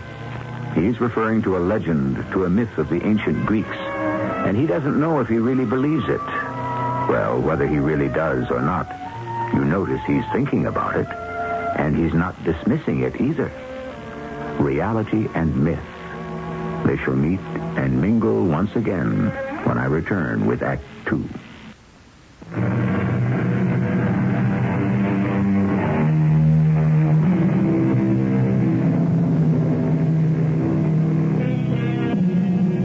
As the poet sang, I am a native in this world, and I think in it as a native thinks. The problem is that not all of us natives think alike, and our thinking changes with the generations and with the ages. Furthermore, what seems to be an absolute and even absurd impossibility was at one time most devoutly and widely held religious belief. I would imagine it's all a matter of timing. My nephew Jimmy grew up into a handsome young man. He was still spoiled by his mother, and perhaps by me, and he was still getting into scrapes. Of course, they were somewhat more serious. But he had a winning smile and a captivating personality, so everybody was quick to forget him. One day, I was in my office when my secretary buzzed me. Mr. James Hunter to see you. James Hunter, huh? Well, all right, send him in. Hi, Uncle George. Why aren't you up at school? Well, I've been expelled. Well, does your mother know? I'd like you to be there when I tell her. Why should I make it easy for you? Well, hey, you have to do this for Mother's sake. You know, she attaches too much importance to school. And maybe you don't attach enough. Hey, I've been going to school too long. Besides, out there is where the action is. Uncle George, help me sell Mother on the idea that psychologically I need to function in the outside world. Why were you expelled? For selling pot. Oh, that's great. No, that's not what you think. I'm not really in the business. Oh, you're not? No, I was just carrying a little supply for a few close friends and myself. I don't think we'd better tell your mother about that aspect of it. Yeah, I don't think so either. Besides, it's all over and done with. Mm-hmm. And what do you propose to do? Get a job. Hey, you know of anyone who needs a brilliant executive? Excuse me. Is the Benson contract ready for me to type? Oh, yes. Get on it right away. Now, Jimmy, what were we talking about? Who's that one outside? My secretary? She is the most beautiful girl I have ever seen. Now, look, you just forget it. She's engaged. Oh, yeah? You can see she's wearing a ring. What's a diamond? A piece of coal with big ideas. Who's she engaged to? Well, actually, to an old schoolmate of yours, Jerry Crane. Jerry Crane? Oh, no. She can't be. Well, why not? Yeah, because he isn't good enough for her. In the first place, he doesn't have any brains. I remember now. He had brains enough not to help you steal that boat. Oh, he wasn't smart. He was just scared. What does she want with Jerry Crane? I have to put a stop to that. Well, I don't think you can. I've seen them together. She is very much in love with him, and you are wasting your time. Give me 1 week, and it's a brand new ball game. First thing I knew, it was. Within a week, that ring was off her finger, and Jerry Crane was out of the picture. I didn't feel too good about it. I tried to talk to Alice. I'm going to spend all my time with Jimmy very soon. We're getting married. Oh? Well, isn't this rather sudden? When it's right, how much time do you need? Alice, are you sure? Oh, yes. Yes, positive. Well, I'm just an old bachelor, and I don't really know how these things sort themselves out. But you must have been positive when you became engaged to Jerry Crane. Well... You would have married Jerry Crane if Jimmy hadn't come along. That's just it. Jimmy did come along, and everything's changed. Alice, I hope you know what you're doing. I looked into her deep, dark eyes. They were glowing. Her whole face was shining. I felt like saying, "You foolish girl, run away from him. Go back to Jerry Crane." But how could I say that about my own nephew?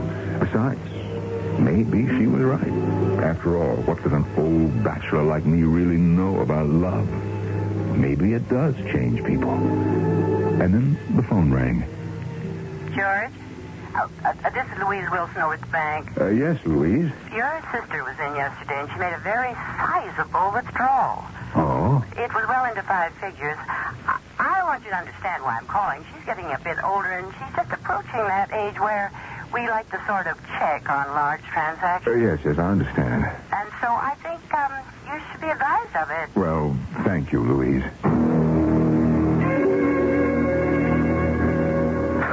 There you go. Worrying about me again, George. And why not, Madeline? It's a lot of money. What's money for if not to spend? That is a complicated question, and you can't give it a simple answer. Now, look, you'll be retiring soon. I want Jimmy to have the money. Yes, but that... It's a once-in-a-lifetime opportunity for him to buy a partnership in this very unusual sales organization.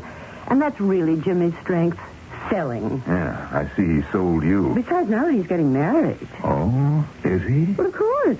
I had no idea that they had announced it. They haven't announced it. If they had, you'd be the first. Well, I'd be the first, you'd be the second to know, but... Of course they're getting married. Can't you tell by the way they look at each other? Oh, George, I'm so happy. And she was. So was Alice.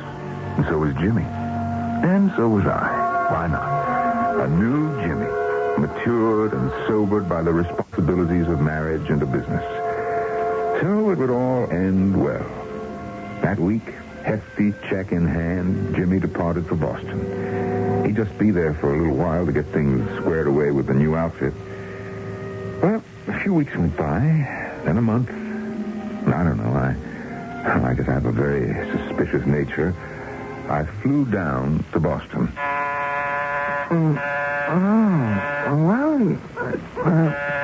Go away.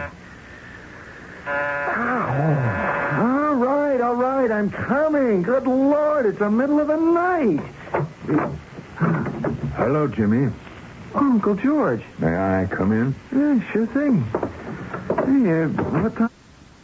It's almost noon. Ooh, my head. Yeah, you look hungover. Oh, well, we had a celebration last night. Oh?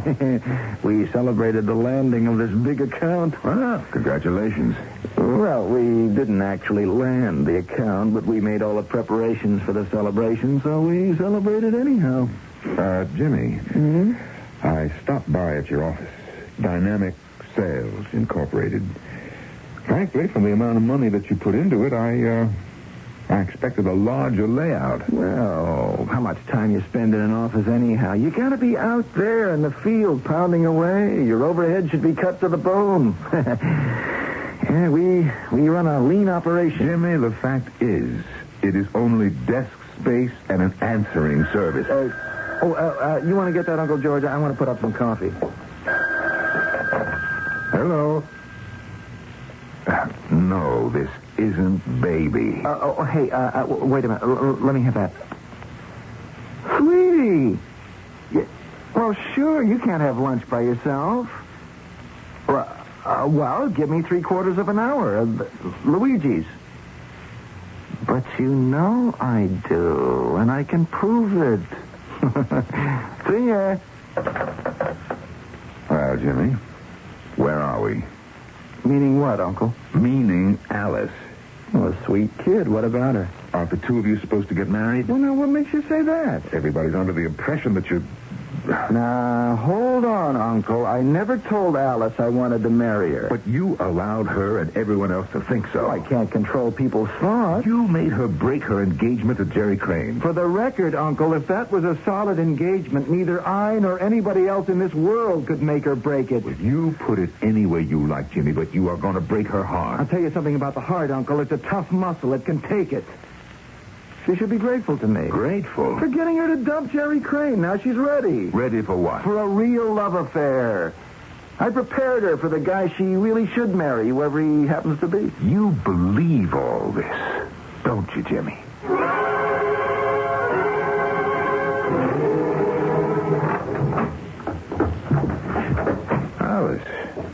Alice, what are you doing in the office so late? I knew you'd be back. Back from where? Boston. How do you know that I went to Boston? The travel agency called this afternoon about an invoice. Oh. He isn't coming back, is he? No. I could make up stories about how busy he is, but you know without being told, don't you? Yes. He says he never asked you to marry him. Is that true? In words, he never asked me. I'm sorry. I'd better be getting home. Alice, are you all right? I'm all right. Well, I don't think so. Now, look, you just leave your car here and I'll drive you. No, please. I want to be by myself. I want to think. I don't know what she was thinking about. Well, maybe I do. 2 hours later, I got a call from the police. She must have been driving very fast. A car had struck an abutment on the highway. I rushed down to the hospital. Hello, George. Chief. Well, she's gone. Didn't have a chance. George, people think she did it on purpose. Now, I don't say yes or no, although I have my private opinion. She was well liked. Oh, I know. And a lot of folks are going to hold your nephew Jimmy responsible.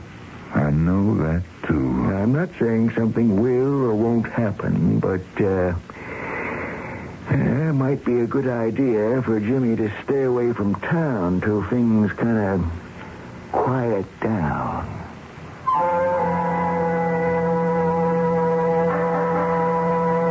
Till things quiet down. However, it becomes increasingly clear that in Jimmy Hunter, we are dealing with a young man who, like it or not, cannot help roiling the waters wherever he is. And so far from quieting down, I can promise you a sizable increase in the noise levels when I return with Act 3.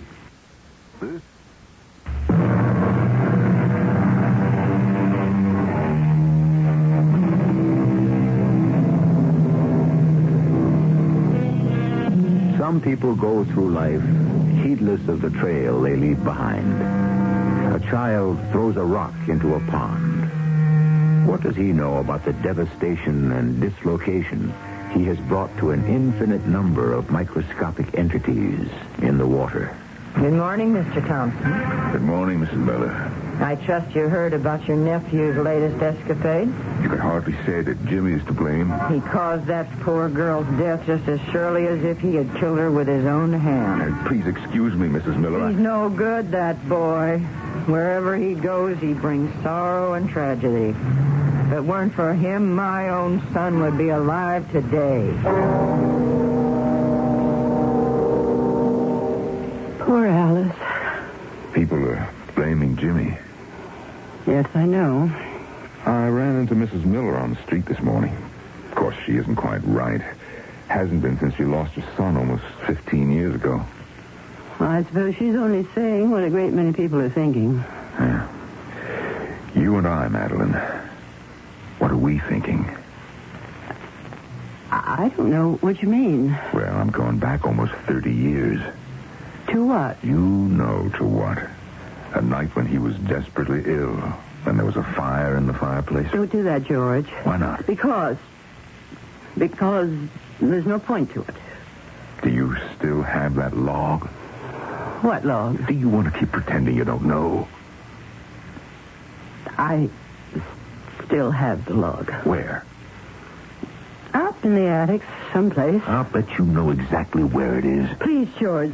It's just an old pagan legend. I remember you said in the old story she put the log back in the fire. George, what are you trying to say? Well, I'm not even sure. Right now the words are coming out. Maybe I'm like you were when you removed the log from the fire. While you were doing it, you didn't know why. Maybe I'm just talking without knowing why. But what are you saying? You spoke about acts, which were deeds, things that were not in the master plan the gods had designed for this world. But there are no gods. We don't know. George. Every generation of mankind has its particular name for a creator, a fate, a providence. And perhaps there is a master plan for us all. But why are we talking about this now? I think you know. Maybe Jimmy was fated not to survive his infancy. Don't say that. Already 3 people are dead because of Jimmy. That isn't true. When they were kids in the boat, Kevin Miller and Joey White, and now Alice. You cannot say that. Who knows what either of those boys might have become? Please, George. Now, Alice will never marry Jerry Crane. Who knows what might have happened? Suppose they would have had a child, a very special child. What do you want me to do, George? I looked into her eyes, into her terrified and tortured eyes. What did I want her to do? Oh, how could I say it? Well, a few months went by, and then a year. Things quieted down in the town, just as the chief had predicted they would. Although I wasn't too sure. Jimmy's coming here tomorrow. Oh, is that wise? What do you mean by that, George? Well, nothing, I guess. I know there are people who dislike him, but this is his hometown as much as it is anyone else's. Why is he coming home? Does he need money? Now, George. Well... Yes. I see. But it isn't his fault. What isn't? That he lost all the money I gave him. Oh, it isn't? He was in a very tough, competitive business. And besides, his partners were not exactly honest and above board with him. Okay. Please, George. Madeline, what do you want? You're right. I'm wrong. I spoiled him. But what could I do? What could you do? For the longest time, I thought I'd never get married. You know how old I was when John Hunter proposed to me. I was lucky to be able to have a baby. And then when John was killed in Korea, the baby was all I had. All right. Well, Madeline. I should have been stricter with him. It's all my fault. But, George, we have to help him now.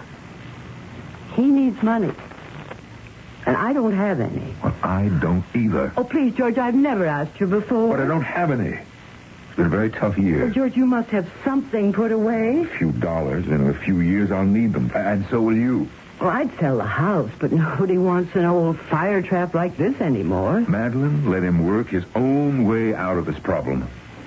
I promised him you'd pick him up at the airport. I still say he has no business coming back here. And I was right. How right?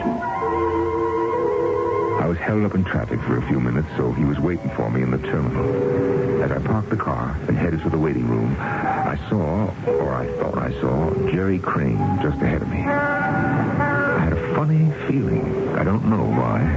I tried to catch up with Jerry, but he entered the building before I did.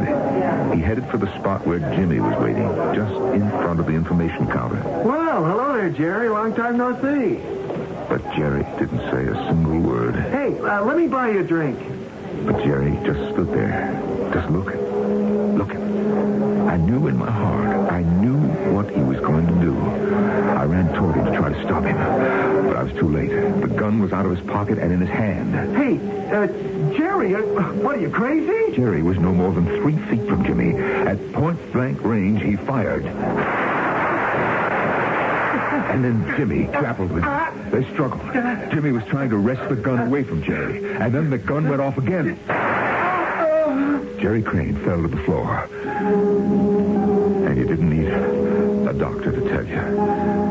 You knew by the way his body was sprawled on the floor that Jerry Crane was dead. Later that day, I went to the chief's office. Well, we can't hold him, George. Well, it was self-defense. There are at least 100 witnesses. I know. Listen, George, I've always been a friend of yours. Get that boy out of town and keep him out. Yeah, I understand. I don't know what to say.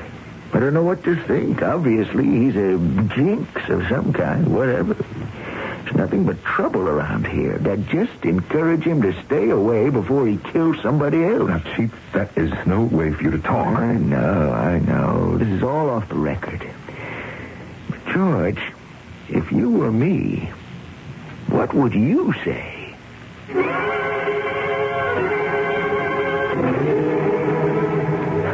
What do you want, George? What do you want now? I was standing there, and I saw the whole thing. Jerry Crane attacked Jimmy. Jimmy could have been killed. No, Madeline, Jimmy could not have been killed. Jerry pointed that gun at him and fired. Jerry could have thrown an atomic bomb at him, and Jimmy would have been unhurt. But you know as well as I do that Jimmy cannot be killed. Now, George, you're crazy. At that range, nobody could miss. And 3 shots. George! Jimmy will live as long as that log exists. You cannot mean a silly thing like that. There are rational explanations for everything. That's why you keep the log. That's why you hide it in the attic. Madeline, you did what this Queen Althea of Caledon did in the beginning. And now you have to do what she had to do in the end. No. He has already caused 4 people to die. That isn't true. And he's not even 30 years old yet. These are the acts he has already unleashed on the world. Deaths that weren't supposed to happen. Lives that were supposed to be lived. What do you want me to do? You know what you have to do. Burn that log. It's a crazy heathen legend. Well, you prove it. You burn. George, I can't. I can't end his life. And that's how it was. A few months went by. I'd heard that Jimmy was in trouble in Boston. Money trouble, as usual. I knew Madeline was trying to bail him out, as usual, because Louise told me Madeline had been to the bank to arrange a mortgage, but the bank wouldn't lend her enough. I resolved one thing. I wouldn't give Jimmy a penny. It was just a bottomless pit. Well, it was late at night. Just a minute. Jimmy. Let me in. Have you, got anything here to drink? Look in the cabinet. No, I don't want anything to drink. Not anymore. Jimmy, what's wrong? Why do you insist something's wrong? You look too nervous and upset. I'm in a jam. That's to be expected. Yeah, that's true. But this is a bad one. I I borrowed money from the wrong kind of people. It's pay back or else. I see. No, you don't see. Let me tell you what there is to see. Uncle George, I look back on my life, I never did anything right.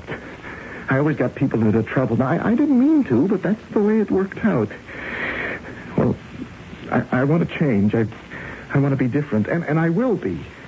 I know now I can be. That's good. I just have to get out from under this financial situation.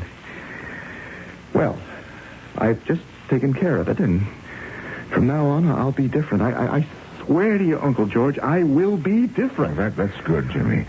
But how have you taken care of it? Well, that's what I came here to tell you. See, I have to tell somebody who won't let it go any further. I'm making this confession to you just as if you're a priest. But what is it? Because I know you won't tell Mother. Tell her what? You worship Mother as if she's a goddess. Maybe she is. Well, all right, you wouldn't want her to know about this because it would kill her. Jimmy, what is it? Mother's house. Mother's house is on fire. What? Now, Mother isn't home. I made sure of that. Oh, what are you saying? I needed money desperately. These people showed me a way to raise it. They've got men who are experts in these things, and one of them just took care of it. Now, don't bother calling the fire department. Besides, listen, it's already been spotted. But they won't be able to put it out. This fellow knows his business too well. Jimmy, you're crazy. It's not going to look like arson either. Mother will get a bundle of insurance money, and I'll talk her out of most of it. I could always talk her out of anything. Now, Jimmy, you just listen to me. We've got to get to the house quickly. Don't worry about Jimmy. This jam. Just let me get out of this jam, and everything is going to be just fine. I tell you, I'm going to make Mother proud of me, and you too, Uncle George. Everything is going to be different. I'll find a nice girl like Alice, and I'll marry her and raise a fat. Uncle George, you got any water? Ow! I'm choking. My throat is burning. Uncle George, what's the matter with me?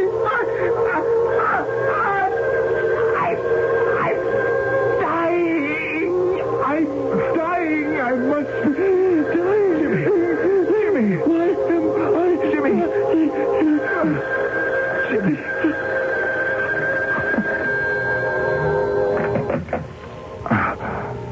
Hello? George, the house is in flames.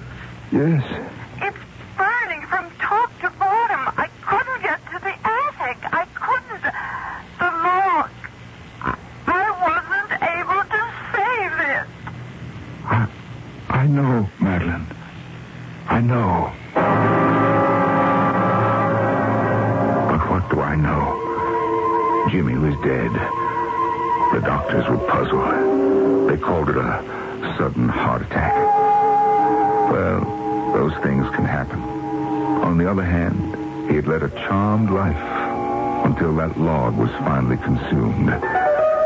So, what do I know? Really?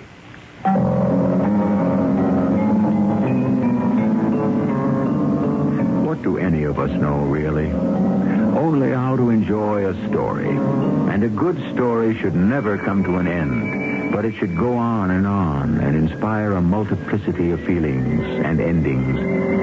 Was it really the ancient gods both times? Or was it undiagnosed viruses or bacilli or whatever else can arise in modern medicine? It's possible to build a case either way. And while you're building yours, I shall take a brief intermission.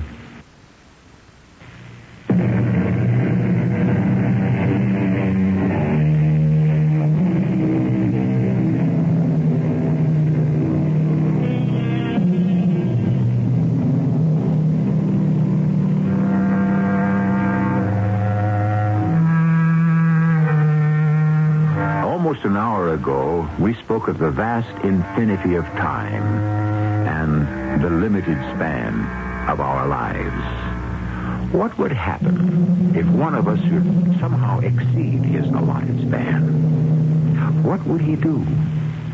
What would he become? Have we seen it in our story? Hold on, who says we have an allotted span? Life a matter of incident and accident? Here we go, with another controversy. Well, that's our target, and we shoot at it 7 times each week. Our cast included Norman Rose, Grace Matthews, Catherine Byers, and Russell Horton. The entire production was under the direction of Hyman Brown. This is E.G. Marshall inviting you to return to our Mystery Theater for another adventure in the macabre. Until next time, pleasant dreams.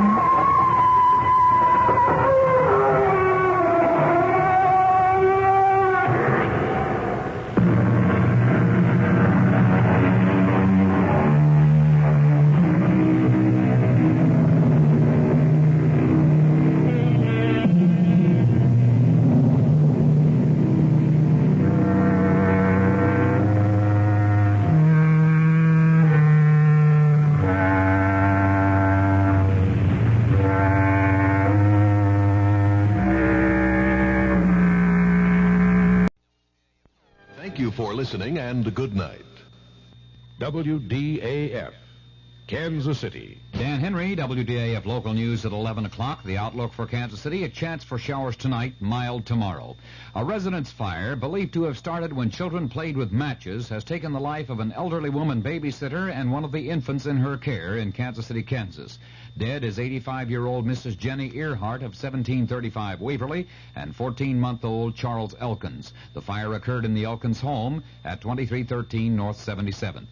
2 other 4-year-old children in Mrs. Earhart's care escaped without injury. Several persons, including a passerby who tried to assist in a rescue attempt, and the dead child's mother, were admitted to Bethany Hospital. Another resident of the house, 53-year-old Stanley Elvin, suffered shock and exhaustion while attempting to fight the blaze. He also was hospitalized. Kansas City, Missouri firemen used about 10 pieces of equipment in fighting a blaze in the Knollwood Apartments at 1401 Northeast Vivian Road tonight. It's a 3-story apartment complex, and there were reports that some third-floor residents had to be assisted by firemen in escaping the building. No injuries were reported, however, and the cause of that blaze not yet determined. Kansas City, Missouri schools will reopen Friday with teachers and staff reporting tomorrow. This order from School Superintendent Robert Metcalf and the school board, despite the failure of recent efforts to bring a halt to the teacher strike. News of the hour on the hour from American Information Radio. This is Richard Wall from Los Angeles, and at this hour, a federal grand jury is investigating Monday's bank robbery in San Francisco and whether Patricia Hearst took part in the holdup willingly. Attorney General William Saxby says she did, but Patricia's father, Randolph Hearst, calls Saxby's view speculation. In Washington, correspondent David Shoemaker reports on the change of tactics by investigators of the Hearst kidnapping since Monday. The robbery has changed the FBI's kid gloves approach to the search for Miss Hearst. Until now, agents have been afraid of doing anything that might jeopardize her safety. Entire neighborhoods of San Francisco were declared off limits in the investigation. Now, we're told by sources at FBI headquarters, the search will be more aggressive. But once Miss Hearst is located, the final decision to act has been strictly reserved for FBI Director Clarence Kelly personally. David Shoemaker, ABC News, Washington. A Nixon promise to Latin America. That story coming up. This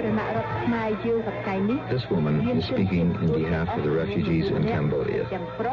She tells us that in Cambodia today, 1 million men, women, and children are homeless and in need of shelter. Massive aid is needed to help these people. CARE is distributing rice, dry fish, and other foods. CARE is providing medicines and supplying refugee kits, which contain cooking utensils, sewing kits, and material for clothing. CARE is also distributing mosquito netting, blankets, and straw mats to sleep on. As soon as conditions permit, CARE will assist Cambodian refugees to rebuild their homes and communities and help the people get back to work so that they can help themselves. They are very grateful for this desperately needed help. Your contribution to CARE makes possible this help. Please send your dollars to CARE, Department 2, New York 10016. President Nixon has promised to work with Latin American and Caribbean governments to keep peace in the hemisphere.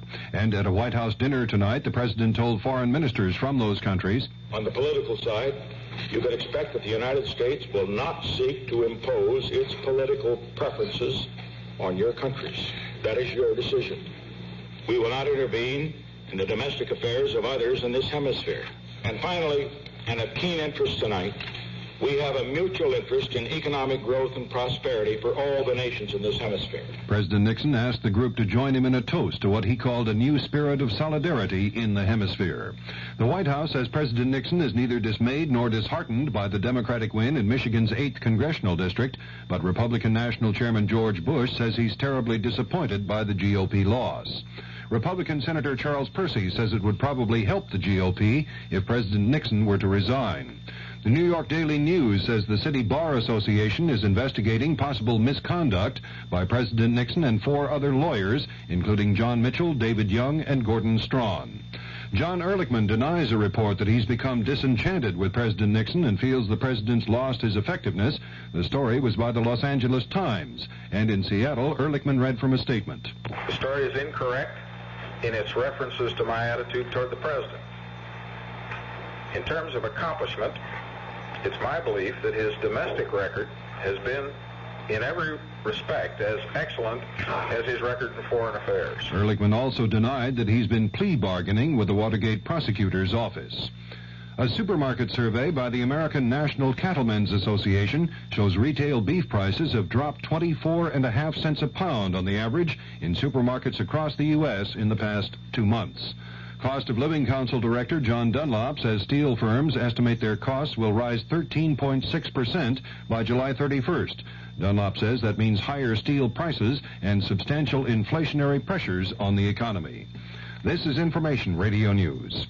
From the Kurt Murray Sports Desk, after last night's loss to the Texas Rangers, the Kansas City Royals are trying to even that 2-game series tonight. There was a surprise in the multi-phase draft of players by the ABA today. A high school player, 6'11" Moses Malone from Virginia, was drafted by the Utah Stars. The Stars say they won't pressure him into signing. The Kansas relays begin today. They run through Saturday with more than 1,800 athletes competing. And Ed Garvey, the director of the NFL Players Association, has verified the boycott of players from off-season practice because of the lack of agreement on insurance. The Kansas City forecast mostly cloudy with a chance for a shower or thunder shower tonight and a low in the upper 40s. It should clear up tomorrow with mostly sunny skies, a high near 75. Dan Henry, WDAF News. The CBS Radio Mystery Theater presents...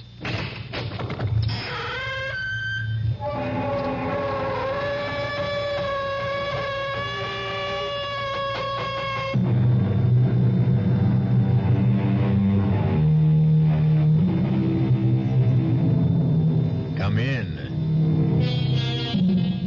Welcome. I'm E.G. Marshall. Welcome to the terrifying world of your own imagination. There are many fearful places that surround us. Ancient houses where ancient whispers never die out. Evil lands where the light of reason vanishes. But the most horrifying of all lies deep inside of us. Few of us dare look into our minds and hearts and souls. And when we do, we find it more than we can bear. This is essentially what happens in this tale of Joseph Compertino, a young man who looked into the souls of others only to find destruction. I don't need your help, Father. I think you do. You told me how much you loved our Savior and St. Joseph. You're not appealing to them now, are you? I don't know what you mean. Yes, you do. The incense, the magic circle on the floor, the Kabbalistic figures. You're reaching for the hand. What if I am? What good did my piety do? I lost my parents, then Effie. Perhaps I'll get some help now. From Satan? You don't want his help. He doesn't share. He possesses. I want revenge, Father. I want to see the man who killed Effie suffer as I am. I want to see him in the same kind of torture. He is, Joe. Believe me, he is in torture.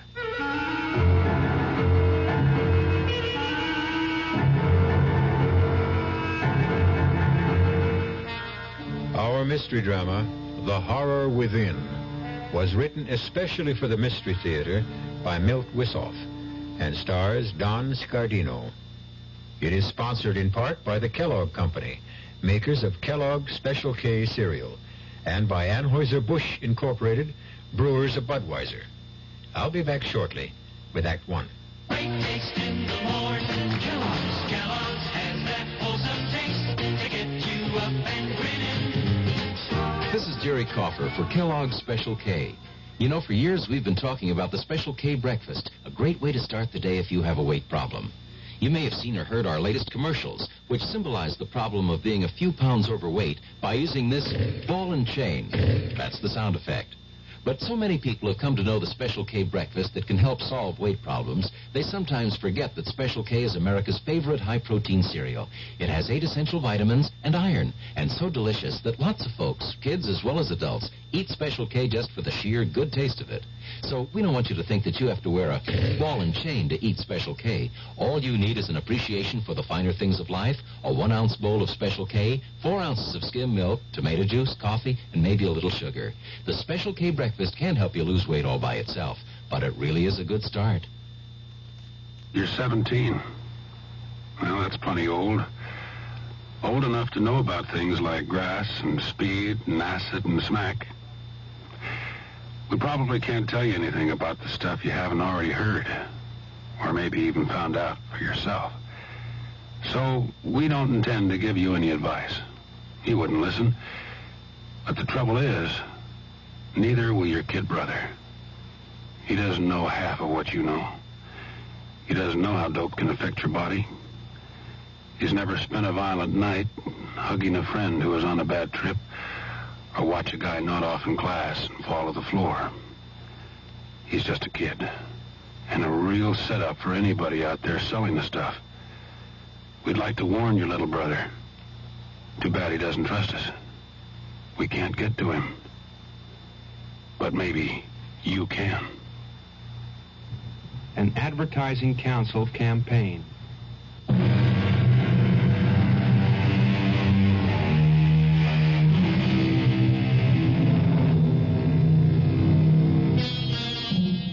It has been said that a journey of 1,000 miles starts with a single step.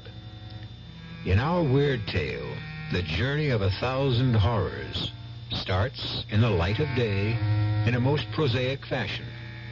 Joe Compertino, who has been orphaned, is on his way to visit his uncle in the city. He waits in a diner for a truck driver to finish his meal. Have something to eat, Joe. I'm not hungry. Well, how about a sandwich or some soup? Hey, it's chowder. It's nice and thick. No, Effie, I don't want any. I've got to save the little money I have. It's a long trip. Oh, I wish I were going, too. Any place is better than this. Oh, it's not a bad town, Joe. The people don't mean any harm. Oh, sure, they don't mean any harm. Calling me a nut all the time, making fun of me. Oh, now relax, Joe. You're getting excited again. Yeah, I guess you're right. They're not worth it.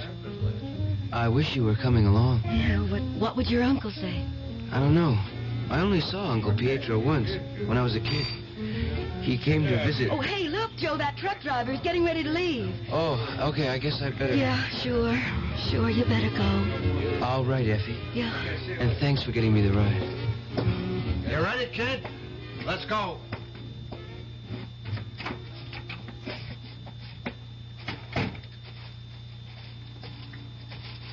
There she is, the pride of the Manchester fleet. Hop in.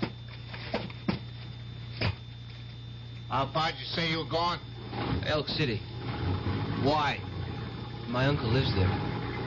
Well, what about your folks? Well, they're both dead. Oh, hey, I'm sorry. You gonna stay with your uncle? I don't know. Sure you will. Blood's thicker than water, right? And God makes brothers of us all. Well, I don't know if I'd go that far. Oh, but it's true. God is everything. He creates life. And takes it away. Don't say that. All right, come off it, kid. I was just kidding. I believe in God. Do you really believe in him? Do you have so much faith that you can feel him close to you? Oh, well, I do. When I concentrate, I can almost feel as if I'm one with him. He makes me see things. Look, Kid, maybe you better get some shut-eye, huh? We got a ways to go yet. I see things happen halfway across the world. Wars, plane crashes, floods. They all come true. Hey, yeah, sure. You want some coffee? That thermos... No, thanks. This is a fast day for me. Like my namesake, St. Joseph. It helps me focus my concentration so I can do what I want to do. Like what? Move things without touching them. Hey, you'd be great in my business. You could offload this truck by yourself. And like St. Joseph, I can fly. Fly? Yes. The Lord gives me these powers. Look, dummy, I gave you a ride against company regulations because I felt sorry for you. Jenny told me you were a nut, but I said, what the heck? But I ain't going to stand for that kind of talk. I'm a church-going Christian, and I don't stand for no blasphemy. Get your butt out of here. You'll regret this. Sure. Just beat it. Take my advice. See you shrink.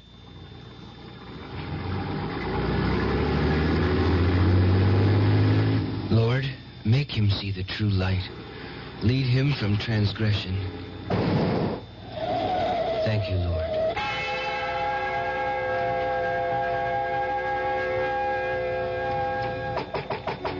The door's open. Who are you? I'm Joseph. Joseph Compertino, Uncle Pietro. Peter, kid. Pete Compton. Don't you forget it. What are you doing here? You're the only one I have left. What? Papa, he's dead. A fire in the house. Oh, good Lord. Why didn't you let me know? It happened so suddenly, and there wasn't much left for a funeral. I just buried him and... Oh, you poor kid. Yeah. How about something to eat? No, it's a fast day. Well, you take after your mother. What's wrong with that? Nothing, kid. Nothing. Don't have to jump down my throat. She was a saint. I learned a great deal from my mother. About sin and worldliness. Well, what are we going to do about you? Just give me a job and a place to stay. That's all I need. Yeah, I suppose I could use you around the club. You could clean the place, run sandwiches and coffee for the poker players. Poker players? Sure, what'd you think this is, a church? I run a little club here where the guys can get together for a little fun. Got any objections? No, Uncle Pietro. Pete. Call me Pete, I told you. I'm sorry, Pete. I mean no harm. Sure, kid. Now, let me see. Where can you stay? Can't put you up at the house. I haven't got any room. I could stay here. It would make it easier for me to keep the place clean. In that case, make yourself at home. Well, how do you like it? The club is crowded. So many men. It's a big night. Friday, payday. Guys want to blow off a little steam. You know how it is. You work in the mill all week. It's a grind. They need something to take the taste out of their mouths. They can find comfort in the Lord. Sure, but now they need action. A little gambling's a lot better than some things they could be doing, huh? Hey, Pete, where's the beer? Here, Joe, take this order to the table. Move. But what do you call this jerk, huh? A hamburger. No, kid. Well, I am glad you told me. I'd never know. Hey, what do you know, fellas? It's a hamburger. Hey, something wrong, Ollie? Nah, nothing much. Just that I ordered a cold cuts hero when I get a hamburger. No, he said a hamburger. Who asked you? Look, Ollie, the kid's new. I'll get you a hero. On the house. Nah. Forget about it. Hamburger's okay. Hey, just watch him, will you? I think he ain't got all his marbles. Yeah, watch yourself, Joe. Just be a little more careful in the future. He's the one that should be more careful, not me. Hey, Pete, get a load of this, will you? Hey, look at my whole card. That's not bad, huh? Well, suckers, it's going to cost you plenty to see what Pete saw. Now, raise the pot that's on the table, huh? Oh, the only one with guts. Okay. Here they are, Brennan. 5 little hearts, 4 through 8. Straight, flush, pal. They're not all hearts, Ollie. Your whole card is a diamond. Ah, you crazy. It's 4 hearts, I'd say. Hey, who switched cards? Oh, it's you little punk, you bird brain. You must have done it when you were setting the sandwiches. Come on, Ollie. The kid never touched the car. I'm going to take you apart, Squirt Boy. You're going to be sorry. Hey, come on. Come on, stop it. Ollie. What's wrong with you? It's him. Get rid of him, Pete. Take it easy, Ollie. You're going to be all right. Hey, get a doctor. Somebody get an ambulance. It's too late, Pete. He's dead.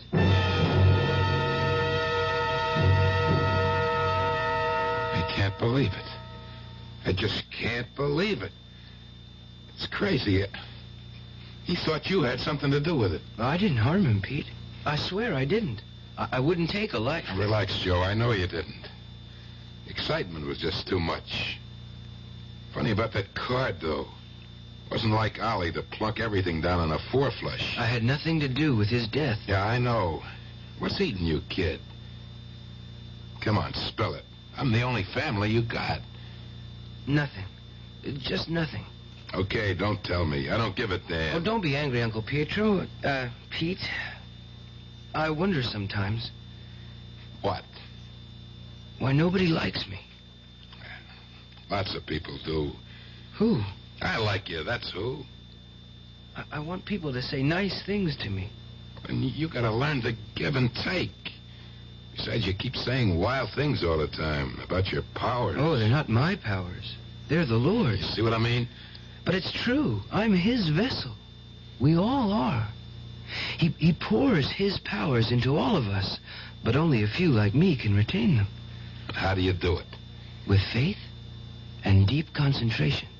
You really believe that? Well, of course I do. And so should you. Never lose faith.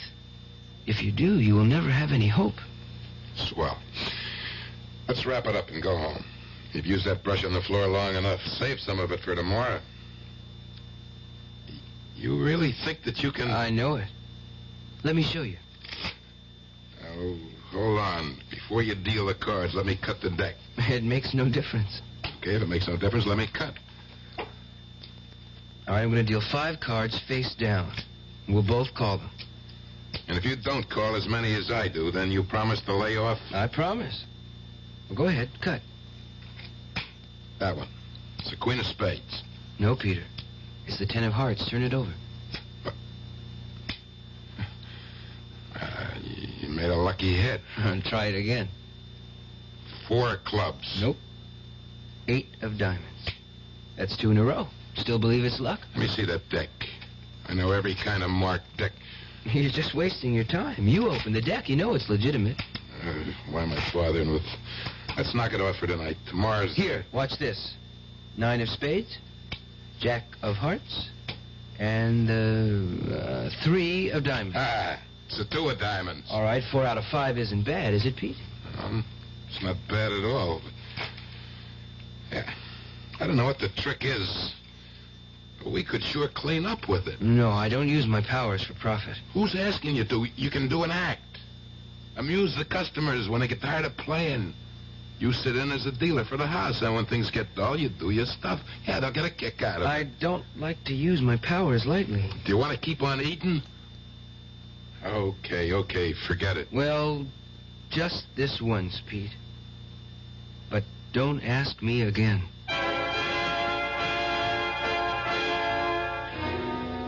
A deal has been made between Joe and his Uncle Peter.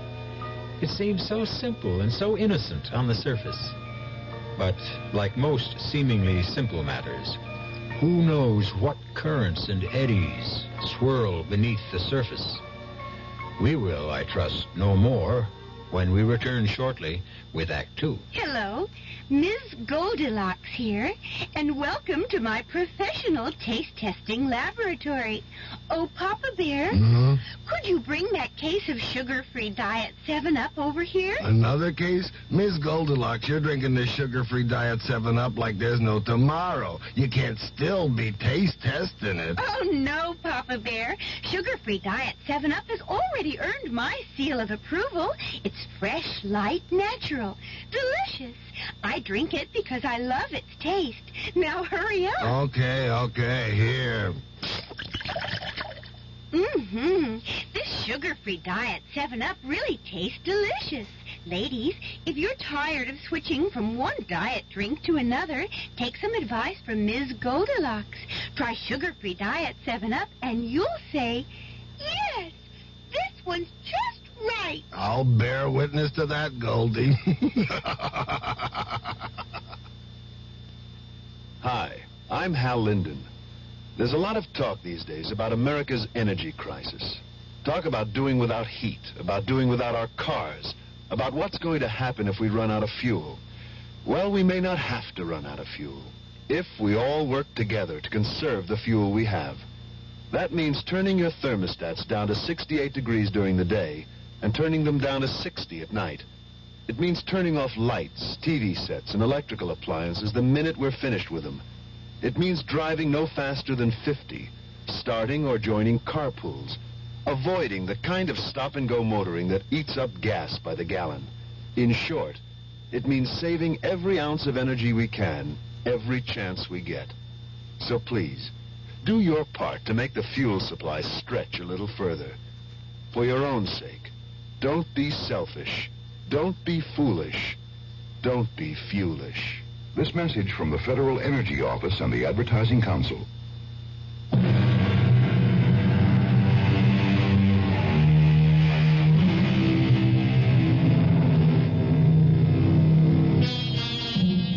We all know that small compromises can lead to large disasters. The pretty lady verging on plumpness who diets with might and main to keep her poundage down knows full well that one excursion into the land of calories can mean a plunge into the worlds of pounds. Shall we then wonder that Joseph's consent to turn his powers to profits for his uncle will inevitably result in the loss of all he holds dear? We shall see as we return now to Act 2 of The Horror Within. That was great, kid. The suckers loved it. Yeah. I thought Handelman would have a fit when you called his whole card. He thought I was cheating, using a marked deck. He wouldn't believe me even when I told him to pick any deck. Well, don't worry about it. That's just his way. Come on, let's go back to the kitchen. You got a surprise for me? That's right. I don't mind doing the dishes. I hope you can't read everything I'm thinking. I don't try. Good. Joseph. Effie. How about that, kid? You didn't get the whole message. Oh, what are you doing here, Effie? Well, your uncle, he said I could work here. Sure, why not? Business is good. We need another hand. I figured since you and Effie used to get along so well back home. Thank you, Uncle. Pete. Forget it. Just make sure you get the dishes done before we close. Huh? I've been looking for the cleanser. Oh, don't worry about it. I'll do them. You just sit right there. Oh, no. I'll wash. You dry. You sure? Well, of course. There's no one to earn my way. Boy, your uncle's a fine man. No, he is. Even though he blows his top sometimes. Yeah, I suppose you don't. Joe, you still do tricks? Oh, they're not tricks, Effie. I followed the example of my patron saint, St. Joseph. And I concentrate my powers like he did. Watch. This knife. Yeah. Hold it in your hands. Yeah? Okay, now keep still. Very, very still. Joseph, it's getting warm. Mm-hmm. It's bending. There. Oh, hey, that's wonderful. That's just like a magician I saw once. It's not magic, Effie. It's a natural power. I read somewhere that most of us use only a small portion of our brain potential. Less than 5%. You mean that anyone can do what you just did? Sure, most people can. I'm sure of it. Oh, hey, Joe, will you teach me? Will you show me how you did that? If you want to, I can show you that and much more. Like what? Well, like hear what I have in my mind without my saying a word. Hey, that'd be neat. We could talk and nobody would hear us. I could show you how to move objects from across the room. We could clean up from here. I could even teach you how to fly. Yeah, like Peter Pan. Hey, look, I'm flying. Hey, you mustn't joke about it, Effie. Oh, hey, I'm sorry, Joseph. Listen, I wasn't making fun of you. I was just happy. Never make fun of me, Effie. You're frightening me. It's all over now. Let's finish the dishes. I promise, Joseph. I'll never do it again. Well, how do you like it? Oh, it looks beautiful, Pete. Just beautiful. I mean, I can't believe it's the same club. Nothing to it, Effie. Fake brick. Tile ceilings and a few yards of drapes. Didn't cost much to change from poker to a supper club. But do you think it's wise? Look at the mob. The joint's packed. People are dressed so nice, too. Hey, maybe we ought to pitch in and help, huh? No, nothing doing. You and Joe are my star attraction. Well... Now, you do the act like I seen it, and we can't miss. But that was just for Effie and me, Pete. I don't want to perform. Well, not in front of all these people. Are you scared, kid? Well, that's natural. Everybody gets stage fright. No, it's not that. I told you before, my powers are between me and St. Joseph. I can't do it for money. What's the difference if you do it in the back room or out here? Well, he's right, Joe. You can't hurt anybody with a little fun. A little pleasure can help brighten up people's lives. That's you, Joe. What do you say? I'm going to introduce you and Effie. If you want to let me down, that's up to you. And now, folks, settle back. I hope you enjoyed your dinner. Oh, boy, the roast pig was good. Good. The Cafe Compton presents its star attraction, the amazing Joseph and Company. They'll entertain you with an act never duplicated before in the history of the entertainment world. Yeah, sure. They'll read your thoughts, perform illusions. And here they are, the amazing Joseph and Company. Good evening, ladies and gentlemen. My assistant will be seated on the stage as I go through the audience. She will receive the thoughts I send to her across space. You can give me any kind of message or clue, and I will transmit it to her.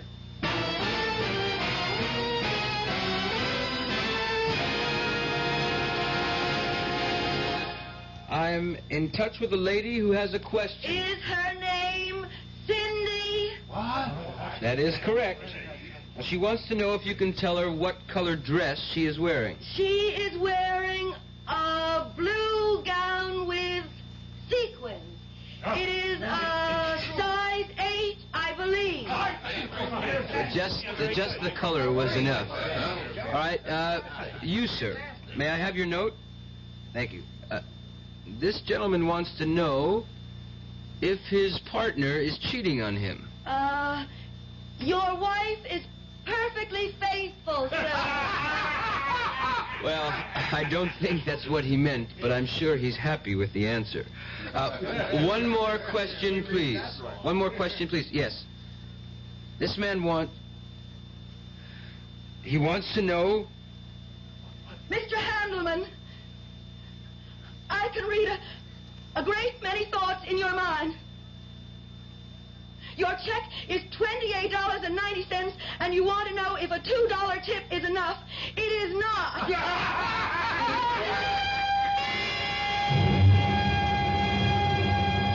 Joe, you worked great tonight. Just great. Everybody loved your act. Hey, I better get out front now and help close the place down. We'll have a bite to eat later, okay? Sure, Pete. That Handelman. I hate him. I know, Joey. Listen, you frightened me. And that's why I made a joke out of it. Joe, you wouldn't... No, of course not. I'm a servant of the Lord. I do his bidding. That's why I wonder about all this. I feel it's wrong. It's a lot better than what you wanted to do to Handelman. Joe, you think you could really do what you... If God wills it. Oh, well, then you never will, because he preached love. It's hard for me to feel love for someone who... How about me? I love you, Effie.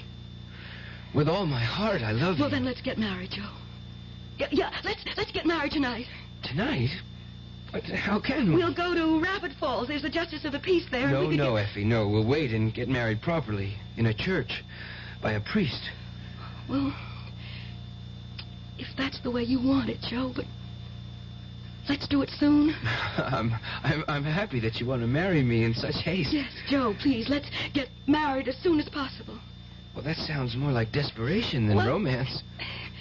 I can't explain it, Joe, but I don't know, I feel... Well, like something terrible is going to happen. I want to be your wife, Joe. I want us to be together for the rest of our life. No matter how much time we have left.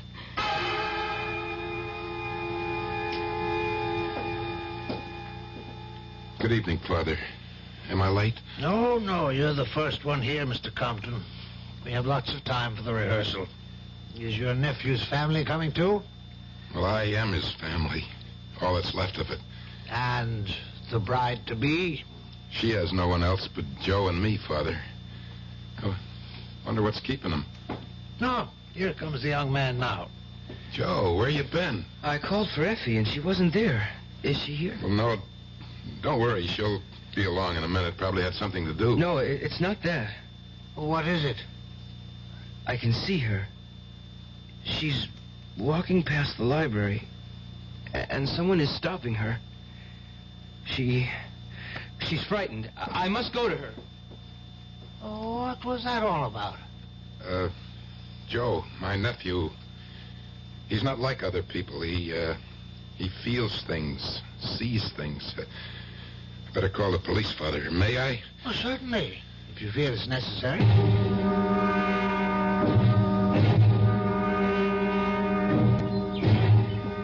She's gone, Pete. Effie's gone. They'll find her, Joe. Just take it easy. You don't understand. Sure I do. You're upset. Come on inside the house. We'll have a cup of tea. He's right, Joe. There's nothing you can do now. The police are searching the town. I can't help. I feel so useless. I've got no contact with her. I can't reach her. She must need me. Don't even think about it, Joe. Just come inside and rest. We'll wait with you. You may have been wrong, Joe. I mean, about what you think you saw. I didn't think I saw Pete. I know I did. She was in trouble, I tell you. And now, nothing. There was no sign of struggle at the library. No one witnessed anything. You don't believe in me? Should I? Yes, I have the powers given me by the Lord. You are his servant, too. Are you sure your powers are from the Lord, Joe? As sure as I am that my name is Joseph. I have devoted my life to him and the ideals of St. Joseph. And I have been heard. Explain it to me, my son. Why? So you can laugh at me? No. I want to help you. Help me? Yes. Father, help me. Then go on. My mother was a saint. She taught me to worship, to revere the memory of St. Joseph, to follow in his footsteps. I tried. I poured all my energies into being one with St. Joseph. I learned how to direct all the forces of my mind and soul. Even when I was very young, I could make objects move. I could see things that happened far away. Then one day she was gone and I was bitter. That's understandable. Well, for a while, I used my powers for wicked things. People turned against me and I became an outcast. Even my father drew away from me. Then my father was taken from me. I saw the light. I heard the blessed voice of St. Joseph, and he told me to return. And you're sure the voice you heard was St. Joseph's? Well, of course. Well, who else could it have been? Who else, Joseph? No, Father, no. The voice did not come from within me. Joseph, there are forces of good and evil in the world. And sometimes it's difficult to tell one from the other. Perhaps it was not the voice of heaven you heard.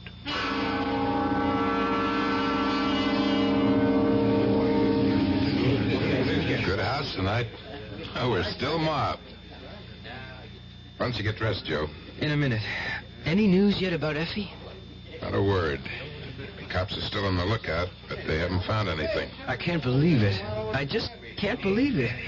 I told them where it happened and exactly what he looked like. Well, there must be hundreds of guys in town that fit the description you gave. You got to understand. I don't want to understand. I want to find Effie. I tell you, Pete, I saw her just as clearly as I see you now.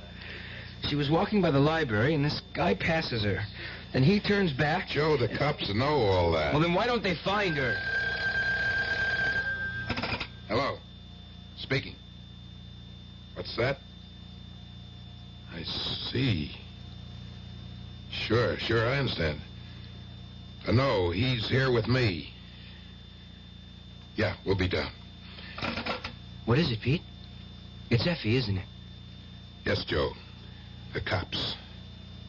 They found Effie. Where is she? Is she all right? Bad news, kid. I want to see her. You will, kid. They want us to identify her. Identify her? What are you saying, Pete? They're waiting for us. At the morgue.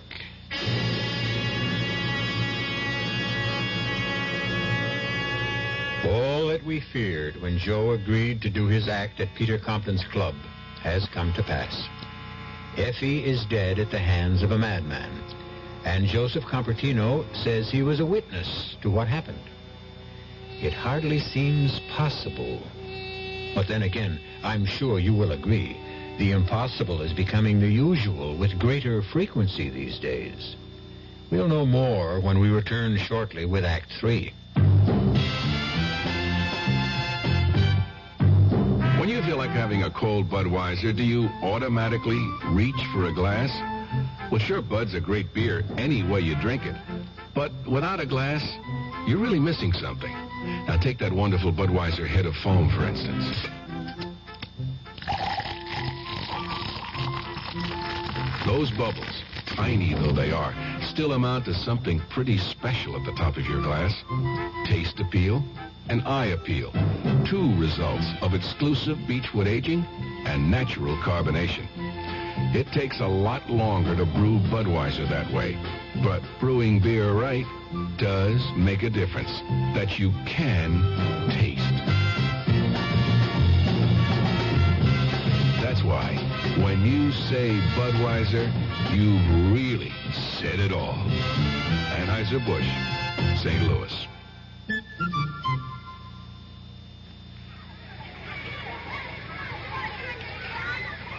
Pollution, crime, substandard housing, energy crisis, corruption, inequality, vandalism.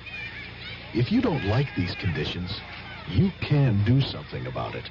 Law Day, May 1st, reminds us that the great thing about our system is that people can have a voice in improving it if they understand it and if they use that voice in the many ways possible.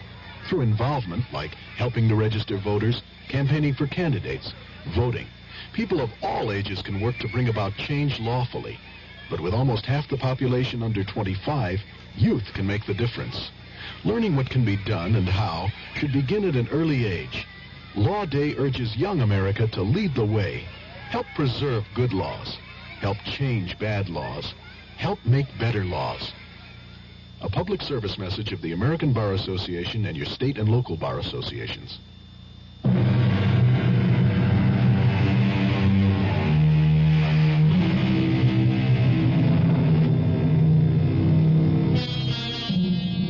To find out who killed Effie, Joe must make the journey we all fear.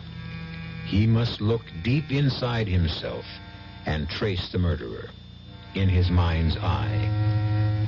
The problem is, what more will he uncover? For if you look into any man's heart and mind, you will always find at least one black spot which he has tried to keep concealed. Why are we sitting here, Pete? Because the lieutenant asked us to wait. He'll be back in a minute. She looks so different, Pete. Like a poor imitation. Don't think about it, Joe. I can't think of anything else. I've got to find the man who did it. I'll never rest until I find him. I'm sorry I kept you waiting. I had to check a few things out. It's all right, Lieutenant. Now, Joe, you don't mind if I call you that? No. Good. When did you see this taking place? Well, Pete and I were at the church waiting for Effie when it flooded my mind. And what time was that? It was about 6:30, 7. I see. And was that the time you felt it was actually happening? I guess so. I hadn't thought about it. Well, think about it. Were the streetlights on? Do you remember anything that might give us a handle? Well, it seems a Well, the library was closed, but the streetlights weren't turned on. And that would put it at about 5:30. But you saw it happen in your mind about an hour or so later, huh? Can you explain that? No, I can't. Well, did you actually see them go off together? Did they get into a car? No. Well, I mean, I don't remember. All I know is I can see them together, and I knew something bad was going to happen. What's this all about, Lieutenant? Well, I'm just trying to get things straight. You know, there are some loose ends here. Like what? Well, for one thing, we found the body off Highway 50. That means she was in a car when she died. No, it means she was in a car when she was thrown off on the side of the road. She died hours before then. You mean to say she was thrown out in the middle of the day and no one saw it? Oh, it wasn't in the middle of the day. Doc Hatfield estimates she died about 6 o'clock in the morning. Well, with this new daylight savings time, it must have been pitch black when he... That's right. That means, Joe, your mind's clock was off about 12 hours. You couldn't have seen her walk past the library when you said she did. I can't believe it. Joe, didn't you talk to Effie today? No. But she said she was going to the city to do some shopping. She said she'd be away all day and meet us at the church for the rehearsal. But you called her? Just before I left to meet Pete. I wanted to see if she got back earlier. And she wasn't there, obviously. Now, who answered the phone? Nobody. Where were you early this morning? In bed. Asleep. Say, what's going on? Well, why all these questions? Every little bit of information helps. I don't like it. Can I go now? Yeah, of course, of course. Just stay around where we can reach you, Joe. We may have some more information later, and maybe some more questions.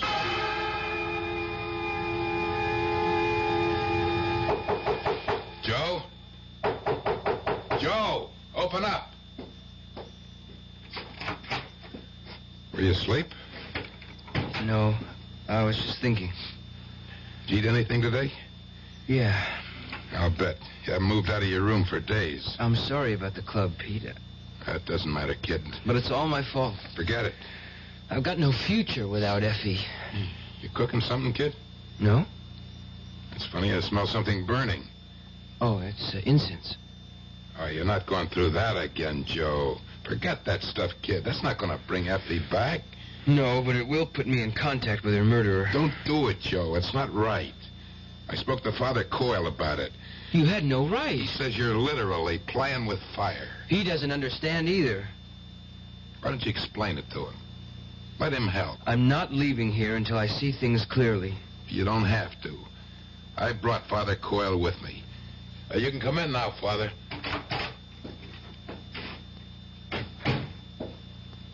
How are you, Joe? I don't want you here, Father. Your uncle asked me to help. I don't need your help. I think you do.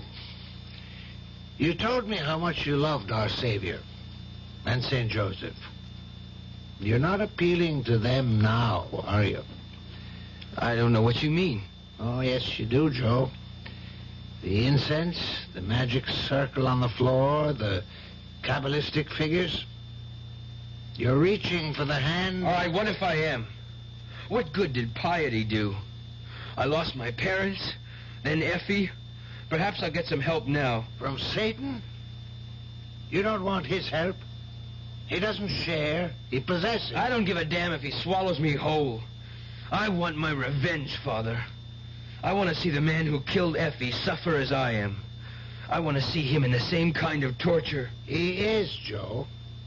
Believe me, he is.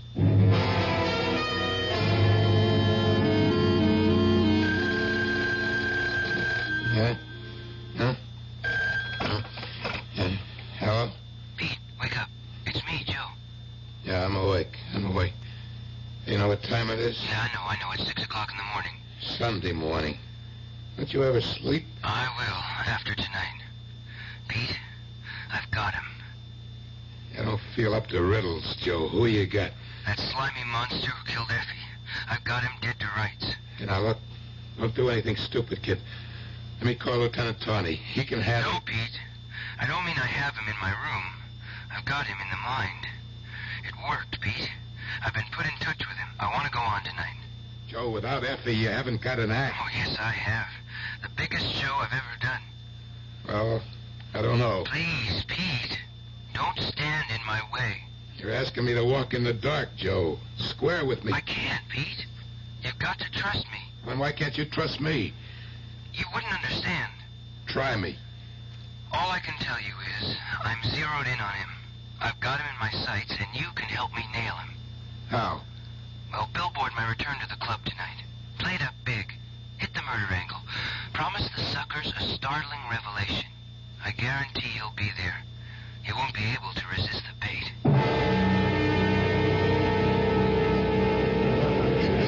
I appreciate your coming down, Lieutenant. That's okay. I haven't had a night out in a long time. You know Father Coyle? Yeah, sure do. How are you, Father?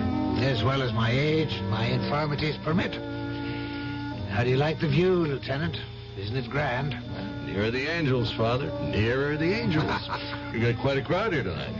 It's all that publicity about Effie. The buzzards are out in full force. They want to see Joe in action and maybe witness something else. Now, that's the cue for Joe's act. I got to introduce him. Just stand by. I'll be back. Good evening, ladies and gentlemen. Now it's time for the star of our show to make his appearance. And here he is, the man you've been waiting to see. The amazing Joseph. Thank you. Tonight I'm going to skip the usual stunts. I'm not going to waste your time on the usual card tricks and memory gimmicks. I'm going to attempt something never seen before on any stage. But I'll need your assistance since I do not have... Well, since I'm working alone tonight. With your help, I'm going to reach into your minds and read your thoughts. And if you have a problem, concentrate on it. With divine guidance, I will resolve them for you, if there are any answers. All I ask of you is quiet, complete silence. Remember, if you have a question, concentrate on it. You're doing fine. I see thoughts swirling in space. Is there a young lady whose initials are J.L. in the room? Hey, that's me! Good. Would you please stand up? Now, concentrate on your questions. Yeah, I see a ticket in your purse. Would you hold it up, please? Thank you. Well, what do you... Now, that's an airline ticket to Las Vegas. Am I correct, please? My advice is follow your mind, miss. Don't use that ticket. Wait until you can pay your way. Thank you. Hold it, folks. I have another message coming through.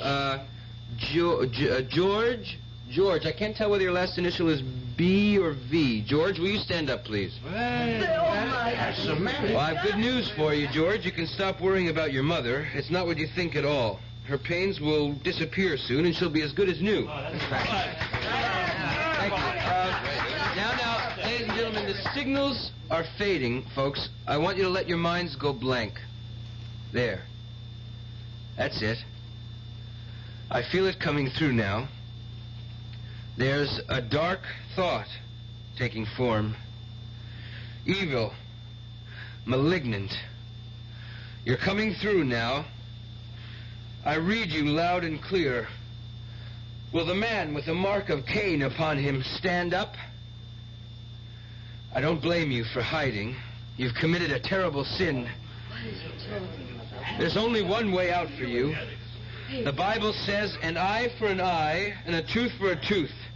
And a life for a life. Stop it, Joseph! I called for silence. What you're doing is wrong! He must pay for his crime, Father. It's not for you to judge, Joseph. Don't try to play God. I am his instrument. Are you sure, my son? Look into your own soul. Judge not, lest ye shall be judged. I have nothing to fear. Nothing, Joe? Think about it. Where were you when Effie died? In my room. No, you weren't, Joe. 6 o'clock in the morning, Joe. Where were you? She was wicked.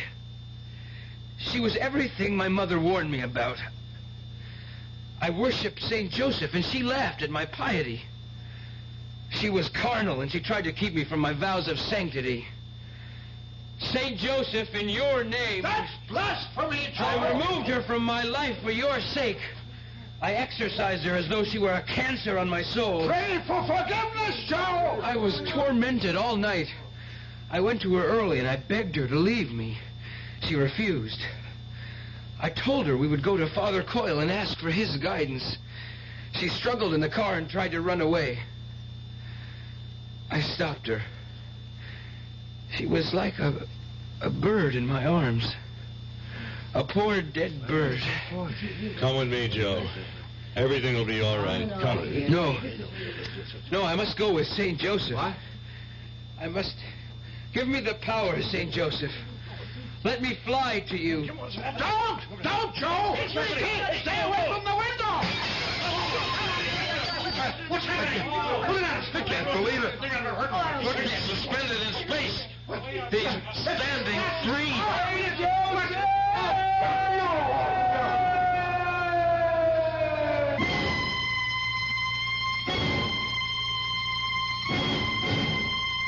Poor Joe. Poor Joe. He tried to reach for heaven and hell at the same time. And he stumbled somewhere in between. Don't take it too hard, Pete. Dead end somewhere. Yeah, but not on the streets. You really think he killed Effie? Yes. Part of him did. None of us are saints, Peter. We're good and evil intertwined. Most of us can keep the worst of our nature in control. Joe couldn't. He was split right down the middle. Well, one thing is sure. He paid his dues. Let's get him out of here and mark his account paid in full.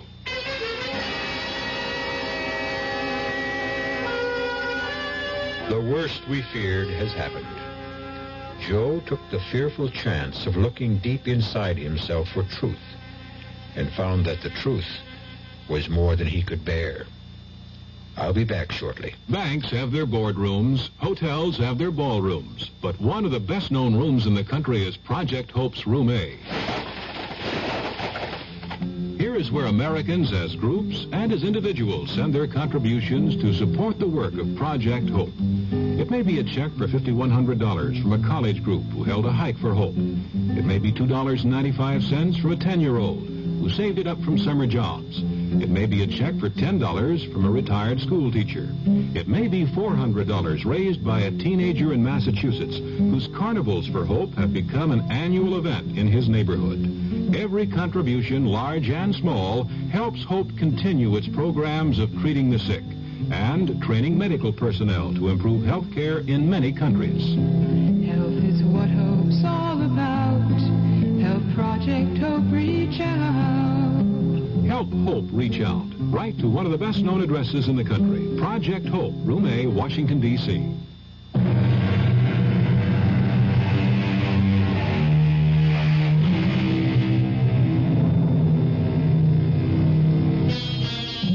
And so we close the entrance to the cave where murky waters run deep, but not always still.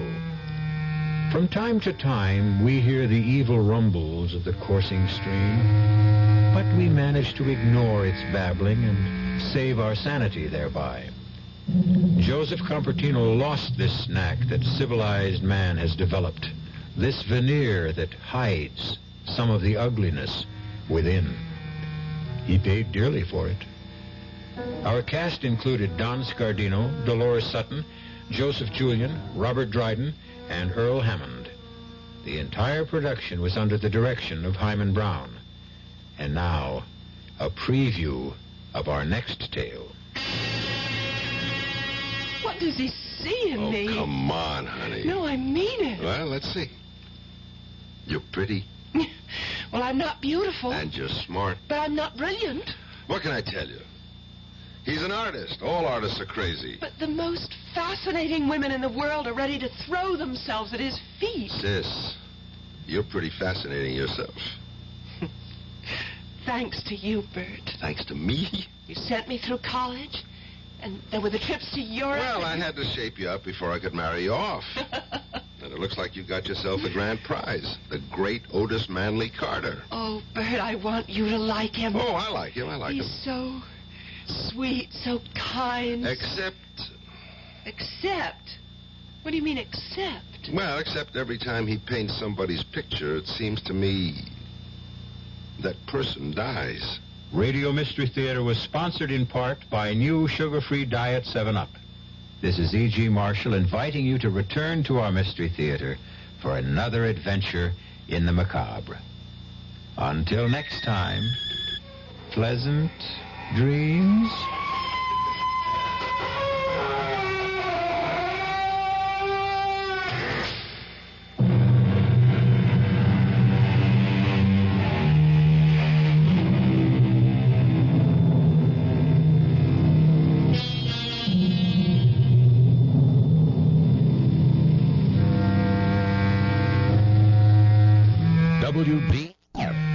Kansas City.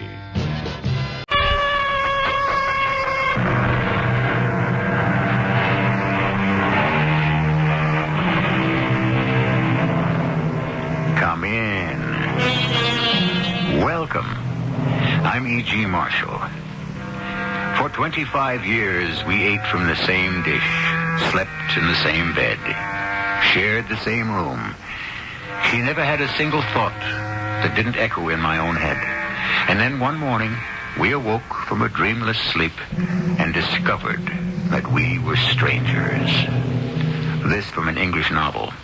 It is called The Lover I Never Knew. How well do you know your lover? I'm sorry, Mrs. Granby.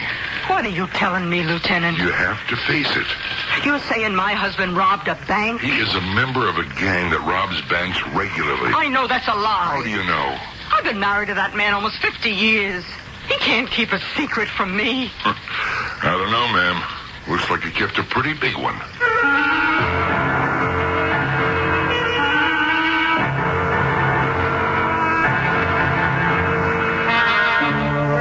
Our mystery drama, The Sweet Smell of Murder, was written especially for the Mystery Theater by Sam Dan and stars Bryna Rayburn. I'll be back shortly with Act One.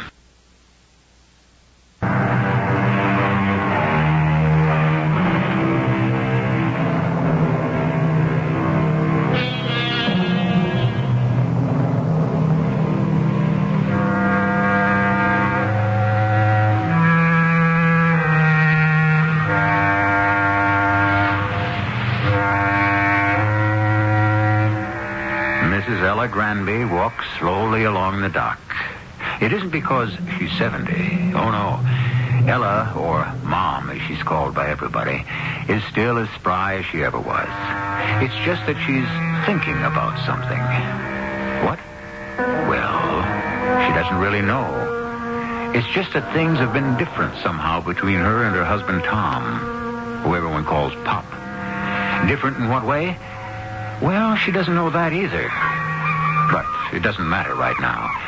She's going out in the boat with Pop, the old reliable Becky Ann, a 28-foot cabin cruiser that may be showing its age, but is still the soundest little vessel in the harbor. Hey, Skipper. It's crew coming aboard. Oh, what'd you bring for us? Why don't you wait and be surprised? Well, it smells good. Hop down, or do you need a helping hand? Still as spry as you was when you were 18. All right, cast off. Aye, Skipper. And we're away. What's running, Skipper? Blues. Well, that'll be supper. Hey, come forward. I want to show you something. Oh, what is it? Take a look. Why, it's a brand new ship-to-shore telephone. Give that lady a cigar. I'm not surprised I'd smoke it, too. Where'd you get it? What kind of question is that? I bought it, naturally. I seen that model in the store, in Braxy's. It cost $2,400. Well, I've done a little better than that. I hope you're feeling chilly. You know that cashmere coat you always wanted? Look at here. All right, Thomas Taylor Granby, all right. Now, you just tell me, where'd all this money come from? Where? Now, you just give me the answer. All right. You're entitled to an answer. Now, quit stalling, Thomas. I won it. You mean you were gambling? In a way, I guess that's right. I won it in the lottery. When? Last week. You never told me. That's right, I didn't. And why not? Well, I was afraid you'd want to do something foolish with the money. Something foolish? Huh. Yeah, like putting it in the bank, I suppose. Well, yeah, something like that. How much did you win? Quite a bit, you might say. How much is quite a bit? Now, there's no use pumping me, Ella. I'm not going to tell you.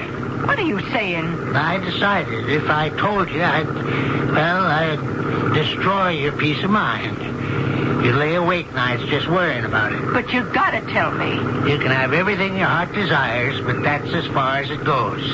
This is going to be my secret. Now, we never had any secrets from each other. I figure it's about time we started. Now, Thomas, I'm not about to accept this from you. Oh, what you want to do? Some silly arguing or some serious fishing?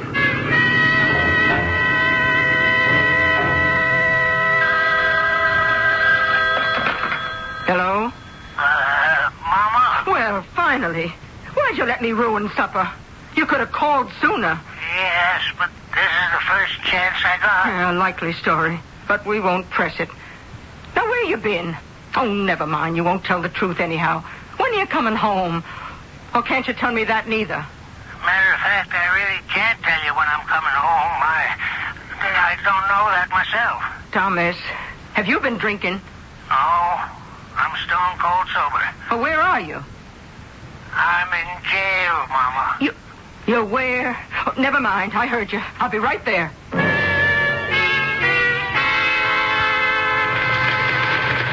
Yes, ma'am? Want some help? No, I was told to look for Lieutenant Sims. That's me. You, Mrs. Granby? Yes, sir. Well, why don't we just sit down for a minute here? Oh, where's my husband?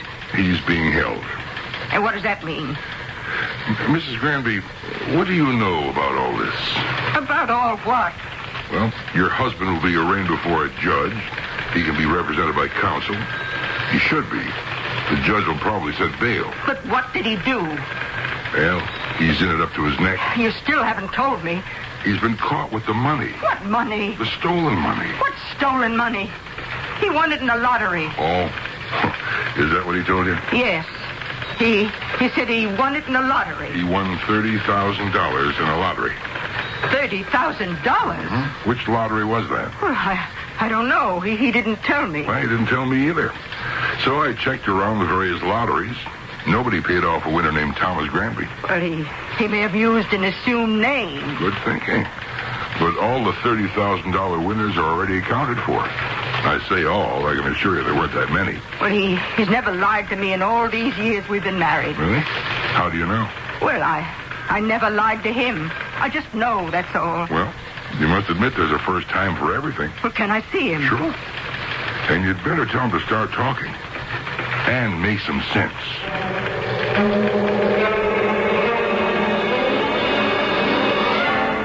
I know what you're going to say. But I don't know what you're going to say. I lied to you about the lottery. All right. The fact is, I found the money. Well, that doesn't sound much better. But it's true. $30,000. Please, Mama, I'm telling you the truth. I found it. Yes? I found it in a bag. A bag? Yeah, one of those big shopping bags. You know, the kind you get at milk sacks? Yeah, but where did you find it? I found it on the dock. All this money in this big paper bag on the dock? Yeah, I came across this bag, and I couldn't imagine what was in it. Maybe garbage. I looked inside, and it was just packed with these $10 bills. I didn't think there were so many $10 bills in the whole world. Well, didn't you bother to find out who the owner might be? Well, it was nighttime. There wasn't a soul on the dock. And besides, what was it doing there anyhow? And so? I figured it was stolen money. Oh, Thomas. Since they were tens, they probably wouldn't have been marked. They only do that with very big bills, you know. No, I don't know. Have you become an expert on crime? Please, Mama. It was wrong. All wrong. It's just that I don't know. I worked hard. I thought we'd have enough to retire on comfortably. But things get tighter every year. That doesn't give us the right to steal other people's money. No, it doesn't give us the right. I know that. I don't know what got into me. I shouldn't have done it. But I did. Well, where's the rest of the money? I turned it all over to the police when they arrested me. I didn't try to hide anything. They didn't believe a word I'm saying. Well, do you believe me? Sure. I mean it. I mean it, too. I have an idea they're going to set a very high bail. They want to hold me here. Well, we'll get a lawyer.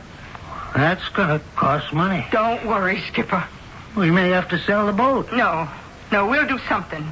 We'll think of something.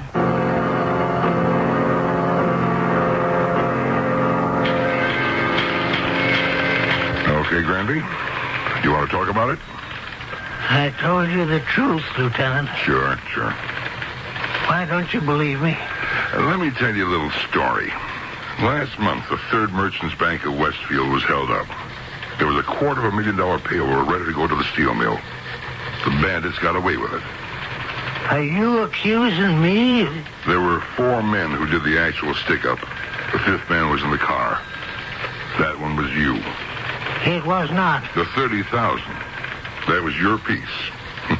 You're quite a guy with a wheel, aren't you? Yeah, but Lieutenant, I never What did you do before you retired? You were a chauffeur, weren't you? You've been driving cars professionally all your life. Well, that's true, but And all the money had been registered. Your pals knew about it.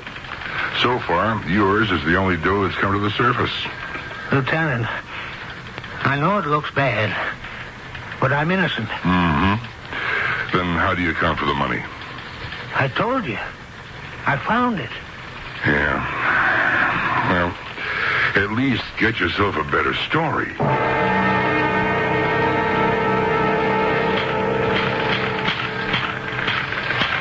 Lieutenant Sims?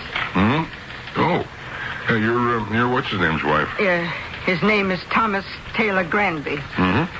So, what can I do for you? I owe you some money. Really? How do you figure you owe me money? Well, it's been established that the money my husband found was stolen. The money he found? I believe he found it. But that doesn't change the basic character of the money itself. I returned my cashmere coat and the new ship-to-shore telephone to the stores. Since I know now what kind of money bought them, I was able to get the refunds in full. Now, here you are. $2,840. Oh. Now, take it. It's yours. Mrs. Granby, you're quite a lady. Now, tell me, Lieutenant, the truth.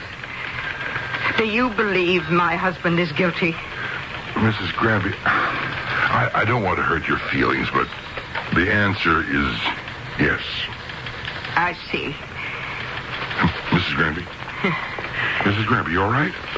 Are you feeling all right? Well, do you mind if I just sit down Oh, sure. for a Here, minute? you're right here. Just right in this chair. That's it. Now, there you are. Take it easy now. Yeah. Here, let me get you a drink from the water cooler. No, I don't want to put you to any trouble. And the trouble is just right over here. Now, here you are now. You take some of this. Oh, yes. Yes. Maybe like a cup of coffee instead, huh? We always have some going around here. No, thank you. All right.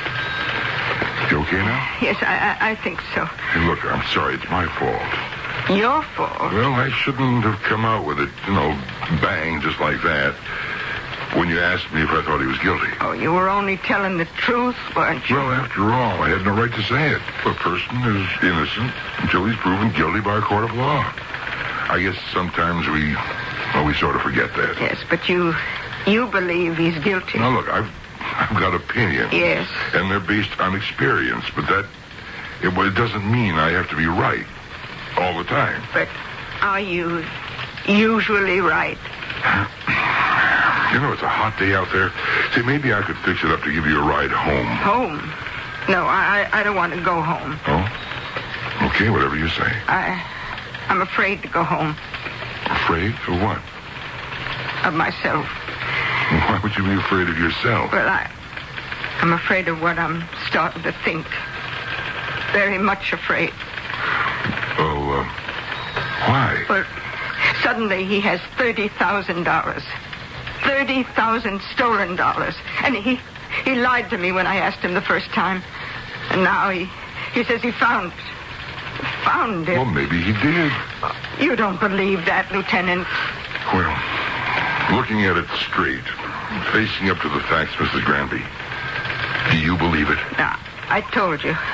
I'm afraid of what I'm starting to think. Maybe I don't know him as well as I thought. Maybe no human being can ever really know another one, no matter how close you are. Is there always a part of you that is held back, that's closed off? Is he lying to me?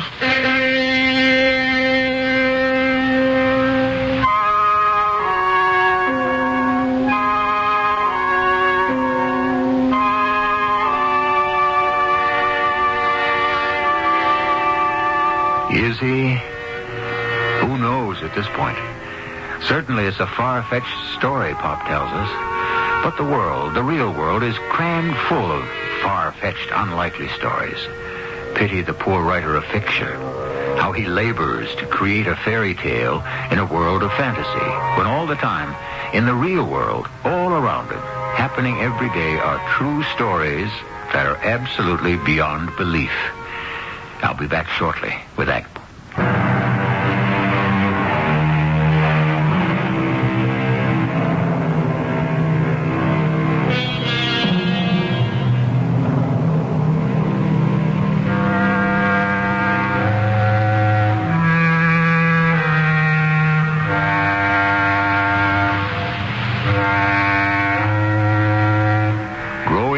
Together in perfect harmony and complete understanding. This has always been the dream of couples who are in love.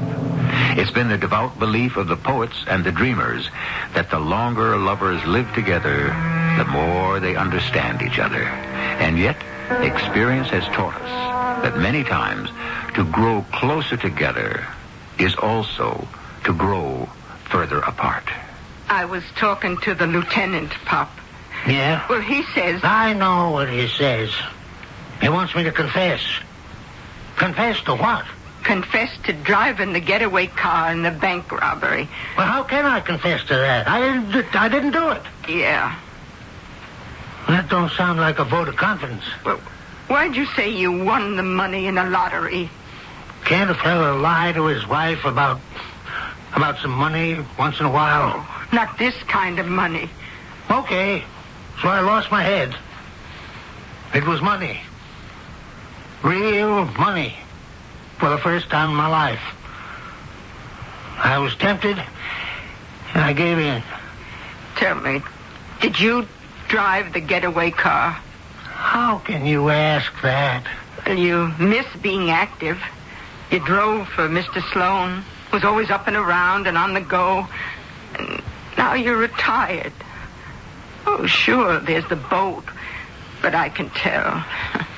You've been restless. I wasn't restless. I was just worried about money. You don't believe me? I'll stand by you.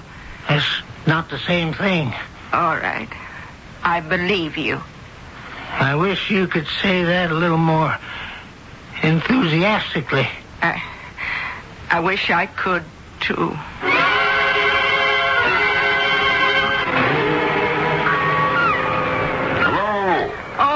Hey, it's the lieutenant. Hi, can I come on board? Are you wearing sneakers? No. Take your shoes off. Okay. Hey, nice little boat. After me, it's his pride and joy. Or maybe I come after it. I wonder if he'll ever see her again. Well, it depends. On what? On whether or not someone can convince him to see reason. That someone I can bet is me. Mm-hmm. Yeah, it has to be you. I couldn't. Oh, what do you want him to do? Confess? That's the least of it. See, it doesn't really matter if he confesses or not. We've got him with the money and no way to explain it. So he can sit in jail for the rest of his life. But what do you want him to do? Talk.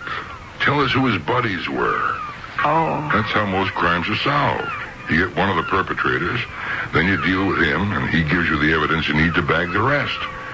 Usually a fellow like that can make a very good deal for himself. How good? Well, if there isn't any murder involved, and in this case there isn't, such a fellow can practically walk away from it. You mean he can go free? Mm-hmm. That or a very short sentence. And it usually gets suspended. Now, if your husband gave us the other people, he could be back on this boat before you know it.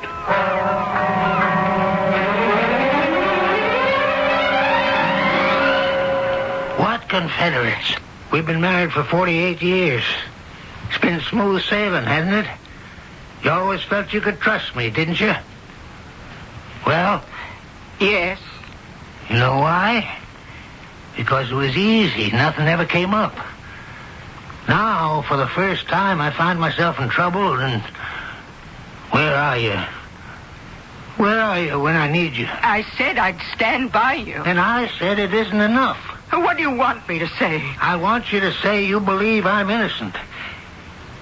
And if you can't say that, I don't want you to say anything at all to me ever again. Thomas! I don't care how bad it looks, how open and shut the cops may think it is. I'm innocent. And you either believe me or you don't. Oh, Thomas. Thomas. Oh, come on now. Don't get weepy on me. I'm so sorry. It's just I was so scared. Have we got it straightened out finally? Oh, yes, Thomas. Me help rob a bank? How could you believe... Thomas, please. We shouldn't talk about it anymore. We have more important things to do. We have to get you out of here. Yeah. Next time you come to visit, bring me a pie and hide a saw blade in it. Oh, Thomas. Make it a blueberry pie. Now, how did the money in that bag ever get on the dock? How do I know? Oh, we have to find out. How can we find out? I'm going to find out. How? I wish you wouldn't ask me that. Not just yet.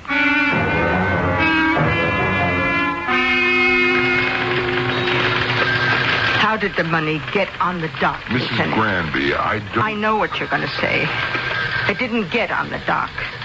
Oh, please, just go along with me. What is the point in speculating? In your experience, has money ever been left anywhere before? Well, yes, it happens. You know, kidnappings, ransom money.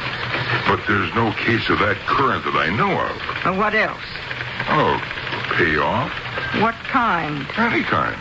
Political, maybe? But why on the dock? Like I said, this is all speculation. Now, tell me if this makes sense. Drugs. Well, why not? But how do you tie that into a bank robbery? Well, it could be that a man involved in the bank robbery wanted to invest the proceeds in drugs. So he agreed to leave the money in a bag at the particular dock in payment. But something went wrong. Yeah? Now, the people who were supposed to pick it up never came. Or maybe it was left at the wrong dock. How could it be left at the wrong dock? Well, criminals never make mistakes. They're all such intellectual giants. No, of course not. Well, that could mean Thomas is telling the truth when he says he found it. Yeah, if you want to draw a very long bow. Well, why is it long? Now, I've been thinking. You say you've got him signed, sealed, and delivered for a trial. Yet I'm afraid the evidence is against him. Now, all you've got is the bag of money. It isn't beyond belief that he could have found it. Well, it would have been better for him if he turned it in. Remember, he was caught when he spent something. Yeah, sure, but you can't throw the book at him for that. And the jury would understand. Besides, he has a clean record. He's never been in trouble. Well, for your sake, I hope you're right. Well, are there any clues? Clues? What kind of clues could there possibly be? Well, there's the shopping bag Thomas says he found the money in. Did he turn it over to you? Yeah. Yeah, I think it was a shopping bag. Well, did you examine the bag? We had no reason to examine the bag. But if you believe Thomas, would you have a reason to examine the bag? Could I see that bag? What for? Oh, please, Lieutenant.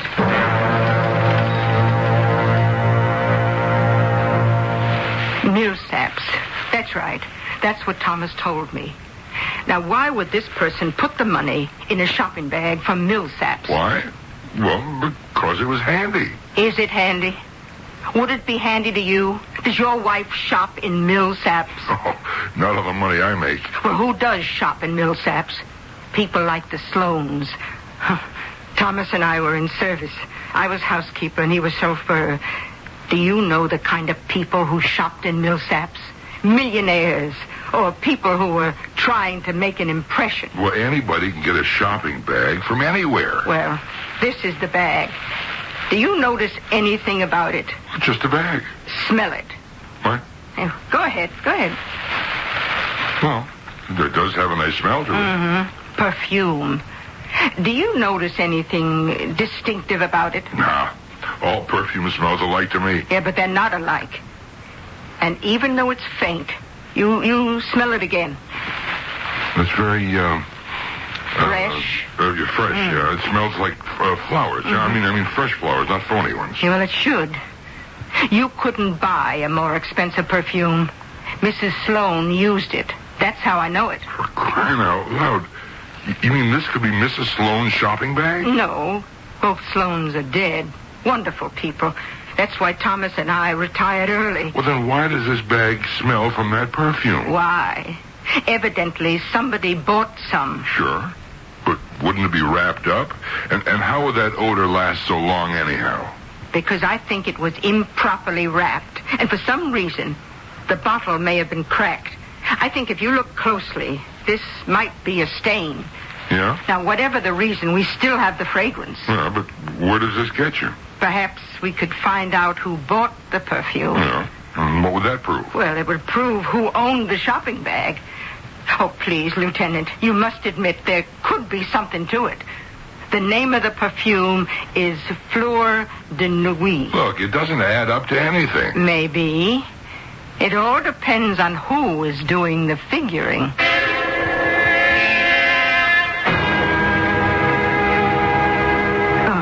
Mrs. Timmons, I am Madame Lafarge. Oh, yes. I have just come from France. I am associated with the company that manufactures Fleur de Nuit. Oh, of course. Well, I am traveling to visit all of the places that have been making such good sales for our perfume. And your store, Millsaps, it leads the rest.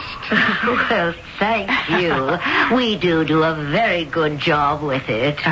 We are the most exclusive perfume. Oh, no question about it. And I should like, personally, to write a letter of appreciation to each and every one of our customers. I think that's a marvelous idea. Do you have for me a listing of those who have purchased Fleur de Nuit from this establishment? Oh, yes, of course. Oh, good. I can have it sent to your hotel, madam. Where are you staying? Oh, it is not a large list, no? It would have, 15, 20 names, I suppose. Oh, well then, perhaps, since I am here now, I could wait, if it is no trouble. Oh, it's no trouble at all. There's a young lady who had a problem, I remember. Oh, a problem? Oh, yes, you see, she'd been shopping in the store. She bought a bottle of perfume, and she claimed that when she arrived home, we had sold her broken bottle. Oh. We made good, naturally, but you might drop her a special note. Oh, I shall. Oh, she raised quite a fuss. Stormed into my office. She isn't our typical Millsaps customer. Oh. A rather brassy, if I do say so, vulgar young woman. But what can you do?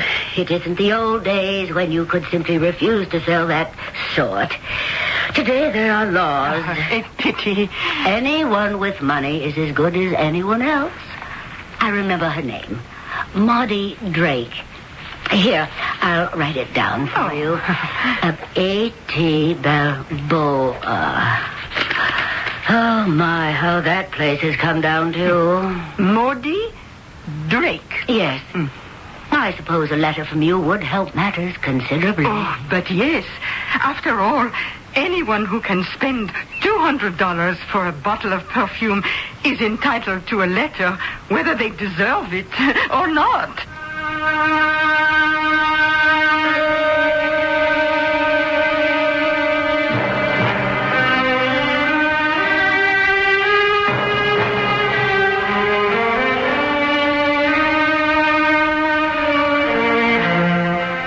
And so, here we see Mom in action as, of all things, a detective.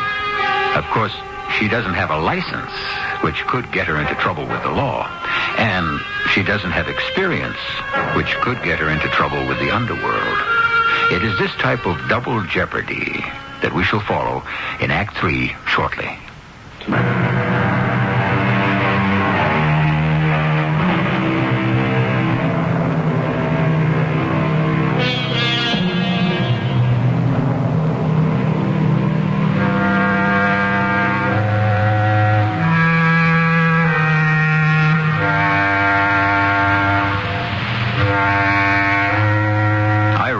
That do-it-yourself has become almost mandatory these days if one is to survive the financial crunch. We have more and more people learning how to cope with their autos, appliances, plumbing, electricity. However, it's one thing to be a do-it-yourself house painter. It's quite another to be a do-it-yourself detective. Yeah? I am Madame Lafarge. So? I am a directoire in the Fleur de Nuit perfumes. Oh, sure. Well, come on in. Oh, thank you. No, I am told you had the most unfortunate experience. Oh, yeah. Well, the store made it good. Oh, I am so happy. I mean, I had to straighten out that dame. The one in the store. Oh, then there are no more complaints. No. Everything's A-okay. Oh, may I ask, why do you purchase Fleur de Nuit? Because it is the most expensive perfume you can buy. Oh. You see, Madame, I learned a lesson. Mm-hmm. You want a man to have respect for you? He's got to treat you to the best. Mm-hmm. Well, that's why I live in this apartment. You couldn't pay more for one like it. My clothes, everything. And that is why you buy things in Millsaps. Because it is the most expensive store in town. Oh, good. It is a philosophy of life that has its points. Thank you very much. And I hope you will continue to enjoy Fleur de Nuit. Until they come up with one that's more expensive.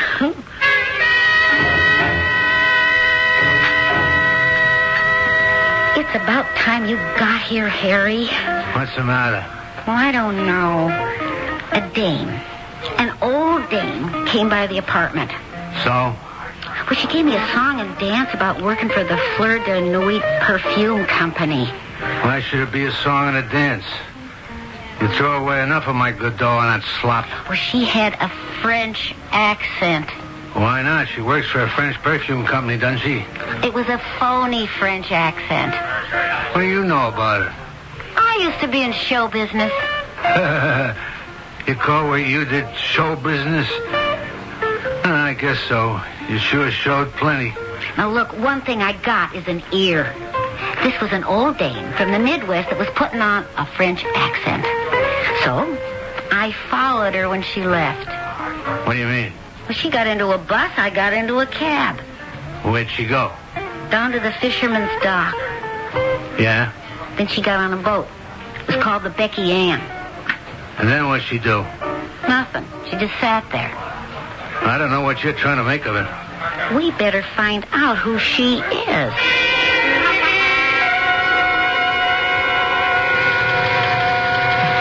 Lieutenant Sims? Oh, yeah. Come here. Sit down. Oh, thank you.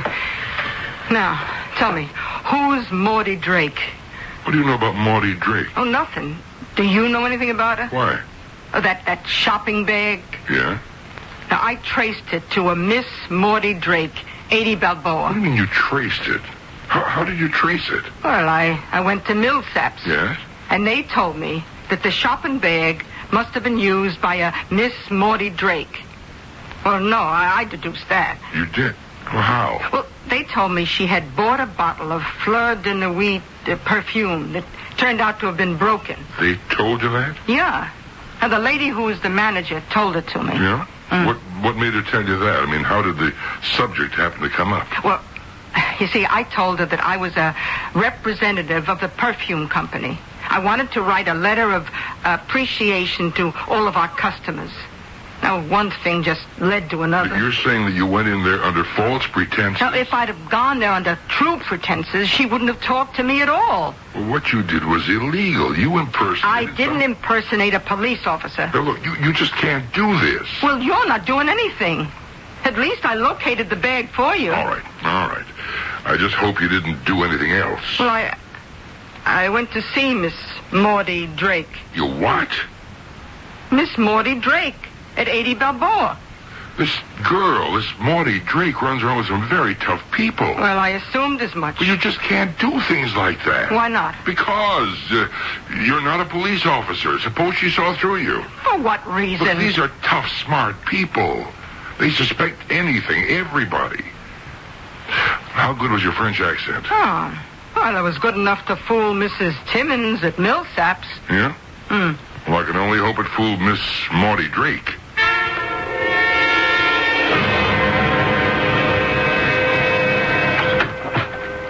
Where you been, Maudie?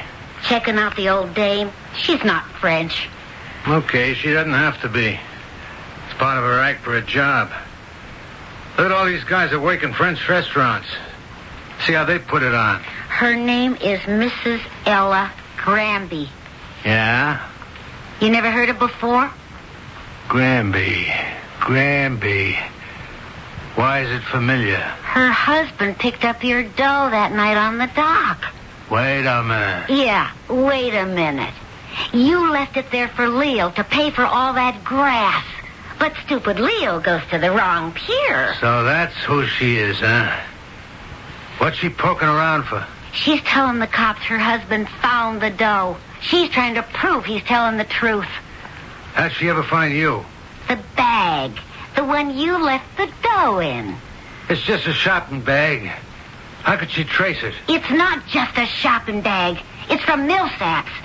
Why did you have to use that? It was the only one in the house. And why did you have to insist we should buy that marijuana with the dough? Because the dough is hot. What else could we do with it? Whose idea was to stick up at that bank in the first place? You should have known they'd have the money registered. Who said not to worry about it? There were ways to wash it clean, huh? What's the use of all this talk? The old lady's got us over a barrel. Oh, let's get out of town. No, not yet. Ask yourself, why is the dame poking around? I don't know. Think. It's because the cops are cold on this. It's her idea. Why should the cops bother? They got this chump, her husband. He can take the fall for the stick-up. They're happy. No, she's freelancing on her own. Harry, what do we do if the cops begin to believe her? What can happen? Well, the cops will know I bought perfume in Millsaps. Yeah, and then what? Well, that'd mean I had a shopping bag like the one the money was found in. Yeah?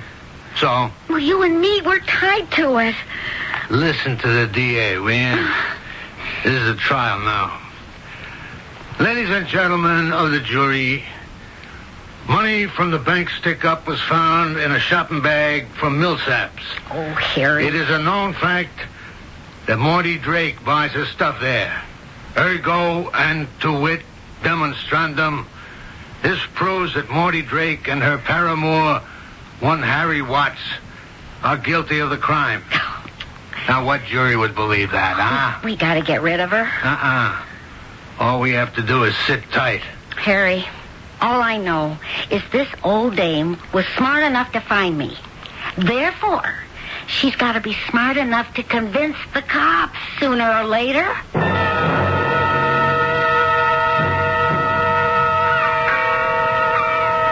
Isn't it a gorgeous day, Morty? Yeah. Day like this seems wrong to kill somebody.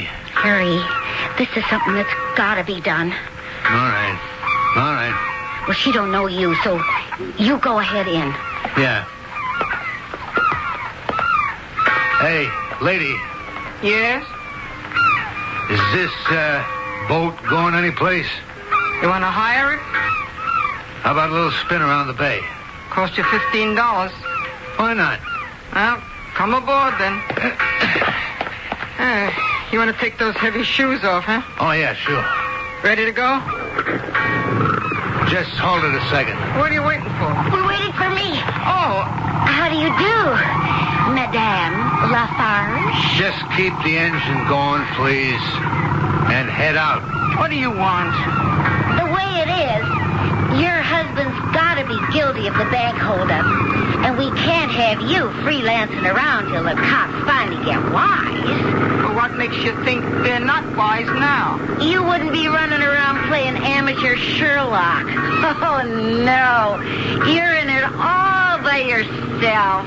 So, you folks robbed that bank, huh? A little bit of help from a few friends. I guess you wanted to use some of the money to buy drugs. And, you got your signals mixed. Am I right? You're really a very intelligent lady. I'm sorry we have to make this trip. Oh, what's going to happen to me? Looks a little rough. You could fall overboard. Everyone knows I can swim. Well, we could arrange something to take care of that. I'm sorry, but that's the way it is. Now, let's see. You confessed to robbing the bank, huh? You threatened to kill me and throw me overboard. Like I say, I'm sorry. I don't go around looking for this kind of thing. So, now, everything you said is part of the record. What record? Well, all boats keep records of everything that happens. Or they should. It's called a ship's log. Now, mine is being kept by a crew member who's just below. He's moonlighting. His real job is with the city police. His name is Lieutenant Sims. Well, hello there. Is everybody having a nice trip?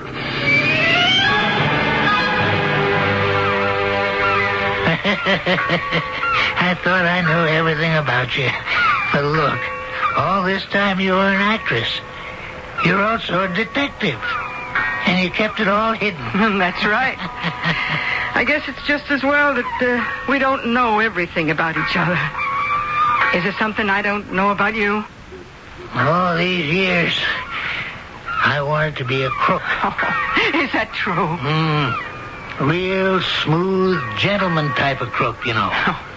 Well, you sure kept it hidden. It's one of those things you toy with.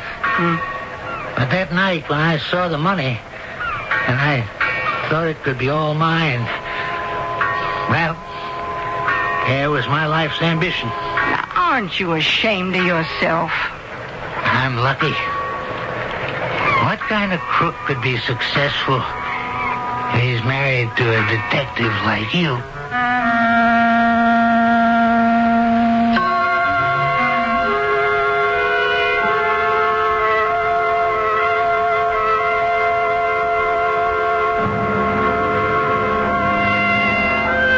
Not only are there things we don't know about each other, there is also so much we don't know about ourselves. What is it that we really want to accomplish? Who is it that we really want to be? Not publicly, but somewhere deep in the recesses of our very private psyche. I shall return to develop this further shortly. Hello, this is James.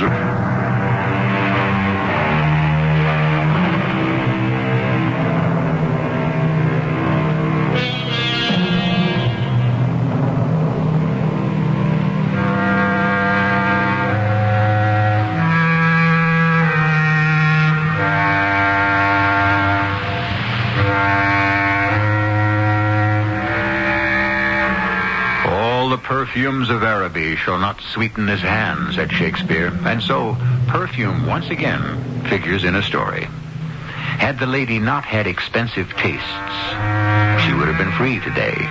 And there is a justice in this, because perfume, which is meant to hide and disguise, was used this time to expose and reveal. Our cast included Bryna Rayburn, Robert Dryden, Joe Silver, and Evie Juster.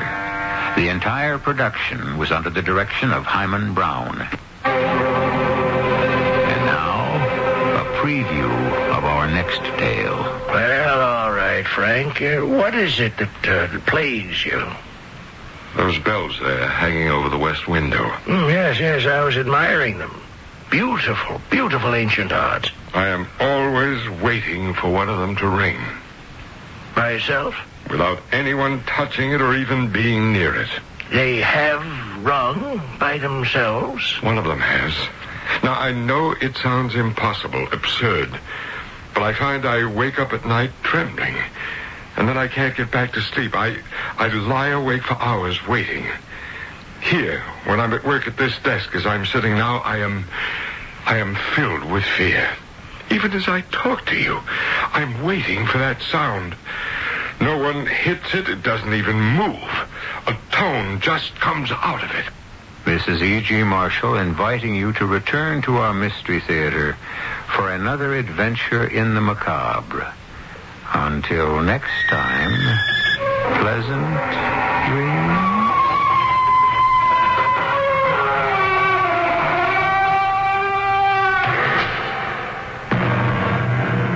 Thanks for joining us for the WAKR Radio Mystery Theater. We hope you've enjoyed tonight's mystery and that you'll join us again tonight at 11:15 for the WAKR Radio Mystery Theater. Tell your friends about the best in radio drama, exclusively in Akron, Canton on 1590 WAKR. Revenge is as basic a theme as you will find in mystery or drama. The Old Testament testifies often on an eye for an eye and a tooth for a tooth. The great tragedies of the theater tell us that Othello lost his wife, Shylock his daughter, and Hamlet his life in that wild chase after justice. One man we know made many enemies when he was younger, which generally qualifies you for retribution. He is now riding a train from Dover up to London. I beg your pardon, sir. Do you mind if I join you in this compartment? Oh, not at all. I'm all alone. I had hoped to find an empty compartment on this train up to London, because I've some reading to do. The two compartments have noisy little children, and three have men puffing at odoriferous cigars, and the compartment next to this one contains a nursing mother. I don't smoke. I gave it up years ago. I never started. That's a crutch. I remember the days if I didn't smoke half a pack before I got to my office, I couldn't face the day. Oh, really? Must be a very strenuous and nerve-wracking line of work. Oh, yes, it did leave me pretty edgy, but I've retired now. May I inquire what it was? Well, I was head of Fountainhead Pictures. I'm John Fountain. My goodness, yes. Your name and your movie company is a household word over here in England. My name is Arnold Lee. L-E-A. Lee. Well, that's an unusual spelling. And it's Old English for thicket or shrubs. You're not in the wood business, are you? Oh, heavens no. I'm afraid I don't do much of anything. That's the penalty of being born well off with a large estate and farms and farmers to look after. I do have one business, a distillery in Scotland. So I keep occupied. Are you on vacation from Hollywood, Mr. Fountain? No, I'm looking for a place to settle down. A permanent home. I've left Los Angeles for good. I'm retired. And I'm looking forward to spending the rest of my days in a calmer atmosphere. Instead of cultivating money, I plan to cultivate my mind. Oh, I don't know whether you'll find what you're looking for in London, Mr. Fountain. I shall see. And let comparison prove. Funny you should say that. Comparison proves. It's our new advertising slogan. Oh? Lee's Scotch. You may have heard of it. Lee's Scotch? I'm proud to say our Scotch has held a royal warrant for 90 years. I always carry a nip of it myself in a flask. Care for some? Well, that's very nice of you. Don't mind if I do. Top of the flask actually serves as a silver cup. Unscrew it, and there we are. I shall have mine after you've tasted yours. I think you'll like it. As you say, Mr. Fountain, comparison proves. Oh, that's strong stuff, young man. What have you given me? I wish you'd stop pacing the room, Mr. Fountain. If I'm to ascertain the facts, I need you to recollect what happened on that train calmly and unemotionally. Well, Inspector Davis, I was alone in a first-class carriage on the Dover-London train. And a young man, very gentlemanly, asked if he could join me in my compartment. Yes? Arnold Lee, he said his name was. He offered me a drink of scotch from a flask. And to tell you the truth, it had the kick of a mule. It knocked you out, as you Americans say. It was lethal. Next thing I knew, I'm not sure if I was dreaming then or not, but I thought I was being robbed. Well, now, surely you didn't come to the yard to report a dream. When I woke up, I found the dream had been quite real. Who was robbing you? The young man? Well, some strange kind of person, thing I'd never seen before. He took the keys from my pocket, pulled down my attaché case from the luggage rack, opened it, and removed something, locked it, and put the keys back in my pocket. Finally, I did wake up, and I was alone. The train was just pulling into Victoria Station. What was missing from your case? A gold cigarette case. All the thief took was a gold cigarette case? Well, I thought that was strange, too. Did you ever at any time see the face of the person who did all this? I don't know what was dream and what was real, and it didn't look human. It bent over like some ape-like creature. I never saw its face. Well, we shall have a good search round to locate this Mr. Arnold Lee. I'm almost certain that what robbed me was not quite human. Did it make any sound? Yes, a horrible kind of growly laugh. I'll never forget that sound. No one in the compartment but the young man. Well, he might have disguised himself to rob you. Oh, not him. Inspector, I've spent a lifetime casting people to type. He was no criminal. That boy was a gentleman. Well, we'll telegraph a description of the stolen property and the young man everywhere. And see what turns up. Where can I reach you? Well, for the present, I have a suite at London House.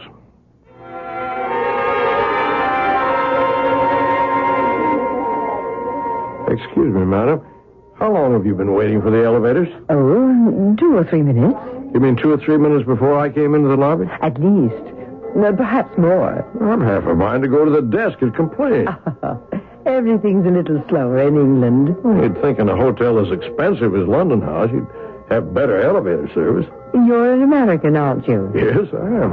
Ah, here's our list. You call it a lift, don't you? We call it an elevator. Would you be good enough to press 11, please? Glad to. That's my floor, too. Yes. We use many words differently from you in America. Well, I expect I'll get the hang of it soon enough. It's a beautiful city you have here. I love London. You've been sightseeing, have you?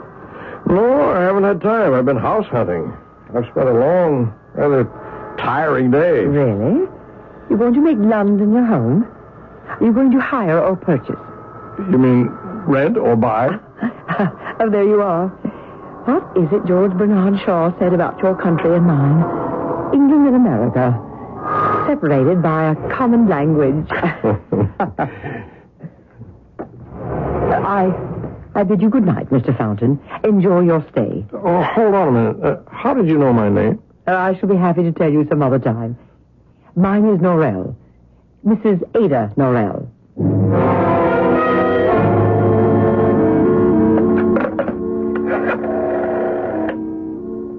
Hello, room service? This is John Fountain. Where's my dinner? I ordered it almost an hour ago. Hold on. There's a knock on the door, probably the waiter. He certainly took his own sweet time. If this food is cold, I warn you, I'm sending him right back downstairs. There's no one here. Where's my dinner? What is this? Hey, you! You down the end of the hall. Say, aren't you that young fellow who was in my train compartment? Hey, come back here. Son of a gun. That's him.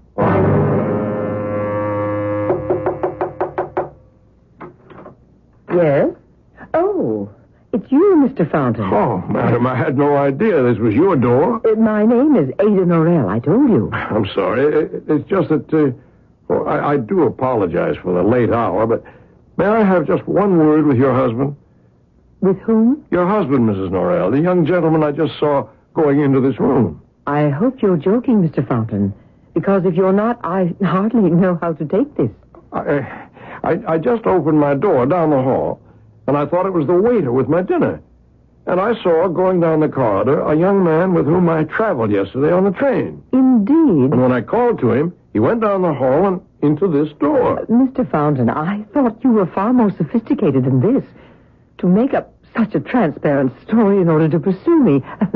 It's a bit obvious. I assure you, I swear, Mrs. Norrell, I had no idea this was your door. And I assure you, Mr. Fountain, nobody came in here. My husband passed away 3 years ago, and you are the only gentleman in this hotel with whom I have the slightest speaking acquaintance. I do hope we shall not be seeing one another again. Good night.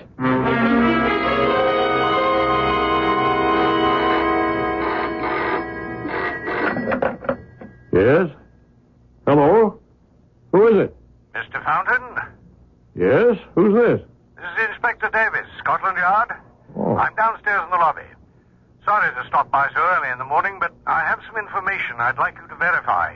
May I come up? Inspector, I wonder if you'd mind waiting for a few minutes. I just got up. What time is it? After 9, Mr. Fountain. Good heavens, I had such a terrible, sleepless night. I'll take a quick shower and get some clothes on. Will you come up in, say, 10 minutes? I shall. I'm sorry to hear you had a bad night. I thought when I came to England that the pressure and the strain in my life would disappear, but I have to tell you, Inspector Davis, I don't know. I haven't felt so dog-tired and washed up since I was in the middle of production in Hollywood. I thought those days were hard on me, but the past 2 days, I don't really like this. I've been subjected to some pretty strange goings-on. Would you mind telling me exactly what? Well, yesterday evening, I saw that young man who rode to London with me on the train, the one who gave me that drink. Oh, yes, Arnold Lee. You saw him? Yes, right on this floor, no less. He knocked on my door, I'm sure he did, and then ran down the hall and into the room of a lady I met here, a guest in the hotel. There's something going on, some kind of a game or something. She said he never went in there. This lady, is she a friend of yours? No, I just met her. She's extremely beautiful. A widow. And surprisingly, she knew my name. I don't find that surprising. So did I, the moment you walked into the yard the other day. You knew me? My dear Mr. Fountain, your name as a movie producer is extremely well known. We in the British Isles are devotees of the flicks. But right now, I'm more interested in the lady's name. Mrs. Ada Norrell. I did say, didn't I, that she was extremely attractive. Beautiful, in fact. Yes, you did. Well, this Mrs. Norrell has nothing to do with my visit this morning. Well, you're on to something already? Have you located my cigarette case? And that creature? We're not quite sure. You said for an instant you saw this person who was robbing you, but you were uncertain as to whether you saw the face. I show you this photograph and ask, is there any resemblance? Well, where did you get this picture? But pain. Help me. My chest. I can't breathe. Yes. In my breast pocket, there's some pills. Right. It's a night show. Quick, give me. Give me.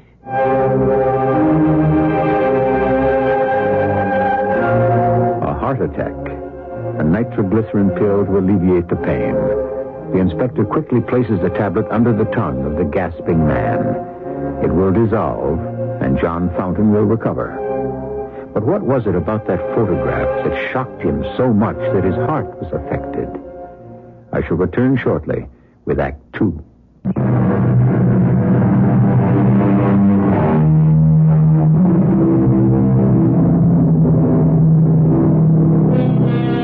As with so many dramatic presentations on Mystery Theater, there's always more to the evidence than meets the eye. With that in mind, and making allowances for surprises along the way, we return to London House, where Inspector Davis of Scotland Yard has just shown a photograph to movie producer John Fountain to identify. For whatever reason, Mr. Fountain suddenly suffered a seizure of the heart. Mr. Fountain, how do you feel now? Oh, much better, Inspector. When they come, they come.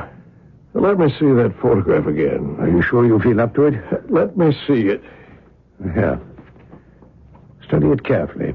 Does it resemble anyone you've ever seen? I don't know. Not a very clear picture. Oh, she's terribly disfigured, poor thing. Yes. She was caught in a fire. When was that? Oh, 6 months ago. Are you sure? This woman escaped from Broadmoor. That's an asylum for the insane. She made her escape several hours before the London train you were on left Dover. And we hazarded that she might have hidden herself on the train, and it might have been she who robbed you. What's her name? We don't know. She had no identification. We call her Mrs. X. Why was she in Broadmoor? She'd set fire to one of the smaller movie houses in London. It was at night. She was the only one there. You're not saying that there's some connection with me because I used to be in the motion picture business, are you? Well, I'm not saying it's unconnected. Was there some particular movie being shown? Where was the fire? Well, she managed to get into the projection room. Tried to set fire to the film, but it wouldn't ignite. And then she went down into the lobby and lit a match to the drapes. They'd not been fireproofed. They were showing a revival of old movies that week. What movies? Yours, Mr. Fountain. What? A festival of the best of the Fountainhead pictures.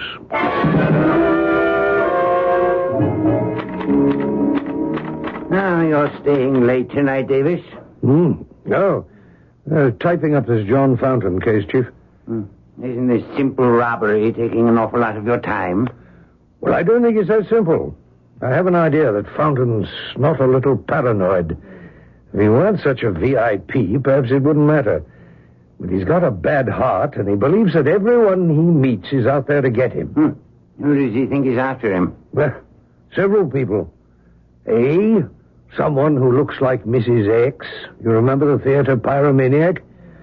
And B, a young man he met on the Dover-London train. And C, some other woman who lives at London House where he's staying and who he believes is in league with the young man. And all this over the theft of a cigarette case? Well, of course, there's more to it, Chief. Fountain is an extremely nervous man with a heart condition. If he's not imagining all this, it may be there are people in London at this moment who are intent upon driving him under. You understand what I'm saying? No, driving him crazy? Under, I said. Under the ground. Driving him to his death. Glad you stopped by this morning, Inspector Davis. If you'd come a little earlier, we could have had breakfast together. Well, I'm glad to find you so chipper, Mr. Fountain. Well, things appear to be going my way. Good. I've had some good luck since I last saw you. I found a nice little house on a nice little street off Welbeck Square, which I'm making an offer on. Your news is better than mine. My nice little streets have all turned out blind alleys. I keep thinking about what happened to me, Inspector. I had at least 250 pounds on me when I was robbed. Now, why wasn't that taken? Why just the cigarette case? Is that where I was drugged? For that? And Arnold Lee, where did he disappear to? He told me he came from a prominent family and he made Lee Scotch. There is no Lee Scotch, Mr. Fountain. There never was. Never was? Really? Is that true? I'm here this morning to ask you, is there something you haven't told me? I've told you everything I know. Tell me, why does the loss of that particular cigarette case bother you so much? I'm sure you can afford many more. I attach great sentimental value to it, that's all. Why do you? It was given to me on my retirement from Fountainhead Pictures. Inside are inscribed all the names of those I made famous. Actors? Actors and directors and writers. All of them had their names engraved inside that cigarette case? Almost all. Some had died or moved away or got out of the picture business. If you'll excuse me, that might be my real estate agent. They may have accepted my offer. Hello? Mr. Fountain? Yes, who's this? Ada Norrell. Oh, yes, Mrs. Norrell. Are you still here at London House? I haven't seen you recently. I had a visit from Inspector Davis of Scotland Yard. You did? It was rather annoying. He questioned me about a young man you said you saw going into my room.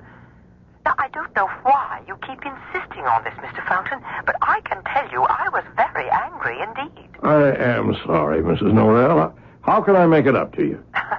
Well, at least you sound contrite. I am. I'll do anything so you'll forgive me.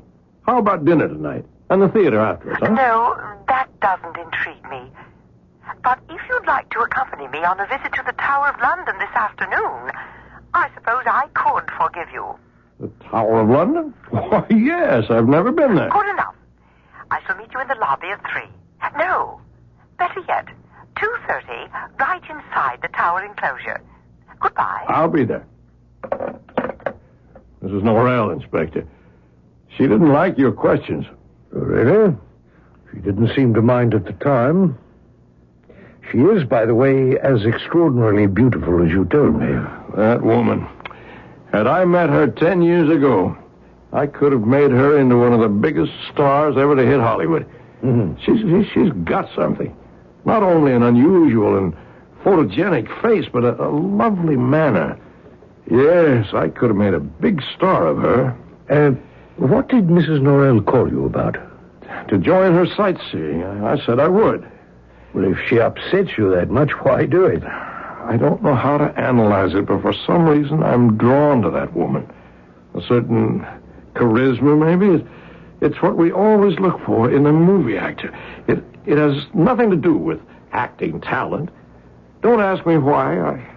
I hardly know her, but she has that quality. Yes, all right. So long as it distracts you. Where are you going? The Tower of London. Be careful. Don't get locked up in the dungeon.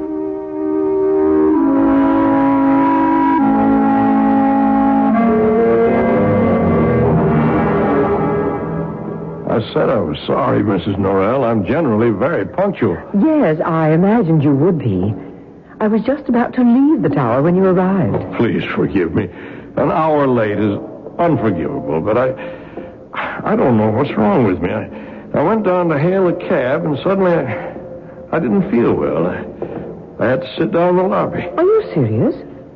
Perhaps you shouldn't have come out at all. Oh, no. I'm perfectly all right now. Just hope I haven't spoiled the afternoon for you. We don't have much time left before they close, and I did want you to see as much as possible.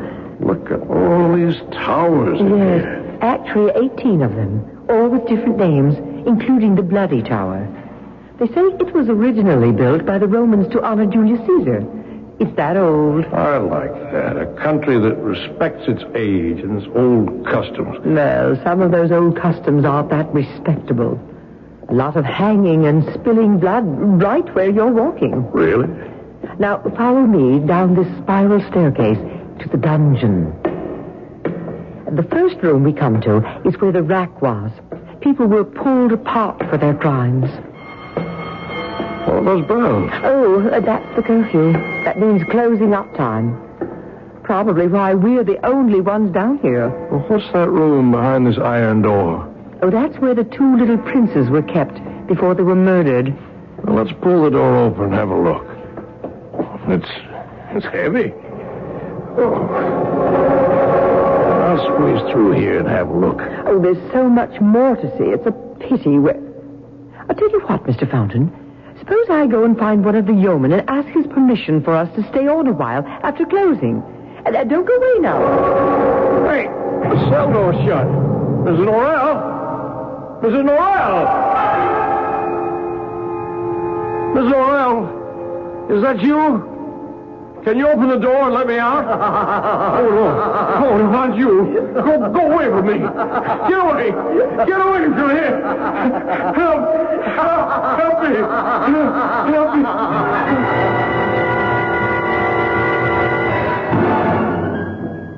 The nurse said it was all right for you to receive visitors.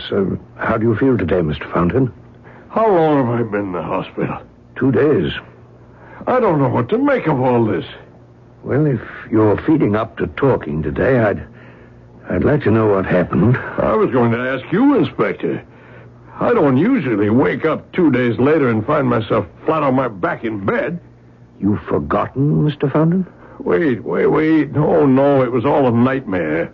Wasn't it? I didn't really see anybody, did I? Well, you had a seizure in the Tower of London. The guards came by and found you in the dungeon. Somehow you'd locked yourself in. Fortunately, it's happened before. A visitor gets very excited, releases the door, finds himself locked in, faints, and so they know exactly what to do. They whisked you off to London Hospital, and since you're an American, they called me. She did it. I'm sure of it. Who did what? Mrs. Norrell. And then she sent that hideous creature to the cell. She came up to the door and laughed at me. Can you be more detailed? Well, the door to the dungeon has a little window cut into it. I was calling for help. Then all of a sudden, this demented face appeared in that little window and laughed at me. Had you ever seen this person before? I don't know. Was she the creature that robbed you on the train? I don't know. Don't ask me. Mr. Fountain, in that dungeon in the Tower of London, you were heard to say, you, go away from me, get away. It sounded as if you knew who it was. Now, who was it? I tell you, I don't know. Mr. Fountain, we can't help you if you don't help us. Now, bear in mind, the Yard has taken everything at face value. There have been no confirming witnesses. It's all your story.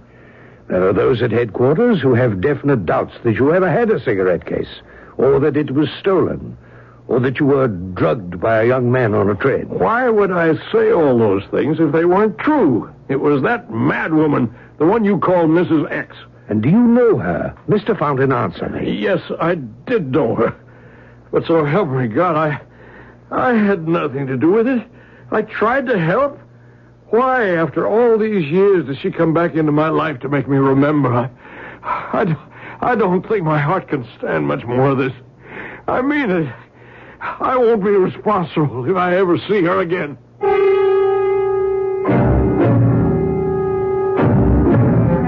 I think we're beginning to see the elements of a tale of revenge. The cast of characters, a retiring movie magnate, a widow of extraordinary beauty, a young man on a train, and a Mrs. X, a woman with a disfigured face. Could it be that what began as a simple robbery may have consequences beyond imagining? As I've often told you, when we are 2 acts into the plot, wait and see. I shall be back shortly.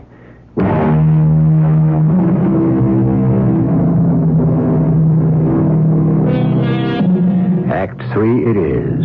That act in which the evidence is assessed, problems solved, and the villains get their comeuppance. But what if your story has no villains, no heroes?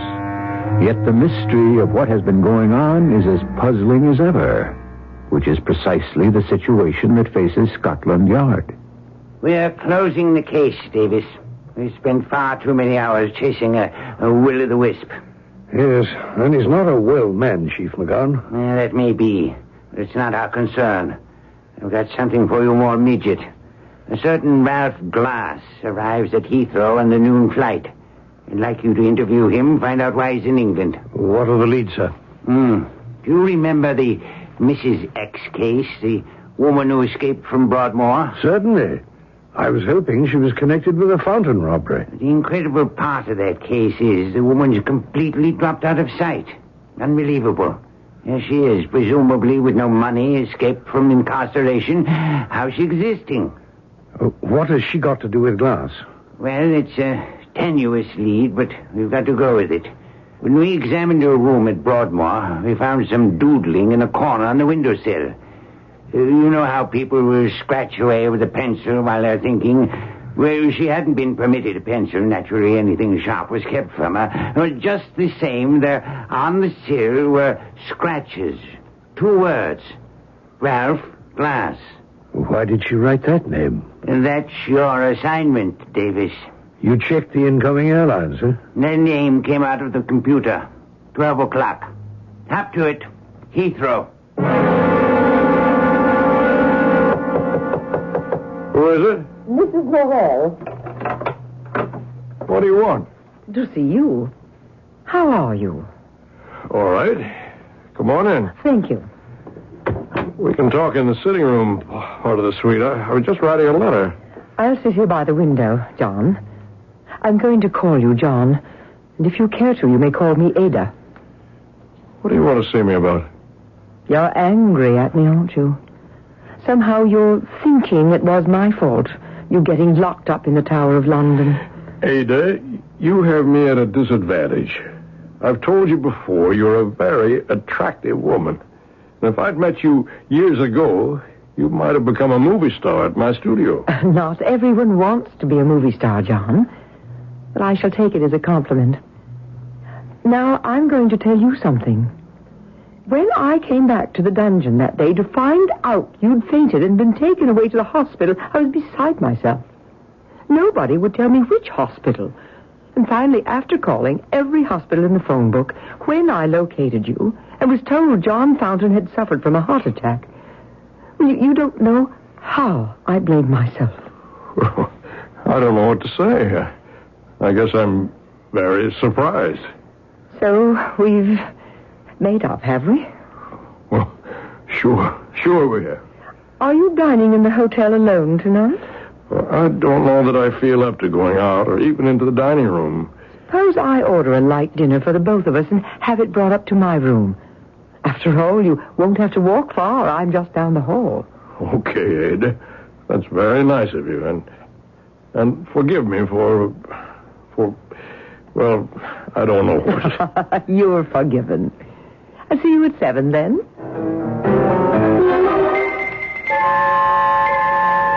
Are you Ralph Glass?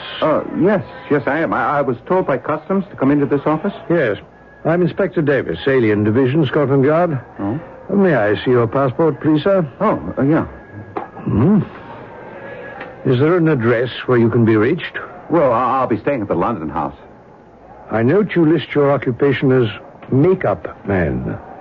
You're not planning to conduct any business of that nature while you're here, are you? No, not at all. I do makeup for the movies. Yeah, I haven't come here to work. Are those your bags the porter's just brought in? Oh, yes, they are. Just put them down there, will you please, porter? Thank you. You may go. Mr. Glass, would you mind opening your luggage? Oh, not at all. Do you think I'm smuggling in something? The smaller suitcase first, please. What are these, Mr. Glass? Those are facial masks. What are they made of? Oh, very thin, painted latex. An invention of mine. I see. What do you do with them? Well, when an actor has to play an older person or a disfigured person, we use these masks instead of makeup. You see, it's very pliable. Your own skin can breathe through them, and they're as lifelike as a human hand can make them. Indeed. Hold this one up. Extraordinary. I do believe it resembles a lady I interviewed quite recently. Oh? I would say this is no ordinary character makeup. These masks are works of art.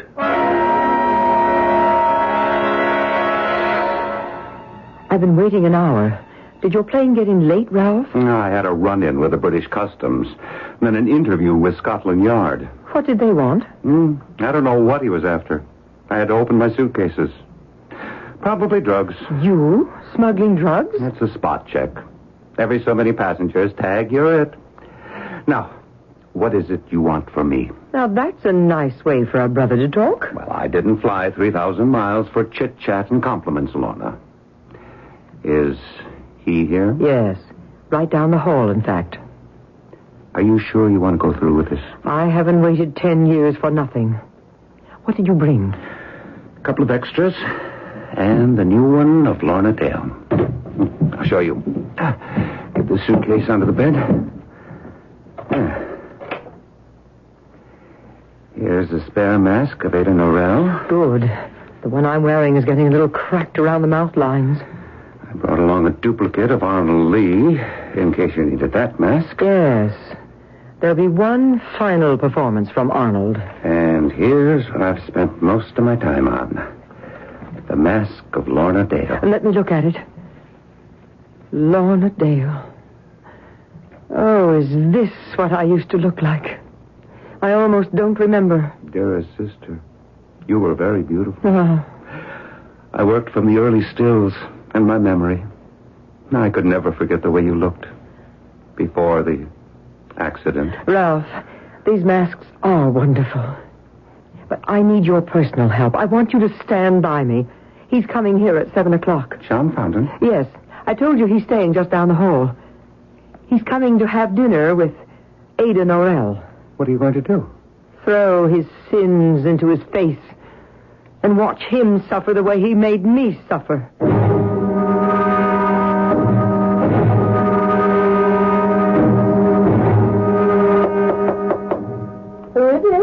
It's me, Ada. John Fountain. Oh, come in, John. I'm just finishing dressing. Where are you, Ada? I'm in the bedroom. Be out in a minute. Fix yourself a drink. Thank you. Can I fix you one? Well, I've ordered wine with dinner. I'll wait for that. I'll just have a whiskey and soda. I have a surprise for you, John. A visitor to see you. Say, aren't you... Yes, indeed. Honor Lee. How do you do, Mr. Fountain? What is all this? Do you remember your gold cigarette case, Mr. Fountain? I have it. Not so fast. Don't be grabby. I'll read you the inscription. With affection and respect to the founder of Fountainhead Pictures. And it's signed by all those nice people you put on the map. All but one. Who is that, Mr. Fountain? I thought you stole it. Give me that. Oh, sorry, I dropped it. Oh, how careless of me. I've squashed it flat by stepping on it. Goodbye. I have to go now because there's someone else who wants to say hello. Ralph, your old boss, John Fountain, is here. Come on out to the bedroom. Hello, John. Remember me? Ralph Glass? Well, of course I do, Ralph. You were in makeup. What are you doing in London? Lorna asked me to come say hello. Said there'd be a reunion. Lorna? Yes. Lorna Dale, my sister. The most beautiful girl in the lot. Don't you remember her? Oh, sure. Sure. How is she? Don't you know? She was in the cabin up at Arrowhead with you when it caught fire and you ran out. You saved yourself, remember? It wasn't my fault. The kerosene stove just tipped over. It wasn't your fault that you got out without a scratch? And Lorna was so badly burned they could never fix her face again? Not your fault? Why are you doing this to me? I've left Hollywood. Why are you over here to tell me this? I know, John. You're trying very hard to escape, but things keep happening to you, don't they? How would you like to see Lorna Dale right now? Oh, no. No, please. Yeah, you have no choice. Lorna? Would you come in, please? Hello, John. Long time no see. Oh, Lorna. Oh, you're beautiful. You haven't changed at all in all these years. Remarkable, isn't it? Considering what my face looked like after the fire. I had no idea plastic surgery could be so restorative. I don't believe it, Lorna. Not a mark on my face, is there? Look closely, John. Fantastic, no? Now, I want you to keep looking. Ralph, help me off with this, will you? Now, look, John. Does this face of Lorna Dale look more familiar to you? Or did you prefer the mask of Lorna Dale? Oh, no. No. No.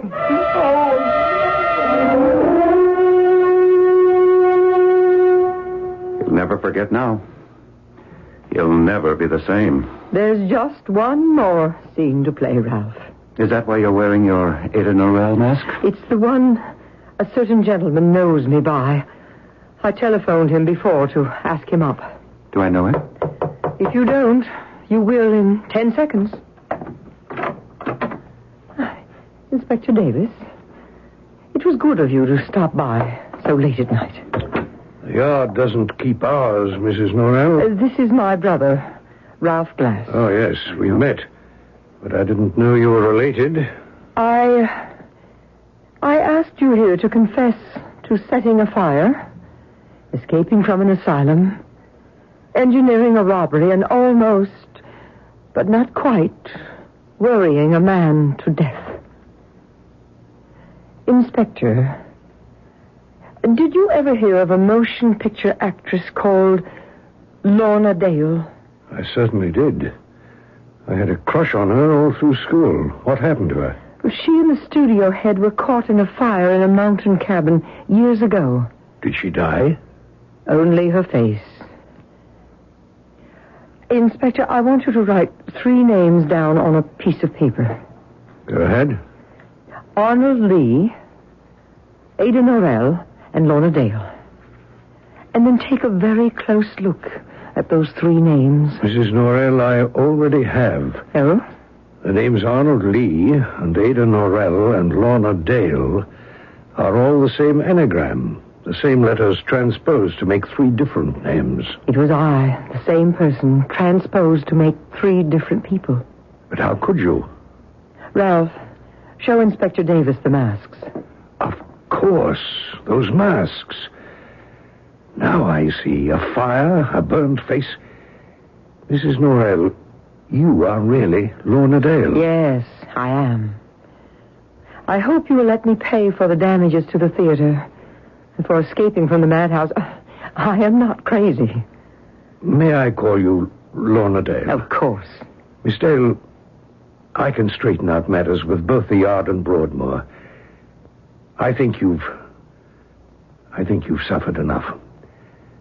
I'd better be on my way now, but I shall never forget your three performances. Your three people. In three masks.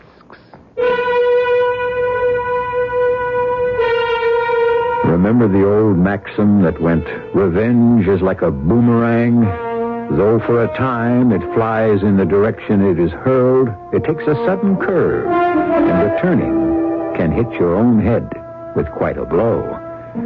Not this time, though. I shall be back shortly.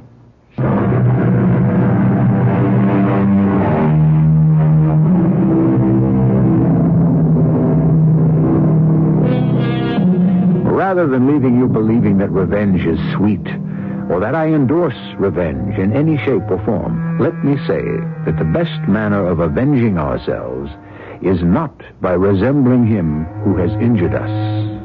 Yet, men are not gods, and often it is indeed difficult to turn the other cheek.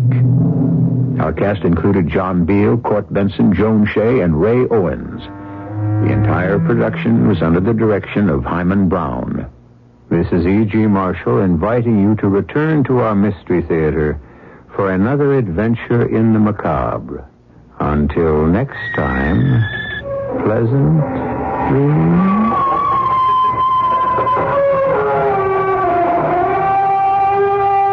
The CBS Radio Mystery Theater presents...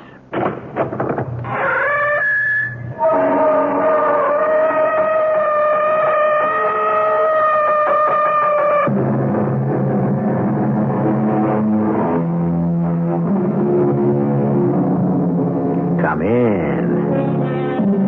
Welcome. I'm E.G. Marshall, your host for another excursion into the dark and frightening world of the macabre. I've been presiding over these trips away from the ordinary world for a long time, and every one of them turns up a surprise. As you look around, you'll see that we're in New Hampshire, and this is Wheeler College. That pleasant older man sitting in his comfortable office is head of fine arts, and his name is Homer Knowles, a professor. Ted? Hello, Homer. Are you still laughing at me and Diane and Ben? No, I'm not Ted. May I come over with that engraving? Of course. Why, has anything happened to the drawing? Something very extraordinary has happened. A figure has appeared on it. A figure of a man crouching on the mansion porch.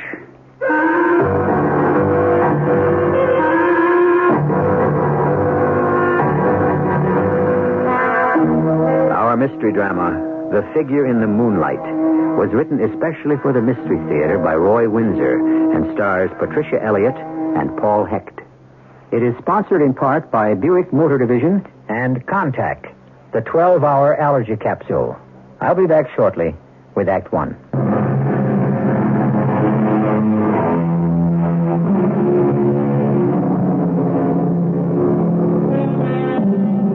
We live in two worlds, the real and the fantasy. Sometimes they overlap. When we sleep, our subconscious becomes active.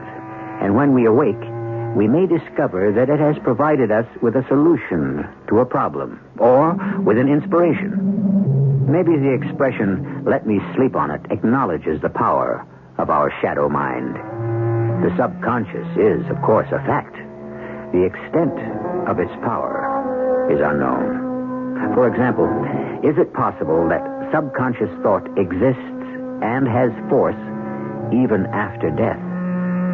Let us consider that as we eavesdrop on Professor Homer Knowles late one snowy afternoon. Come in, Ted. Come in. Huh. Am I late? Oh, no. It's nothing important. Good. Ben and I became so absorbed in what he calls the importance of continuity. Ben Ware, of course. Yes, one of the best graduate students we've ever had, Homer. Oh, yes, exceptional. Oh, what's this mundane subject you wanted to discuss? A bequest to the college. Ah, I like that. Who's bestowed what on us? Mrs. Albert Pope. Pope? Don't think I know her. Oh, it's unlikely that you would. She died a few weeks ago and has left whatever art she owned to the college. Don't get your hopes up. She was a poor, simple woman. Oh, a thoughtful gesture all the same, Homer. Unusual. You knew her, of course. Yes, slightly. The college has paid her a pension for years. Her husband was superintendent of our fine arts building for a long time. And you arranged it so her husband's pension would go to her. That's like you. Oh, it's the only decent thing to do. Of course. Sure it was. Your irony is transparent. So is your sentimentality. Now, all of us know it, Homer. And we respect you for it. And the bequest? Would you pick it up for us, Ted? Oh, yeah, of course. Thank you. Look it over and evaluate it. There won't be many pieces. Photographs, prints, a watercolor or two. Nothing of value, probably. Except to her. I appreciate this, Ted. I'm glad to do it. If her things have no value, perhaps we should give them to the thrift shop at the hospital. Yeah, that's a good idea. Who knows? She may have owned a masterpiece without knowing it. Well, I doubt that. But you never know. The Popes lived up here for years. She just might have collected an early local artist. Well, look the stuff over and give me a report. I'm on my way.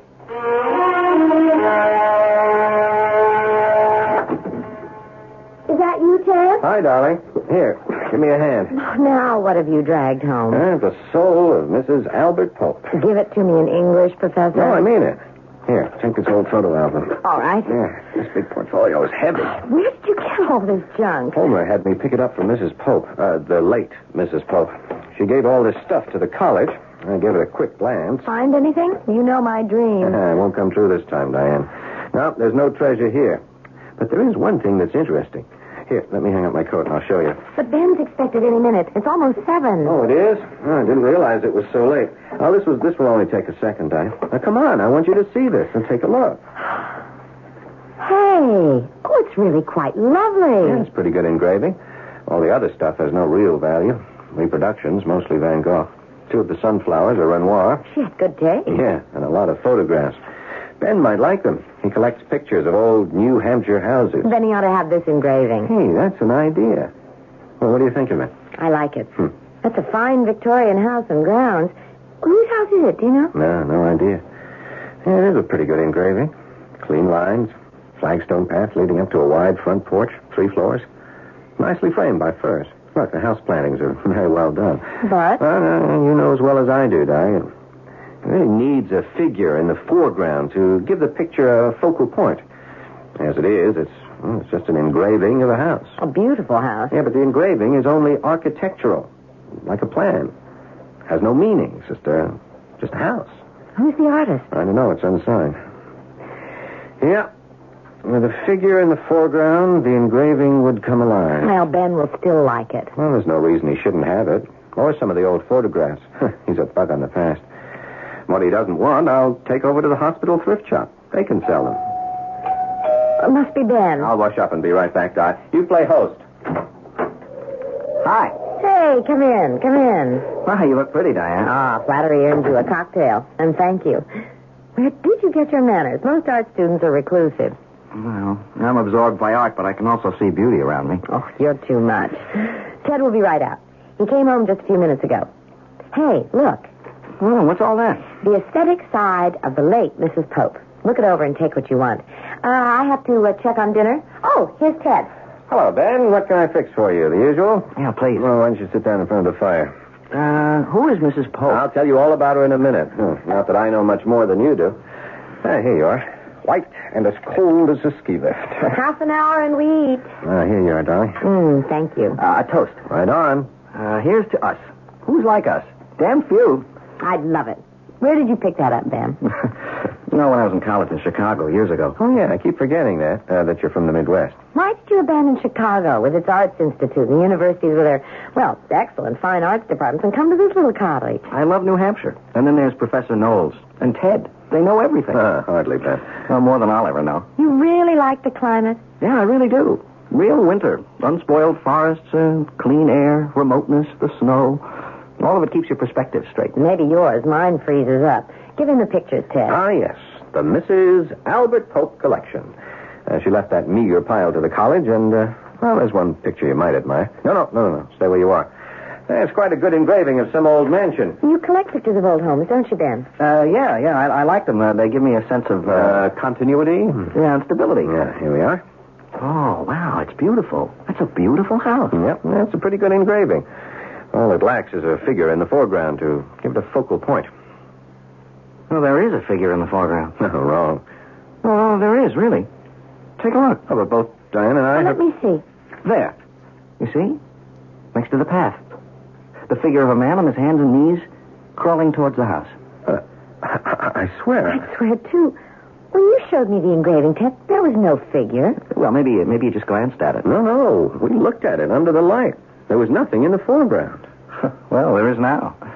A man furtively crawling across the lawn toward the porch.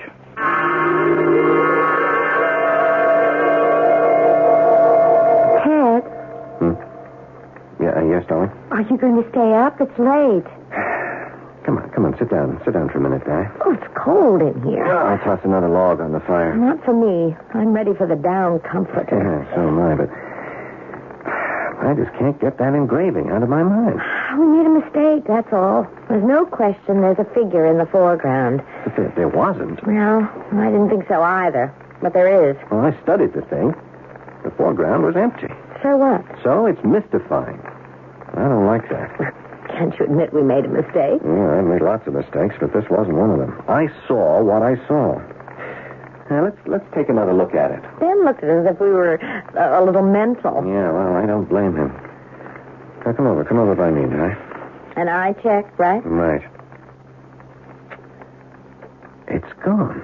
Come on. The figure of the man crawling toward the house. It's gone.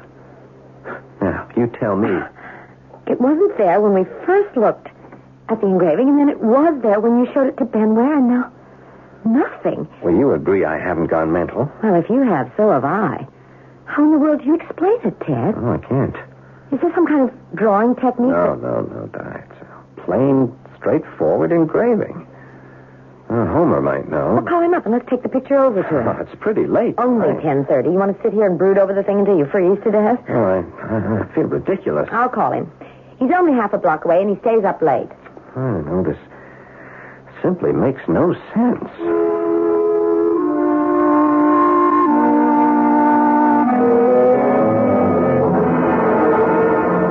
Ted, you expect me to believe that the engraving had no figure in the foreground, and that then one appeared, and that now it's gone again? Well, see for yourself, Homer. Well, that won't do much good. I never saw the figure. Oh, this is just foolish, Ted. Well, here, take a look at the thing. Well, it's quite good. Not valuable, but well etched. The prize among the collection of Mrs. Pope? Yeah, well, the rest is nothing. It's prints and a lot of photographs. The house looks familiar to me. Well, that's the clue. I mean, if we knew the history of the house, we might be able to explain this phenomenon. Oh, phenomenon, my foot. But honestly, Homer, the three of us saw what we saw. Oh, let me see. I wonder if that could be the home of that young judge. He's long since dead, who... Now, what happened to him? Oh, yes. Now, I remember. He shot and killed a man for trespassing. Good heavens. Why the devil would Mrs. Pope have the engraving? Now, who was the judge? Oh, I just can't remember. It was years ago. Maybe as many as 25. Did you say he killed a man? Well, can you remember who? They might have made news. Oh, not as much as you might think, Ted. It was an occurrence. Murder is an occurrence? Up here, a man's property is inviolate, Dan. Homer, who was killed? Oh, my goodness. I remember now. It was Albert Pope. Aha. The Fine Arts Building Yes, that's right. A man with a bad habit. When he went hunting, he wandered everywhere. He trespassed. The judge... I wish I could remember his name. Well, he warned Albert once, and the next time fined him and jailed him for a week. And the third time, the judge shot and killed him. Yes, that's right. Incredible. And the judge lived happily ever after. I don't know. Well, that's some story, Homer. It's pretty grand, but it has nothing to do with your disappearing figure. All the same, I'd like to know the whole story. Huh. You've aroused my curiosity. Let me check into it. I'd appreciate it, Homer. You may smile at what we told you, but unless Di and Ben and I are deluded, that engraving has the power to change itself. I mean, it's weird. The only explanation is supernatural.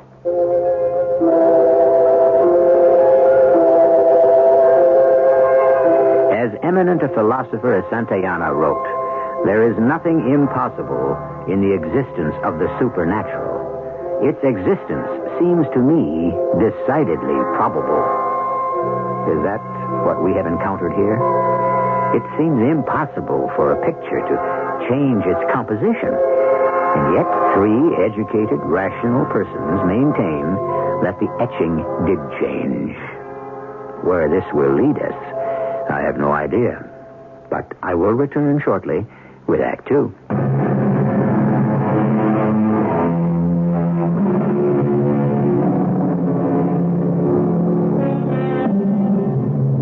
We've gotten ourselves into a byway in the strange world of the macabre. And it has led us to a small college town in New Hampshire and to an etching of an old mansion that seems to have the power to change its composition. There's no rational explanation for it. Is there an irrational one? The subject puzzles and disturbs Ted Morris, an assistant professor of fine arts. Perhaps the history of the house will reveal a secret, a clue. But even as he thinks it, he smiles in disbelief. Oh, boy, I just so for Since when have you begun talking to yourself? Oh, yes. Good morning, Ben. My mother says persons who talk to themselves are crazy. Well, she's absolutely correct. I have gone over the edge. I see. That's why you sit there behind your desk grading papers and mumbling to yourself? Is that what I'm doing? Yeah, that's what you were doing. What is it? Ben, there is no figure of a man crawling across the lawn up to the house. But we saw it. No, it wasn't there when I first looked at the engraving. Then you picked it up, and there it was. And last night, I looked again. The figure was gone. That's crazy. Oh, we are. I showed it to Homer Knowles. He smiled, but, he's going to indulge me. He's going to track down the history of the mansion. Oh, good. Yeah, I'd like to know the story. You any idea where the mansion is located? No. But Homer did recall that it belonged to some judge, a despotic kind of guy. Now, it seems this Albert Pope was an inveterate trespasser. And finally, the judge blasted him. End of Albert. End of our building superintendent. No charge brought against the judge. Wow. Jungle justice. Yeah. That's some story. Well, there may be more to it. Homer's trying to find out. When he does, you're welcome to it, and to the etching. I know you like photographs and paintings of old houses. Well, there's more to it than that, Ted. I don't know, for some odd reason, I'm sort of drawn to it.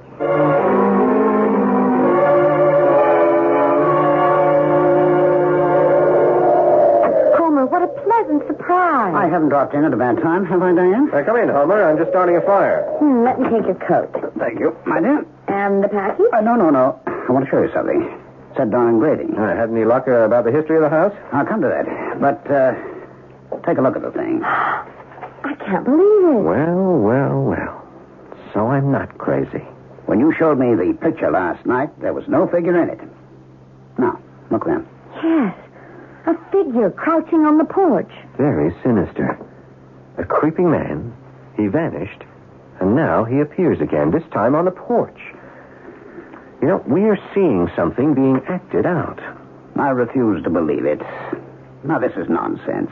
It's a very old engraving. Changes in the atmosphere may account for these subtle changes. I can't explain it, but that must be it.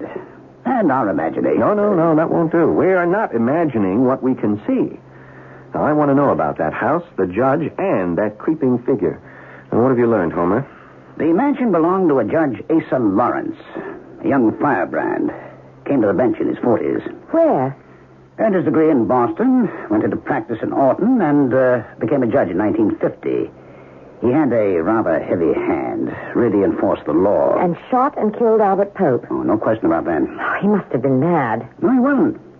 The amateur deer hunters from Boston, New York, still swarm all over the area during the seasons, and they shoot at anything that moves. Sometimes at each other. And they can't read. The no trespassing signs mean nothing to them. They've got their guns, and by George, they're going to shoot something. Yes, they're a menace. Well, Judge Lawrence fined them dizzy. But he murdered Albert Pope. Oh, he warned him time and time again. Fined and jailed him. But Albert did what he pleased. And his wife became a widow. Anything else, Homer? And what about the judge's mansion? It burned to the ground. The judge died from smoke inhalation. When? Recently? No. It's about 3 years after he killed Pope. And when did all this take place? Roughly. I'd say about 1954. So that's the story.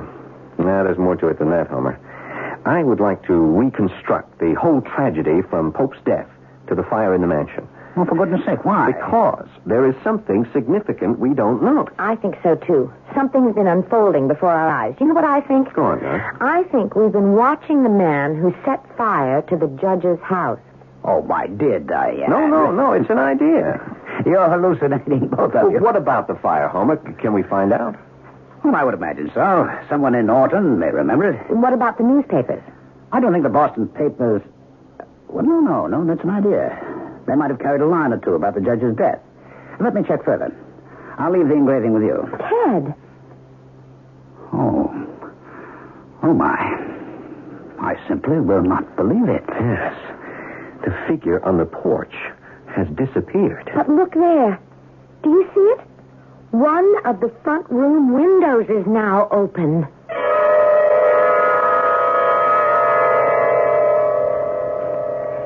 Ted, dear, may I suggest we pack our bags and make our getaway from this forsaken spot? Oh, it's got you, has it? It's driving me up the wall. That engraving is, well, it's evil. Oh, forget about it, darling. How can I? How can you? We have to explain what's happened to it, Ted, or the whole thing will nag at us until we see ghosts in every corner. Do you believe in the supernatural? No, of course not.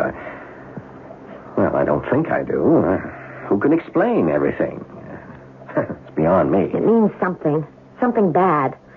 I don't think you ought to give it to Ben. It might do him some harm. Oh, nonsense. He's drawn to it. He said that? Yeah. Oh, I'll get it there. Ben's drawn to the engraving.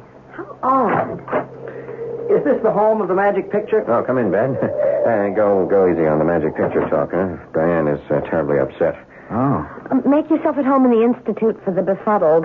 Anything new happened? Yep, 2 things. Homer brought the engraving back, and there, as plain as day, was a figure crouching on the porch. Then the figure disappeared, and there was an open window in the living room of the house. This is really crazy, isn't it? Oh, the engraving is yours, Ben. Homer said to give it to you. Oh, well, thank you. And I'll thank him. You don't want it, Ben. I think it's evil. It has turned back time to some previous awful event. Well, that's a little hard for me to follow. Well, radio sound, all those trillions of airwaves out there, right here in this room. Now, look, I once read or heard that maybe someday science could capture some of those never-ending sounds. They go like ripples when a pebble is tossed into a pond. Do you know what I mean? Yeah, I do. Science fiction. Maybe not.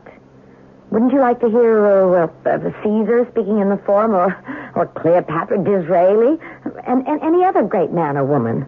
Yes, but airwaves are fact. I mean, what's that got to do with the changing engraving? Well, could it be possible that here's the engraving of the house, and it's lovely and all that, and then something comes along to defile it, and it's somehow recorded? Well, that assumes that the house is a living thing. Well, isn't it? A house has its own character. Now, this is too far-fetched for me, Diane.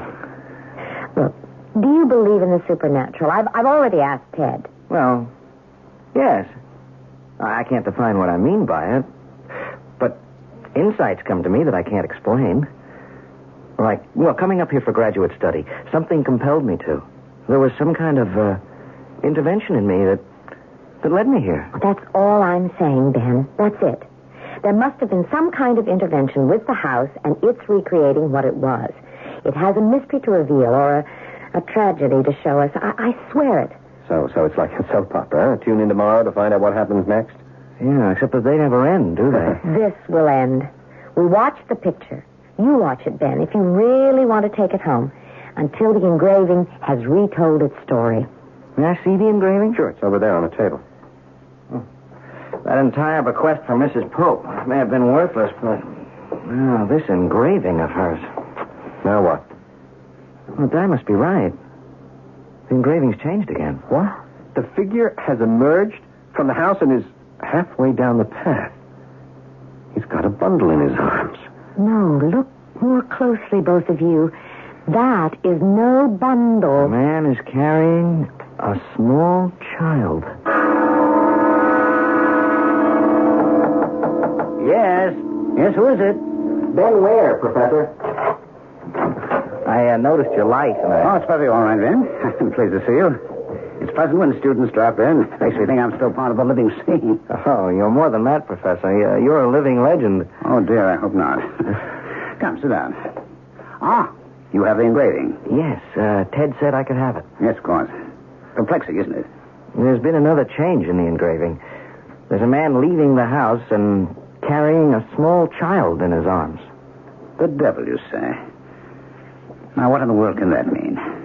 We don't know, but Ted said you were going to check the newspapers. Yes, so I am. A former student of ours is assistant editor of Boston newspaper.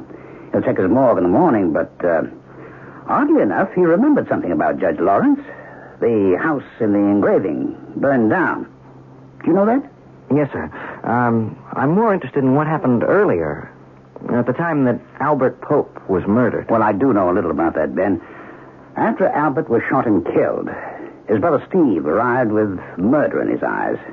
Even before the funeral, the brother was threatening to kill Judge Lawrence. But he didn't, huh? No. The judge died in the fire, and that was 3 years later. Did the brother try to get even with the judge? I don't know. Well, that's what I'm interested in, Professor. Well, why is that, my boy? Because of the figure in the picture.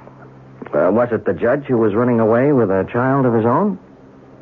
You think the child was abducted? Well, from the changes we've seen in the picture, a man sneaked into the house and came out carrying a child. I see. Not likely to be the judge. Did Judge Lawrence preside here? No, in Orton, a few miles away. Maybe I'll drive over there and ask some questions. Someone's sure to remember the fire, but I don't think you'll learn much about the murder. Albert Pope lived here. Yeah, but I might learn something about the judge. You know, how old he was when he died. Was he married? Did he have children? What's become of the survivors?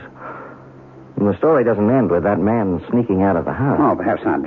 If I learn anything from Boston, I'll tell Ted. Yeah, I'll do the same if I learn anything in Orton. I suggest that you begin in the general store. It's the gossip center. Enjoy your engraving. I'm going to photograph it tonight.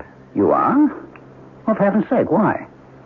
The old mansion burned down, remember? Are you suggesting? No, I like the etching. I just want to be sure I have a record of it. Just in case it disappears. No matter what the outcome may be of the engraving that unexplainably altered itself, first to show a foreground figure, then an open window, and then the figure leaving the old mansion with a child in his arms. We're at a loss to rationalize this phenomenon. History may supply the answer. After Professor Knowles talks with that Boston newspaper editor, we may know more. I'll return with Act 3 shortly.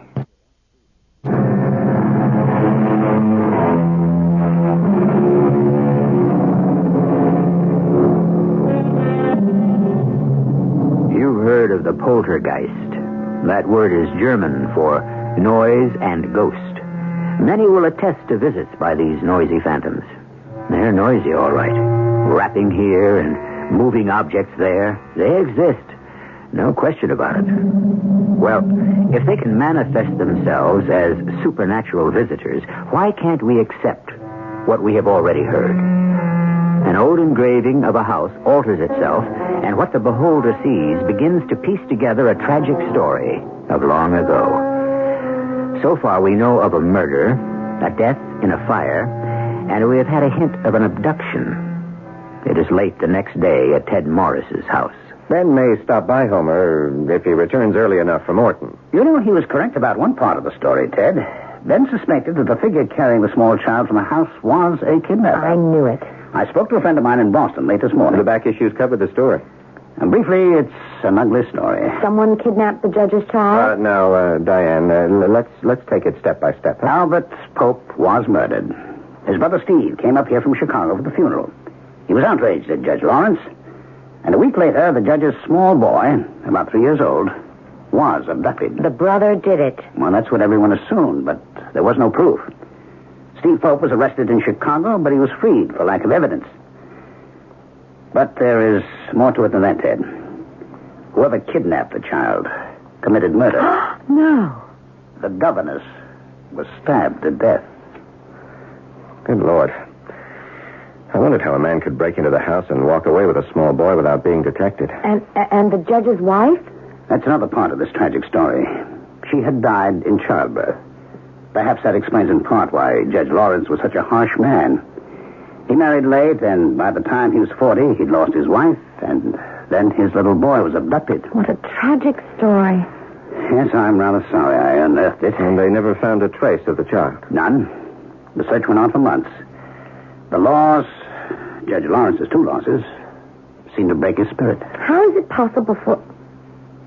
No, I suppose it is possible. I was about to ask how a child can just vanish. Well, in a big city, it's not all that difficult. The child is abandoned at an orphanage or at a home. But they'd report it, Ted. Well, they should, but just read the papers. There's always a story of an abandoned child. Well, there's the whole story. Yeah, and the etching recreated the facts. Yes, the essential ones. The story without an ending.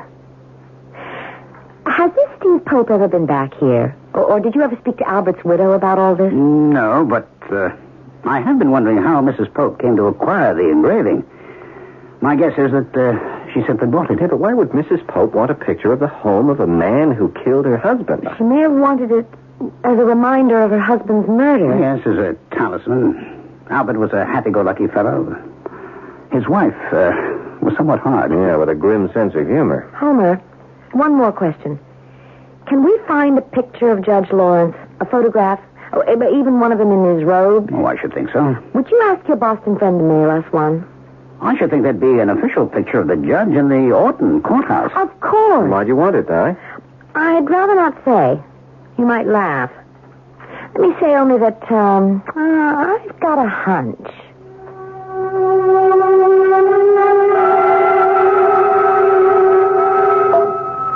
I really must thank Professor Knowles. He's gone to a lot of trouble about the story behind the engraving. Well, it's been diverting, Ben. Not that anyone will believe it. Well, some old codgers in Orton confirm it, Ted.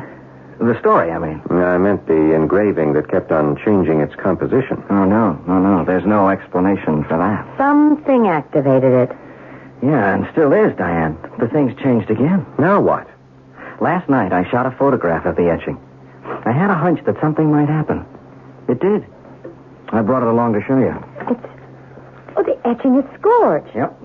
It's from the fire that burned down the house. So, the cycle is completed. And there's an end to it. And somewhere out there is a small boy, perhaps dead and forgotten, or an alive, grown man. Oh, I'd certainly like to talk to Steve Pope. Well, I wouldn't. I've had enough of the engraving. Now, look, all this took place 25 years ago. Please, let's drop it. You drop it.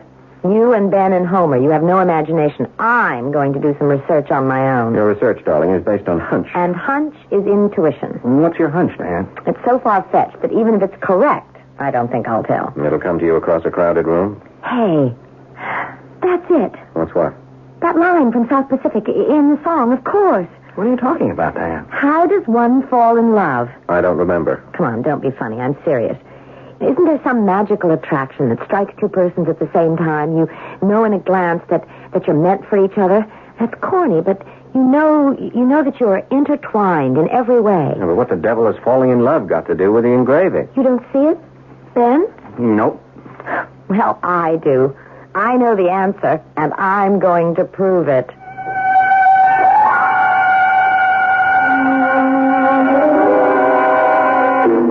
Now, Diane, why won't you tell me? Because if I'm wrong, I'd look like a fool, and I don't want to cause embarrassment. Would you give me a hint? I'd rather not, Ted.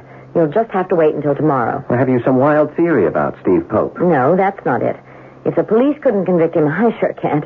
Oh, he did it all right. I suppose the police could check all the orphanages and adoption homes in Chicago, but Well, they probably did that already. And who knows if the little boy was dropped in Chicago. I don't know. That's a good point. Well, of course, he wouldn't have been dropped in a small city. A person can be anonymous only in a big one. I still think Chicago. More intuition. Huh? Oh, you make fun of it, Ted. But you've had hunches, haven't you? Yes. I must admit that I have. But I can't imagine what you have in mind. Well, now, what's this that you have to do tomorrow? I'm going to the courthouse. Oh, yes.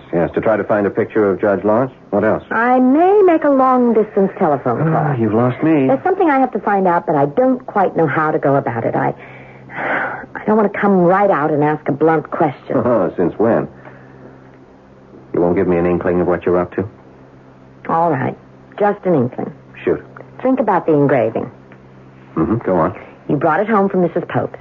You said it lacked a figure in the foreground to give it a focal point. That's right, I did. When did the figure appear? The second time I looked at it. Think about what you just said, my dear Ted, and you'll have the clue.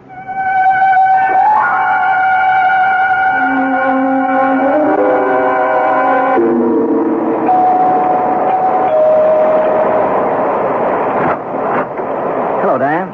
Ben, come in. Oh, what a grisly day. Oh, I love it. You have to be crazy, but thanks for coming to my rescue. Drop your coat and come in. I have hot coffee. Great. Ted had to take the car. I know. He's giving a lecture in Putney. I'll be glad to drive you to Orton. Oh, that's very kind of you, Ben. Do sit down. This will warm you up. Oh, thank you. Are the roads passable? Yeah, sure. And Orton's not far away. Nice little town. I had a good visit there. Did I tell you I saw the judge's former estate? No. The house is gone, I suppose. It leveled years ago, and the rubble's been hauled away. The land's been developed. Who owns it now, do you know? Some real estate company, Country Homes. They've sold off a number of 3-acre estates. The judge owned about 50 acres. Must have been something back in the 50s. Beautiful property, facing the river. Judge, landowner, artist. Quite a man. And he was only 40 when he died. When you receive your Master of Fine Arts, what then, Ben? Back to Chicago? Oh, no. No, New Hampshire is in my blood. I hope to teach here at the college or at one of the nearby prep schools. And your parents? Wouldn't they like to have you closer by? Well, they've never understood me. Oh, no, not another one of those. Oh, no, of course not. No, they're wonderful. They wanted me to take a good job in something in Chicago. You know, get married, have children, visit every week. You know, the conventional. And along you come and you like art with a capital A. Yeah, right. They shook their heads, but they never stood in my way. They're great. You'll meet them at commencement. They know all about you and Ted. How do you explain your interest in fine arts? Have you ever tried? No, I can't. There's nothing in their background to suggest an interest of that kind. Oh? My dad's a shipping clerk in a big book company. Mom's just a housewife. Any brothers and sisters? No, they never could have any children of their own. After you mean? No. What I said. Then? I was adopted.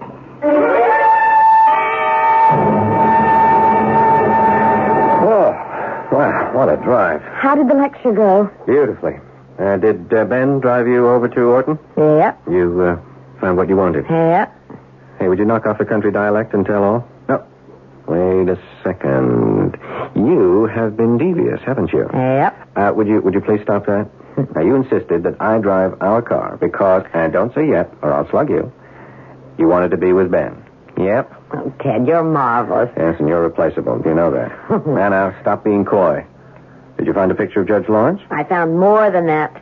My intuition was correct. Well, tell all. Not so fast. Telephone Homer and insist he come right over this minute. I want both of you to hear what I have to say. And then, and I'm not joking, Ted, we have a vital decision to make.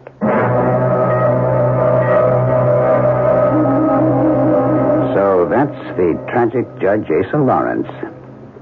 Handsome man. Oh, is that all you see, Homer? Ted? Should we see something more? Study the photograph. Make allowance for the old-fashioned hairstyle. Now, doesn't he remind you of someone? Oh, my. It's the image of Ben Ware. Why, so it is. What an astonishing coincidence. Oh, coincidence. Why do you think Ben was, well, as he said, drawn to the engraving? Why does he, a young man from Chicago, love New Hampshire? And, Ted, it was when Ben picked up the engraving that it began to change. That's astonishing. And wait until you hear this. Ben was adopted. Judge Asa Lawrence was Ben's father, and Ben was the little boy kidnapped soon after Albert Pope's death, taken to Chicago, abandoned, and adopted by Ben's foster parents, the Wares. Incredible. But true. So, now, gentlemen, what do we do? I don't know. Homer? Conceal your discovery, Diane. Ben's a happy young man, and Ware is a good name. If we tell him what we know, his life would be violently disrupted. The publicity would be unnerving. We'd cause trouble for Ben's foster parents and gain what? Nothing. But he'd inherit... Oh, after almost 25 years, Ted, I doubt if there's anything to inherit. That's my advice. I agree with it, Homer. Yep, so do I. I hope the judge would understand. So, once again, we complete an odd tale with an ending you may wish to challenge. It is a hackneyed proverb that states that the violent by violence fall. But hackneyed or not, it's true. Frontier justice draws retribution. That is the tragic moral to be drawn from what we have heard. I'll return shortly.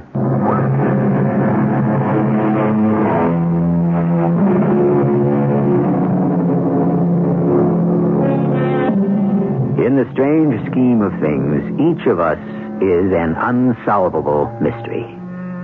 Who are you, really? Even if you can trace your roots back 1,000 years, what preceded them?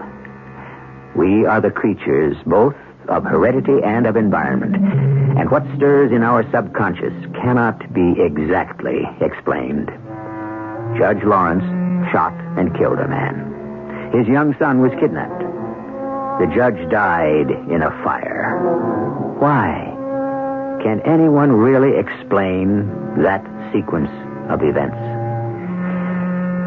Our cast included Paul Hecht, Patricia Elliott, Tony Roberts, and Ralph Bell. The entire production was under the direction of Hyman Brown.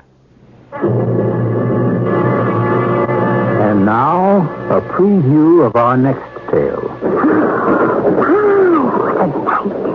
I see everything out of this window.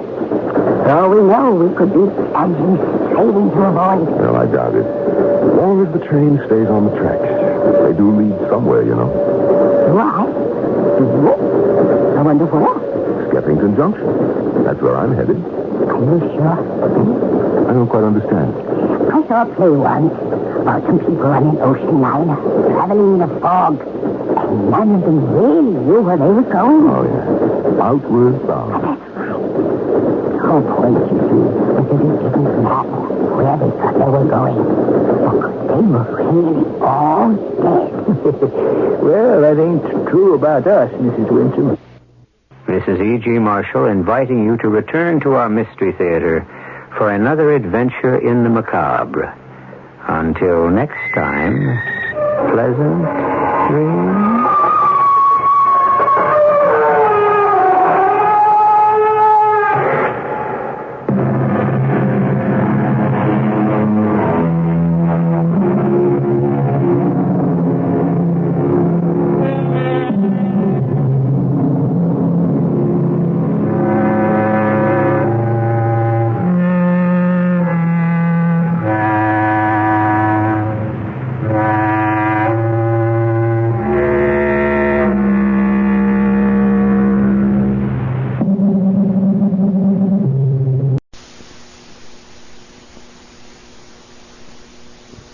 Mystery Theater presents...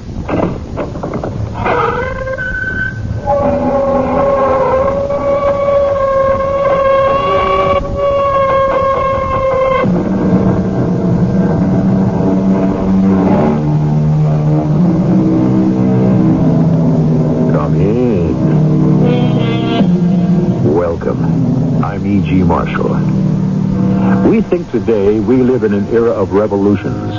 Spin the globe, and there's hardly a quarter of it that is not the scene of insurrection and bloodshed. A new tyranny to take the place of the old. The rights of man proclaimed and abused, always in the name of the rights of man. The great writer Honoré de Balzac has drawn from the French Revolution the picture of a man so haunted by death and tortured by guilt that he gave his life to save his soul. You think there is really someone following you? Well, there are shadows and there are shadows. In these times, it could be imagination. I don't know, Simon. All today and yesterday, at the foot of the stairs in the courtyard, there was someone unfamiliar, sinister, like an animal hunted. You can tell who is the hunter.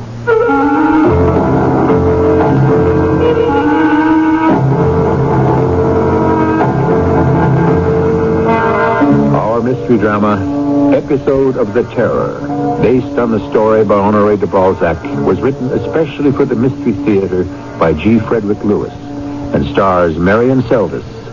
I shall return shortly with Act One.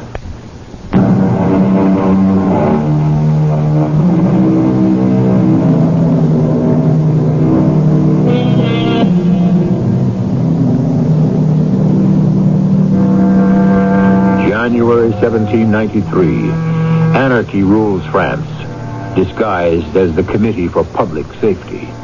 The River Seine is stained with red.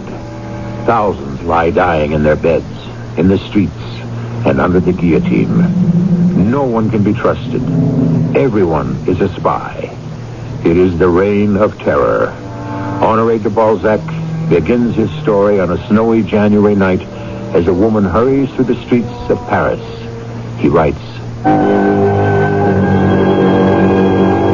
as she walked, she thought she could hear the heavy tread of a man walking behind her. She tried to walk faster. Were they the same footsteps she had heard yesterday? When she arrived at the baker's shop, she stood in the lighted window and slowly dared turn her head. Was there someone there in the shadows? A man watching her? Let me sit down a moment. Good evening, Sister Marguerite. Out there. Someone. You were followed. I think so. I'm not sure. Do you have them, Simon? Are they ready? Well, you look white as snow. Have you been running? I'm right. It must have been my imagination. Let me have what I came for, and then I'll go. Oh, what a time we live in. For you, sister, a world of sin. How is our good Father? He blesses you for what you are doing. And all those who come to us to pray, Simon, they bless you, too. I never thought the day would come when the churches of France are closed by edict, when a priest has to say a mass in secret, when prayer is punished by death. I'm expected back. I must go. Oh, you keep looking through the store window. There's no one out there. All of Paris is at home. Or dead. Or dying. I am the only one up. A baker has to bake at night. One cannot have bread in the morning otherwise. What is more, I am all alone now. Well, what happened to your assistant, Panther? Well, he thought he would make more money selling small cakes to the crowds at the guillotine. Oh, horrible. Like a ghoul, I told him, selling refreshments as the knife falls. Oh, I'm so ashamed of Panther.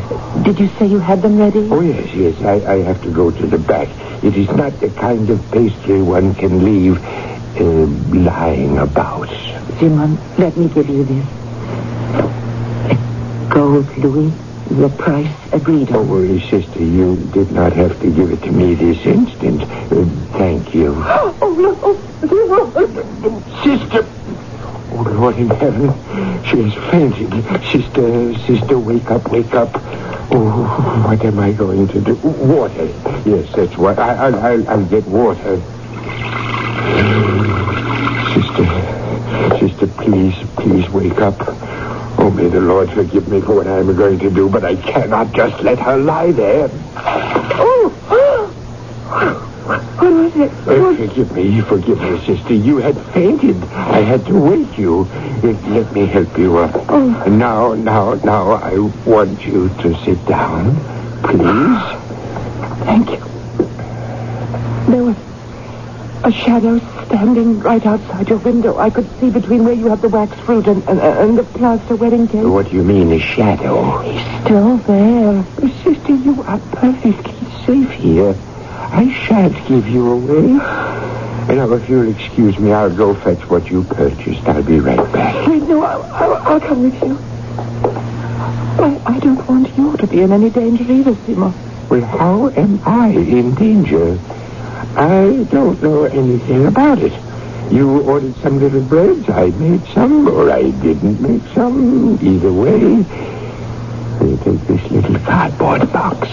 They're inside. Thank you, Simon. Take it quickly. Hide it inside your cloak. There. I can't let you go out into the snow like this. It stopped snowing. Well, nevertheless, I have some broth cooking. Take a cupful. That'll keep the chill away. Do you think there was really someone following you? There are shadows, and there are shadows. In these times, it could be imagination. No, I don't think so. All today and yesterday, at the foot of the stairs in the courtyard, and then on the street, there was someone unfamiliar and sinister. We're only human, but we know. Like an animal hunted. You can tell who is the hunter. If there is someone out there, he could also be a robber or a thief. I'll put on my saber right over my apron. After all, am I not with the National Guard? You see? How do I look? Huh? Oh, sister, you didn't take any of the broth? No, I want to go back to the front of the shop. I want to have another look through the window. Oh, the snow has started again. I don't see anyone out there. Father Laurent is waiting for me. I must go.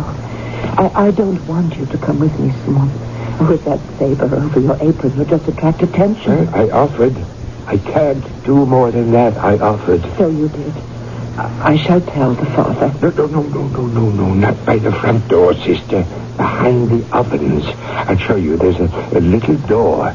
It leads to an alley which goes straight to the street. Just to be safe. Thank you, Simon. Oh, until the next time. If there is one. In her bonnet and black cloak, she eventually reached her corner. He was there, across the street. Tall, frightening. Her old terrors awoke. She slipped through the shadows of the door to her house, pressed a spring, and vanished inside.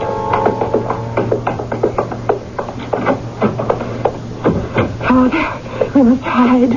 I was followed. We're being watched. By who? A man who's been prowling in the yard all day. I saw him yesterday, too. And early this morning, he followed me. I hate them. Sister Margarita, those are not God's words. Don't let your fears stir emotions you have renounced. I'm sorry, Father. I'm so frightened. No. I feel we are safe in this house.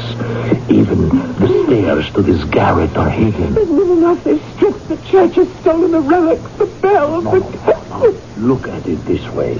The reign of terror is sent as a trial to us to see how strong our faith is. They're mad.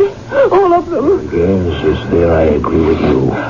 One cannot run after freedom by chasing away God. But we will continue to say the Mass every Sunday. You brought the wafers for the communion? Oh, here in this box. Shh, someone on the stairs. Father, there's no safe place in these two rooms to hide you.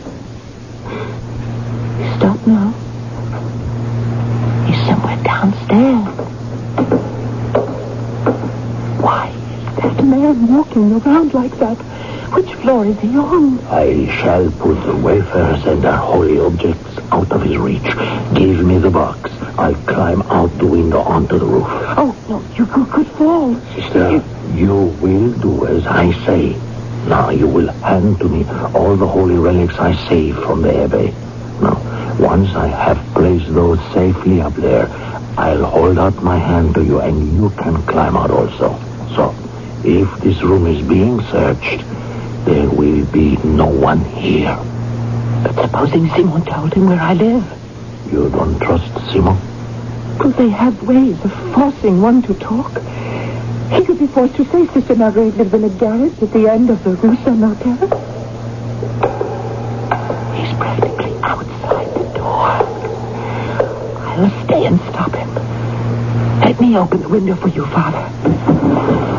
Now here, take the platters and the chalice. Very well. Are you safe up there, Father?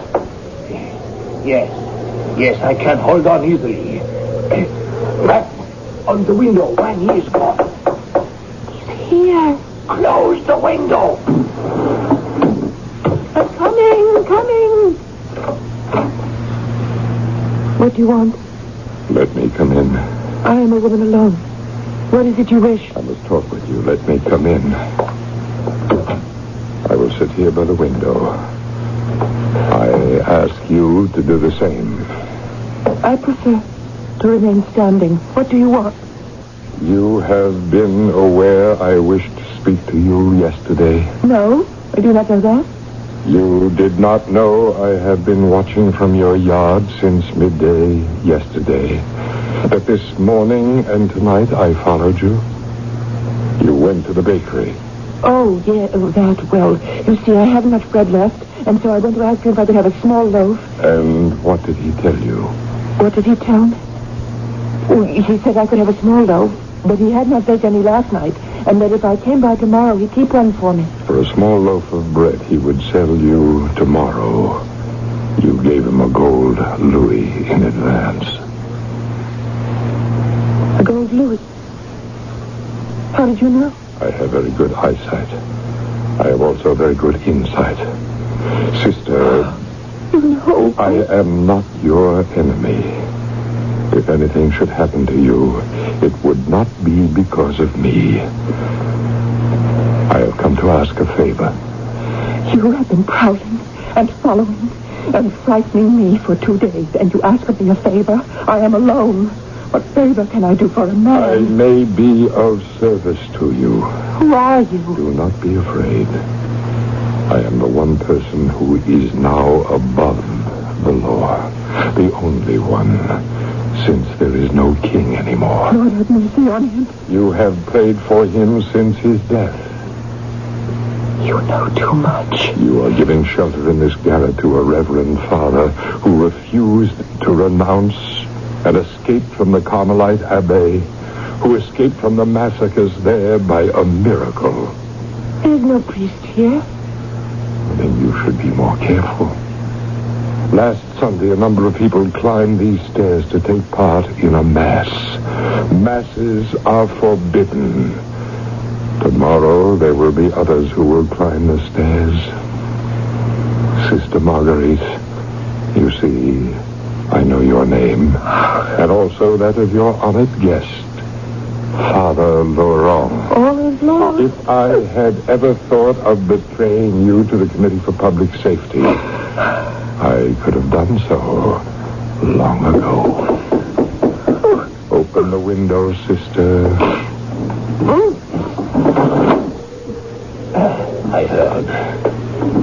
The roof, like the walls of these 2 rooms, are of paper. I am glad the snow has stopped, Father. I would not want you to catch a cold when so much depends upon your health. Yes, monsieur. You have the advantage over me. Who are you? Please don't ask me, so that I will not have to refuse you an answer. Did you hear me tell Sister Marguerite that if I can do anything for you, not to be afraid to make use of me? You are not one of our persecutors. I believe that. I trust you. But what is it you came here for? I have come to beg you to celebrate a mass for the repose of the soul of an august person whose body will never rest in consecrated earth. A mass for one such as that. A child of God, nonetheless. Yes. Come back here at midnight. I shall be ready to celebrate the only funeral service the church can offer such a soul. Why is he not buried in consecrated earth? I can see that you have led a very sheltered life in this garret. Like all Christians, he wished such a burial, but he had not the power to have his will obeyed. Well, come at midnight.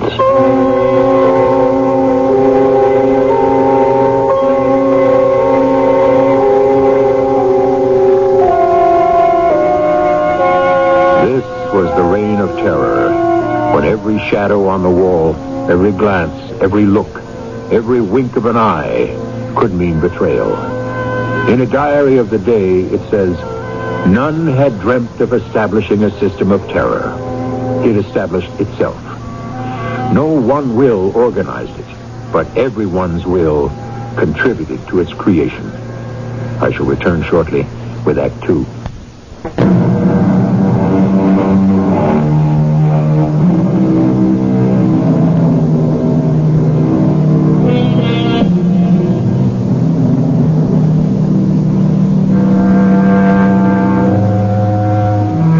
A dark period in man's history. The atmosphere so unreal that even the months of the year were given new names. The guillotine rose and fell like a trip hammer. Yet, in spite of it all, or probably because of it, people crept up to that garret and prayed to their God for deliverance. Honoré de Balzac picks up the scene in his own words.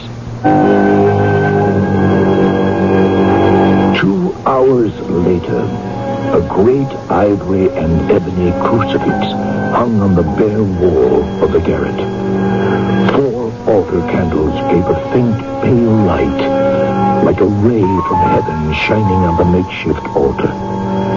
Nothing could be less imposing, nor more solemn. Is everything in place, Sister Marguerite? Everything except the chalice. You'll bring that out when it is time, Do you trust that man, Father? The man asks us to say a mass for the burial of the dead. You can be suspicious. Could it be a trap? Well, if it is, we shall arrive sooner in heaven than I had planned. Either way, we are rewarded. I believe he's honest. To go to the trouble to find this insignificant corner of the church, to say a mass for the dead. He must be a good man. Well, I suspect he is someone's great friend. I wonder how he escaped the guillotine. Let us be ready when he arrives. Good evening. Good evening, sister. Good evening, Father. Shall we begin, my son? I shall kneel at the altar. Sister, will you fetch the chalice? I am the resurrection and the life, saith the Lord. He that believeth in me, though he were dead, yet shall he live. We brought nothing into this world, and it is certain we can carry nothing out. The Lord gave, and the Lord hath taken away. Blessed be the name of the Lord.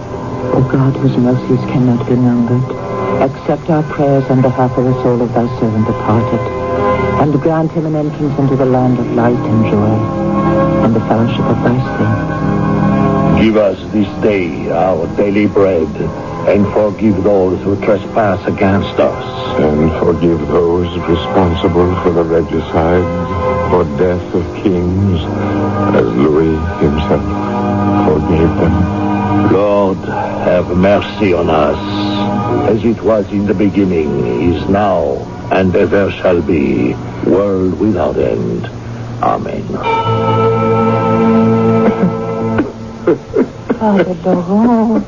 Yes, I know, sister. The man is weeping. The mass is over. Father, it is written, is it not, that man is born of woman and has but a short time to live. Yes, my son. But his life is full of misery. In the midst of life, we are in death. I must leave. It is time. Here for your pains. Oh, no money, please. For the poor, then. I shall leave it on the table.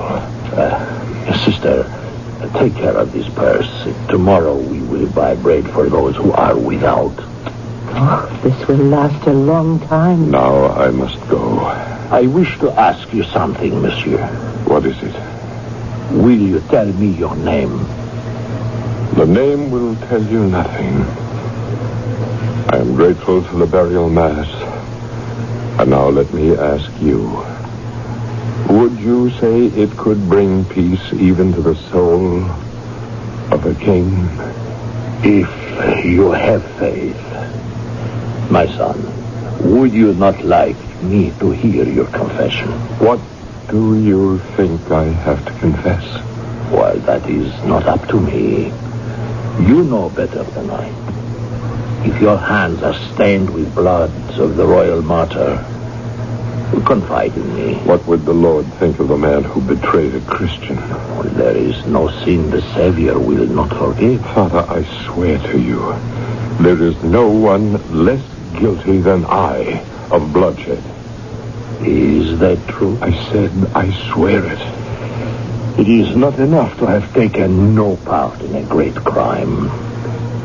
That fact does not absolve you.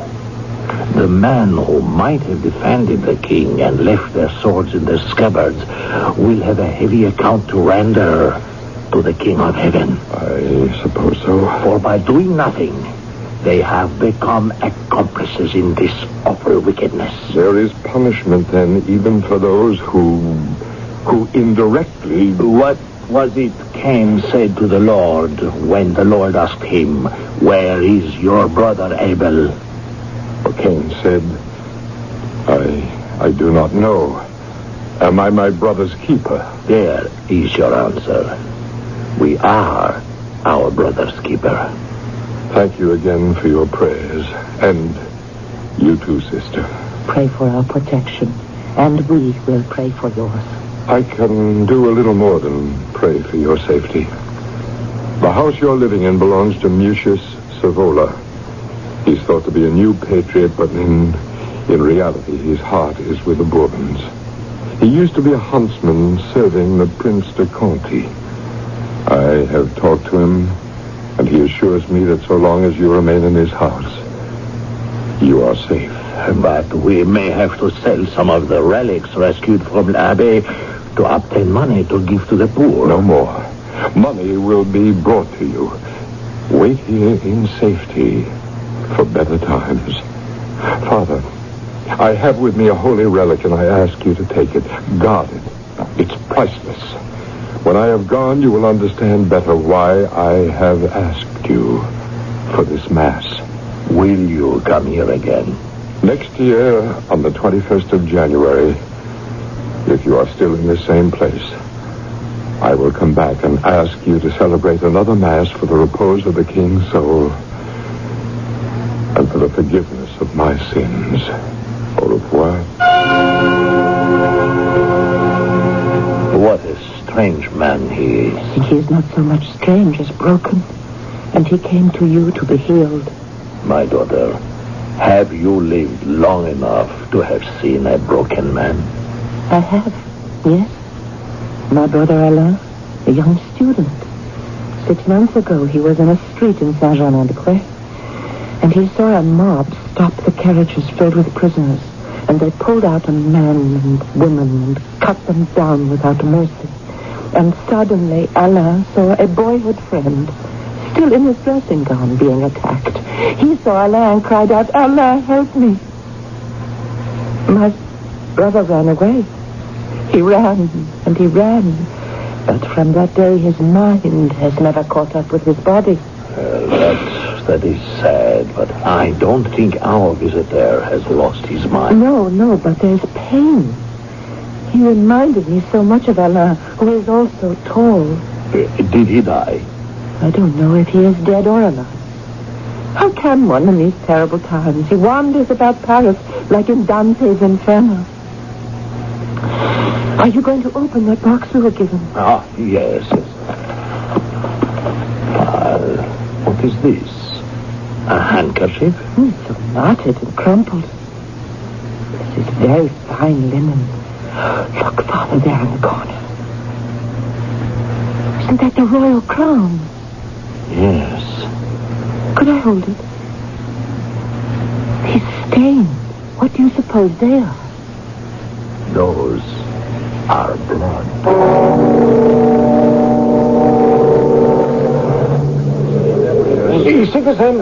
Citizen, forgive me, but is this the Place Louis XV? No more it is. Do not you know its new name? No, I wasn't told. Place de la Révolution. Oh, well, why are so many people here?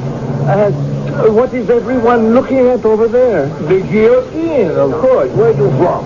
The Bough? Oh, no, I don't know where I'm from. I'm sorry. Hey, why do you look at me like that? Are you all right, young man? No, something made me run away. They were killing him and I ran away. He will hate me forever for that now, won't he? You should not be here. You have to have a strong stomach for this. I ran away. That is all I remember. You know your name? Oh, yes. Yes. I'm Alain Robert. My sister Marguerite is a nun. She wanted to take care of me, but I had to go. Alain Robert. I do not think you are very close in the head. I advise you to go home. You are not well. Well, I don't know where I live anymore. I have forgotten the street. Young man, stay away from the Place de la Révolution. Go find your sister. You need taking care of.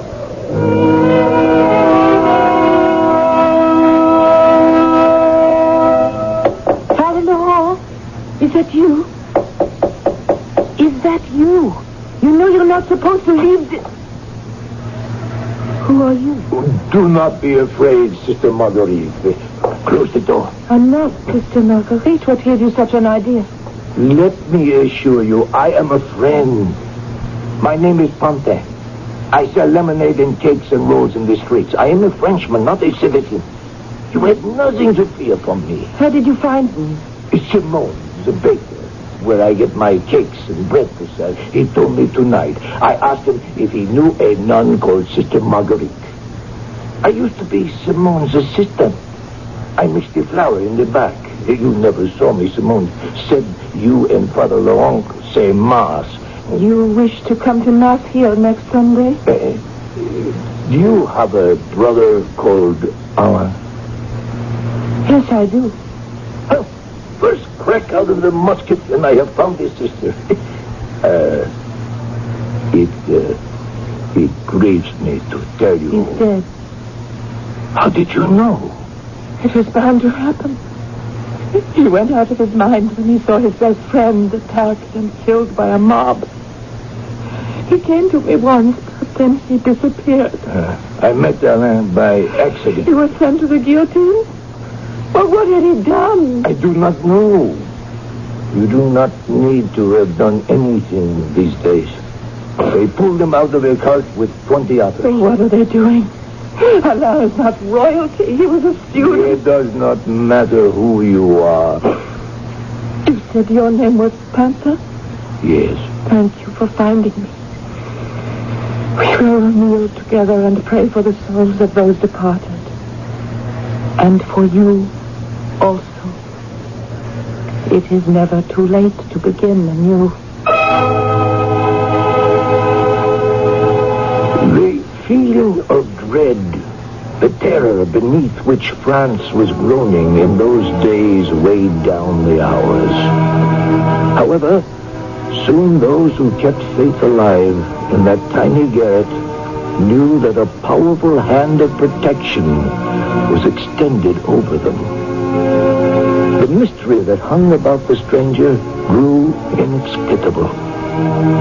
As for the priest, He did not even try to understand it.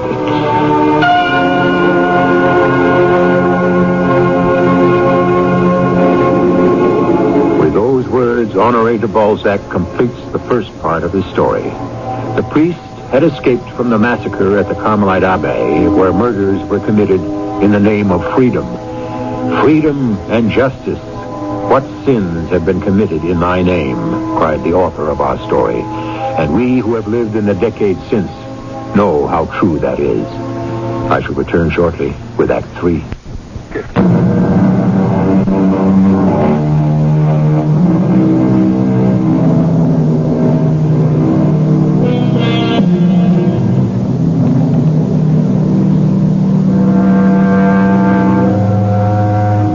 Rises on the horror that engulfed the city of Paris in the 1790s. We ask ourselves today, were these forces too powerful to be controlled by men?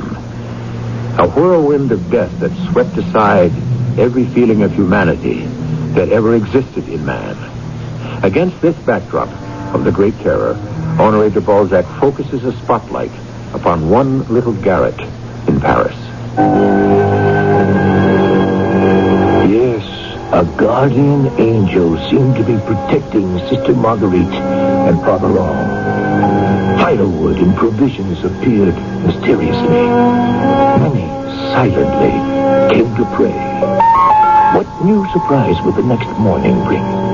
A kind of cult sprang up about the stranger. And so a year passed. Father, I noticed the candles in your room were burning very late last night. I was saying some extra prayers for the stranger. I thought you might be. I always say mine in the dark. It is 1 day to 12 months since he was here. And the terror continues. Will it ever end, Father? Ever? Oh, yes. Now the Queen has followed the King into the grave. Those who ordered the murders, the Robespierres, the Saint-Just, the Coutons, they will follow. Those who live by the sword. I know, die by the sword. But I cannot look that far ahead. I can think only of tomorrow. Because it is the 21st of January. Yes, I'm so afraid he won't come. Or perhaps he's not even in France and cannot come. Perhaps.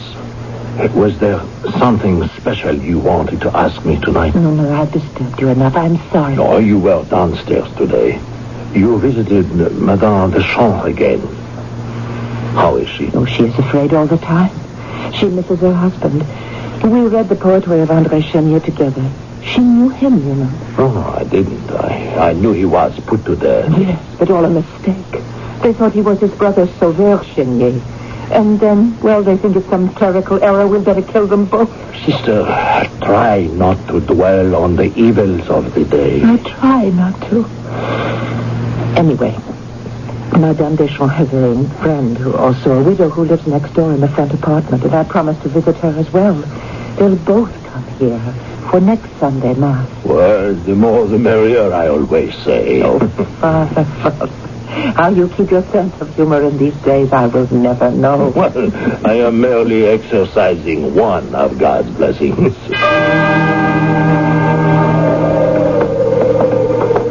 Simone, believe me, I am glad I am not spending my days on the streets anymore. I have been shown the light. I will say baking bread is a more honorable profession than selling cakes to the demented. Don't walk so fast, Pantin. You draw attention to yourself. Oh, but we must get across the Place de la Révolution before the afternoon crowd gathers. It can happen in the winking of an eye. You don't know, Simone. You are at the ovens. You have not been abroad like I have. Once the people get word there's an execution, the side streets are so clogged, you cannot get through. You're sure we can? He was so cold. So very cold. Well, he has done all any human can do for another, and we have done for him what he asked. There is no more. He didn't even say he would see us again. Tomorrow is another day, sister. Child, there are tears in your eyes. It wasn't meant to be. Well, it wasn't meant to be. We have met a very good man, and that is about it. I thought of him only as a lost soul who needed our prayers. And I wanted him to know how much we appreciated what he has done. I can't go on, Father. Forgive him. If our friend did not wish to speak to us, if he does not ever see us again, I know we have helped him as he has helped us. It isn't a personal thing the way I feel. Not at all. I wanted to ask him, was that really the king's handkerchief he gave us? How did he get it? I wanted him to know he would be welcome here at any time. Just walk up the stairs and knock on the door. How could it be? Oh, sister, you are up. The hour isn't too late. I've just heard the most wonderful news. May I come in? Yes, come, Simone. What news? Oh, I shan't stay a minute. Bontin can't manage the ovens alone, and we're baking a very large order for bread tomorrow. Where did you get the flour? Oh, it's just it. That's why I'm here. It is the end. I mean the beginning of the end. The killers are being killed. The millers are milling wheat. One can actually buy flour legally. Tomorrow people will be able to walk the streets in safety. It is over. The terror. Well, some are left, yes, but no more wholesale deaths in the Place de la Révolution. I better get back to my bread, but I have to tell you, you are my holiest customers.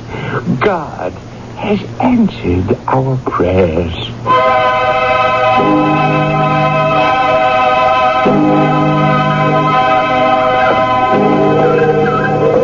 Good morning, Father. May I walk with you? Yes, good morning, Monsieur Pontin. I was waiting for you. Simone suggested I should accompany you, just to make sure there is no trouble. He gave me his saber. How do I look? Oh, dangerous. It's a strange feeling to be able to walk in the daylight. We have lived like moles in the darkness for so long. The moment I woke up this morning, I could tell a cloud had been lifted from Paris. Sister Marguerite, she is well today? Oh, yes. I've arranged to meet her at Notre Dame. We are both anxious to see whether it remains as it was, hopefully undamaged and undefiled. Oh, the lovers, I thought the days of crowds blocking off the streets were over. We cannot go through here. What is the matter? Why not? This street leads directly to the scaffold in the Place de la Révolution. Here, Father, if you stand on top of these steps with me, we can have an unobstructed view. I was praying these executions were no more. Well, they are practically over. Only the accomplices who sent so many others to their death now will have their turn. Look, the first one is walking up to the scaffold, and behind him, two others. Who is that tall man standing on the scaffold? The one who is now kneeling? That man. He is placing his head on the block. That one? I know him. Who is he? Oh, everyone in Paris knows him. I said mass for him a year ago. And then again this year. 4 days ago. Who is he? He is the headman. His hand actuates the guillotine. Oh, Father! Help me, someone! The priest has fainted. Hey, stand back, please, so I can fan his face. He needs air. He's an old man, and the sight of another execution was too much for him. Oh, Pontin, he gave me the handkerchief the king used to wipe his brow. On the way to the end.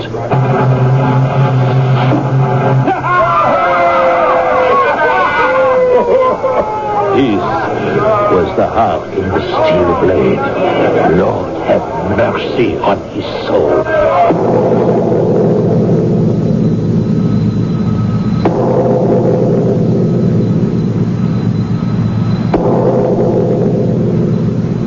The irony of Honoré de Balzac's extraordinary portrayal of life in the days of the Reign of Terror is that the very man who triggers the end to so many lives is the only man of conscience and heart. As the author says, poor man, there was a heart in the steel blade at a time when none was found in all of France. I shall return shortly. Opening.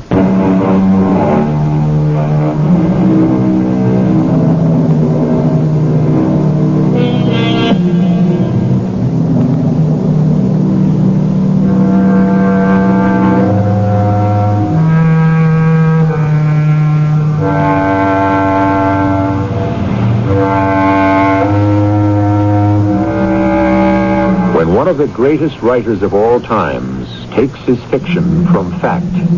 He is not circumventing or embroidering upon the truth. He is digging deeper.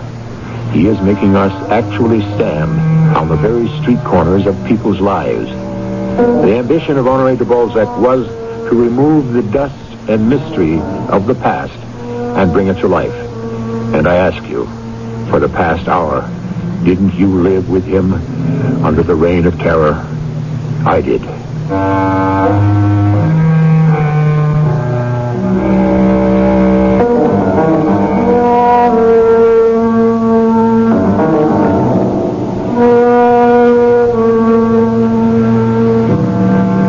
Our cast included Marion Seldes, Arnold Moss, Earl Hammond, and Sam Gray.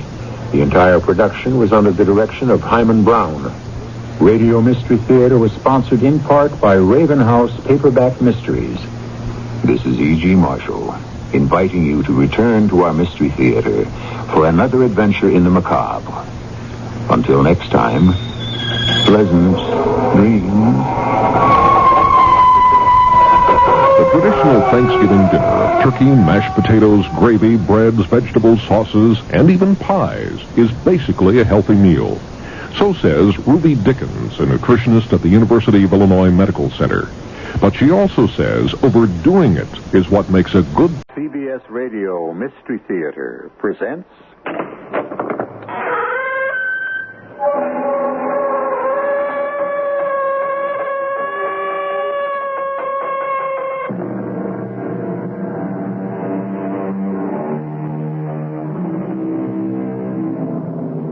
Come in. Welcome. I'm E.G. Marshall. Many of you within the sound of my voice will be present at the birth of the 21st century.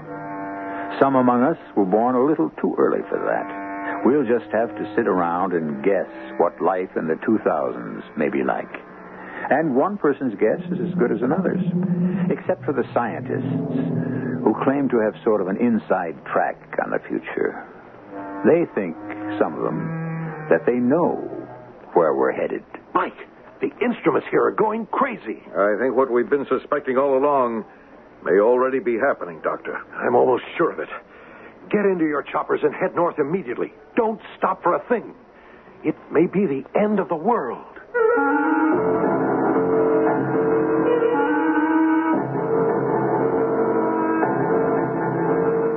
Our mystery drama, Bottom of the World, was written especially for the Mystery Theater by Arnold Moss.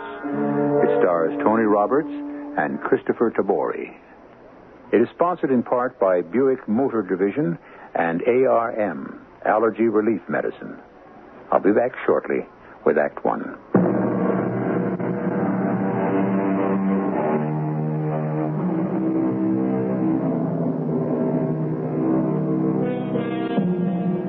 It's a peaceful spring morning.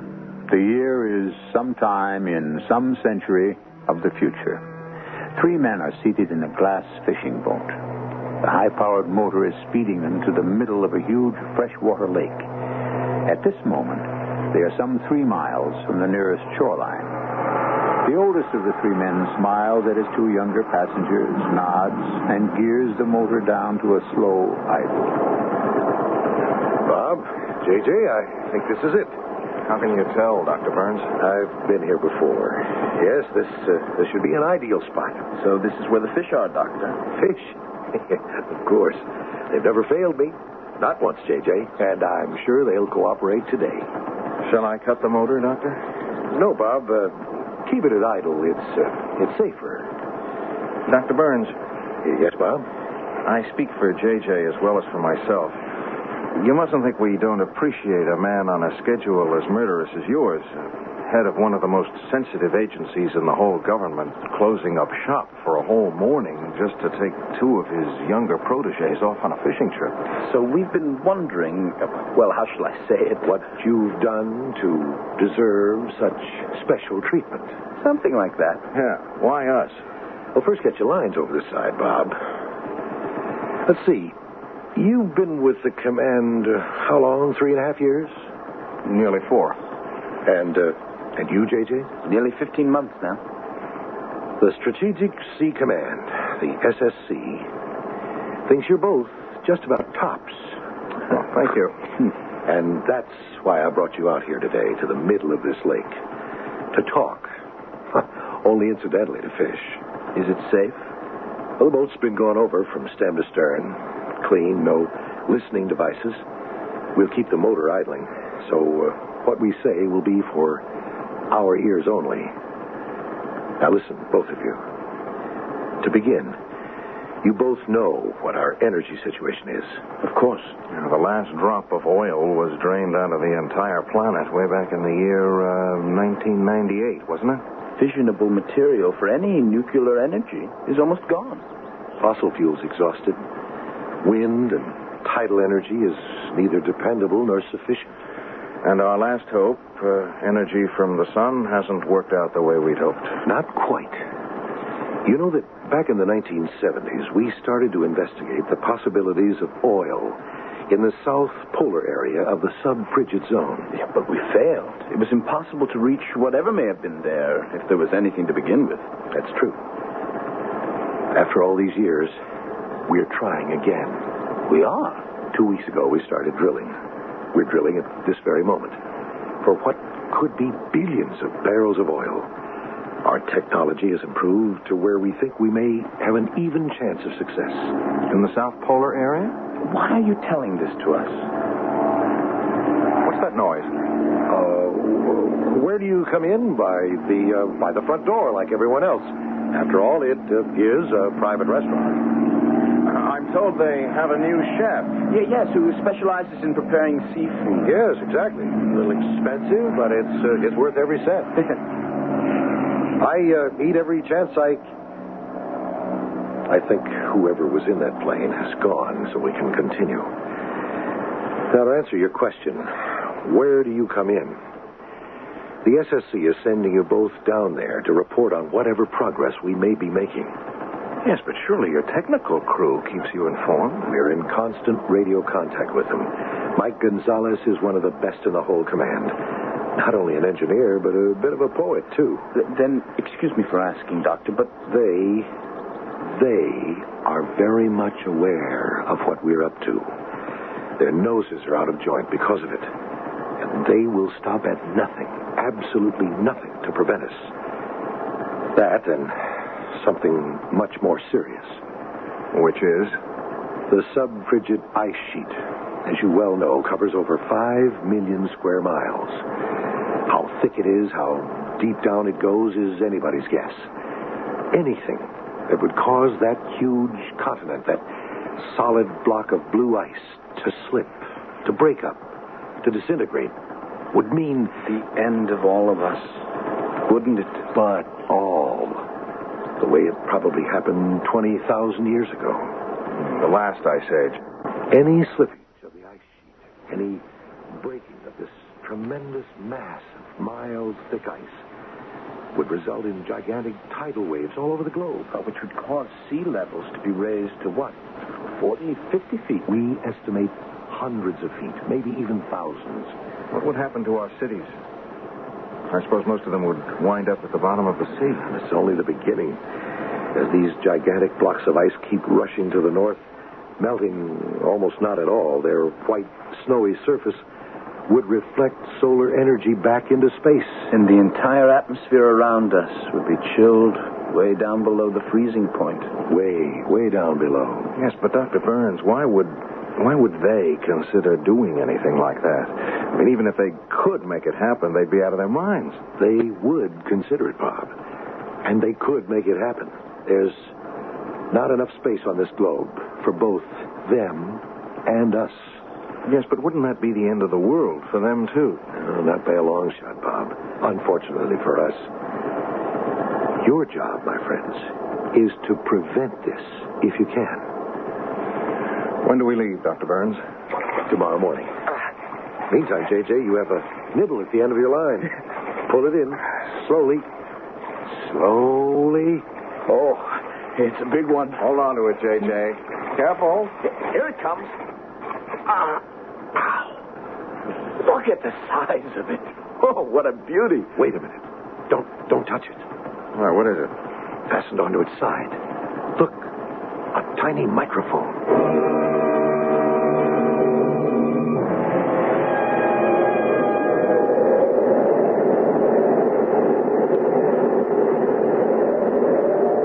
Did you ever see anything like this air down here, J.J.?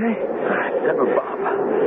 First time in my life I'm able to see the air I'm breathing. It actually glitters. It's the ice crystals falling through the air. I remember reading about it.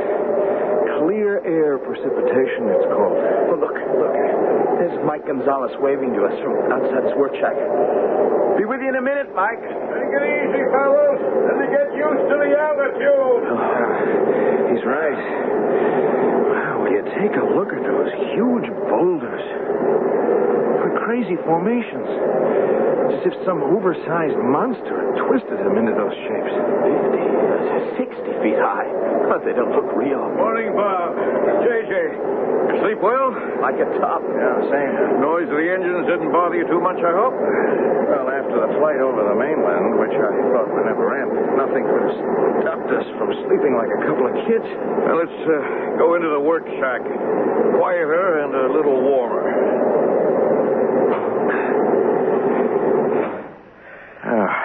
Some hot coffee? Oh, no, thanks. No, we just finished breakfast. Little trouble with your breathing, J.J.? A little. Yeah, the altitude. 10,000 feet above sea level. Just take things easy till your bodies get used to it. Now, let's talk about ice sheet. It's been thickening into a solid mass at the rate of over 5 feet a year. For how many years? No one knows for sure. We've already taken ice out of the drill hole that's 27,000 years old. 27,000 years old? And we've only drilled down into a little over a mile of ice. What makes everything so much more difficult is that the whole sheet floats in constant motion. What was that? That, my friend, may be our biggest worry. Maybe our only real worry. The ice cracking up? It might be just that. But how? Why? What would cause that? What was that noise, Mike? That sound you just heard could well be the result of a nuclear explosion somewhere down here at the bottom of the world. Maybe 1,000 miles away. Our instruments will indicate if I'm right.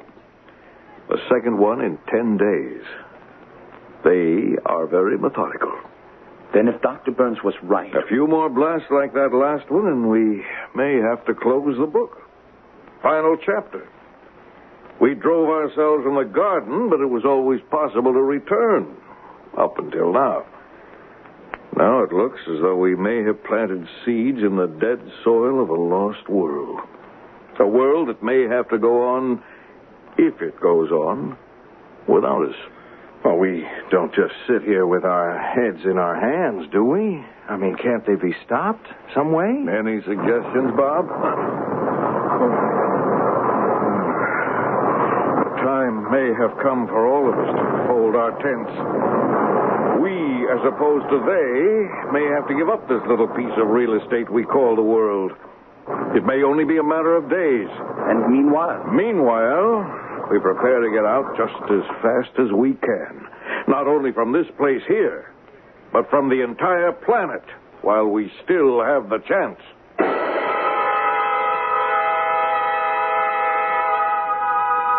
It's been said that a man begins to live only when he treats each new day as if it were his last. Our three friends in the South Polar area of sometime in the future have the feeling that every tick of the clock is bringing them closer and closer to their inevitable end. That each of the next few days may indeed be not only their last, but the last for most of the world they know. I'll return shortly with Act 2.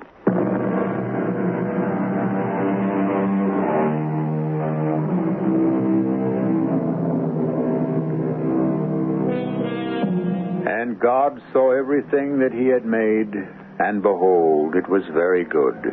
And on the seventh day, God ended his work, which he had made. Genesis chapters 1 and 2. But turn a couple of pages and we read, and the Lord said, I will destroy man, whom I have created, from the face of the earth, both man and beast, and the creeping things, and the fowls of the air, for it repenteth me that I have made them.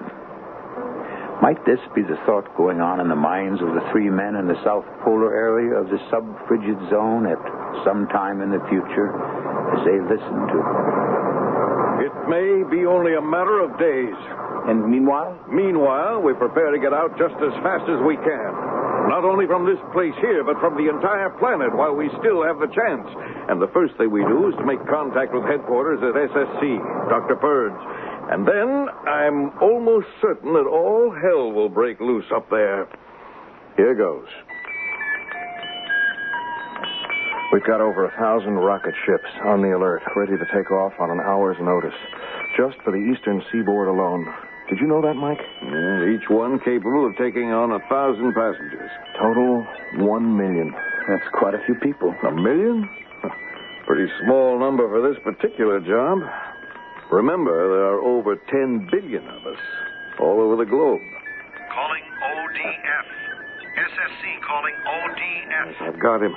If I can just clear this channel. Burns of the Strategic Sea Command, Operation Deep Freeze. Are you there, ODF? Dr. Burns? That you, Mike? Yes, Dr. Burns. I was just trying to get through to you. I thought for a minute they might have jammed our wavelength. Am I coming in clear? Very clear. What the devil's going on down there, Mike? Why do you ask, Doctor? We've got some of those strange readings we got last week. The instruments are going crazy. In fact, there have been 2 sets of readings this morning, only minutes apart. What's up, Mike? I think that what we've been suspecting all along may already be happening. Yes, I'm almost sure of it, Mike. And they're putting just about everything they've got into those explosions. What are your orders? Mike, how long would it take to dismantle every bit of vital equipment? 3 days, maybe 4, depends. 4? Mike, I want you and your crew to destroy every piece of usable equipment you've got. Everything. Right away. Every motor, every machine, every instrument, except the radio. Leave that for the last. When do we start? Right now. Mike, we're at the point where every hour, every minute may count. You mean that we... The sub-frigid ice sheet has already begun to slip, broken up in over a dozen places. We'll follow your orders to the letter, sir. Then head back up here as quickly as you can. Load your men into the choppers. Head north for the mother ship, which is waiting for you. Mike, we'll radio your assignment to a specific spacecraft on your way up here. Mike, this is it. So shake the ice out of your tails real fast. Every one of you.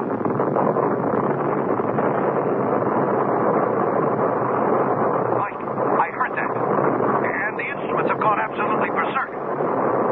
What's happened? Mike, what's happened? Answer me. Are you all right? All of you? Answer me. Answer.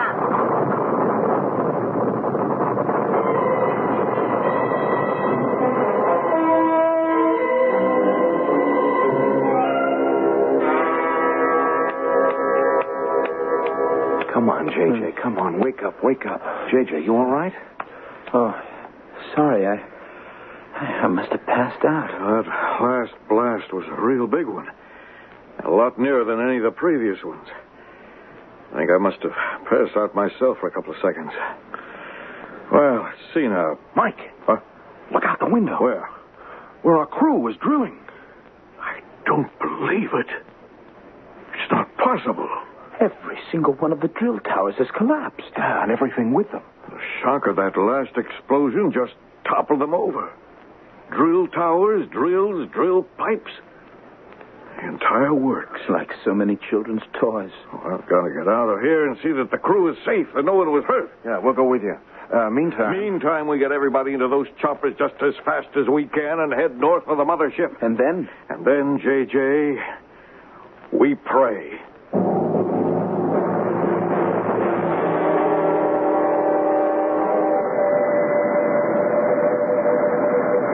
We can all of us count our blessings.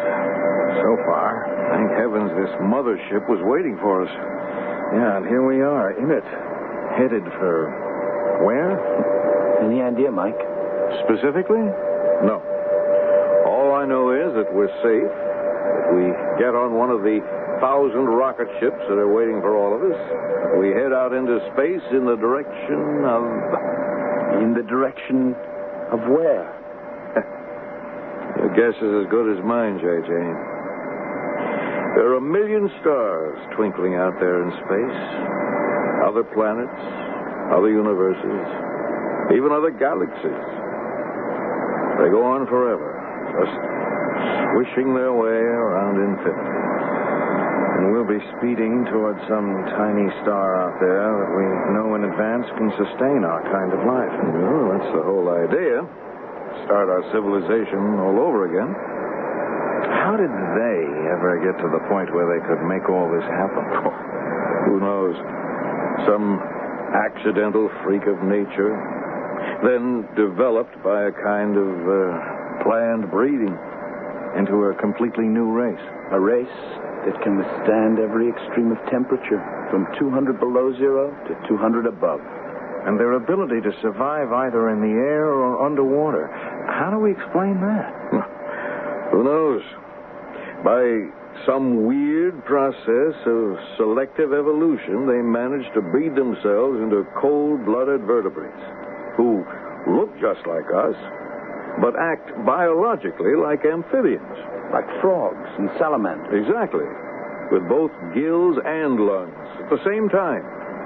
Breathing partly through those thick skins of theirs. Yeah, but nothing can penetrate. Well, almost nothing. I suppose their ability to change their voices at will to sound exactly like us, or as if they were speaking from underwater, has to do with the fact that they are amphibians. Maybe. I wish we knew where we were, how close we are to our destination, wherever it is. If they hadn't blacked out every porthole, every window... That's a security measure, J.J. Yes, I know that. Gentlemen, will you please fasten your safety belts? We're about to get some of our questions answered, I think. The captain has asked me to tell you that we are within a few minutes of landing at our predetermined base. After we land, you are asked to remain seated until the aircraft has come to a complete stop. Yes, but stop where? You're about to find out. All occupants will then proceed across the east runway to one of the rocket ships which is awaiting you.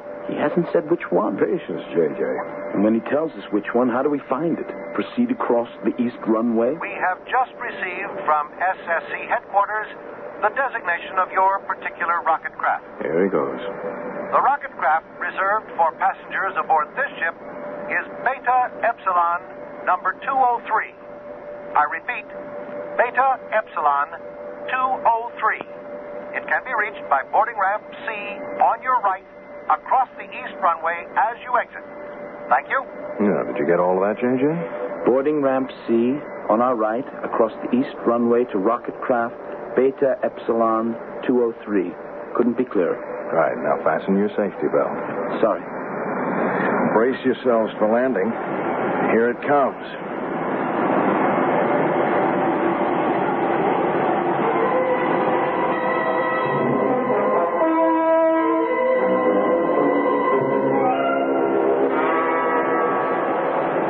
I wonder if Dr. Burns is here to meet us. To get a one-to-one report from us on what happened? I certainly hope so. You got all your things, J.J.? Uh-huh. And we're about to come to a stop. I must confess, I'm a little concerned about the next leg of this trip. Well, we're all concerned, J.J. Very much concerned. I can tell you, I'm a little terrified. It's taking them an awfully long time to open those doors. Well, what's holding them up? Oh, patience, J.J., patience. Are they going to keep us standing here all day? Why don't they open the doors? Gentlemen, may I ask all of you to please take your seats once again? The captain informs us that there is some slight difficulty in opening the doors from the outside. Meanwhile, please relax in your seats until the doors are cleared. The delay will be slight. Slight? What can be wrong? Any number of things, Bob. The captain has also asked me to make the following announcement. Please listen carefully. Once the doors are opened from the inside of the craft, please make your way to boarding ramp C in the reception hall, which is heated as quickly as you can. Wear the warmest clothes you have with you. What's he talking about? Heated. Warmest clothes. It's summer up here. Place mufflers or scarves, whatever you may have available, over your mouths and noses. Breathe as little of the air as possible. What's wrong with the air? Both of you, listen. That will be all for the moment. I think I know what's happened. I'm sure the outside temperature has already dropped so low that just breathing the air for more than a minute or two will freeze the tissues of the lungs into solid lumps of ice. And so the people in cities that are above sea level... Gentlemen, please stand by. We have succeeded in opening one of the crisis doors. Prepare to disembark by sliding down the emergency chute. I can't wait to get out of here. Keep moving, Bob, please. All right, easy, J.J. Now, easy. This way, gentlemen, please. What is this? What happened? That's the most savage wind I've experienced in my entire life. I don't think we'll be able to buck it. Blaster, freezing up. It's crippling. I can hardly breathe. Look, there's no one out there. It's not a living soul. Yes, there is, Bob. Look there. And there. Those are the maintenance men. The men who take care of the aircraft. Why are they standing there in those strange positions? I think they're all dead, J.J. Frozen stiff into whatever positions they must have been in. What do we do? Make a run for the reception hall and boarding ramp C and hope we get there. And if we don't? Then we join that group of stone-cold statues out there. Those refrigerated corpses we're staring at. I'll get out first. Here goes!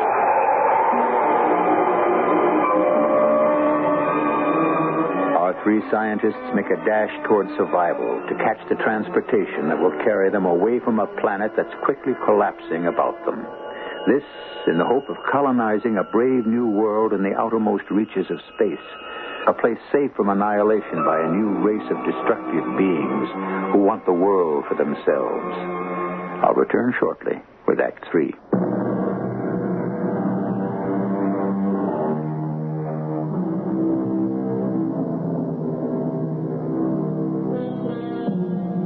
From Chapter 5 of the Book of the Revelation. And I saw a book written within and on the back side, sealed with 7 seals.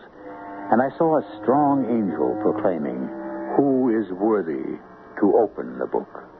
And no man in heaven, nor in earth, neither under the earth, was able to open the book, neither to look thereon. No man today is privileged either to open that book of the future completely, or to reveal what lies ahead for all of us. But the scientists are doing their best to peek, trying hard. Now, we rejoin our 3 scientists. I don't think I've ever run so fast in my whole life. You, J.J.? Halfway to this hall, I was sure I'd never make it. You all right, Mike? Yeah. A little weak in the knees and very short of breath. But we did make it. What's more, we're on high ground. It's warm and comfortable in here. And we don't have to go outdoors again to get to the rocket ship. I'm not sure I could go through that a second time. Have you two noticed anything peculiar? Anything special about the people who seem to be moving toward Beta Epsilon 203? Peculiar? Well, I haven't had the chance to look. Yeah? Well, when you get the chance, look. You may find a little surprise. Meanwhile, I'm going to try to get a call through to Dr. Burns again. Yeah, he's got to know that we've come through safely up to this point, and the shape of the place we left.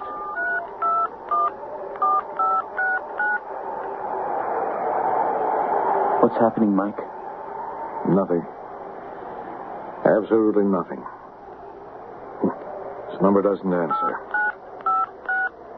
Mike, do you suppose that...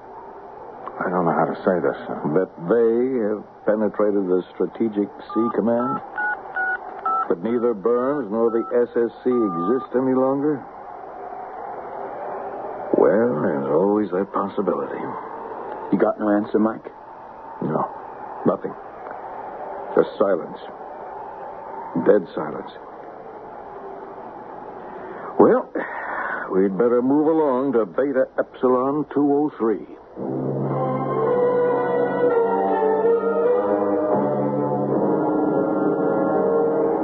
The ship is full. We've been sitting here over 20 minutes. Why don't they take off? Get us off this ground. Get the whole thing over with. I'm sure they're doing their best, J.J.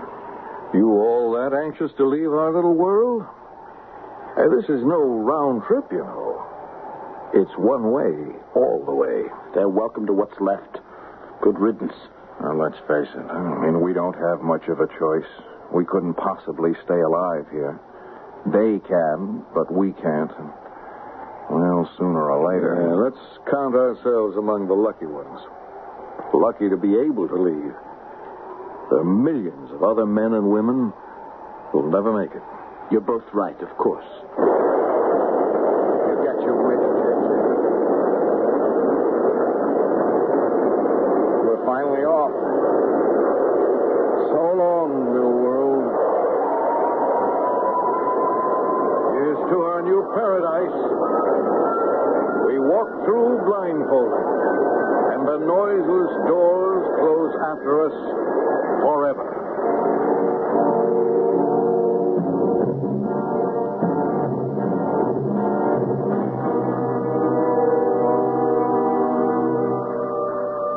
As to being among the lucky ones, has either of you had the time or curiosity to take a peek at any of our fellow passengers? I have, and I must say I'm very impressed. Yes, I've noticed, too. Some of the leading brains and creative talents from all over the entire world. I've already counted 8 Moonstone Prize winners, half a dozen recipients of the Literary Scroll of Honor, the presidents of 5 different countries. Yes, I saw them as they were coming on. You know, this is quite possibly the most distinguished shipload of passengers that ever existed. 1,000 of them. About as many men as women. A good half of them young enough to help populate a brand new world. What you might call extremely careful planning. Indeed. Putting the leaders of the world, the ablest, the most creative, the best minds and bodies. I've seen a few gold medal athletes, all on the same carrier, all headed for the same place. It's absolutely brilliant. And we are lucky to have been chosen. Who do you suppose thought of this? Who was responsible for it, Mike? I have no idea, Bob. And I hope you're right. Right, about what? About how brilliant an idea this was. You'd think Dr. Burns would be on board, wouldn't you? Maybe he's in one of the other sections of the ship, which would explain why we couldn't reach him. Yeah, could be. Ladies and gentlemen, welcome aboard Beta Epsilon 203. Listen. The captain has asked me to tell you that our planned destination is Galen 2683 of the galaxy of the Lapithee. The physical properties of Galen 2683 Its life-supporting qualities, air, water, climate, extremes of temperature, are almost identical with those that we have left behind. That's comforting to know. Quiet, J.J. In the unlikely event that there should be any difficulty in landing for any reason, Maton 2211 of the same galaxy will serve as backup. Flying time should be approximately 48 hours. That's all? If you have any questions, members of the crew will be happy to try to answer them. Thank you. Galen 2683. Here we come. Will the following passengers please identify themselves by pressing button B at the right of their seats? Mr. Michael Gonzalez, J.J. Porter, and Robert McDonald. I've got the button right here. I'll get it. There is a voice message for you three gentlemen. Kindly connect by pressing button F as in Frank. Thank you. As in Frank. There we are. Who could possibly... Mike, Bob, J.J. This is Burns. Dr. Burns. What do you know? Are you all right? You take it, Bob. Yes, we're just fine, Dr. Burns. How about you? Fine. We're certainly happy to hear your voice. We tried to reach you before we left. We had a little difficulty. That's understandable under the circumstances. I suppose you'd like to know how we At are. the moment, I would like to know nothing.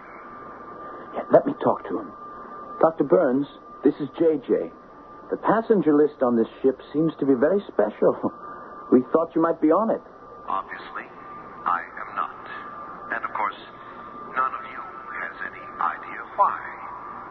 Or have you? What's the matter with him? He sounds funny. Mike Gonzalez here, Dr. Burns. I'd like to venture a guess why you're not here. Yes? Are you free to speak? Just answer yes or no. The answer is yes. Now listen to me, the three of you. You've noticed that your fellow passengers are people most capable of starting a new civilization. They will never have that chance, unfortunately. Why not, Dr. Burns? Because none of you will ever make a beachhead on Galen 2683 or any place else. What's he talking about? We all know how efficient they are, do we not?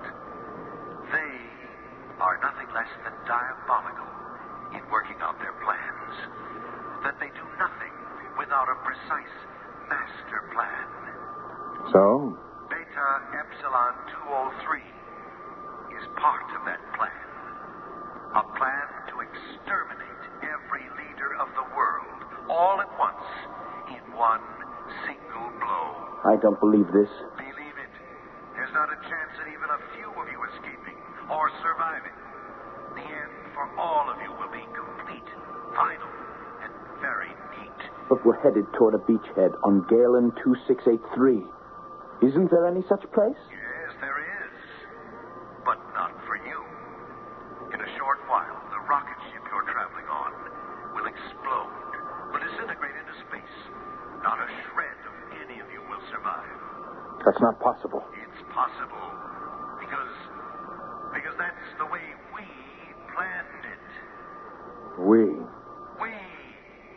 Those that you call they.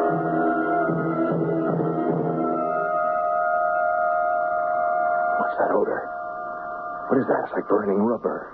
No idea. Ladies and gentlemen, you are not to be alarmed by what seems to be the smell of burning rubber. It is routine at this stage, as is the mild turbulence you may be experiencing. Mild? We're being bounced around like... Easy. Look, he's making his way toward us. You gentlemen received your message satisfactorily? Yes, we did. Thank you very much. You understand its significance? I think we do. Then there's no point in pretending any further. One of us is keeping an eye on the crew. I watch the passengers. Not that there's anything you could possibly do to prevent what will happen. A question. Yes? How much time do we have before... Minutes. A very few minutes. And what happens to you? And the one up forward that's guarding the crew. We die. We vanish, along with the rest of you. We volunteered for this trip. And the mechanism that will set the whole thing off? The explosion, the disintegration? Right here, right over your heads. The captain is the only one who would know how to deactivate it. And he's not free at the moment. Now, gentlemen, if you will excuse me... JJ, what are you doing? Put down that gun. I'll get him first, then his friend up there with the crew. JJ, now, it won't do any good. That's not the... Excellent marksmanship, young man. Your rather quaint, old-fashioned bullet struck me right over the heart. How foolish. How wasteful. Surely you know your bullets cannot penetrate our skins? No, but this can. Ah! And now, the same treatment for his friend. Up forward in the cockpit with the crew. Mike, JJ, excuse me, please.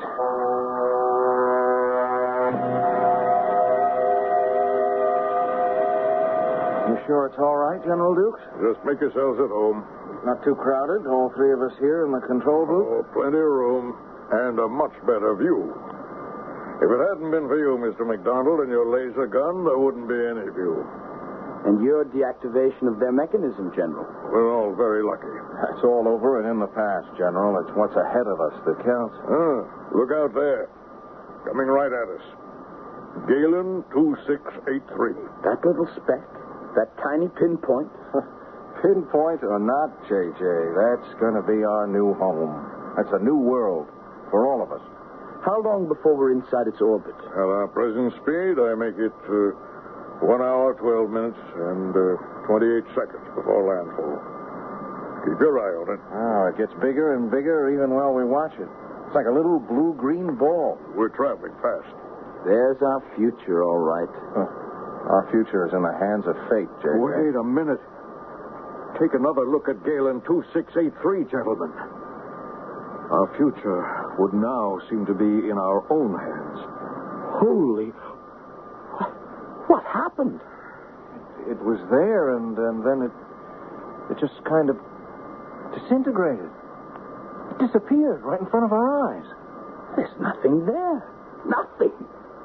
Are we looking at some kind of mirage, General? No, sir. It happens all the time. What? 1 minute there'll be a star no one's ever seen before. Just materializes before our eyes. The next minute, something like this Galen star just blows up in our faces. Destroys itself. And is never seen or heard from again. Pity. But we get used to it. And why do you suppose a thing like that happens? What causes that? Who can tell? Every once in a while, a star and the people on it turns to cosmic dust. Well, what's our next procedure, General Dukes? From this point,